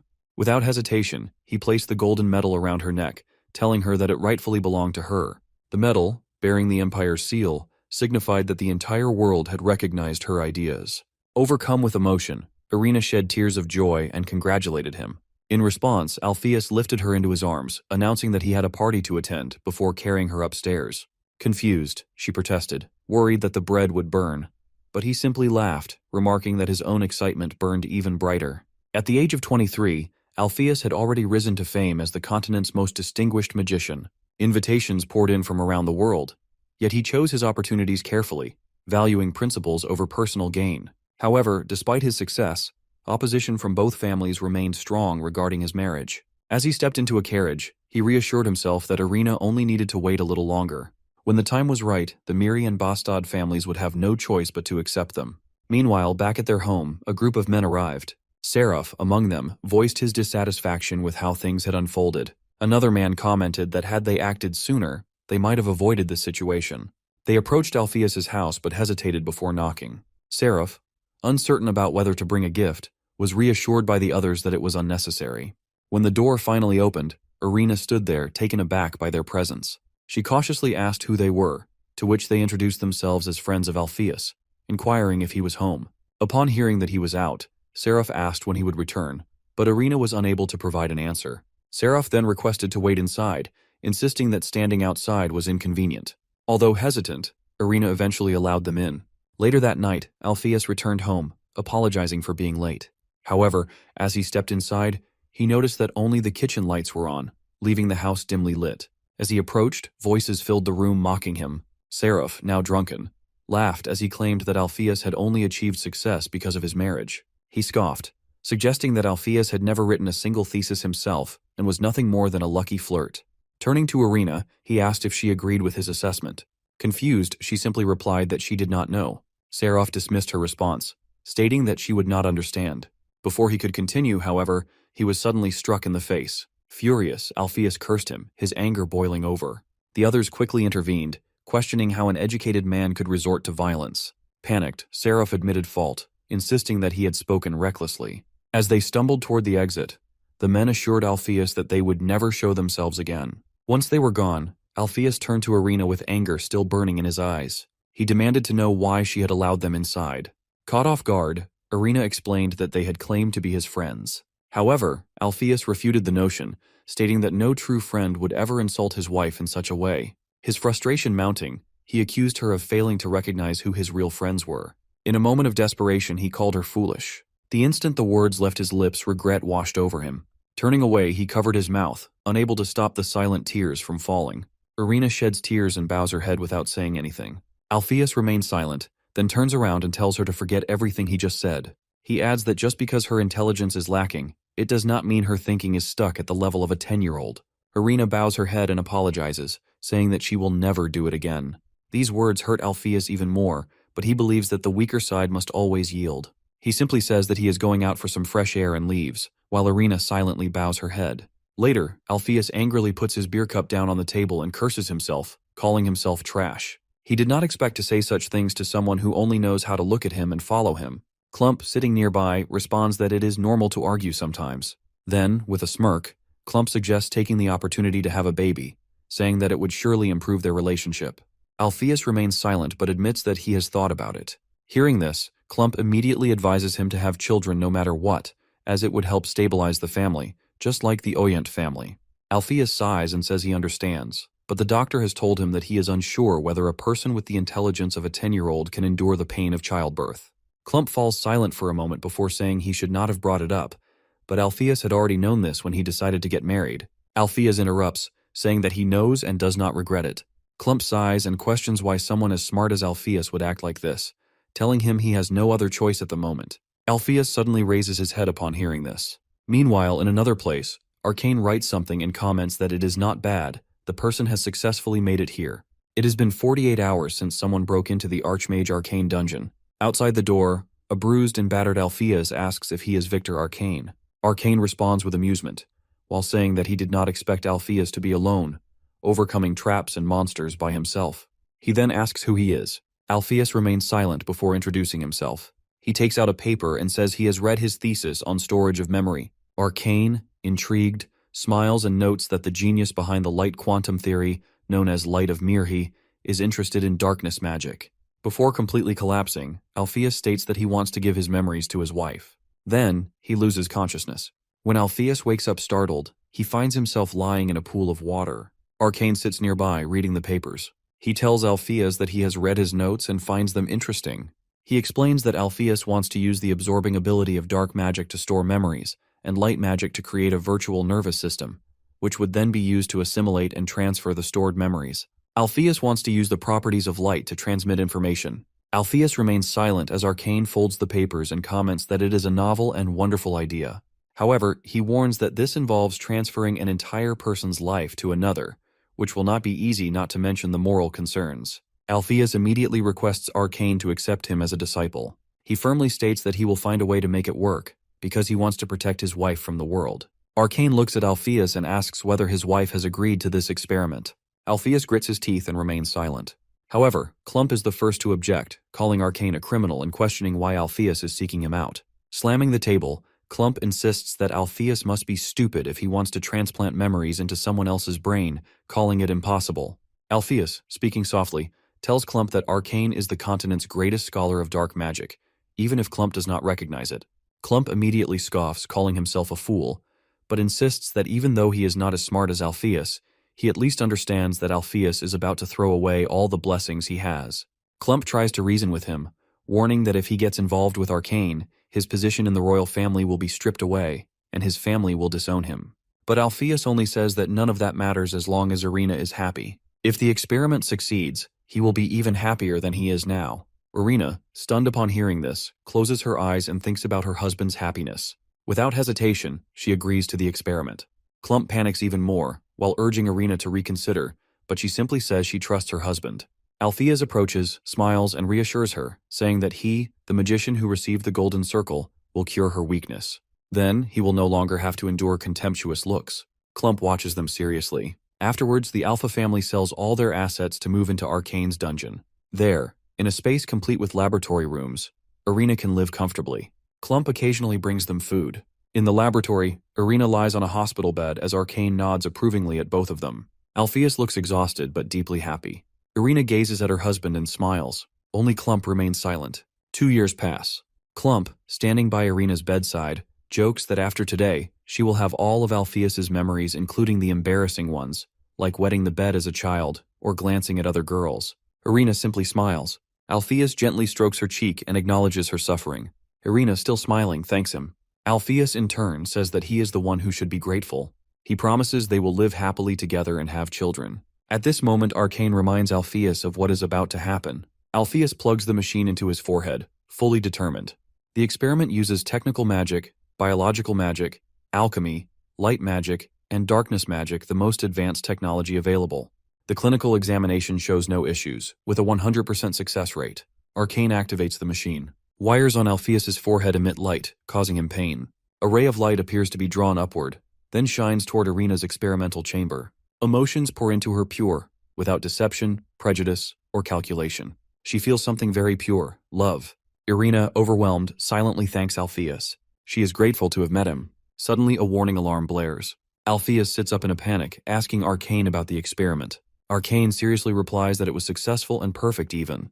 But Alpheus, terrified, looks at Irina, who now lies weakly on the experimental bed, where she is struggling to speak. Arcane says that while the physical transfer was flawless, her nerves are beginning to resist it. She smiles through tears, realizing that unlike animals, humans must still exist somewhere beyond what they understand. She believes that if their research had continued just a little longer, it might have worked completely.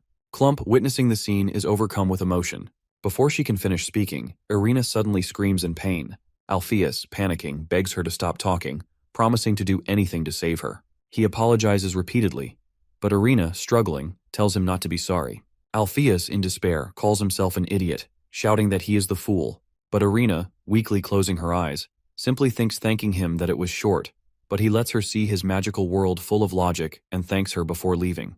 Alpheus, overwhelmed, screams in despair. Irina's funeral took place on a rainy day, attended only by her family in a private gathering. They did not permit Alpheus to be present, as he neither shared a marital bond with her nor had children. In the end, they drifted apart like strangers. On the day of Irina's passing, Alpheus had repeatedly struck his head against the wall, struggling to comprehend what had happened. He recalled how Irina had once told him that where there was light, darkness inevitably followed.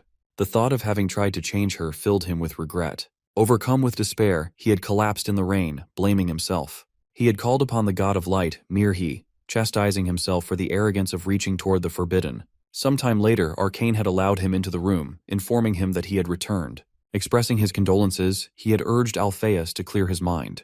However, before finishing his words, his gaze had fallen upon a bag of gasoline. Shocked, he had noticed a pile of documents soaked in it and had immediately demanded to know what Alpheus was doing. In response, Alpheus had turned toward him with an empty smile, stating that their research should never have been conducted. Arcane had attempted to calm him, acknowledging his grief, but reminding him that their experiment had been a success. He had insisted that individuals like Irina, who suffered from unexplained psychological afflictions, could now be treated. He had questioned whether Alpheus truly intended to let Irina's sacrifice be in vain. At this, Alpheus had let out a bitter chuckle, summoning magical flames as he repeated the word sacrifice.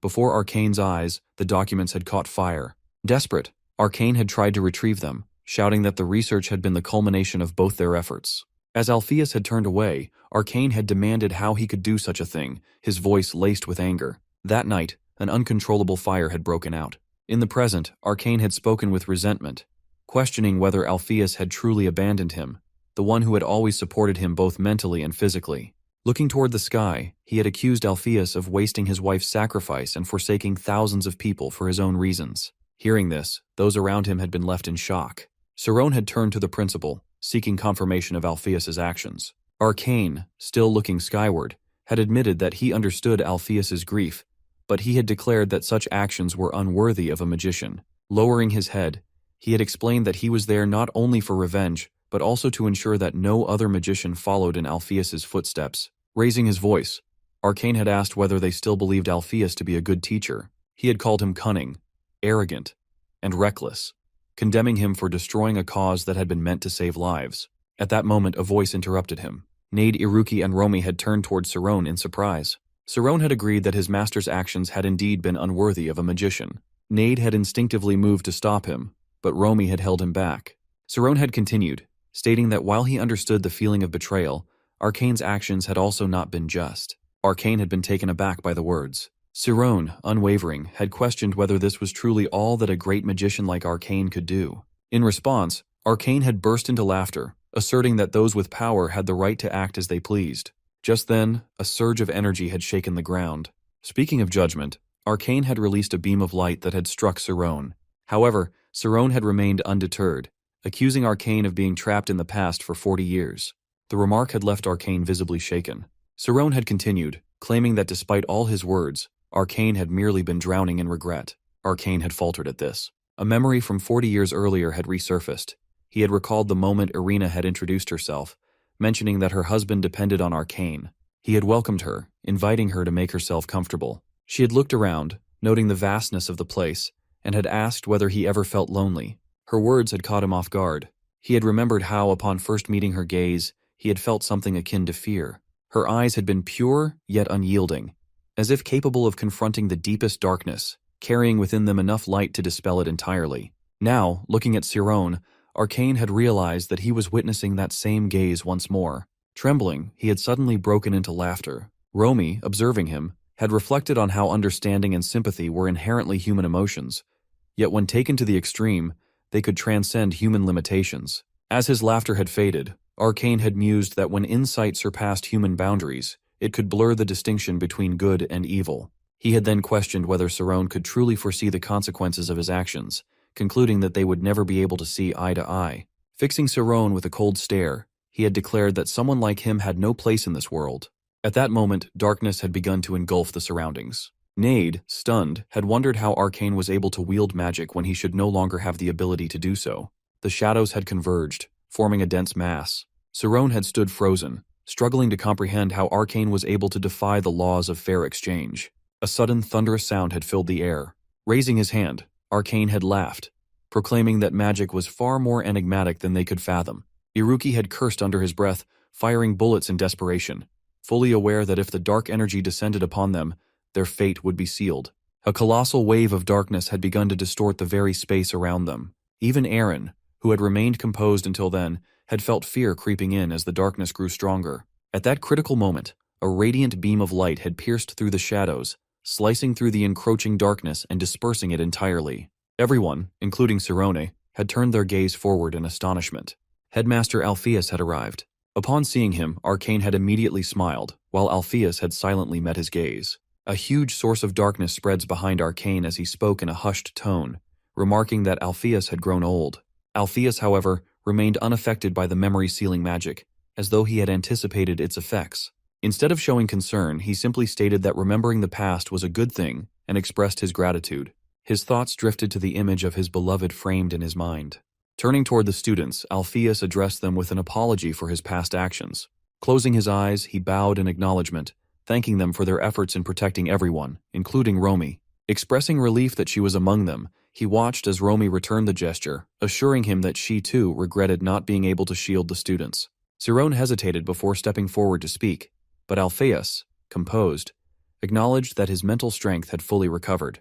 Taken aback, Cerrone questioned whether he had already realized this. Alpheus explained that the most formidable magic ever developed by arcane mages was abyss magic, which is a power centered on the manipulation of memories. With a knowing smile, he tapped his temple, revealing that when Arcane erased his memories, it had inadvertently restored his mental strength for a brief time. Still grappling with the revelation, Cerrone found it difficult to believe such a phenomenon was possible. Placing a firm hand on Cerrone's shoulder, the principal advised him to always possess a hidden advantage capable of overturning any situation. Without such a safeguard, one could never truly be considered a combat mage. With that, Alpheus insisted that matters concerning the past should be settled by those to whom they belonged and urged the students to leave. Arcane, standing before them, responded without hesitation. If his former student was so determined, he would comply. A smirk played on his lips as he remarked that letting them go was simple, but then he posed a question asking what would Alpheus do now. He reminded him that he could no longer return to his role as principal. Alpheus's expression darkened, but Arcane continued, pointing out that hundreds of students had now become aware of his past. Realization struck Nade, who understood that Arcane had been the one to reveal the principal's past all along. Iruki, too, furrowed his brows, recognizing that everything had been orchestrated from the beginning. With an air of amusement, Arcane suggested setting the place ablaze once more. Remaining composed, Alpheus warned him that such matters were not to be taken lightly. Arcane then extended his hand toward the students, inviting them to join him, claiming that they would complete the research on memory implantation. He boasted that he had successfully implanted his own memories and introduced Harvey, a magical bio-creature, declaring that its existence was made possible by Arena's sacrifice. Alpheus's gaze darkened at the mention of sacrifice, the word echoing in his mind as a justification he himself had once used. Confronting Arcane, he accused him of masterminding the entire research, leaving Arcane momentarily speechless. Producing a crumpled sheet of paper, Alpheus demanded to know what he sought to achieve by erasing both Arena's and his own memories. Tears welled in his eyes as he held up the document, questioning why hundreds of magical bio-creatures had been created. In a voice filled with accusation, he shouted, condemning Arcane's ambition to dominate the world. Arcane, momentarily unsettled, attempted to respond but soon regained his composure, scoffing at the notion. Even after 40 years, Alpheus remained unchanged in his convictions. Cerrone, now grasping the truth, remarked that this was the very reason Alpheus had destroyed the research. He speculated that Harvey, the magical creature, housed the memories of both Arena and Alpheus. Aaron, stunned by the revelation, shifted her gaze toward Harvey. Meanwhile, Arcane clenched his teeth in frustration. Alpheus had spoken the truth. Harvey's defiance mirrored Alpheus's own nature. Gripped by realization, Aaron asked, her voice trembling, whether Harvey had been ordered to self-destruct. Overwhelmed by emotions, she shed tears of hatred. Arcane, holding his head in irritation, raised a hand in frustration, lamenting that no one truly listened to him. Above them, darkness gathered, swelling into an immense black mass, its oppressive force spreading fear among the students. Their terrified cries filled the air as Alpheus stepped forward, positioning himself as a shield before them. High above, Arcane sneered, taunting Alpheus to flee and abandon everything. Lost in thought, Alpheus's mind drifted to a moment from the past. Clump had stood before him, a grave expression on his face, questioning whether he intended to die there. Before him had stood a weary and unkempt Alpheus. Clump had spoken of his decade-long search, recounting the lengths he had gone to, the fortune he had spent, and the information he had gathered to track him down. Alpheus had questioned why he had come in search of someone like him, to which Clump had remained silent. Instead, he had pulled something from his pocket and handed it over. Alpheus had stared at it in shock. Clump had explained that someone was meant to have vanished the following day. The object in his hands had been a letter from Arena. Alpheus had unfolded the letter with trembling hands, his eyes scanning its contents. Within it, Arena had expressed her desire for the experiment to continue. Her final wish had been for him to move forward rather than remain consumed by grief, urging him to pursue the research he so deeply loved. She had called him her eternal light, asking him to let the world witness that brilliance. Overcome with sorrow, Alpheus had wept until his heart could bear it no longer. Then, gathering his resolve, he spoke, asking for money. He had declared his intention to establish a school, ensuring that individuals like him would never come to exist again. Dedicating his entire life to this cause, he had made a solemn vow. Clump had smiled, his expression serene. Now in the present, Alpheus raised his hand, summoning a radiant force. He reflected on the life Arena had enabled him to live. A surge of brilliant light emanated from him, its intensity overwhelming those nearby. Even dragonflies seemed suspended in slow motion. Sarone, captivated, watched in awe as time itself appeared to slow. Lifting his hand higher, Alpheus gathered the light into his palm. In an instant, a dazzling beam of radiance shot skyward, illuminating the world around them. Sarone rises to his feet, his looks around him. Iruki and Nade do the same, while Aren lifts her head, her eyes tracing the radiant light that gleams like the sun. As the brilliance fades, the surrounding darkness dissipates with it. A stunned exclamation escapes Arcane as he struggles to grasp what has just transpired. Alpheus, his expression calm, explains that the phenomenon is a spell known as Big Bang. Though merely an innocent magic that emits light, he remarks that reporting such a thing to the Magicians' Association would be laughable. Still, he considers this farewell gesture to be sufficient. Arcane, caught off guard by the unexpected turn of events, turns to Alpheus with a questioning stare. He demands to know whether Alpheus has prepared magic to challenge him. Yet before his words fully settle, he staggers and collapses, blood trickling from his nose. Pressing a hand against his face, he looks up in disbelief. Alpheus, unshaken, points out that although Arcane manipulated his memories to restore mental strength, it remains nothing more than an illusion of the mind. He warns that forcing beyond one's limits will place unbearable strain on the brain, endangering his very life. Arcane, recognizing his defeat, lets out a strained chuckle. He muses that Alpheus has not taken a moment's rest in 40 years, yet despite that, he has now managed to surpass the great magician Arcane himself. He admits he never foresaw this outcome. A brief silence follows before Alpheus finally speaks. His voice is firm as he tells Arcane that he still fails to understand. He is no longer the great mage he once was, and those days belong to the past.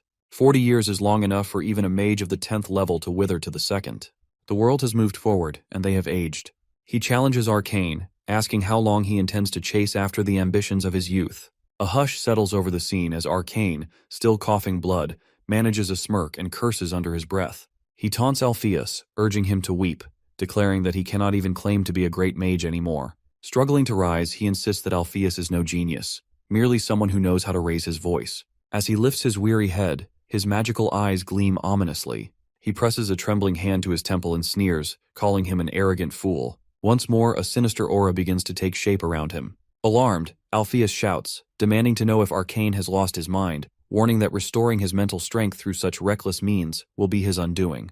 However, before he can react further, he notices something far more alarming: that the students and even the professors of the school are being drawn skyward by Arcane's looming shadow. With the last of his strength, Arcane proclaims that he will go to any lengths to ensure Alpheus's downfall.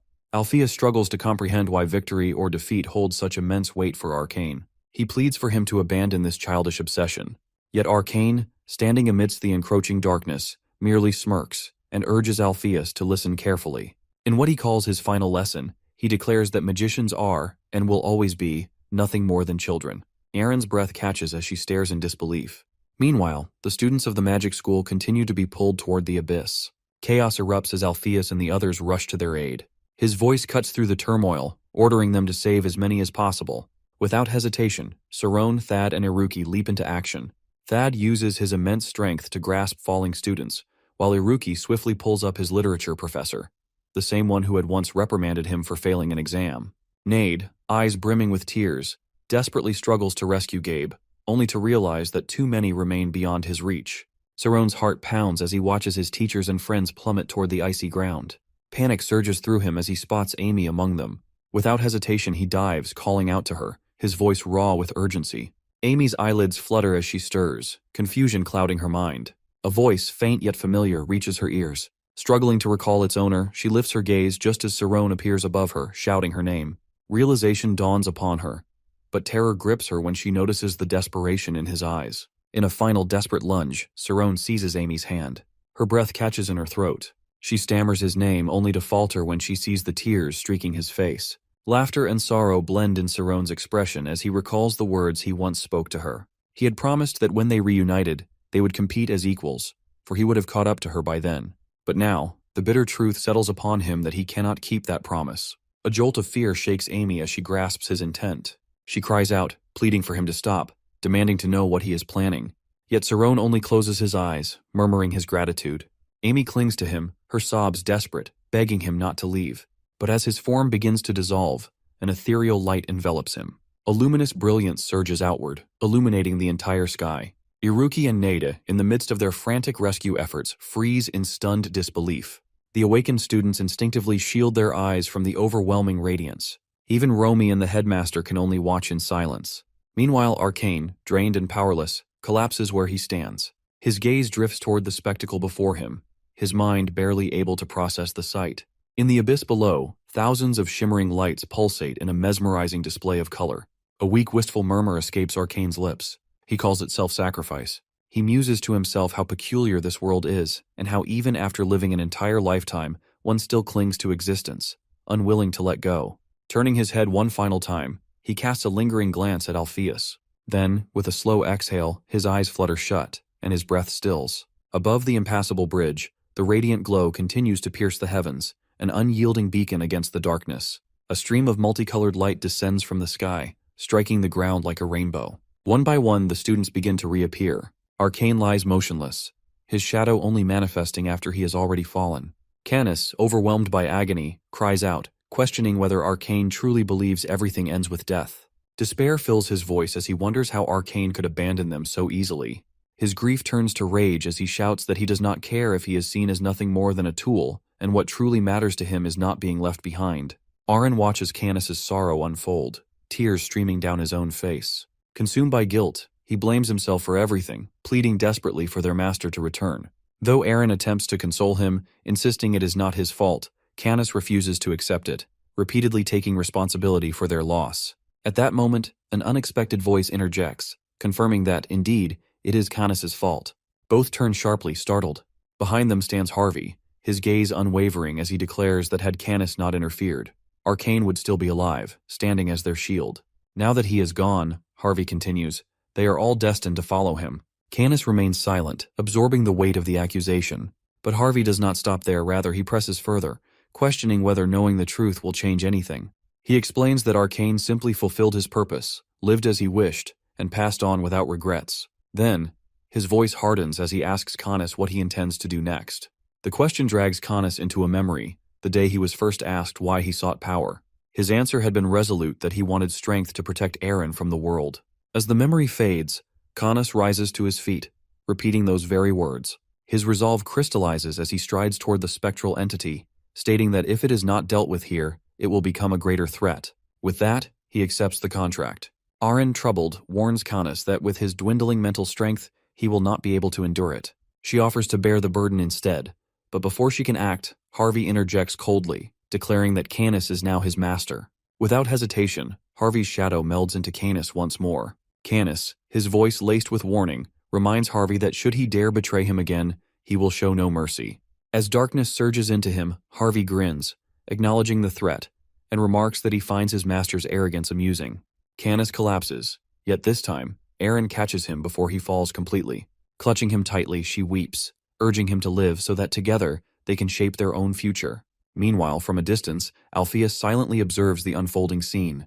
Turning to Professor Romy, he solemnly declares himself a sinner. Romy, unfazed, responds that true atonement begins with acknowledging one's sins. Alpheus listens, then offers a faint smile as he looks at her but says nothing.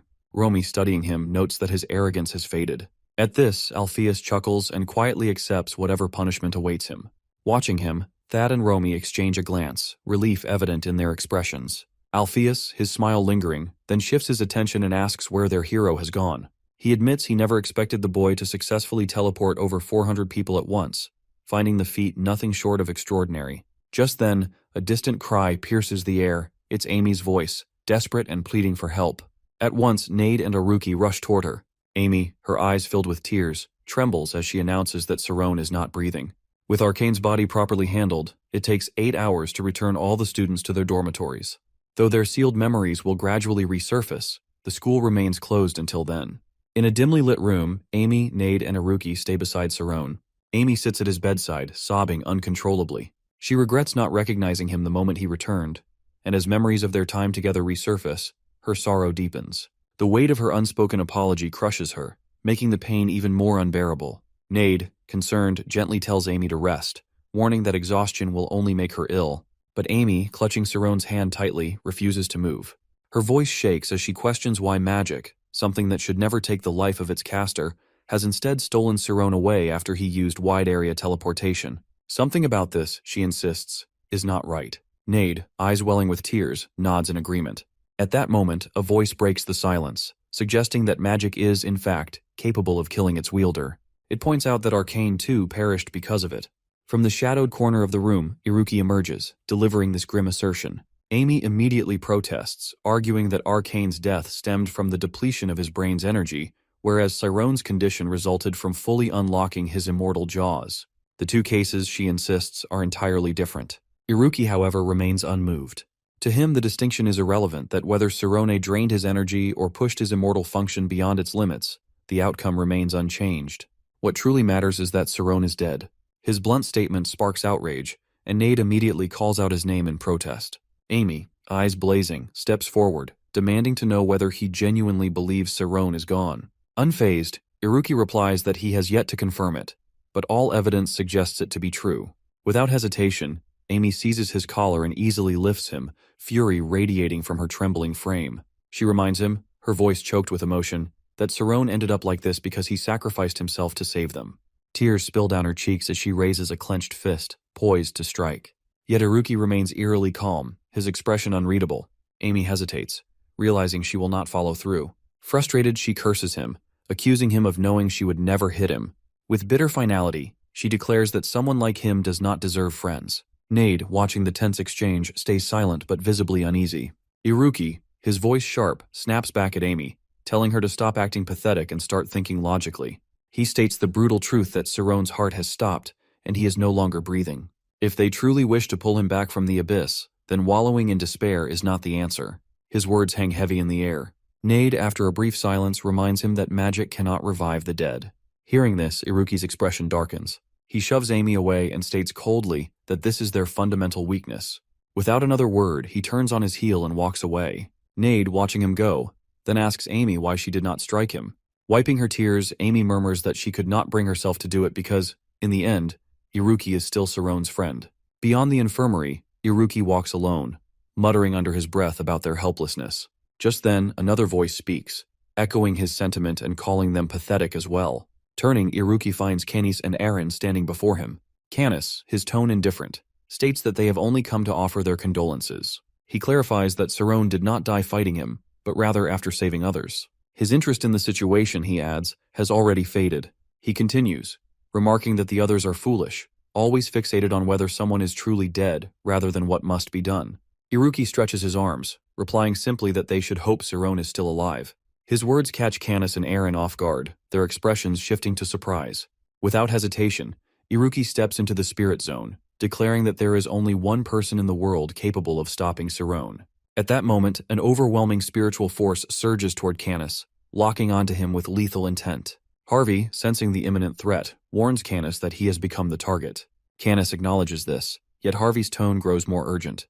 The monster calculates the potential destruction, concluding that if Iruki unleashes his magic, everything in their surroundings will be obliterated. However, Kanis remains silent before asking Harvey how fast Iruki calculates so quickly that the place will be wiped out.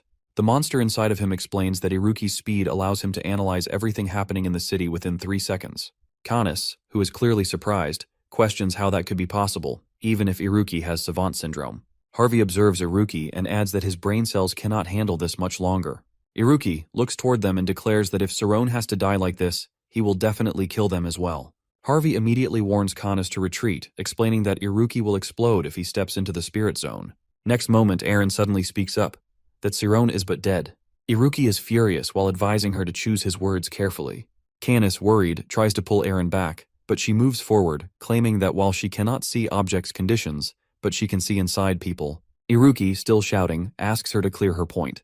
Kanis grows even more concerned, but she insists that if Iruki truly believed Sarone was dead, he would not have cried with such a wretched face. Iruki is stunned to listen this. After a while, in the infirmary, Iruki stands before Sarone's bed, saying that the school will fall into chaos in a few days. If a funeral is held, it will already be too late. Pulling out a small knife, he looks at Sarone and continues, explaining that if Sarone does not stop him, he will not be able to move forward. Remembering a past promise, Iruki raises the knife and declares that he will save our boy. Slowly, he places the knife in Sarone's arm and pierces his skin. Next morning, at Alpheus Magic School, students must live in dormitories since the school trains the children of the kingdom's high-ranking nobles. Then, a man announces that how the school was recently invaded by 4 unknown attackers. Ultimately, they were dealt with, and a boy saved both students and professors.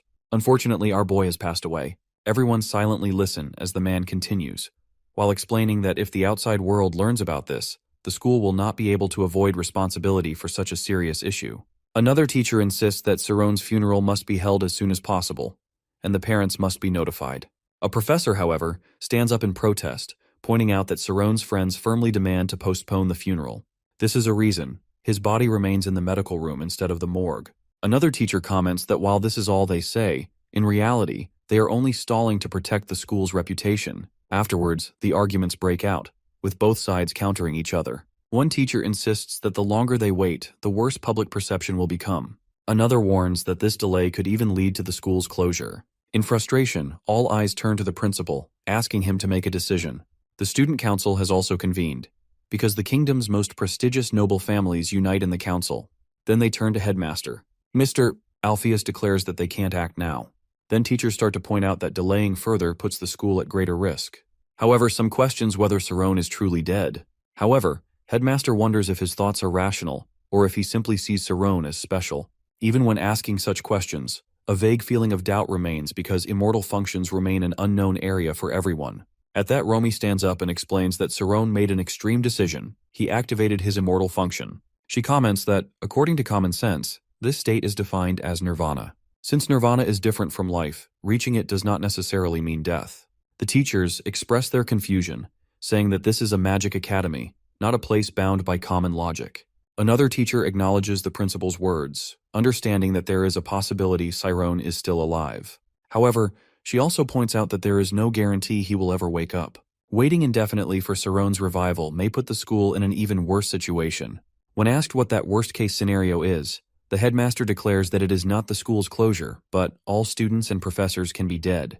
Headmaster continues, explaining that without Sarone, no one including the professors will survive. He asks if there is even a 1% chance that Sarone, who risked his life for them, is still alive. He argues that they should try even if there is slightest chance for them to take. Meanwhile, at the school, students begin returning to classes. In Sarone's hospital room, Amy and Nade remain by his side.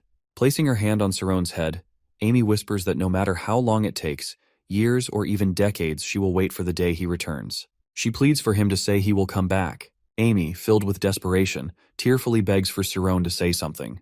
Next moment, he opens his eyes. However, when he opens his eyes while looking around in surprise, he wonders where he is. Our dude walks around and remembers how he had saved everyone. At that moment, he unleashes the possibility that he is in afterlife. He feels he has not forgotten the memories of when he was alive, but he questions why the scenery remains the same wherever he goes. Standing in the middle of space, he thinks as if all 5 of his senses are paralyzed. He then tries to lift his leg. In a way, he is ascending the stairs. He immediately understands distance does not exist, because one can only calculate it if there are 2 landmarks. If one landmark does not exist, then space itself disappears. He realizes that no matter where he goes, he is not actually moving. At that moment, a voice speaks, praising him for understanding the meaning of space. The voice acknowledges that Saron has the right to be there. He turns around and asks about the identity of the person. Next moment, he sees that flashes of light appear in front of him, shocking him. Then a girl steps out of the stream of light and tells him she has been waiting for him. Shocked, Saron questions who the woman and she introduces herself as God. Back in reality, 5 days have passed since Saron's death. Due to the recent tragedy, the professors take a risk and delay all corrective measures. However, in the student council meeting room, a large number of students gather, feeling betrayed by the headmaster they trusted. The board questioned teacher's decision. A student claims that everything stems from the Grandmaster's mistake 40 years ago. The students feel that the professors are avoiding responsibility. The student council president, Amira, declares that the council must intervene. The students immediately respond, demanding that the headmaster must be held accountable and punished. At that moment, Sariel stands up and argues that Saron is not truly gone. She explains that although Saron's heart has stopped beating, but his body has not decomposed. The students react with disbelief. She continues, stating that the professors made their decision based on this suspicion. Amira immediately questions if this is true and demands an explanation. Sariel reveals that it is the result of unlocking immortal function. He explains that immortality does not directly affect life, and the Ivory Tower is currently discussing this mysterious topic. Some students wonder what this concept truly means. As they have heard, it is the highest realm a magician can achieve. She begins to sweat, while realizing that the students are totally oblivious to this concept. Even Amira, Sariel, considers whether wise magicians should decide only after deep thought. However, Sariel widens her eyes and understands that as students, they are still young and unable to comprehend certain complexities. She realizes that the upperclassmen's grudge against the headmaster influences their stance. At this rate, headmaster might be imprisoned. Meanwhile, Saron lies in a coffin, awaiting burial. Sariel holds her head in distress, wondering what to do. Next moment, Mark stands up and reminds everyone that the school's honor comes from its students. He argues that if people hear that the school has unreliable teachers, trust in the students will also fade. However, he points out that headmaster was the one who have guided them and taught them to be good people. The students recall their past memories and agree. Mark continues, stating that while the headmaster indeed made a mistake, they should not protest against the teachers they respect. Sariel is pleased, realizing that if logic fails, emotions can be used instead. Amira, observing the board, calculates that the vote will be evenly split. The younger students cry, pleading for the teachers to be forgiven. She feels frustrated, knowing that expecting first graders to agree to a protest is unrealistic. However, the table changes when a student speaks. Fermi smiles and reminds everyone that they owe Saron their lives. He asks if anyone is not saddened by his death. He continues, while saying that they must honor Saron's soul instead of opposing his sacrifice. Sariel, realizing something, argues that Saron is not actually dead. Fermi then questions why his body is being embalmed if he is still alive. Amira and the students are shocked to hear this. She questions whether this is true and asks Sariel for clarification. Under pressure, Sariel refuses to provide information that could incriminate her. She internally apologizes to Amira. Taking advantage of the situation, Amira immediately calls for a vote. As expected, the majority agrees. After a while, students begin a protest, shouting for the principal's resignation and demanding an inquiry. Amira leads the demonstration, insisting that Saron's funeral proceed, and that his body should no longer be preserved for a show. Meanwhile, Amy and Nate observe from above, worried. In front of them, Headmaster uses magic on Saron. While realizing that the students have figured out their use of slowing magic, the headmaster warns that they are running out of time. Meanwhile, with our boy, Saroni questions the entity in front of him. The being, claiming to be God, asks if he believes in her. She explains that just as human creations reflect their creators, all things created by God share her characteristics. To our dude's surprise, she extends his hand and asks him if he will join her side. Our guy is clearly nervous to hear it and covers himself with his hands and apologizes, saying it is too sudden and that he is not that kind of person. Seeing Saron so nervous, she waves a hand and reassures him that there is nothing to be embarrassed about.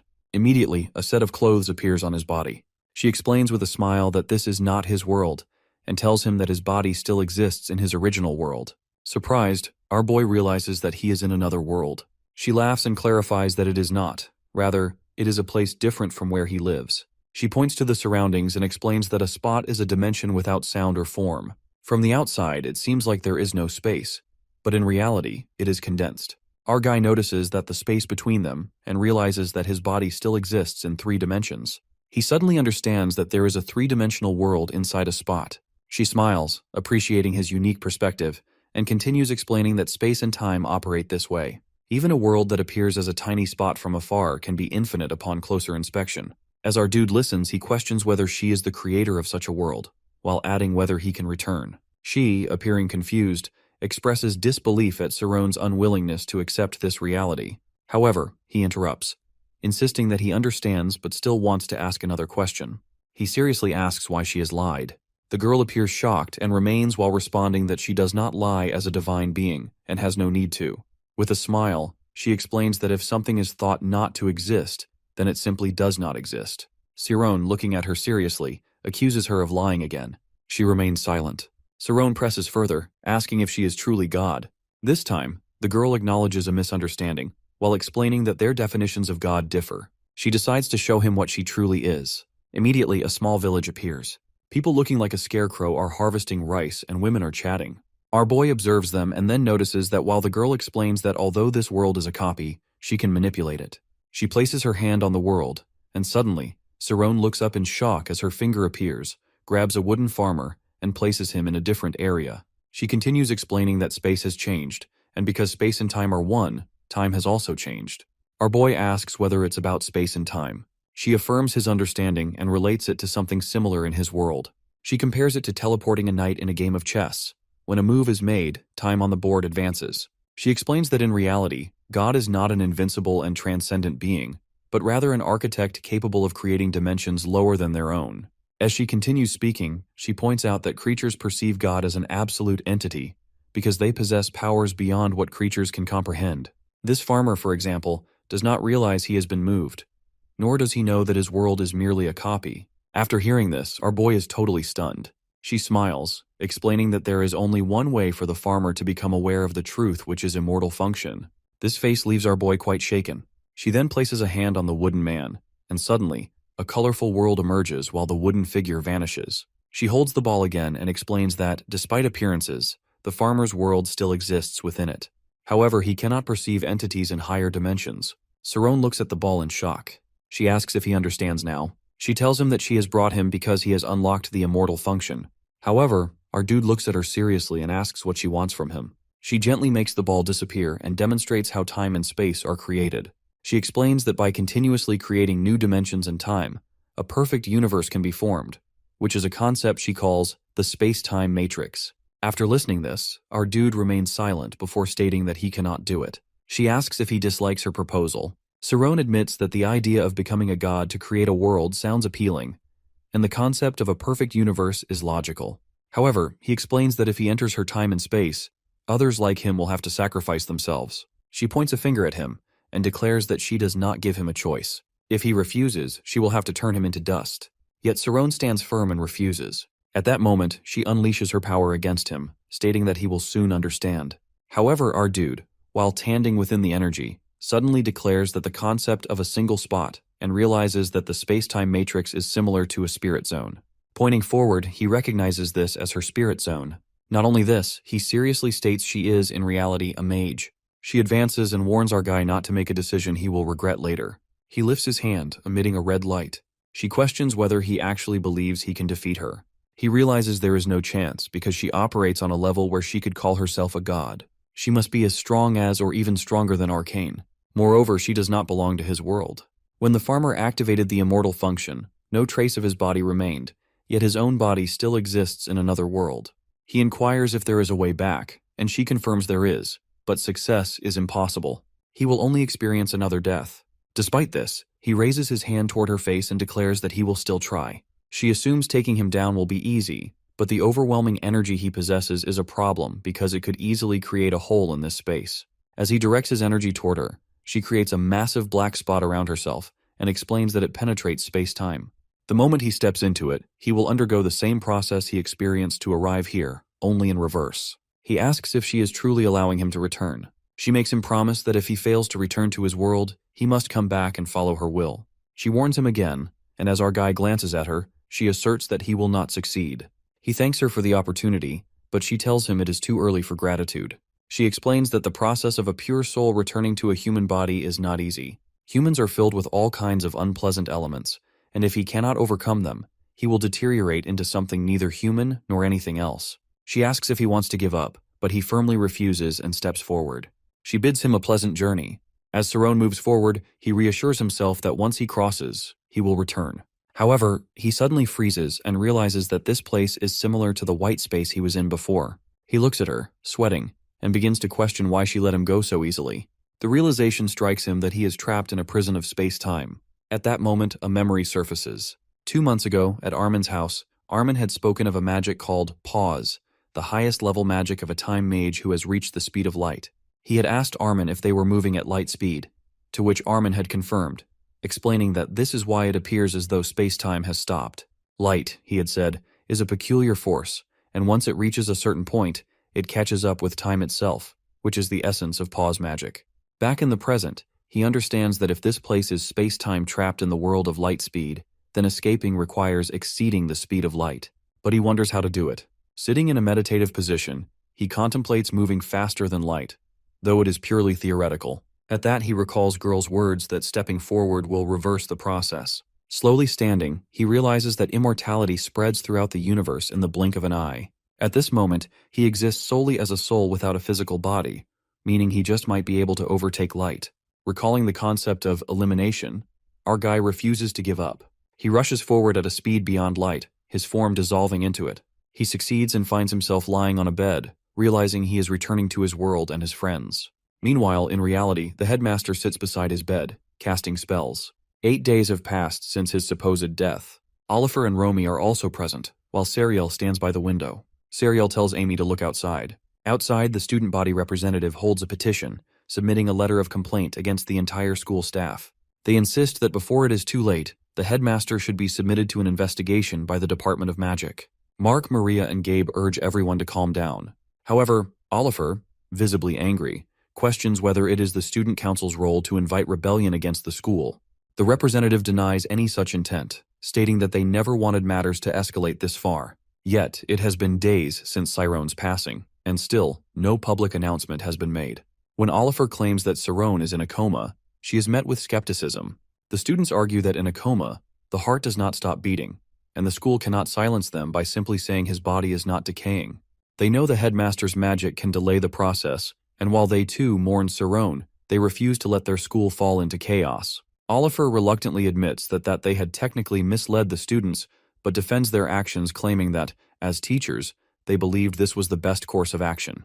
She questions whether the students can take responsibility for the choices they have made.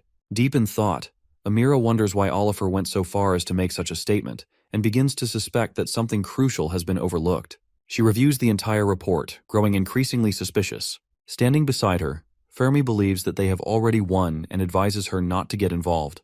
He specifically warns her not to hesitate now, but instead of refusing outright, he smiles and suggests a compromise that students should be allowed to see Cyrone's condition for themselves before making any decisions. Oliver, shouting, refuses, insisting that they must wait until everything is resolved.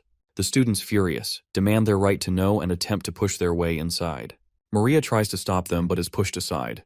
Mark helps her up and questions whether they have lost their minds, reminding them that a student's life is at stake. Just then, something appears above them in the sky. The students look up in shock as Nade lands, radiating a powerful blue energy. He challenges them, while saying that if they wish to enter, they are free to do so, but if they do, they will die. The students question him about what he said. Amira asserts that they have tolerated him enough and questions whether this is how he wishes to speak to his seniors. He rises to his feet and asks if he should repeat himself. Lightning bursts from his body with immense speed and power. The students are stunned as they recognize it as plasma magic.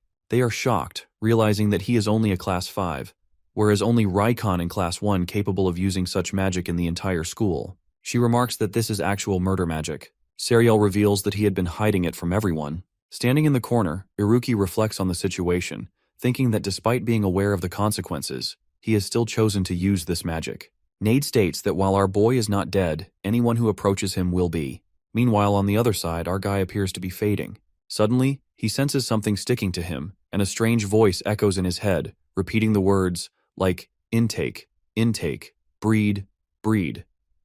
He wonders what is happening to him and realizes that it is the birth of the lowest form. He refuses to accept death or immortal existence. He recalls what the girl had told him, that the transformation from a pure soul into a complex human being is never an easy one, as humanity is filled with unpleasant elements. He understands this. Determined, he declares his intent to return. The voice responds, telling him there is no place to return to, that only death awaits him. He shouts back, demanding that it be silent, insisting that he will return to his world. Struggling against the chains restraining him, he attempts to break free. In the present, Amira tells Nade that he is an idiot who refuses to accept his friend's death. She releases her power, stating that they possess climate magic, which absorbs electricity. She warns him that he is alone and questions whether he truly believes he can take on all of them. At that moment, someone steps forward, remarking that Nade has bitten off more than he can chew, and asks if he needs help. It is none other than Iruki. Nade, surprised to see him, questions why he is not siding with the students, as he previously agreed that our guy was dead. Iruki responds that he is not on their side because he dislikes the way they assume they can simply take Sarone away. Amira grows more enraged at this. Meanwhile, our guy remains motionless in bed. The headmaster, silent, declares that there is nothing more he can do. Amy, saddened, questions how he could say such a thing and whether he truly intends to bury him. Meanwhile, Oliver and Romy remain quiet. The headmaster gestures toward the window, pointing out that the students are using murder magic and are about to kill each other. He warns that if this continues, another tragedy will befall them. However, Amy grips his arm, insisting that he is not dead and that they should not give up. The headmaster remains silent as she bows her head in tears. In the shadows, Fermi watches with amusement, whispering to himself that they must fight and let the agitation consume them, and in the end, they'll turn to be. Iruki and Nade stand against the students. Amira contemplates whether it is right for fellow students to use murder magic against one another. She calls Iruki a savant, pointing out that his logic is usually as cold as ice, yet he is allowing himself to make such an emotional decision. She questions whether he truly believes Sarone is alive. Iruki simply states that he is not dead. Nade looks at him in surprise, while Amira scoffs, challenging him to provide proof that could convince the rest of them. Iruki confidently affirms that he has evidence. When Amira demands to see it, Iruki cryptically states that it is now 4 o'clock. Just then the bell rings. The students freeze, recalling a similar moment when the ghost had appeared. They anxiously wonder what will happen this time. Nade glances at Iruki, realizing that he had been counting the seconds, but remains uncertain about its significance. Amira, growing frustrated, accuses Iruki of insanity and declares that they will check for themselves, regardless of the consequences. She warns that he will not be able to hold off the senior class for long. At that moment, Iruki reveals a document in his hand. At that moment, Canis and Aaron decide to join in. Amira, furious, demands to know how they dare to interfere, and this time they won't spare them. He taunts them, challenging them to catch him if they can. Iruki remarks that he is late. Canis responds that he was told to arrive at 4 o'clock. Iruki coldly points out that he is 27 seconds late. Canis shrugs, stating that he owes nothing to Sarone now. Nade questions Iruki about the document. Iruki explains that it is the medical opinion of the Dragon Bolt, which left Sarone in his current state. He reveals that he took a sample from Sarone and sent it for analysis. Nade is astonished, wondering when and how Iruki managed to obtain the results from the capital in just 5 days. Canis and Aaron remain silent, while the students murmur among themselves, suspecting a trick. The involvement of the Mercadine family, however, changes nothing. Iruki reassures them that he did not use his real name, as dealing with his father would have been troublesome. He then emphasizes that what is written in the document is far more significant. Amira impatiently demands to know whether the document contains information about magic capable of reviving the dead. Iruki begins reading, revealing that the document is titled, "On Matters of Immortal Function and Suspension of Biological Activities." The students gasp. Nade also listens intently, surprised. Iruki continues, while explaining that the analysis of the subject's tissue sample revealed that our boy is in a non-mechanical suspended animation. The sample, taken 24 hours after apparent death, showed no signs of decomposition normally found in deceased organisms. The attached data further supports this finding. Based on the evidence, while biological activity has ceased, biological function has not. The students whisper among themselves, questioning the distinction and wondering if this means our dude is not actually dead. Iruki proceeds to read aloud Dragon Bolt's classification of cardiac arrest into 3 cases. First, when the heart has completely stopped functioning. Second, when the heart has temporarily ceased functioning. And third, when the heart has not stopped but only appears to have stopped. Amira, in shock, exclaims that the third case makes no sense. Flipping the page, Iruki instructs everyone to listen carefully. He explains that while an organism whose heart has stopped may appear dead, under the concept of immortal function, 2 further possibilities arise. The first is that if mental expansion is delayed due to specific events, the body may temporarily cease functioning until the mind reaches a conclusion. The second is that even if mental expansion has ended, differences in the observer's perception of time may result in vital processes being unobservable due to space-time distortions or other barriers. Serial supports Amy, who sheds tears. Skipping a few pages, Iruki reaches the conclusion, which states that it is impossible to definitively declare Sirone dead. Nade, overcome with relief, tears up. Iruki turns to him and asks if he is now satisfied with his proof of challenging the notion of death. Amira grips the document while sweating. She realizes that the student council had been mistaken. The nation's most esteemed magic organization has confirmed that the faculty council's decision was indeed correct. The students behind her exchange uncertain glances, unsure of their next move. Suddenly, the headmaster arrives, addressing Amira and causing her to flinch. He steps forward, and instinctively, she lowers her head in respect. She hurriedly explains that their intention was never to create chaos, but rather to ensure the truth was not hidden. The other students follow her lead, bowing their heads in acknowledgement. She had believed the school would ultimately conceal everything, but now she questions that assumption. At that moment, Alpheus gently places his hand on her head and apologizes for making her do this. Tears fill up in her eyes as she looks at him. With a reassuring smile, he asks if she can find it in herself to believe in him once more. He assures her that once Sirone's condition is fully assessed, he will take full responsibility, ensuring that no shame befalls him in front of his beloved students. While crying, she asks if he is truly still the same headmaster she has always respected. Without hesitation, he swears by everything he has. Overwhelmed with emotions, Amira breaks down, sobbing like a child. By now, most of the students have dispersed, leaving only the headmaster and Fermi behind. Fermi, rubbing his neck, complains that having the headmaster step in feels like cheating. Alpheus responds with a knowing smile that he has possibly become a hindrance, remarking that perhaps it is time for Fermi to graduate, given that he is already 22. Fermi smirks, raising his hand for a salute, and jokes that he has found a job where he can earn just as much as he does here. With that, he turns and leaves. Meanwhile, Nade and Iruki walk down the corridor. Then, without warning, Nade suddenly turns and accuses Iruki of deliberately showing off. Iruki scrunches his nose and dismisses the claim with a smirk, teasing that he would never plan anything with someone drowning in self-pity. If word had gotten out, everything would have been exposed. Nade admits to acting foolishly, and Iruki smiles and agrees to it. He then changes the subject, asking if Nade remembers his certain expression from earlier. Before Nade can respond, he quickly brushes it aside, pretending not to have time to care. Instead, he wonders aloud about what he will do tomorrow. Iruki quips that he himself is too cool for people to notice someone like Nade. With a raised brow, Nade questions whether Iruki has even considered that possibility. Iruki shrugs that if he ever decides to grovel before him, he would gladly accept it. Before the conversation can continue, Amy suddenly appears. Iruki, confused, states how they have protected our guy, but before she tearfully expresses her gratitude, panic sets in as he stares at the crying girl, his voice rising in alarm. Awkwardly flustered, he immediately rushes inside, only to nearly collide with Serial, who is rushing in from the other direction. He sidesteps just in time and heads toward the hospital bed. Amy, Nade, and Serial exchange excited glances, their voices filled with relief as they proclaim that they have saved Sirone. Iruki watches their enthusiasm with a sweat drop, feeling once again that he cannot handle this group.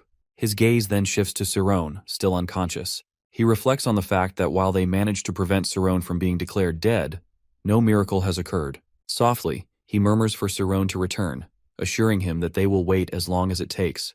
Meanwhile, Sirone drifts in a world of space. A strange question echoes in his mind that, if he has already lost his mind, could losing it again make any difference or so? A familiar voice cuts through the void, whispering cruel words that he was nothing more than a child picked up from the streets, that his parents never truly needed him, that anyone could have taken him in. He denies it, but the voice persists, claiming him a ruthless predator who crushes others beneath his superiority. His victories lead only to the downfall of those around him, making him an unwanted presence in the world.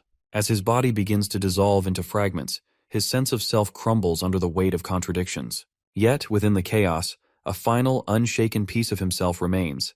It is called the origin. Some calls it the spot, some the yin-yang.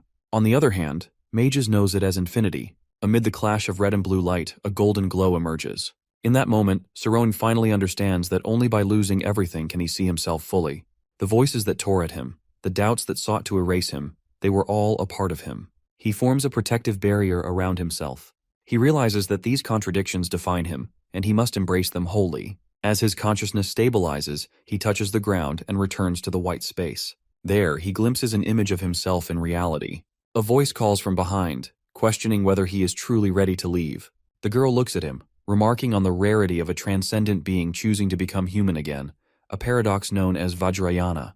It is one of the 3 paths to enlightenment in Tantric Buddhism, which is a journey the deity never expected Cyrone to complete. Yet, he has surpassed the event horizon and proven himself worthy. Our boy calmly asks if she ever feels lonely. She smiles and responds that while a god cannot experience loneliness, she does feel a tinge of sadness at his departure. Hearing this, Cyrone smiles in return, expressing gratitude for the chance to return. It was something he had always longed to say. She warns him to remember this moment, as there will not be another chance. Having reached Vajrayana, he will receive no further invitations from her. As he turns away, a blue light envelops him, guiding him forward. Just as he is about to disappear, her voice calls out one last time, asking him to send her regards to Headmaster Alpheus. Cyrone's eyes widen in surprise. He turns, questions forming in his mind. But before he can speak, the light pulls him away. A final thought lingers that how does she know the headmaster? 11 days have passed since Cyrone's supposed death. Nade and Iruki lie near him, while Amy, having fallen asleep with her head on his bed. She wakes up and heads to brush her teeth, then returns and asks if he had slept well and how he was feeling. As she opens the window, she gently urges him to open his eyes.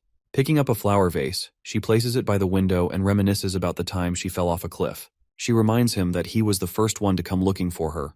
Tears well up in her eyes as she acknowledges how much time has passed since then. She regrets leaving on her own without even saying goodbye or apologizing.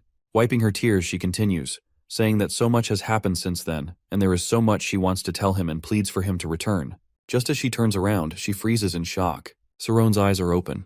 Realizing he is awake, she lets out a loud scream, startling herself into a fit of coughing.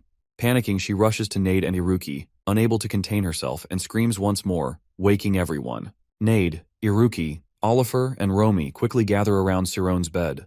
The headmaster raises his hand and remarks that it seems our boy had his eyes open all night. Oliver confirms this, explaining that a low-level magic had been cast on him. Nade, still in disbelief, hesitantly asks if he is truly alive, which irritates Amy. The headmaster releases the magic, and as Nade and Iruki watch closely, Cyrone suddenly jolts upright, eyes widening. He shouts in confusion, asking if something has happened. Looking around at everyone, he seems disoriented and mutters about seeing a strange vortex of light, leaving the others in shock. Noticing the headmaster's presence, Cyrone questions why everyone is gathered.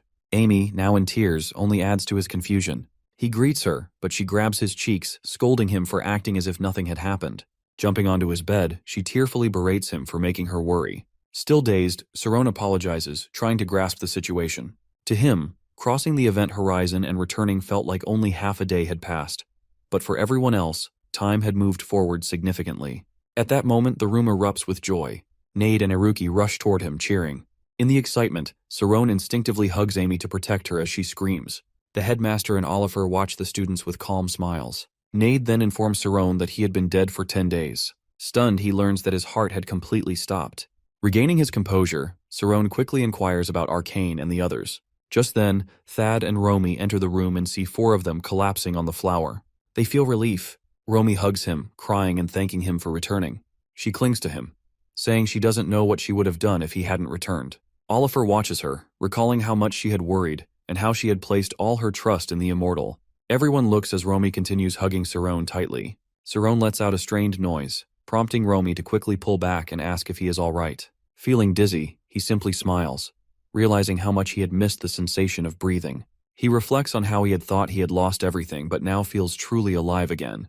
However, behind him, Amy and Iruki glare at him furiously. He quickly clarifies that he didn't mean anything by his words, but Amy smacks him anyway, demanding to know if he even realizes how worried they had been.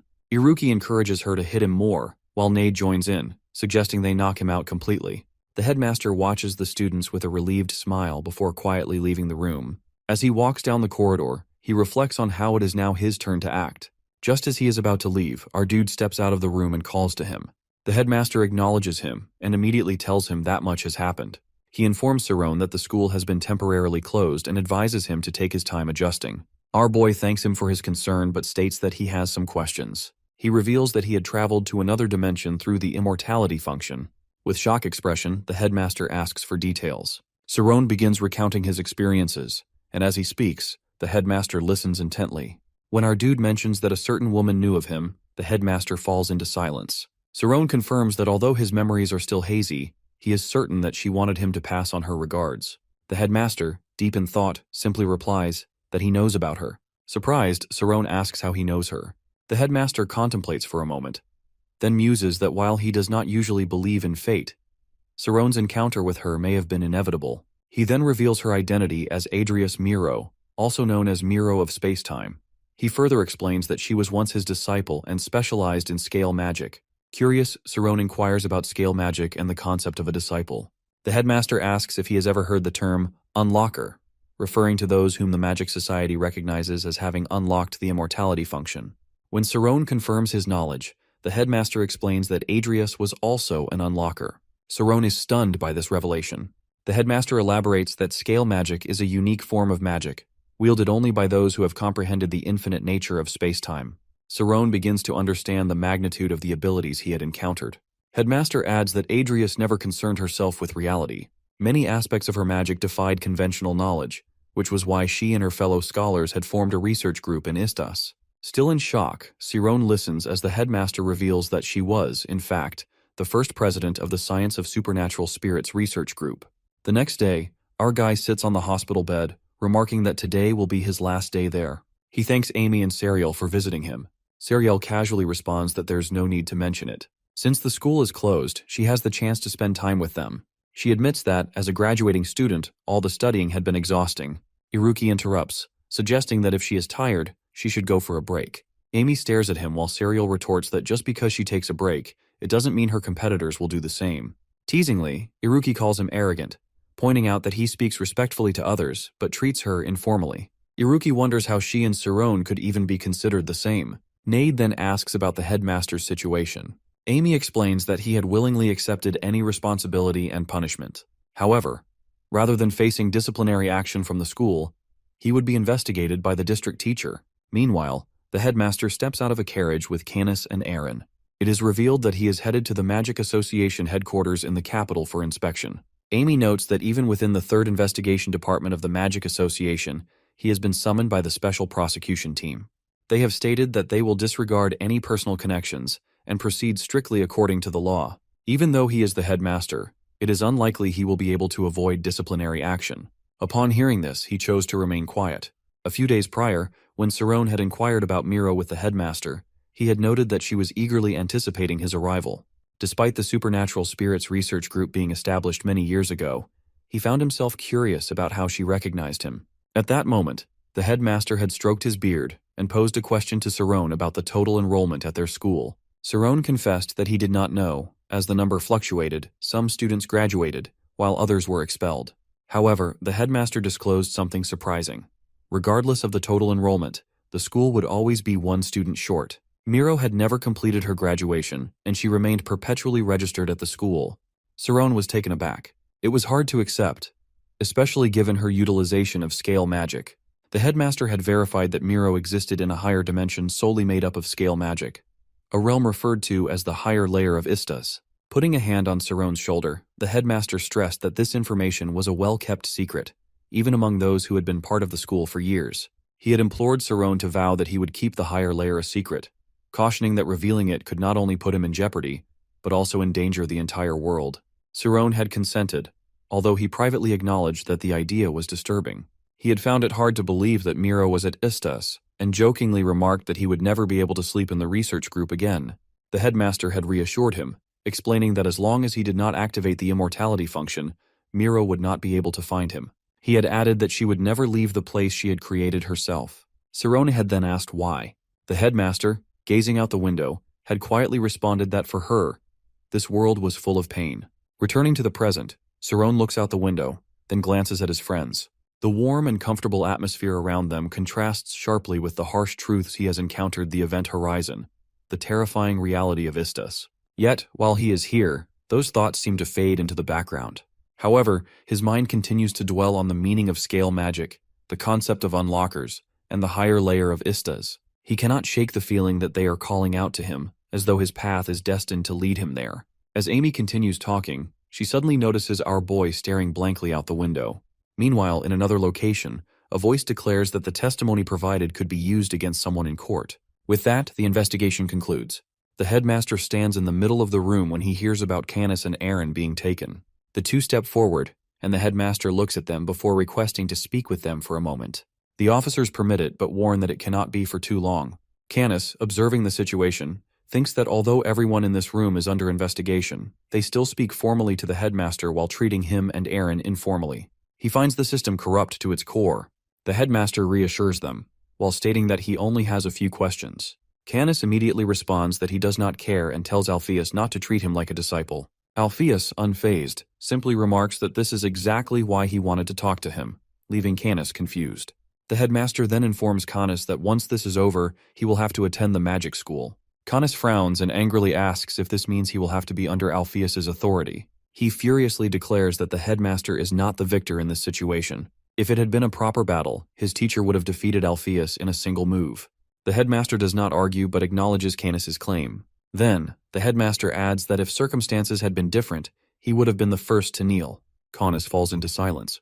The headmaster goes on to explain that evil, regardless of the reasons given, will always provoke hostility. Nevertheless, he is confident that Canis has the ability to transcend it. After all, they once trained under the same teacher. With that, he exits alongside the officers. As he leaves, he conveys his hope to offer a future free from darkness for both of them. Canis and Aaron are then taken to Investigation Room B. Canis scoffs at the idea of a future. He thinks that the only thing he has ever learned is how to fight. His destiny, as he sees it, lies only on the battlefield. As they slowly enter, a man appears. The guard announces that Canis and Aaron have arrived. The man smiles and invites them to sit, introducing himself as Sakari, an inspector with the 3rd Investigation Department. He asks if they are indeed Canis and Aaron. Canis confirms their identities, but Aaron suddenly begins trembling in fear.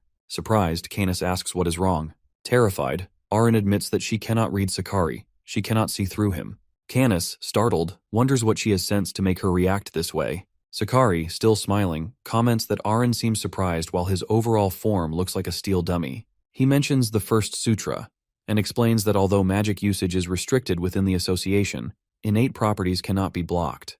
Thus, he has covered his entire body with something to prevent being read. Aaron stares at him in shock, unable to believe what she is hearing. He has perfectly suppressed his thoughts. Sakari warns them not to cause any trouble. Next moment, he suddenly brandishes a weapon right in front of Aaron, startling her. He commands her to focus and reminds her that they are in the middle of an investigation.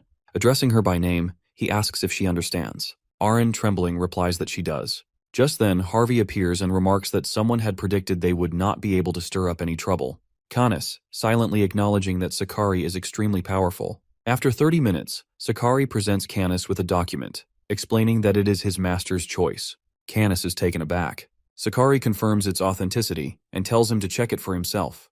The document had been prepared by Arkan for Canis. It has already been checked by the lawyers of that region. Canis, holding the papers in shock, realizes that his master has left everything to him. He is totally baffled to read the words that he leaves all his belongings to his disciple Canis. It amounts to 4.8 billion gold.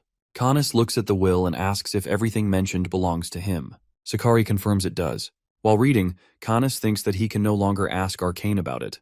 The will states that all of Arcane's belongings go to Canis as his disciple. Frustrated, he mutters that Arcane never cared about his life or death, yet now calls him a disciple. Sakari brings up an important detail that Arcane, known for using dark magic to control others, left everything to Canis. He questions whether Canis and Aaron were brainwashed from childhood. Angrily, he denies it. The man, however, explains that brainwashing does not always require magic. If a child is saved from death, their savior becomes a godlike figure to them. When that person asks for devotion, the child follows willingly. Before he can continue, Canis cuts him off while shouting that his master never forced anything on him, and that everything he did was by choice. He reminds the man that he wrote this in his testimony. Aaron also questions the point of this claim. Sakari calmly responds while saying that if they were brainwashed, Aaron would be judged innocent. This confuses Canis while making him wonder if the man is playing with them. The man then reveals the association's stance that they want to prove that Arcane brainwashed children. If that is true, then Canis and Aaron had no real reason to commit their past crimes. However, this also means that he would not be considered Arcane's disciple while making the inheritance illegal. The association would confiscate it.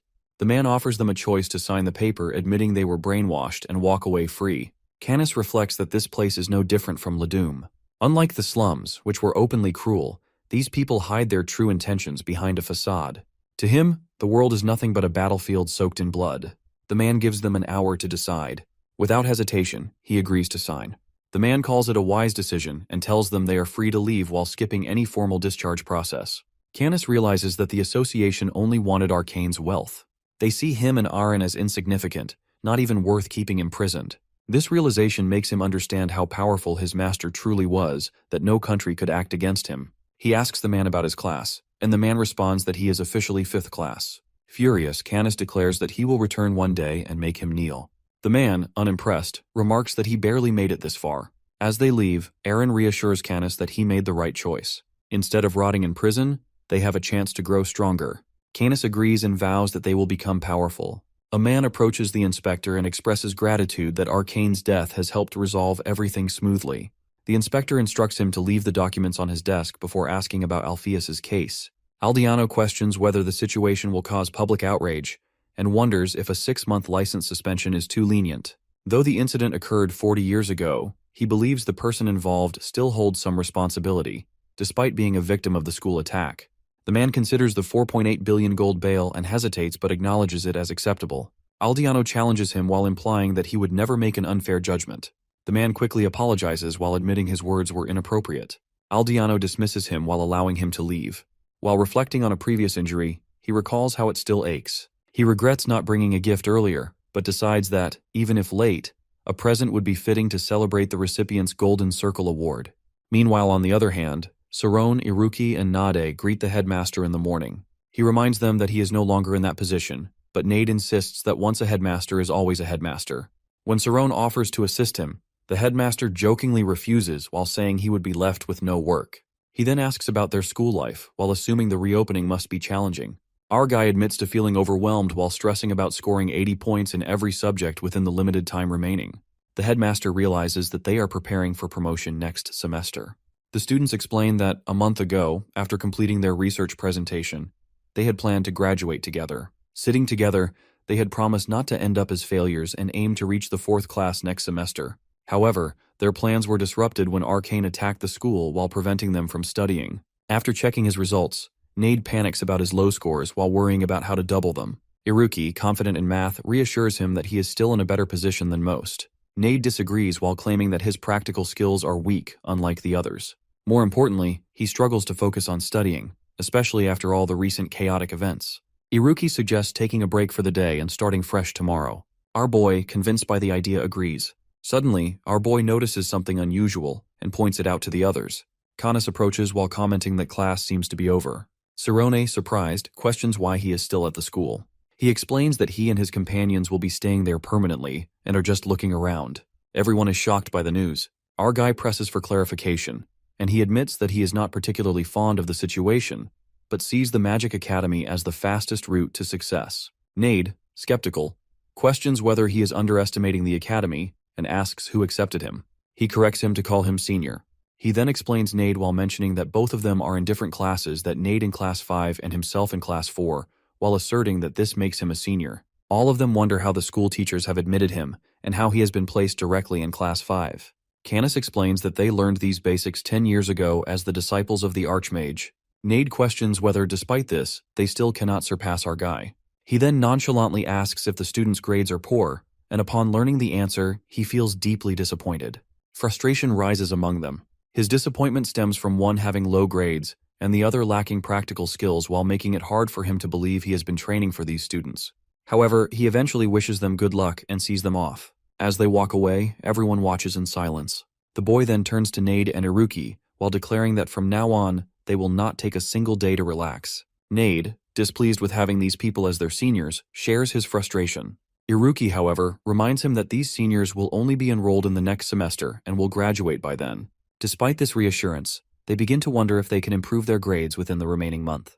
Determined to make the most of their time, they decide to divide each hour into 10-minute segments. From now on, they commit to avoiding any waste of time while focusing entirely on their studies. To strengthen their efforts, they agree to form a study group while allowing them to help each other overcome their weaknesses. Iruki shows him a paper, making our boy realize that he has not fully understood the auxiliary post-positional particles Iruki has taught him. He notices that Iruki has written them correctly, yet they do not work because they lack special expressions. Tension rises within him as he acknowledges their incompatibility, which hinders their ability to grasp specific subjects effectively. Frustrated, he tells Iruki that language is crucial and fundamentally different from mathematics. However, Iruki, unconcerned, insists that he knows nothing about language and believes mathematics is superior. Our dude, while growing impatient, questions whether Iruki intends to graduate, but this only leads to more frustration. Determined to stick to his plan, he decides that their third priority must be to postpone all academic achievements and focus solely on studying until they graduate, as they cannot afford to be juniors to Canis. Nade, initially worried, remembers that his practical exam is the next day. However, he quickly reassures himself while knowing he is fully prepared and confident in securing a top position. Later, the students gather to watch Nade's practical exam, where he achieves a total count of 87 beats. They are astonished by his performance while finding his skills incredible. Observing his progress, they realize how much he has improved through his association with Sarone and Iruki, while making it evident that he can easily attain a high rank. However, one of them notes that Iruki has not been attending class lately. Soon after, the result board is displayed while revealing Nade at the top with 173 beats. He recognizes that he has outperformed all other participants with ease. Professor Romi commends his achievement. Following this, Iruki steps forward and begins his practice. With focused effort, he surpasses Nade's record while reaching an astonishing 210 beats. The spectators, unable to believe what they are witnessing, regard him as almost insane. Some speculate whether he has used a formula to achieve such an extraordinary result, as it seems impossible by normal means. At that moment, Canis appears, unimpressed. He dismisses the score as insignificant and deems Class 5 pathetic. Professor Romi, while maintaining composure, instructs them to tour the school quietly. Canis, unimpressed by the competition, remarks that if this is pulse training, he had once done it merely to alleviate boredom. Aaron, while reflecting on their training, realizes that they learned this technique from their master to enter the spirit zone, where they rapidly mastered expansion and contraction. Curious, Canis turns to Aaron while challenging her to surpass the 210 beat record. The students, while growing annoyed by their arrogance, shift their focus. Their confidence is restored as they remember their own strongest asset, which is our guy. Rising to the challenge, he steps forward, prepared to take the test. As the test begins, a sudden burst of light signals the start. The room falls silent as all eyes fix on him. Within just 10 seconds, he reaches 120 beats while maintaining a pace of 12 beats per second. Shock spreads through the crowd as Canis and Aaron, unable to comprehend his speed, watch in disbelief. Even Professor Romi, astounded by his strength, begins to understand. She recalls that he acquired a rare and powerful trait after returning from the immortal function. Professor Romi recalls that all the teachers initially regarded him as a convergent-type magician, expected to develop into a defensive magician. However, his exceptional durability allowed him to endure the immortal function, while making him far more powerful than they had anticipated. She finds this realization fascinating. As he continues his test, the moment suddenly comes to an end. The spectators, stunned, witness the final count, which is 410 beats. The sheer magnitude of his achievement leaves everyone in awe, unable to believe what they have just seen. His performance is nothing short of extraordinary. Despite the amazement surrounding him, Canis remains unimpressed. He questions whether such strength is truly worth celebrating. While the spectators continue to marvel at the feat, Canis dismisses it while asserting that true skill lies in surpassing him. Without further interest, he tells her to leave the place. Amid the murmurs of the crowd, one student wonders if all of this is merely to justify him being a disciple of the Archmage. They believe he should simply join Class 5 of the Magic Academy and not cause further disturbances. As Canis walks away, deep in thought, he reevaluates his perspective. Until now, he had assumed his past losses were due to innate traits, but he begins to question that belief. If there were a test purely designed to measure true strength, he is no longer certain of his victory. A realization dawns upon him that if he truly wants to be the best among all, he needs to beat Sarone first. Canis asks the people standing nearby if they know Sarone. Some of them start discussing how he dares to talk to the advanced class teachers like that. Then they realize that it is Canis. He tells them to share everything about him while thinking that how, as soon as he entered the school, he investigated the grades of these 3 boys and their connections, only to find their grades disappointing. Since people had been saying these boys would defeat him, he assumed they were at the top of their class. However, they turned out to be below average. What surprises him is their personal connection, as all 3 are considered competition in the school due to their unique abilities that were unlocking ability, massful light, and exceptional durability. He then thinks he can easily learn everything about our boy if he stays close to him. Later, he sits with Aaron while discussing how he will not lose this time and will defeat him. In doing so, he believes he will grow stronger like his master. Meanwhile, Aaron eats quickly while agreeing that they should become stronger. He tells her to eat slowly as she is eating too fast. She has also left some cherry cakes in front of the owl statue, while believing it will help in getting good marks in the exam. During the academic class, all students are present, but our dude and his crew remain in their club while studying diligently. Iruki struggles with literature verbs and other language terms, finding them difficult, but they continue to study hard. A month passes quickly, and the final exams arrive. On the morning of the first exam, they enter the academy and greet the seniors. Other students question why they call them seniors, as they will also be graduating next month and moving to Class 4. The Class 4 students respond that since these three have been working hard, they have high expectations of them and want them to lead their class. He thanks them for their encouragement. Nate and our guy feel extremely frustrated as the pressure becomes overwhelming. However, Iruki reminds them to stay calm while warning that nervousness could lead to serious mistakes. He points out that their test rooms are different, meaning their papers will likely be different as well. Despite this, he remains hopeful that they will stay together until the end. When he starts acting strangely, he asks if Iruki is feeling fine. Before they can dwell on it, they realize that the exam has already started. They quickly decide to meet again in 12 hours while feeling hopeful about passing. Wishing each other luck, they head to their respective exams. After the exam, they gather in the club. Iruki, having memorized all the questions, starts recalling them while he prepares an answer sheet using the books. Together, they manage to find the answers to all subjects. However, they soon realize that they have made mistakes in some of the questions. Understanding that scoring below 80 marks in even a single exam would mean failure, they start to worry. But Iruki reassures them while saying that there is no point in stressing over what has already been done. Instead, they should focus on grading first.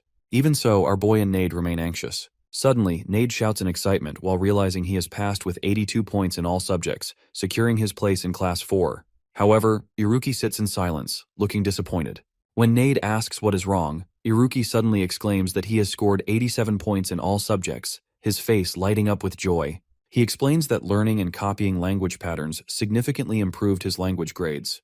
Reflecting on it, he realizes that skipping even a single question would have led to failure. Nade congratulates him but then starts thinking about Siron. Meanwhile, our hero shares his own result while revealing an average score of 86 points. Iruki finds it incredible to score above 80 in a single semester, but quickly notices his concern. When asked about it, he admits struggling with a math question and asks if it was a multiple-choice question. Iruki explains that it was particularly tricky, with a complex solution. However, he cannot recall the answer he chose. Nade urges him to remember while emphasizing that the correct answer was 1.5. Iruki asks about his math grade if he gets the question wrong, and he replies that it would drop to 79 points. He then tries to recall his choice, believing he selected the third option, but struggling to remember whether 1.5 was option 3 or 2. Realizing that a single question could determine whether he remains in Class 5 next year, Iruki begins to worry. Meanwhile, Nade becomes increasingly frustrated. He considers it a good idea to ask the teacher directly, so they decide to go together. When they arrive, Oliver seems surprised by their visit while reminding them that the exams ended yesterday. They ask about the answer to the last multiple-choice question in the math exam, which shocks her. However, they urge her to answer quickly since they are in a hurry. After a moment of thought, she replies that she believes the correct answer was option 2. Hearing this, our boy loses control, and Nade, concerned about his fragile body, asks if he is all right. He suddenly shouts in frustration while demanding to know why the answer is option 2. Deciding there is nothing more they can do, they see the professor off and leave. As they walk away, she watches them and realizes how much more energetic they have become. Meanwhile, in the teacher's office, all the teachers gather to check the exam papers, overwhelmed by the sheer volume of work. Then Oliver suddenly remembers the boy's earlier question about the last multiple-choice problem. Looking through the answer sheet, she discovers that the correct answer was actually option 3. With this, his advancement to Class 4 is confirmed while filling him with relief and happiness.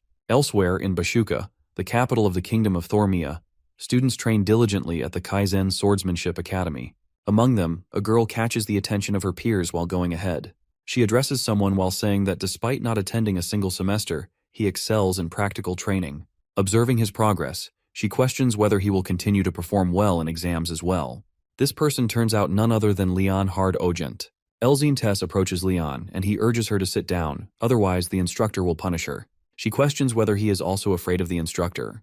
However, feeling frustrated, he insists that he does not want any additional stress during exams and asks her to change her seat. She replies that she is only trying to calm him down, but he refuses her consolation. Unbothered, she remarks that he cannot fall any lower, as he is already ranked 30th. He then asks if she knows that he used schema a month ago. She observes that he is different from others while realizing that his fearlessness comes from enduring rigorous training. However, she still wonders why he remains at the bottom. Elzine then reminds him that he was in first place when their first year began. Indeed, when Leon first enrolled in Kaizen Swordsmanship Academy, he was at the top. 6 months ago, during winter, the academy had already produced many first-class swordsmen. Among them, one stood out as the greatest, known for his courage and strength. Every year, countless knights aspired to make history and gathered at the academy. However, the majority failed to pass the probation period and were eliminated. In Group 1, Richard Feiger established dominance by treating people as slaves and forcing them to act as his horses. He commanded them to crawl faster and even placed bets on riding them. Within the academy, schema users were assigned to Group 1 while setting them apart from the others. Students without any knowledge of schema are placed in Group 2, while those who lack any understanding and have entered only due to their parents' will are assigned to Group 3. In this world, those who cannot be trusted are not considered comrades. Feiger, while asserting his dominance, forces one of the weaker students to act as his horse while preparing to ride on him. However, before he can do so, Leon suddenly appears and strikes him down. The onlookers are shocked by the unexpected turn of events. Standing over him, Leon reminds him that this is not a playground. Feiger, growing furious, prepares to retaliate with the intent to kill. Meanwhile, a woman observes the situation and remarks that Leon has managed to challenge him. Elzine, while hearing this, assumes he must be strong for his name to be so well known. However, the woman corrects her while stating that he is actually quite weak. She explains that Feiger has been extorting money from every Group 2 student for his birthday, but Leon was the only one who refused. As tensions rise, the spectators wonder if a fight is inevitable. The woman speculates that Leon will not initiate it, yet his short temper makes the outcome uncertain. Trying to prevent unnecessary trouble, Leon warns Feiger that fighting will not benefit either of them if the instructor finds out. However, Feiger, unfazed, calls upon the Group 3 students while promising to demonstrate the consequences of defying him. Giving them one final chance to flee, he threatens to kill them if they choose to stay. Feiger taunts Leon while calling it pathetic to have no supporters. However, Leon fails to understand his point and questions whether he only fights for personal gain. Feiger, undeterred, insists that fighting is a necessity, a defining trait of a knight. In response, Leon declares that he does not deserve to be called a knight. Hearing this, Feiger bursts into loud laughter. As Leon prepares for the fight, Feiger confidently announces that he will strike first. Without hesitation, he lands a powerful hit on Leon. Watching him endure the blow without falling, he begins to wonder if Leon is using schema. Realizing he has underestimated him, he considers himself careless. Without wasting any time, Leon retaliates with a punch while making Feiger momentarily acknowledge his strength. However, Leon quickly realizes that Feiger is not relying on schema, yet continues to hit with overwhelming force while making it difficult for him to withstand the attacks. Suddenly, Feiger delivers a devastating blow while causing blood to spill from Leon's mouth. Seizing the moment, he unleashes a series of relentless punches. The onlookers, growing increasingly alarmed, attempt to intervene before he goes too far. Despite their efforts, Feiger continues to beat Leon mercilessly. Eventually, he hangs him upside down from a tree while displaying his dominance. The spectators, while witnessing Leon's helpless state, begin to view him as nothing more than a weak worm. They question why he boasted so much about his strength when, in reality, he was far from powerful. Elzine finds it inappropriate to disgrace an opponent in such a manner while knowing that it can only make him feel worse. Meanwhile, Leon feels a deep sense of embarrassment, especially being in such a humiliating position in front of a lady. The other students question whether he was merely showing off, now seeing him as both weak and foolish. They wonder if his attempts to act strong were meant to gain popularity, only for it to end in complete humiliation. However, as Leon hangs from the tree, he convinces himself that he will easily forget this moment. He refuses to feel embarrassed, despite the public humiliation. Instead, he shifts his focus to the students watching him. Addressing them, he reminds them that they ran away even though they claim to be aspiring knights. He tells them that this moment will always stay with them, a reminder that they let fear hold them back. Despite his current state, he finds contentment in the fact that he at least fought for his beliefs. Before losing consciousness, he tells them that their actions today will forever be a source of shame. When they finally become knights, they will understand the weight of their choices. For a knight, creed is everything. If they ever wish to stand with pride, they must learn to fight for what they believe in. In a place where everyone dreams of becoming legendary warriors, a confrontation unfolds. A boy with intense eyes attracts attention, and someone questions his determination while challenging him to a fight. The battle begins. Meanwhile, Elzine Tess approaches Leon and introduces herself while offering to fight alongside him. He hesitates, feeling bound by his own constraints. Others recognize Elzine's strength, and one comments that now, with her involved, they can't back down. Refusing to be pushed around, they prepare to face their opponents. Feiger, while unwilling to retreat, calls them foolish and urges them to fight. The boys, determined, claim that simply knowing how to use schema isn't enough to win. In the midst of this, Elzine apologizes for disturbing Leon's table, but he reassures her while saying he never aspired to be a hero. He takes someone away from the instructor's view, and she questions whether he truly understands the situation. She explains that the instructors are constantly evaluating them, even at that moment. Despite their high grades, Feiger and his group are denied admission, while Leon, once the top student among 300, has now come to last place. He insists that he never wanted to be first. She praises his dedication to training and wonders how he avoids burning out. He, however, has long overcome that struggle. She reminds him that graduation and building a reputation as a swordsman are crucial, while warning that if he remains at the bottom of the exam rankings, he will be held back. He dismisses the concern, leading her to press for an answer, worried about his future. He then reveals that something more important drives him, that is his commitment to his lord. Her curiosity deepens as she asks if he has already pledged his knight's oath, a lifetime commitment that can only be made once. She assumes the person he serves must be highly renowned. He, however, refuses to explain further while questioning why she is so interested. She insists she has a right to be curious, especially since he continues studying despite already securing a role. Finally, she demands to know who holds his loyalty. He answers that it's Cerrone. Confused, she asks about this person's status while expecting a powerful figure. He clarifies that Cerrone is simply his friend, and a student at a magic school in their hometown. Doubt creeps into her mind that an oath sworn to someone without fame or prospects seems unthinkable. She further thinks Cerrone must be a girl. Before she can ask further, Leon cuts her off while reminding everyone that the exam is starting. Urging them to focus, he warns that failure awaits those who hesitate. Determined to uncover more, she resolves to question him later. At the training hall, everyone gathers as Parka Kwan from Class 6 makes an announcement. He states that today's practical lesson focuses on movement, specifically on shifting one's center of gravity. Pointing at a student, he asks where a swordsman's center of gravity is. The student confidently answers that it is at the belly button, but Parka immediately calls him foolish and says he is wrong.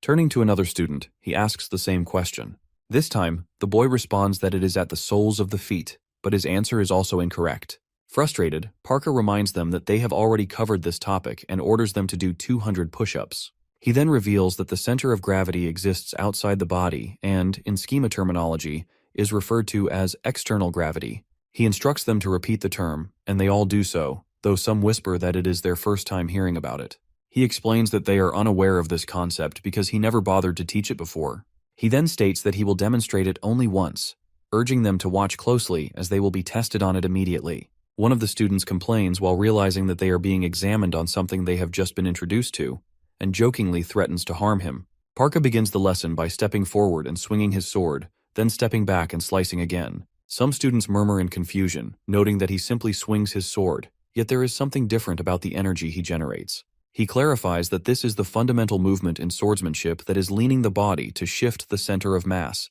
and using that momentum to increase the power of a strike. He adds that incorporating schema further amplifies the attack's strength. Observing their skeptical expressions, he remarks that their lack of understanding is why they would only survive for 3 seconds in a real fight. A student grumbles about his bad luck. Parka stresses that movement is more critical than raw strength in real combat. He explains that a swordsman shifts their center of mass outside the body depending on the situation. To illustrate, he demonstrates by positioning his center of gravity behind his back while calling this external gravity. As he showcases the technique, the students react with shock while exclaiming that he has suddenly propelled himself into the air and is now walking on the ceiling. They struggle to comprehend how someone can move so quickly. One student internally notes that such an attack, while relying on inertia rather than raw strength, seems impossible to block. Watching Parka's flawless execution, the students recognize this as the swordsmanship of a man once feared as the image of death. After finishing his demonstration, Parka clarifies that this is the application of external gravity. However, he admits that what they just witnessed is not purely external gravity, but rather his own control over it. He explains that he enhances his movements using schema to create external inertia, while exaggerating it to help them grasp the concept better. Then, confirming that they understand, he asks them if they are ready for the test. They all respond. Finally, he orders everyone who reacted in amazement to drop down and do 200 push-ups. Without protest, they comply. As the students continue their training, Parka gives further instructions. He explains that the exam will test their ability to manipulate their center of mass by passing through horizontal obstacles. The rules are straightforward that when obstacles approach, They must dodge quickly and navigate through various barriers.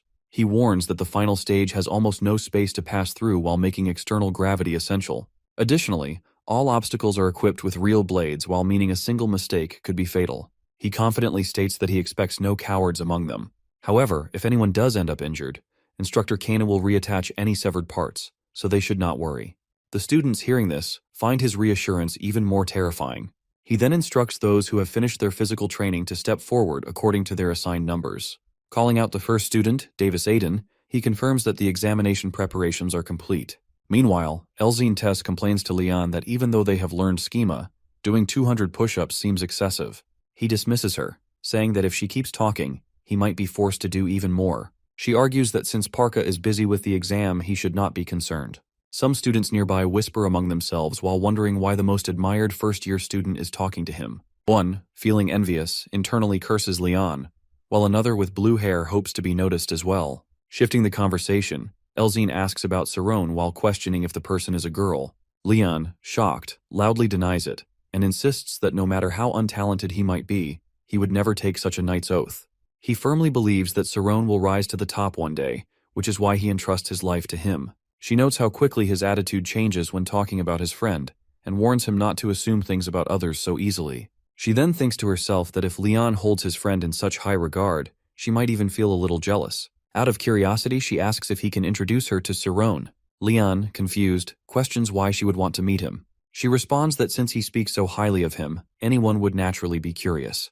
Additionally, she admits feeling envious that he already has someone to dedicate himself to. He, still puzzled, comments that her request seems sudden. Furthermore, he reminds her that Cerrone is in Creus, which is quite far away. However, she casually suggests that they could travel there, pointing out that their vacation is approaching. She mentions a small island to the south that is a popular tourist spot while proposing that they could visit it together. Leon hesitates while realizing that it has already been half a year since he was separated from Cerrone due to his admission into the Swordsmanship Academy. The idea of seeing his friend again and enjoying a trip tempts him. After thinking for a moment, he wonders if Cerrone would be okay with it, while noting that his friend tends to be shy. Elzine, while smirking as she observes his reaction, suggests that our guy should bring a girl along. Since he attends a magic academy, he must know plenty of people. She proposes that they turn it into a double date. Leon, caught off guard, repeats the phrase in confusion, unsure of how to respond. She nonchalantly says they can think about it later. Deciding to shift the focus, she confidently announces that she will put on a strong performance for their final exam before the break. At that moment, Parka calls her name while signaling that her examination is about to begin. As the test starts, she quickly realizes that relying on flexibility alone will not be enough. The massive obstacle completely blocks the stage, leaving only a small gap at the bottom. Without external gravity, she knows she will not make it through safely. Applying the first impact, she shifts her center of mass outward and executes the technique perfectly. When her test concludes, an announcement declares her success that number 17, Elzine Tess, pass. Overjoyed, she reflects on her achievement while realizing that despite attempting it for the first time, she executed it flawlessly. She now understands that all of their previous training was merely the foundation for mastering this skill. Though Parka's personality is a disaster, she acknowledges that he is still a capable instructor. Parka then calls out the next participant, announcing, Number 28, Oyent Leon. Examination preparations complete. As Leon steps forward, he confidently tells himself to give it a try and begins his performance. The other students watch closely, while noting that he moves at an impressive speed. While executing his techniques, Leon focuses on the moment he needs to apply external gravity. He attempts to use schema to shift his center of mass outward, but suddenly he loses balance and falls. Parka, furious, yells at him, demanding to know why he is recklessly throwing his head toward the blades. He questions whether Leon has completely lost his mind and asks where he misplaced his schema. Confused, Leon insists that he used schema, but Parka immediately shuts him down while calling his claim nonsense. He reminds him that students who cannot use schema were instructed to exempt themselves from the exam. Determined, Leon protests while assuring him that he knows how to use it. He recalls taking the muscle strengthening exam a month ago and states that he definitely passed. However, Parka, clearly unconvinced, scoffs at his words. To prove his point, Parka points at a large rock nearby and instructs him to bring it over. He explains that the previous exam required students to lift twice their body weight, so carrying that much should be a simple task. Leon hesitates while remembering that he barely managed to pass that test before. Nevertheless, he grips the rock, lifts it, and asks if he has done it correctly. After observing him for a moment, Parka sighs and delivers an unexpected verdict that Leon is not using schema at all. The other students, stunned, whisper among themselves while noting that the instructor actually apologized. Still in disbelief, Leon demands an explanation while asking how he is managing to lift the heavy boulder if not with schema. Parka shakes his head and bluntly states that he is simply absurdly strong while relying entirely on his raw physical power rather than any magical enhancement. Finally, he makes the official announcement that Ogent Leon, first year, first semester, is going be at the last place. After seeing his last place ranking, Leon sighs and thinks that it is unfair to be ranked last just because he cannot use schema. He worries that his father will be furious when he finds out, so he decides to just go out for a while instead of dealing with it. As he starts to leave, Elzine calls out to him while reminding him not to forget their plan for the break, as he has to bring his friend. Leon nods while assuring her that he remembers. While walking away, he wonders what Saron is doing at that moment. Meanwhile, on the other side, our boy is deep in his teleportation practice. He quickly moves horizontally while experimenting with powerful spells like Rainbow Drop and Photon Cannon. He makes flashes of rainbow light and photon swirls during his training. He also applied laser techniques. As he trains, he explains that no matter how strong a material is, shockwaves will eventually break it. He notes that while Photon Cannon has a strong impact, lasers can cause continuous damage almost indefinitely. Because of this, his specialty magic has improved significantly in a short amount of time. However, as he casts Windcutter, he realizes that simply knowing strong spells is not enough. He reflects on how, in the past, he could catch opponents off guard because his magic was not widely known. He also relied on the immortal function to compensate for his lack of precision, but when facing truly powerful opponents, he had been completely helpless. Even as people died right in front of him, he could do nothing. This thought weighs on him, and he tells himself that when the people he cares about are in danger, he does not want to be a powerless mage. While he is lost in thought, Iruki and Nade arrive while greeting him.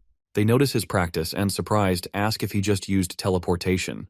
Iruki is amazed and comments that Saron has already been working on it. Our dude proudly confirms that he has succeeded in moving at near light speeds, though he admits it makes him dizzy. Nade points out that the travel distance is too short while making it impractical. However, Iruki disagrees while saying that even students in the graduating class struggle with spatial movement spells. At the very least, he notes, Saron managed to surprise Nade. Smirking, Nade replies that he has something surprising to show them as well, and he asks if they have ever seen plasma magic before, and promises to demonstrate it. Meanwhile, Iruki teases Saron, saying that he was just drowning in his own self-admiration while training alone. Saron quickly denies it while insisting that he still has a long way to go. Iruki reassures Saron while telling him that his laser magic, which uses monochromatic light, is truly impressive. He explains that normally, while mastering such a technique would take 10 years of intense mental training, yet Saron managed to do it instantly by applying the principles of Photon Cannon. He encourages Saron to feel proud of his progress while emphasizing that he has improved the most during the last semester. Our guy agrees with him. The next day, the three friends express their gratitude to their professors for teaching them over the past months. One of the professors, surprised by their polite behavior, jokes that he never expected the school's biggest troublemakers to be so respectful. He reminds them to review their studies over the break, but also to enjoy themselves. Nade grins and says that having fun is his specialty. Another professor comments that the most surprising thing is that Iruki, known for his poor academic performance, has actually moved up a grade. Meanwhile, Professor Thad gathers the courage to ask Romy if she would like to have dinner with him now that the break has started. Everyone is shocked by his sudden proposal. However, she politely declines while explaining that she has responsibilities to handle at the order. Thad sighs while saying she is truly strong and expresses his wish to participate in their training. Professor Oliver playfully asks if Thad is planning to join the order himself, while warning him that he would have to shave his head and might lose his popularity with women. Thad confidently replies that love is more important than hair.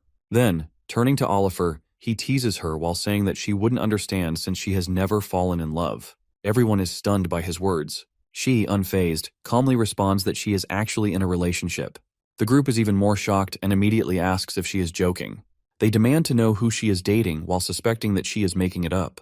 With a straight face, she answers that she is dating Magic. Upon hearing this, everyone sighs in relief while realizing that she was not being serious. Just then, the headmaster walks in while surprising everyone.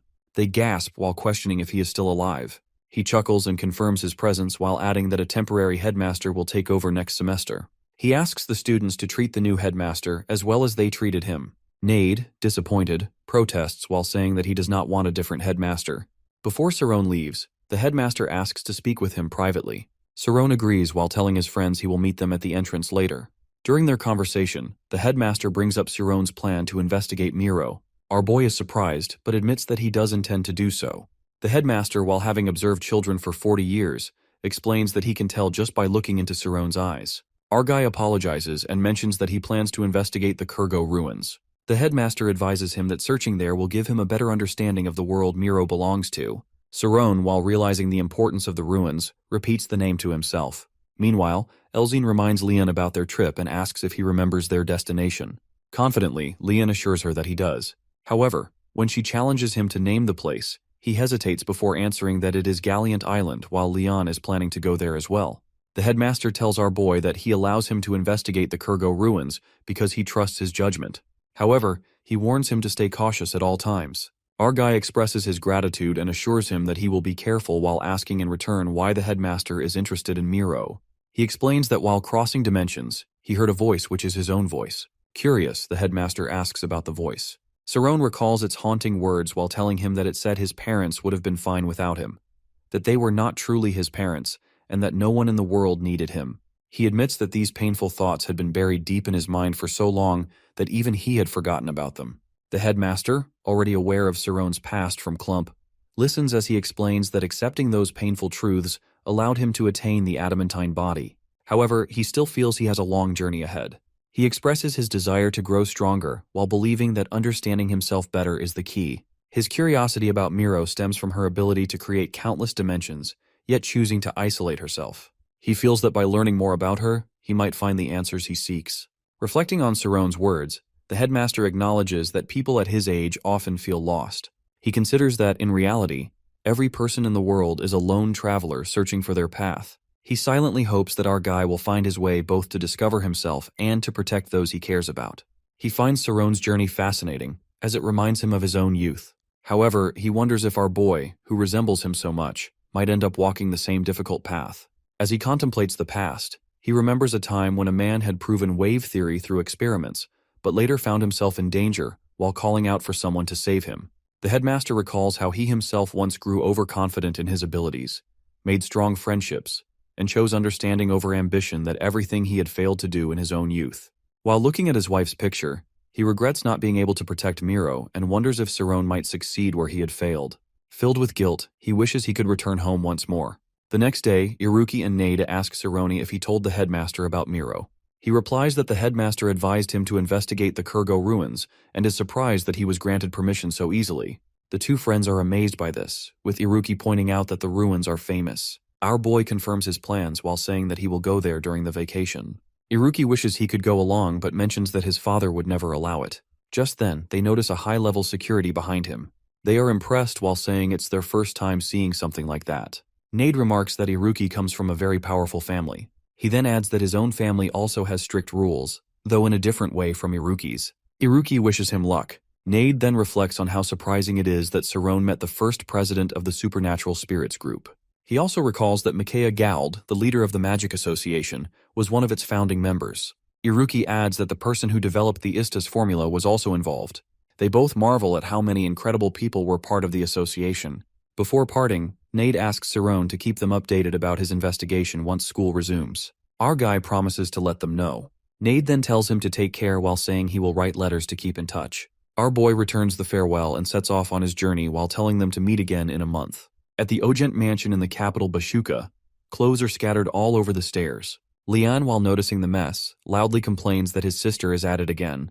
He mutters that she has evolved from a hag into a witch and assumes she has entered some kind of trance.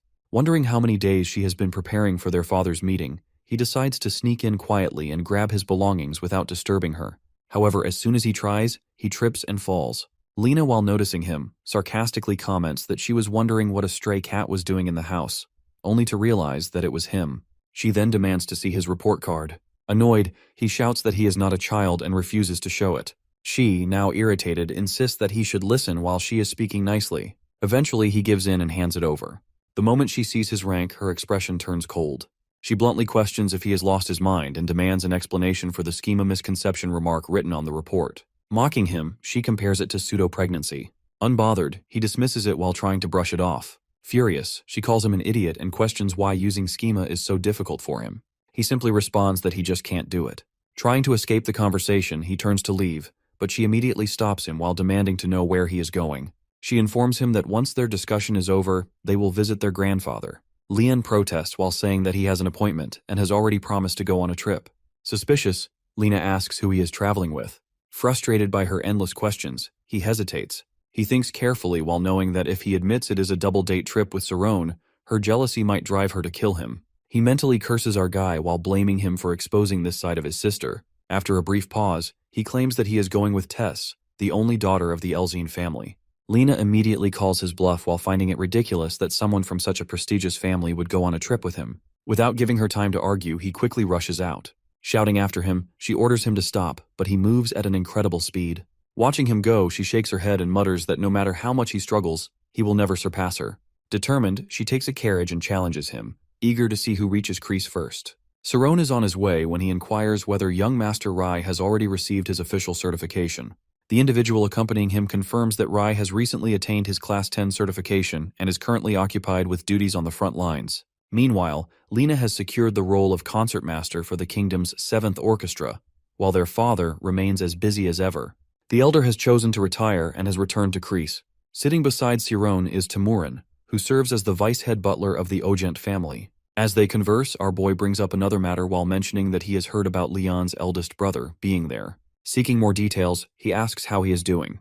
However, Timurin states that he cannot provide any further information, except that he is now an officially certified Class 6 swordsman. He subtly suggests that it would be best not to bring up the eldest son in the main household. Hearing this, our guy simply acknowledges the response, yet in his mind, he speculates that Leon has essentially been cast aside. However, since the patriarch's affection for his children is undeniable, Sarone considers that the situation might be more political in nature. Then, our boy also admits that although it has been half a year since he has last contact with his friend, besides, he has a feeling they will reunite soon. With a chuckle, he notes that such behavior is characteristic of Leon. Upon reaching his home, he is welcomed by the sight of delicious meal. Next he hears, someone is quick to compliment the meal while exclaiming that the pork is exceptional. His father, while appearing pleased, remarks that pork pairs best with beer, unlike mutton, which has a strong odor. Insisting on another drink, he pours them both another glass. Accepting the offer, Leon responds enthusiastically, and they cheer their drink together. Next moment, they catch sight of Leon and, puzzled by the unexpected presence, questions the situation. Next moment, Sarone is met with an embrace from his father, who warmly asks how he has been. The strong scent of alcohol makes Sarone recoil while prompting him to wonder what has transpired. He has anticipated their first reunion after 6 months to be different, yet he now finds himself questioning why Leon is there in the first place. His father then reveals that Leon has been waiting for him for 2 days, during which he has joined them in chopping wood and hunting. Confirming this, Leon nonchalantly remarks that hunting is essential for a man. Shortly after, his mother arrives and upon seeing our boy, pulls him into a hug. Expressing her joy, she welcomes him warmly. Sarone, touched by the moment, acknowledges how difficult it must have been in his absence. However, she assures him that the Ogent family has provided much-needed support. Feeling reassured, he realizes this is the kind of reunion he has hoped for. His mother, while noticing the drinking, chides their father for indulging in alcohol while their son has just returned. Shifting the conversation, our hero addresses Leon directly while mentioning that he has heard about the lack of communication with the family. Curious, he asks whether he has visited his house. Without hesitation, Leon dismisses the idea while emphasizing that his lord's house is his home. Sarone, unconvinced, accuses him of hiding something. Deep down, he speculates that it is not a matter of refusal, but rather an inability to return. Before the conversation can continue, Leon suggests that they go chop wood instead. Their father, eager to join, encourages them to spend quality time together as men. However, their mother disapproves of the idea, insisting that they should rest instead, especially after drinking. Sarone, while unwilling to let the moment slip away, reassures her that everything will be fine.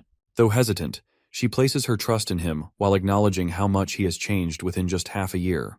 With the group heading into the forest, Leon proposes a challenge that whoever fells a tree with the fewest strikes will win, with the loser bound to follow the victor's command. The challenge immediately reminds Sarone of a similar bet he has made with their father in his younger years. As the contest begins, Leon demonstrates his skills, effortlessly cutting through a tree. His remarkable ability leaves the others in awe. Observing closely, our boy immediately recognizes the technique and exclaims in shock, Leon, unfazed, clarifies that there is no real need to use schema for chopping wood, but he is merely getting started. Taking his turn, our guy unleashes a powerful strike, stunned by Leon's strength. Witnessing Leon's movements, he identifies the technique as sword slaughter. Confirming this, Leon admits that he has grown far beyond his past self. Internally, he feels relief that his training has paid off, and he has proven himself. Leon recalls the powerful thunder strike that our boy had used on him before, but quickly corrects himself while realizing that it was actually sword slaughter. He acknowledges that he has now mastered his father's secret technique. Meanwhile, his father turns to Cerrone and explains that this is the reason he had previously asked him how he had successfully performed Thunderstrike. In response, Leon mentions that the special training he underwent for a single day had been worthwhile. Another man, while observing the conversation, praises Leon's determination, noting that despite being a noble, he is not stubborn and had politely requested to be taught. He further reflects that, beyond his willingness to learn, Leon also possesses remarkable perseverance while refusing to give up until he succeeds. Turning back to our guy, Leon challenges him while reminding him that the task is not easy and asking whether he still believes he can win. Cerrone, deep in thought, replies that the only way to claim victory is by cutting the tree in a single strike. In response, Leon offers his axe, but Cerrone declines while preferring to use his own skills. Without hesitation, he prepares himself and executes a powerful move while using the wind to slice through the tree. The moment the tree falls, those watching are stunned by the incredible display. Overwhelmed with excitement, Cerrone shouts out in triumph while declaring his victory. Leon and the others remain speechless, astonished by what they have just witnessed. Still in disbelief, Leon demands an explanation while questioning what kind of magic Cerrone had just used. With a confident smile, our guy introduces his technique while calling it wind cutter, and proudly asks whether it is impressive. His father, equally astounded, admits that he initially thought it was some kind of simple trick, but now realizes that it is indeed magic. Jokingly, he remarks that they no longer need to worry about chopping wood for a living. Hearing this, our guy reassures him while stating that they can rely on him for that. Meanwhile, Leon reflects on what has just happened, marveling at how much Cerrone has improved in only half a year. He had always believed in him, and now he feels reassured that his instincts had been correct. As a result of his victory, our boy confidently announces his command that Leon must move the lumber. Without protest, Leon nervously states that he had already planned to do so anyway. Later that night, the entire family sits together while enjoying a meal and sharing quality time. Laughter and conversation fill the air as they relish the moment. Eventually, Cerrone and Leon head to their room to sleep. However, before lying down, Leon curiously brings up a question while asking whether Cerrone is planning to travel to Galliant Island. Without hesitation, our boy confirms while explaining that he wants to investigate a place called the Kurgo Ruins. Leon, slightly confused, asks if the visit is related to Cerrone's studies. However, he dismisses the idea, casually stating that it is fine to take a break and have some fun. He reminds Leon that the island is also a well-known tourist destination. After hearing this, Leon nods in agreement, but then he brings up a condition that our boy must bring along a girl. Hearing this, Cerrone reacts with amusement while joking that it sounds like a double date. He then teases Leon, expressing surprise that he has returned from the Swordsmanship Academy with a girlfriend. However, shifting to a more serious tone, he questions whether Leon has been studying properly while pointing out that it is suspicious that he chose to come here instead of going straight home. At this, Leon brushes off the topic, insisting that it is not important and asking Cerrone to drop it.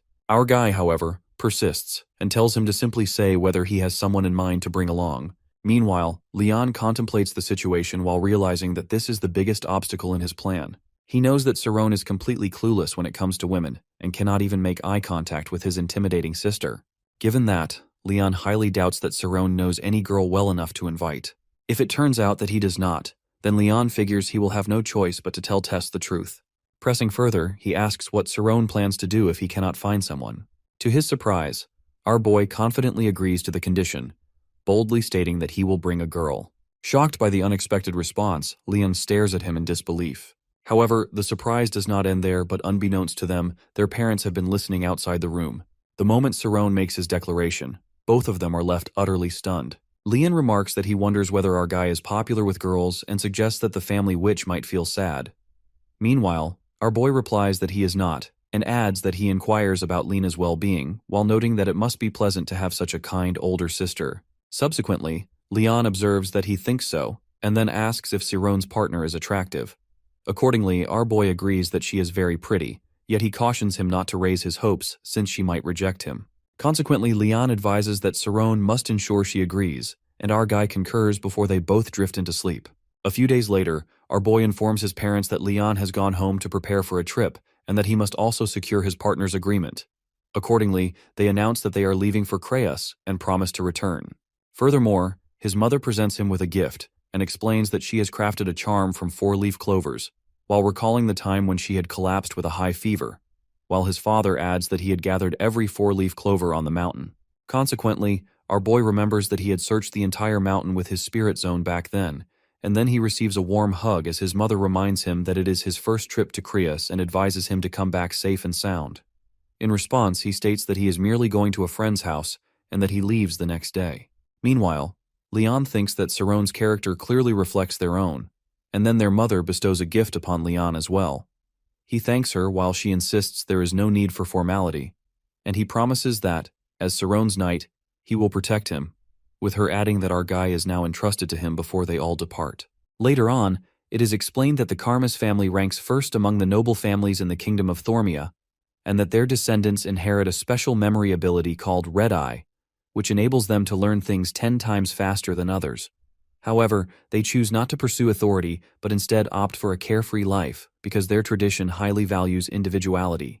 Moreover, the members of the Karmis family distinguish themselves in their own fields, and people even refer to them as the continent star. Subsequently, our guy arrives at their state and thinks that he did not have time to make an appointment, so he comes directly, while he wonders what to do if Amy is not at home and whether he should wait until she returns. Meanwhile, the guards notice him and ask who he is. Accordingly, he explains that his name is Cyrone and that he is a friend of Amy from the Magic Academy. Then, one guard acknowledges him as a friend, and our guy muses that she must be very confident in her looks because even royalty cannot win her favor, while he also considers that the flies seem to buzz around her as soon as the vacation begins. Furthermore, one guard orders another to check, and the latter agrees, while he also thinks that something about Cyrone appears different and wonders if he is a student of a famous household. Next, a guard inquires if he may ask which family our boy belongs to, but he is interrupted when another guard calls him the guard and announces. Consequently, our guy thinks that he must come up with a believable excuse to avoid any conflict.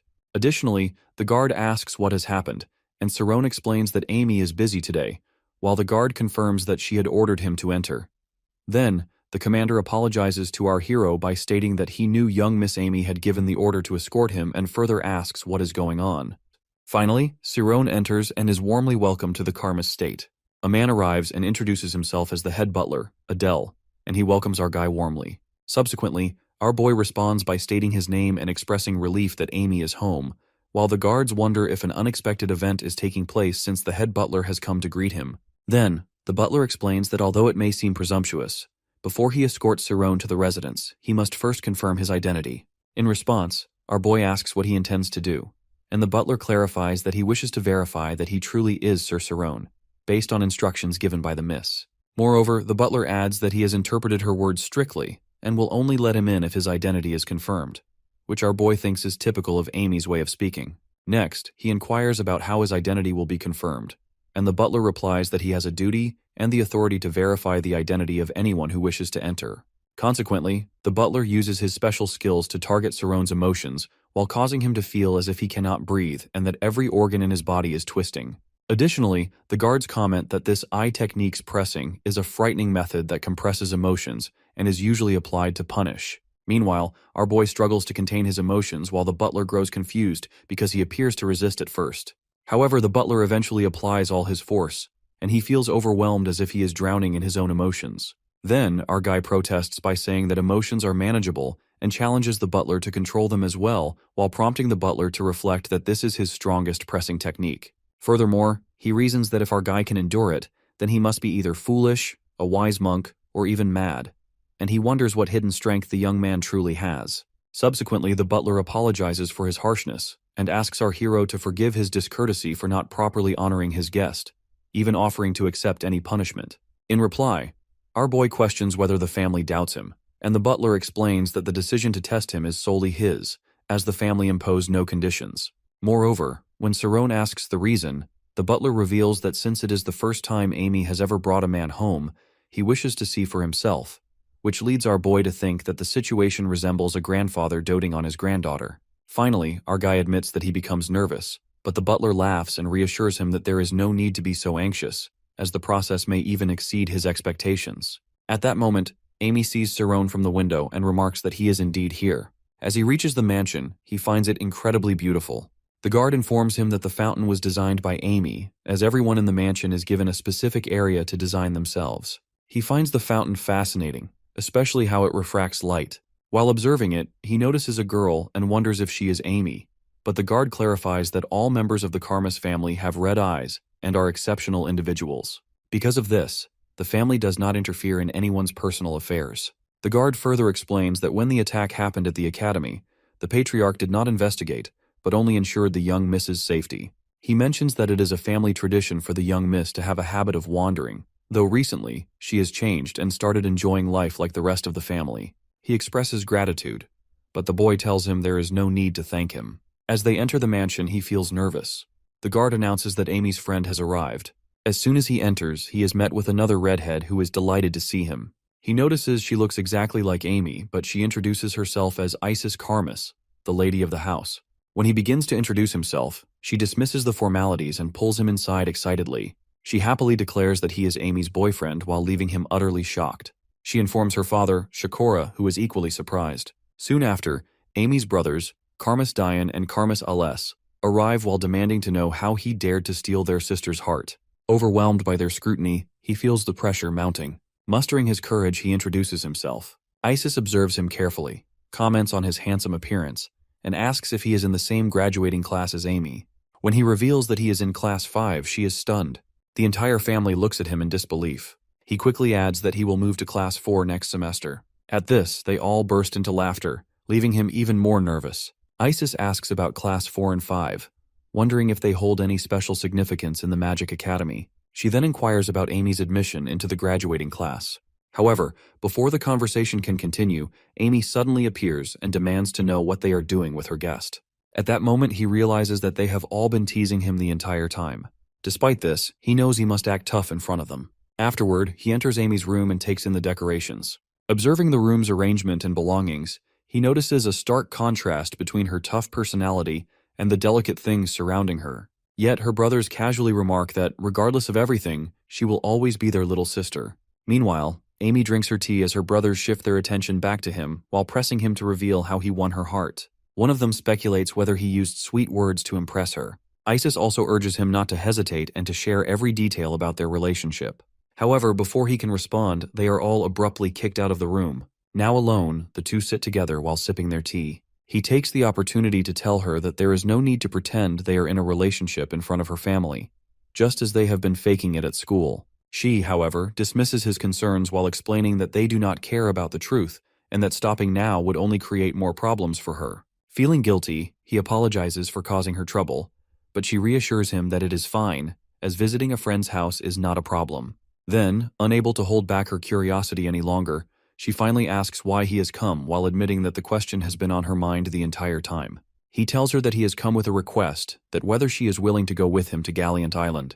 As she sips her tea, she reacts in shock while questioning if they are really going to the island together. He explains that his friend Leon has invited him, but since Leon is bringing a companion, he is also expected to bring one. She immediately asks if his friend is a girl while leaving him surprised at how she figured it out so quickly. However, she assumes it to be a double date. Then, as she contemplates the situation, she begins to wonder why he has chosen her. He has never paid much attention to her before, so why is he taking only her along now? Curious, she asks why he picked her when he has other friends in the advanced class, whereas she is in the graduating class. He responds that everyone else is busy with their special training. Hearing this, she refuses while stating that she does not have time to waste on leisure activities, which disappoints him. However, he insists that she is the only one he can take with him. As soon as she hears this, she accidentally spills tea on his face. Now completely drenched, he sits in shock while she stares at him, equally surprised. She quickly hands him a cloth while telling him to wipe himself clean since he looks filthy. As she watches him, another thought crosses her mind.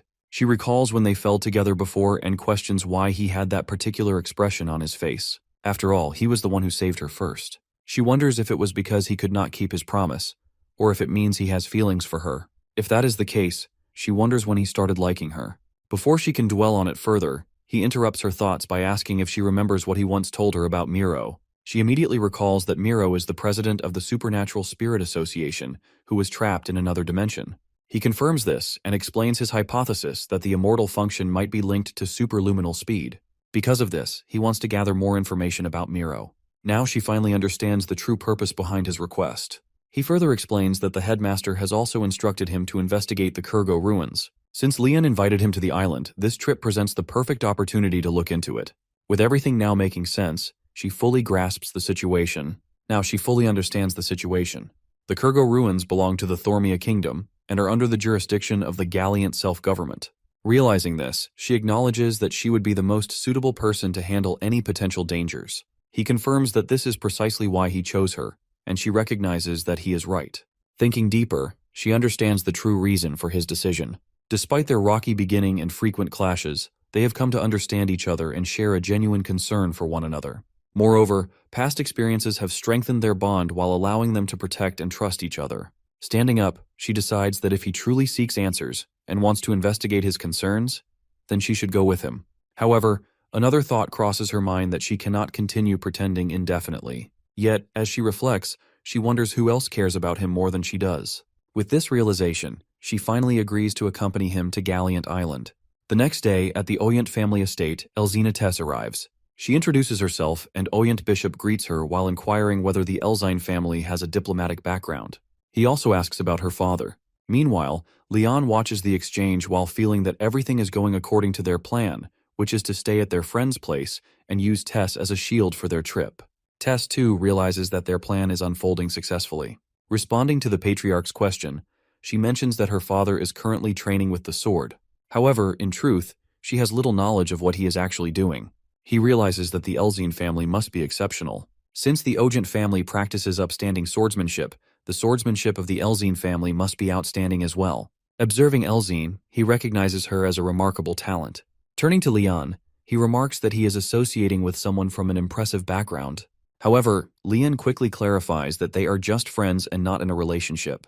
Shifting the conversation, he asks for permission to go on the trip while explaining that they need to rest both their minds and bodies after the rigorous demands of the academy. Bishop, while looking at Leon's certificate, acknowledges their hard work. As he examines the certificate, it becomes clear that he is specifically looking at Leon's strength certification. This makes Leon realize that his father might have discovered the truth about the schema misconception, while rendering the strength training paper meaningless. However, he also recognizes that it still serves as a useful tool for deceiving him. Bishop expresses approval of his efforts, which leaves Leon in shock.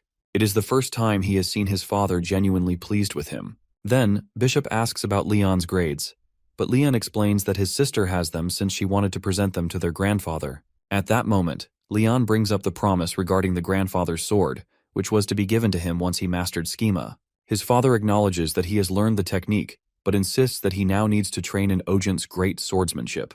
This prompts Leon to question the necessity of a sword since they are only going on a trip. Meanwhile, his gaze remains fixed on the sword. Slowly, he approaches it while admiring its grandeur. This is the sword he has longed for since childhood, a symbol of uprightness and strength. However, he understands its power that without mastering schema, wielding such a weapon would be reckless. He takes the sword and grips it firmly, assessing its balance and weight. Finding it suitable for use, he secures it onto his back, satisfied with its quality. A few days earlier, Sarone had been contemplating his upcoming investigation of the Kurgo ruins. Leon had questioned his decision to go alone, warning him of the dangers. Concerned for his safety, Leon had insisted on accompanying him to ensure everyone's protection. He had also expressed his commitment to guarding our hero, as this would be his first official mission as his knight. Fully prepared, he had been eager to take on the responsibility. Now, as Leon and Tess continue their conversation with Bishop and Cyrone arrives with Amy. He inquires about Bishop's well-being and shares that he has been promoted to Class 4 while attributing his advancement to him. However, Bishop dismisses the credit while stating that it is entirely due to Cyrone's own abilities. Recognizing his talent, he acknowledges how impressive it is for him to have advanced so quickly. Turning his attention to Amy, he asks about her while wondering if she is Cyrone's partner. Amy greets him politely and introduces herself. As soon as Elzine sees her, she finds her strangely familiar.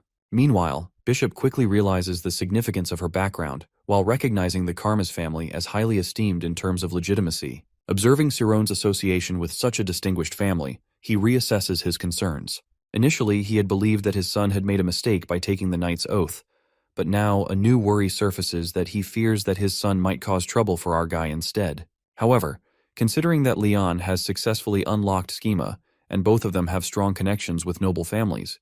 He ultimately feels satisfied with the situation. As Leon prepares to depart, he informs Bishop that they will be gone for 10 days. In response, Bishop hands him a bag filled with gold coins for travel expenses. Upon receiving it, Leon immediately realizes the necessity of leaving the house as soon as possible. With their preparations complete, they begin their journey. He instructs Timoran to arrange a carriage to the port. As they set off, Leon's father watches them leave, offering his final words of farewell and wishing them a safe trip. He considers making Bishop wait for another 10 minutes to wish him good luck, but ultimately decides against it. Meanwhile, Leon grows increasingly frustrated while unwilling to go through another inspection. However, the man insists on checking the carriage wheels while prompting Leon to urge him to hurry up. Elzine, while observing the situation, realizes that our boy is entirely different from what she had initially imagined. Since he is Leon's master, she had assumed he would have a fiery and commanding personality. However, he appears to be a true gentleman, and with Amy accompanying him, her perception of him shifts further. As they continue waiting, the two girls introduce themselves to each other, quickly finding joy in their meeting. Cerrone also takes the opportunity to introduce himself to Elzine. Curiously, she asks if his real name is Alien and whether he is from home Krios. However, he clarifies that he is a commoner. Her expression turns blank while struggling to process this revelation. Amy silently observes their conversation, her gaze shifting between them. Meanwhile, Leon remains occupied with inspecting the carriage wheels. Suddenly, Elzine starts acting strangely, though she quickly apologizes for her behavior while explaining that she does not concern herself with matters of identity. At that moment, Leon announces that the inspection is complete and urges everyone to board the carriage. Just as they are about to do so, a massive spark flashes in the air and a very angry bishop appears while hovering above them. Cerrone, upon seeing the figure, immediately turns to Leon and asks if he was at the last place. Without hesitation, Leon starts running while urging everyone to follow. Confused, our boy demands an explanation, to which Leon hurriedly admits that he ranked last in the academy and had not used schema. Elzine, skeptical of his excuses, presses him to tell the truth while suspecting that he orchestrated everything just to go on this trip. As they flee, Leon frantically explains that his father is an official Class 4 swordsman. Explosions erupt behind them, forcing them to keep running. Suddenly, horses begin to chase them, their hooves pounding against the ground. The girls, while watching in amazement, struggle to keep up. Reacting quickly, Amy grabs Elzine's hand and urges her to escape. She also calls out to Cerrone while instructing him to use teleportation. Without hesitation, he takes hold of Leon and activates the technique. Bright flashes envelop them as our hero successfully teleports the group to another location. Witnessing this, Leon finally understands the depth of a magician's abilities, that how they perceive the entire world as a vast mechanism of interconnected forces. However, Elzine, still tense, points out that Bishop is closing in. In response, our guy urgently calls Amy and tells her to hold on to him as he prepares to use spatial movement. He explains that if they truly want to escape, they must reach their destination as soon as possible. Amy, astonished, wonders if he truly knows how to use spatial movement, but he admits that he has never applied it in a real-life situation before. Now standing at the front while the others gather behind him, Cerrone concentrates and activates spatial movement. A powerful blast erupts around them as he pulls everyone close while securing them within the spell's radius. As the energy surges, Bishop watches in disbelief while realizing that he has lost them. He also comes to the shocking realization that Cerrone can use spatial movement. Contemplating his abilities, he acknowledges his remarkable talent, which is combining schema with sheer brute strength. Recognizing his potential, he silently respects his efforts. Tossing the paper he was holding aside, he turns and walks back to his house while considering the encounter a memory worth keeping. Meanwhile, on the other side, Leon struggles to comprehend the overwhelming experience. To him, it feels as though the ground and sky are folding into one another.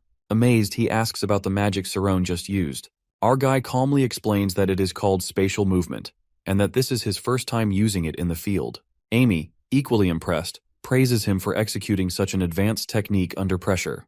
Elzine, on the other hand, sits quietly, overwhelmed by everything that has just transpired. She begins to wonder if she is the only one struggling to grasp these concepts. Observing Cerrone's flawless teleportation and his ability to perform spatial movement while still being a student, she is utterly astonished.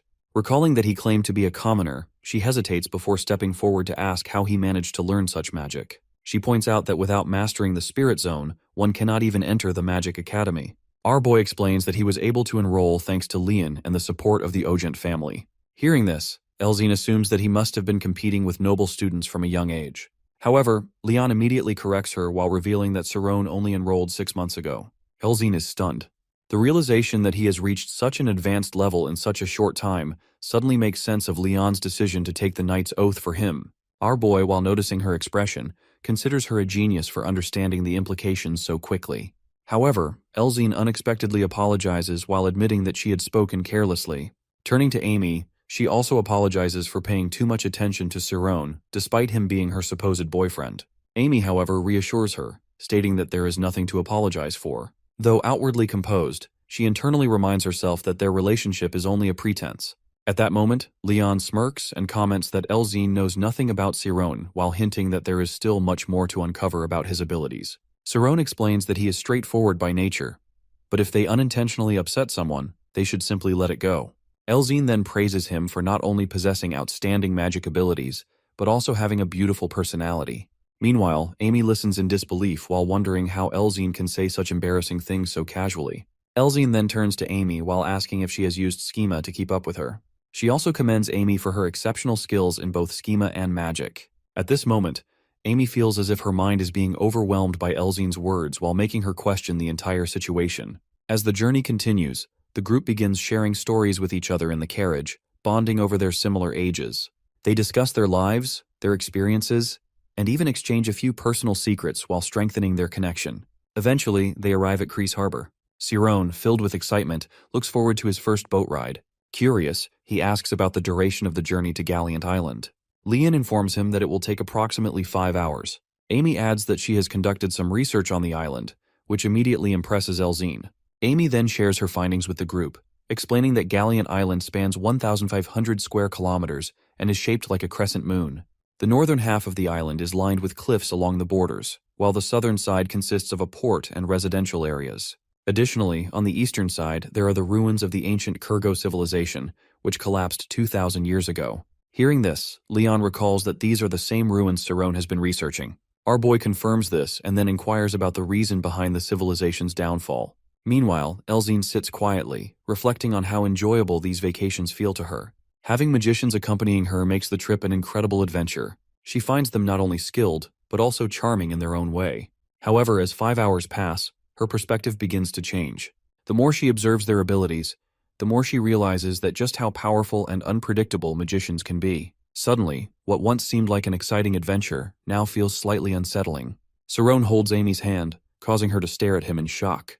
Leon watches in confusion while wondering what has happened to him. However, Elzine casually remarks that it's just a simple lover's quarrel. Leon is surprised by her words, but to truly understand the situation, it is necessary to go back an hour earlier, aboard the boat heading toward Galliant Island. An hour ago, Amy had been explaining the research she had conducted. Siron, impressed by her preparation, asked if she had also drawn the diagrams herself.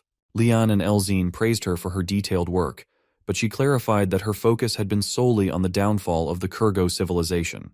At this, Elzine teased her while pointing out that she was blushing. Siron then summarized Amy's findings while stating that, according to her research, the people of the Kurgo civilization considered loops to be sacred and used them in ancestral rites. However, he personally saw the loop as a stimulant.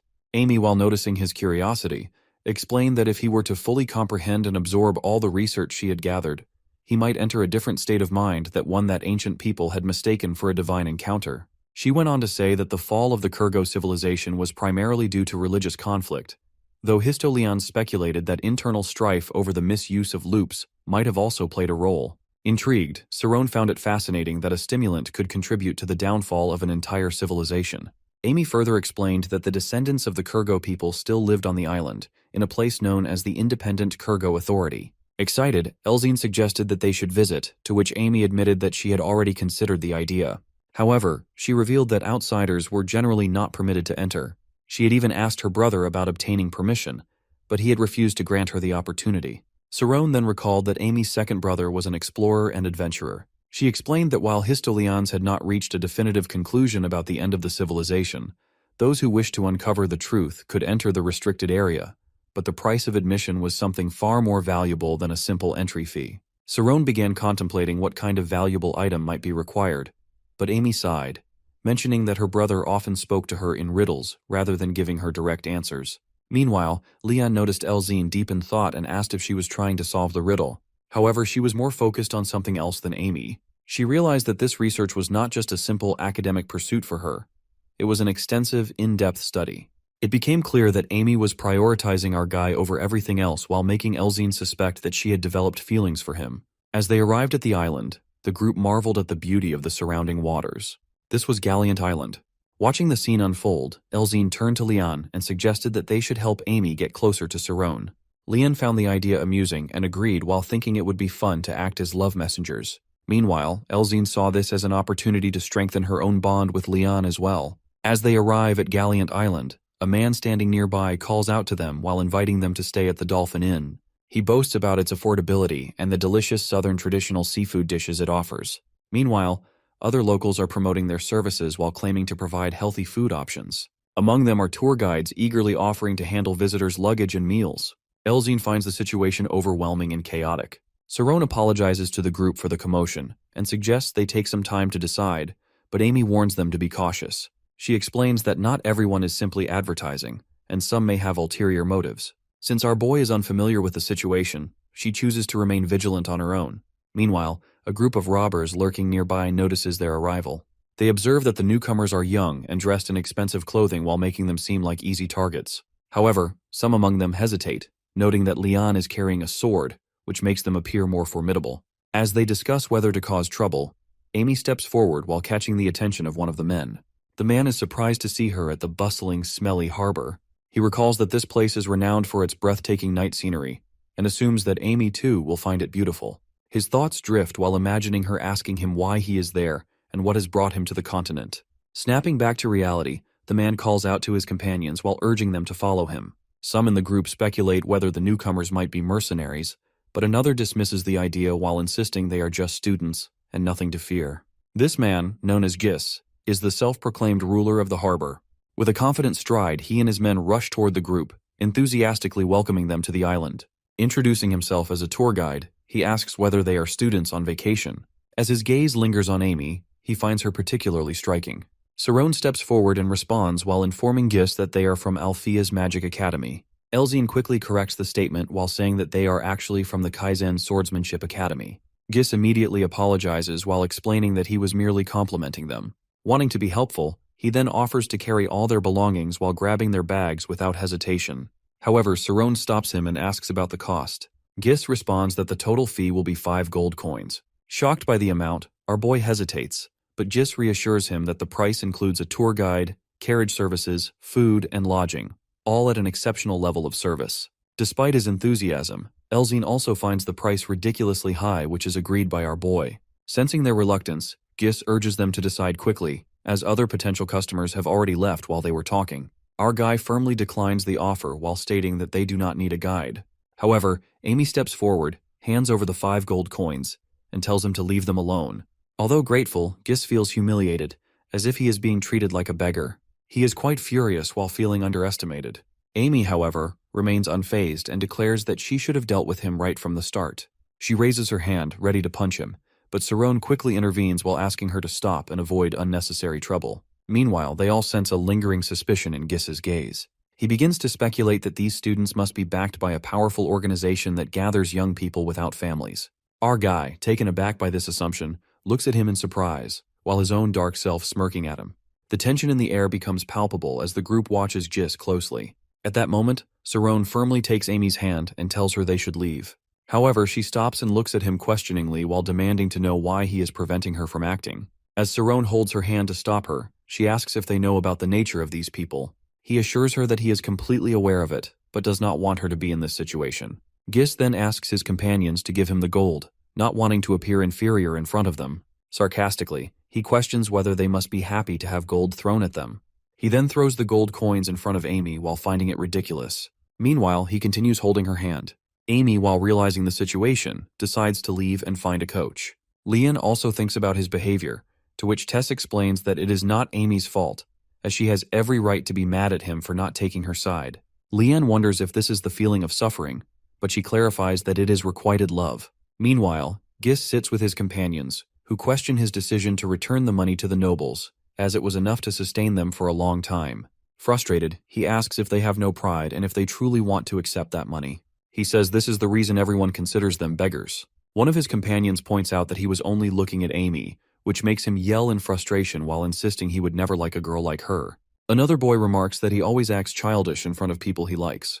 They remind him that the nobles see themselves as superior, so he should not focus on this. However, he remains frustrated and declares that he will become the master of the harbor while making the nobles irrelevant to him. As they continue talking, Palkoa arrives and demands to know what they are doing there. They turn to him in shock. Meanwhile, in Bashuka, inside the Magic Association headquarters, in the 3rd Investigation Department room, Sakari is beating Lucas. As the 3rd Investigation Department inspector, he relentlessly strikes him while Lucas pleads for him to stop and demands to know the reason for the beating. He insists that he cannot be assaulted without being given an explanation. As a suspect in the Magical Academy incident and a Class B criminal who escaped from prison, Lucas remains at Sakari's mercy. Delivering a strong punch to his face, Sakari finally decides that it is enough for today. Lucas collapses to the ground, revealing that he was the vice captain of the Parrot Bandits. He then orders him to start talking about his captain. Lucas, after a brief hesitation, admits that his boss is Palkoa. At the same time, Palkoa is dealing with Gis and his companions. He tells them that they should have accepted the money from the nobles instead of letting pride get in the way, as it has now cost them 5 gold. Gis, while realizing that Palkoa witnessed the entire incident, grows tense. Palkoa insists that he has worked hard to build this group, while his companions bow an apology for their mistake. However, Palkoa ignores their remorse and turns to Gis while demanding about the red-haired girl he mentioned earlier. With revenge on his mind, he plans to make the nobles suffer. Gis, however, finds him insane for wanting to go against them. On the other side, Amy is with Elzine. Tess encourages her to look at the beautiful scenery and asks if she finds it an amazing place to visit. Amy admits that she does and curiously inquires how she discovered it. Tess explains that her relatives work there. Meanwhile, Leon holds a leaf in his hand while remembering Saron's mother words about our guy. She had mentioned that something was troubling him, something he wished to hide from everyone, and that he needed help from a friend. Lost in thought, he continues staring at the leaf, deep in contemplation. However, he suddenly snaps out of it and heads toward the group, loudly declaring his hunger. The realization that it is already dinner time dawns on everyone. Tess points out that there are many good restaurants nearby and asks if they plan to eat outside. However, Leon suggests cooking their own meal instead. The idea excites everyone, and Amy eagerly agrees to participate. When asked in surprise if she knows how to cook, she confidently responds that she does while having taken cooking lessons as well. With the enthusiasm building, Leon proposes a cooking competition. He forms 2 teams, Tess and himself as Team 1 and Saron and Amy as Team 2. The teams will compete against each other, with one member writing down the ingredients and the other fetching them. As the plan unfolds, Tess realizes that Leon is orchestrating all this to help Saron and Amy grow closer. Adding to the excitement, she introduces a penalty that the losing team will have to wash all the dishes. Everyone agrees, and the girls begin writing down the ingredients. Once the lists are ready, Saron and Leon assure them they will return in an hour with everything needed. The girls watch them leave while realizing that this is now their time for a private conversation, while the boys will have theirs as well. However, just as they settle into their moment, Gis appears in the distance, injured and making his way toward the place.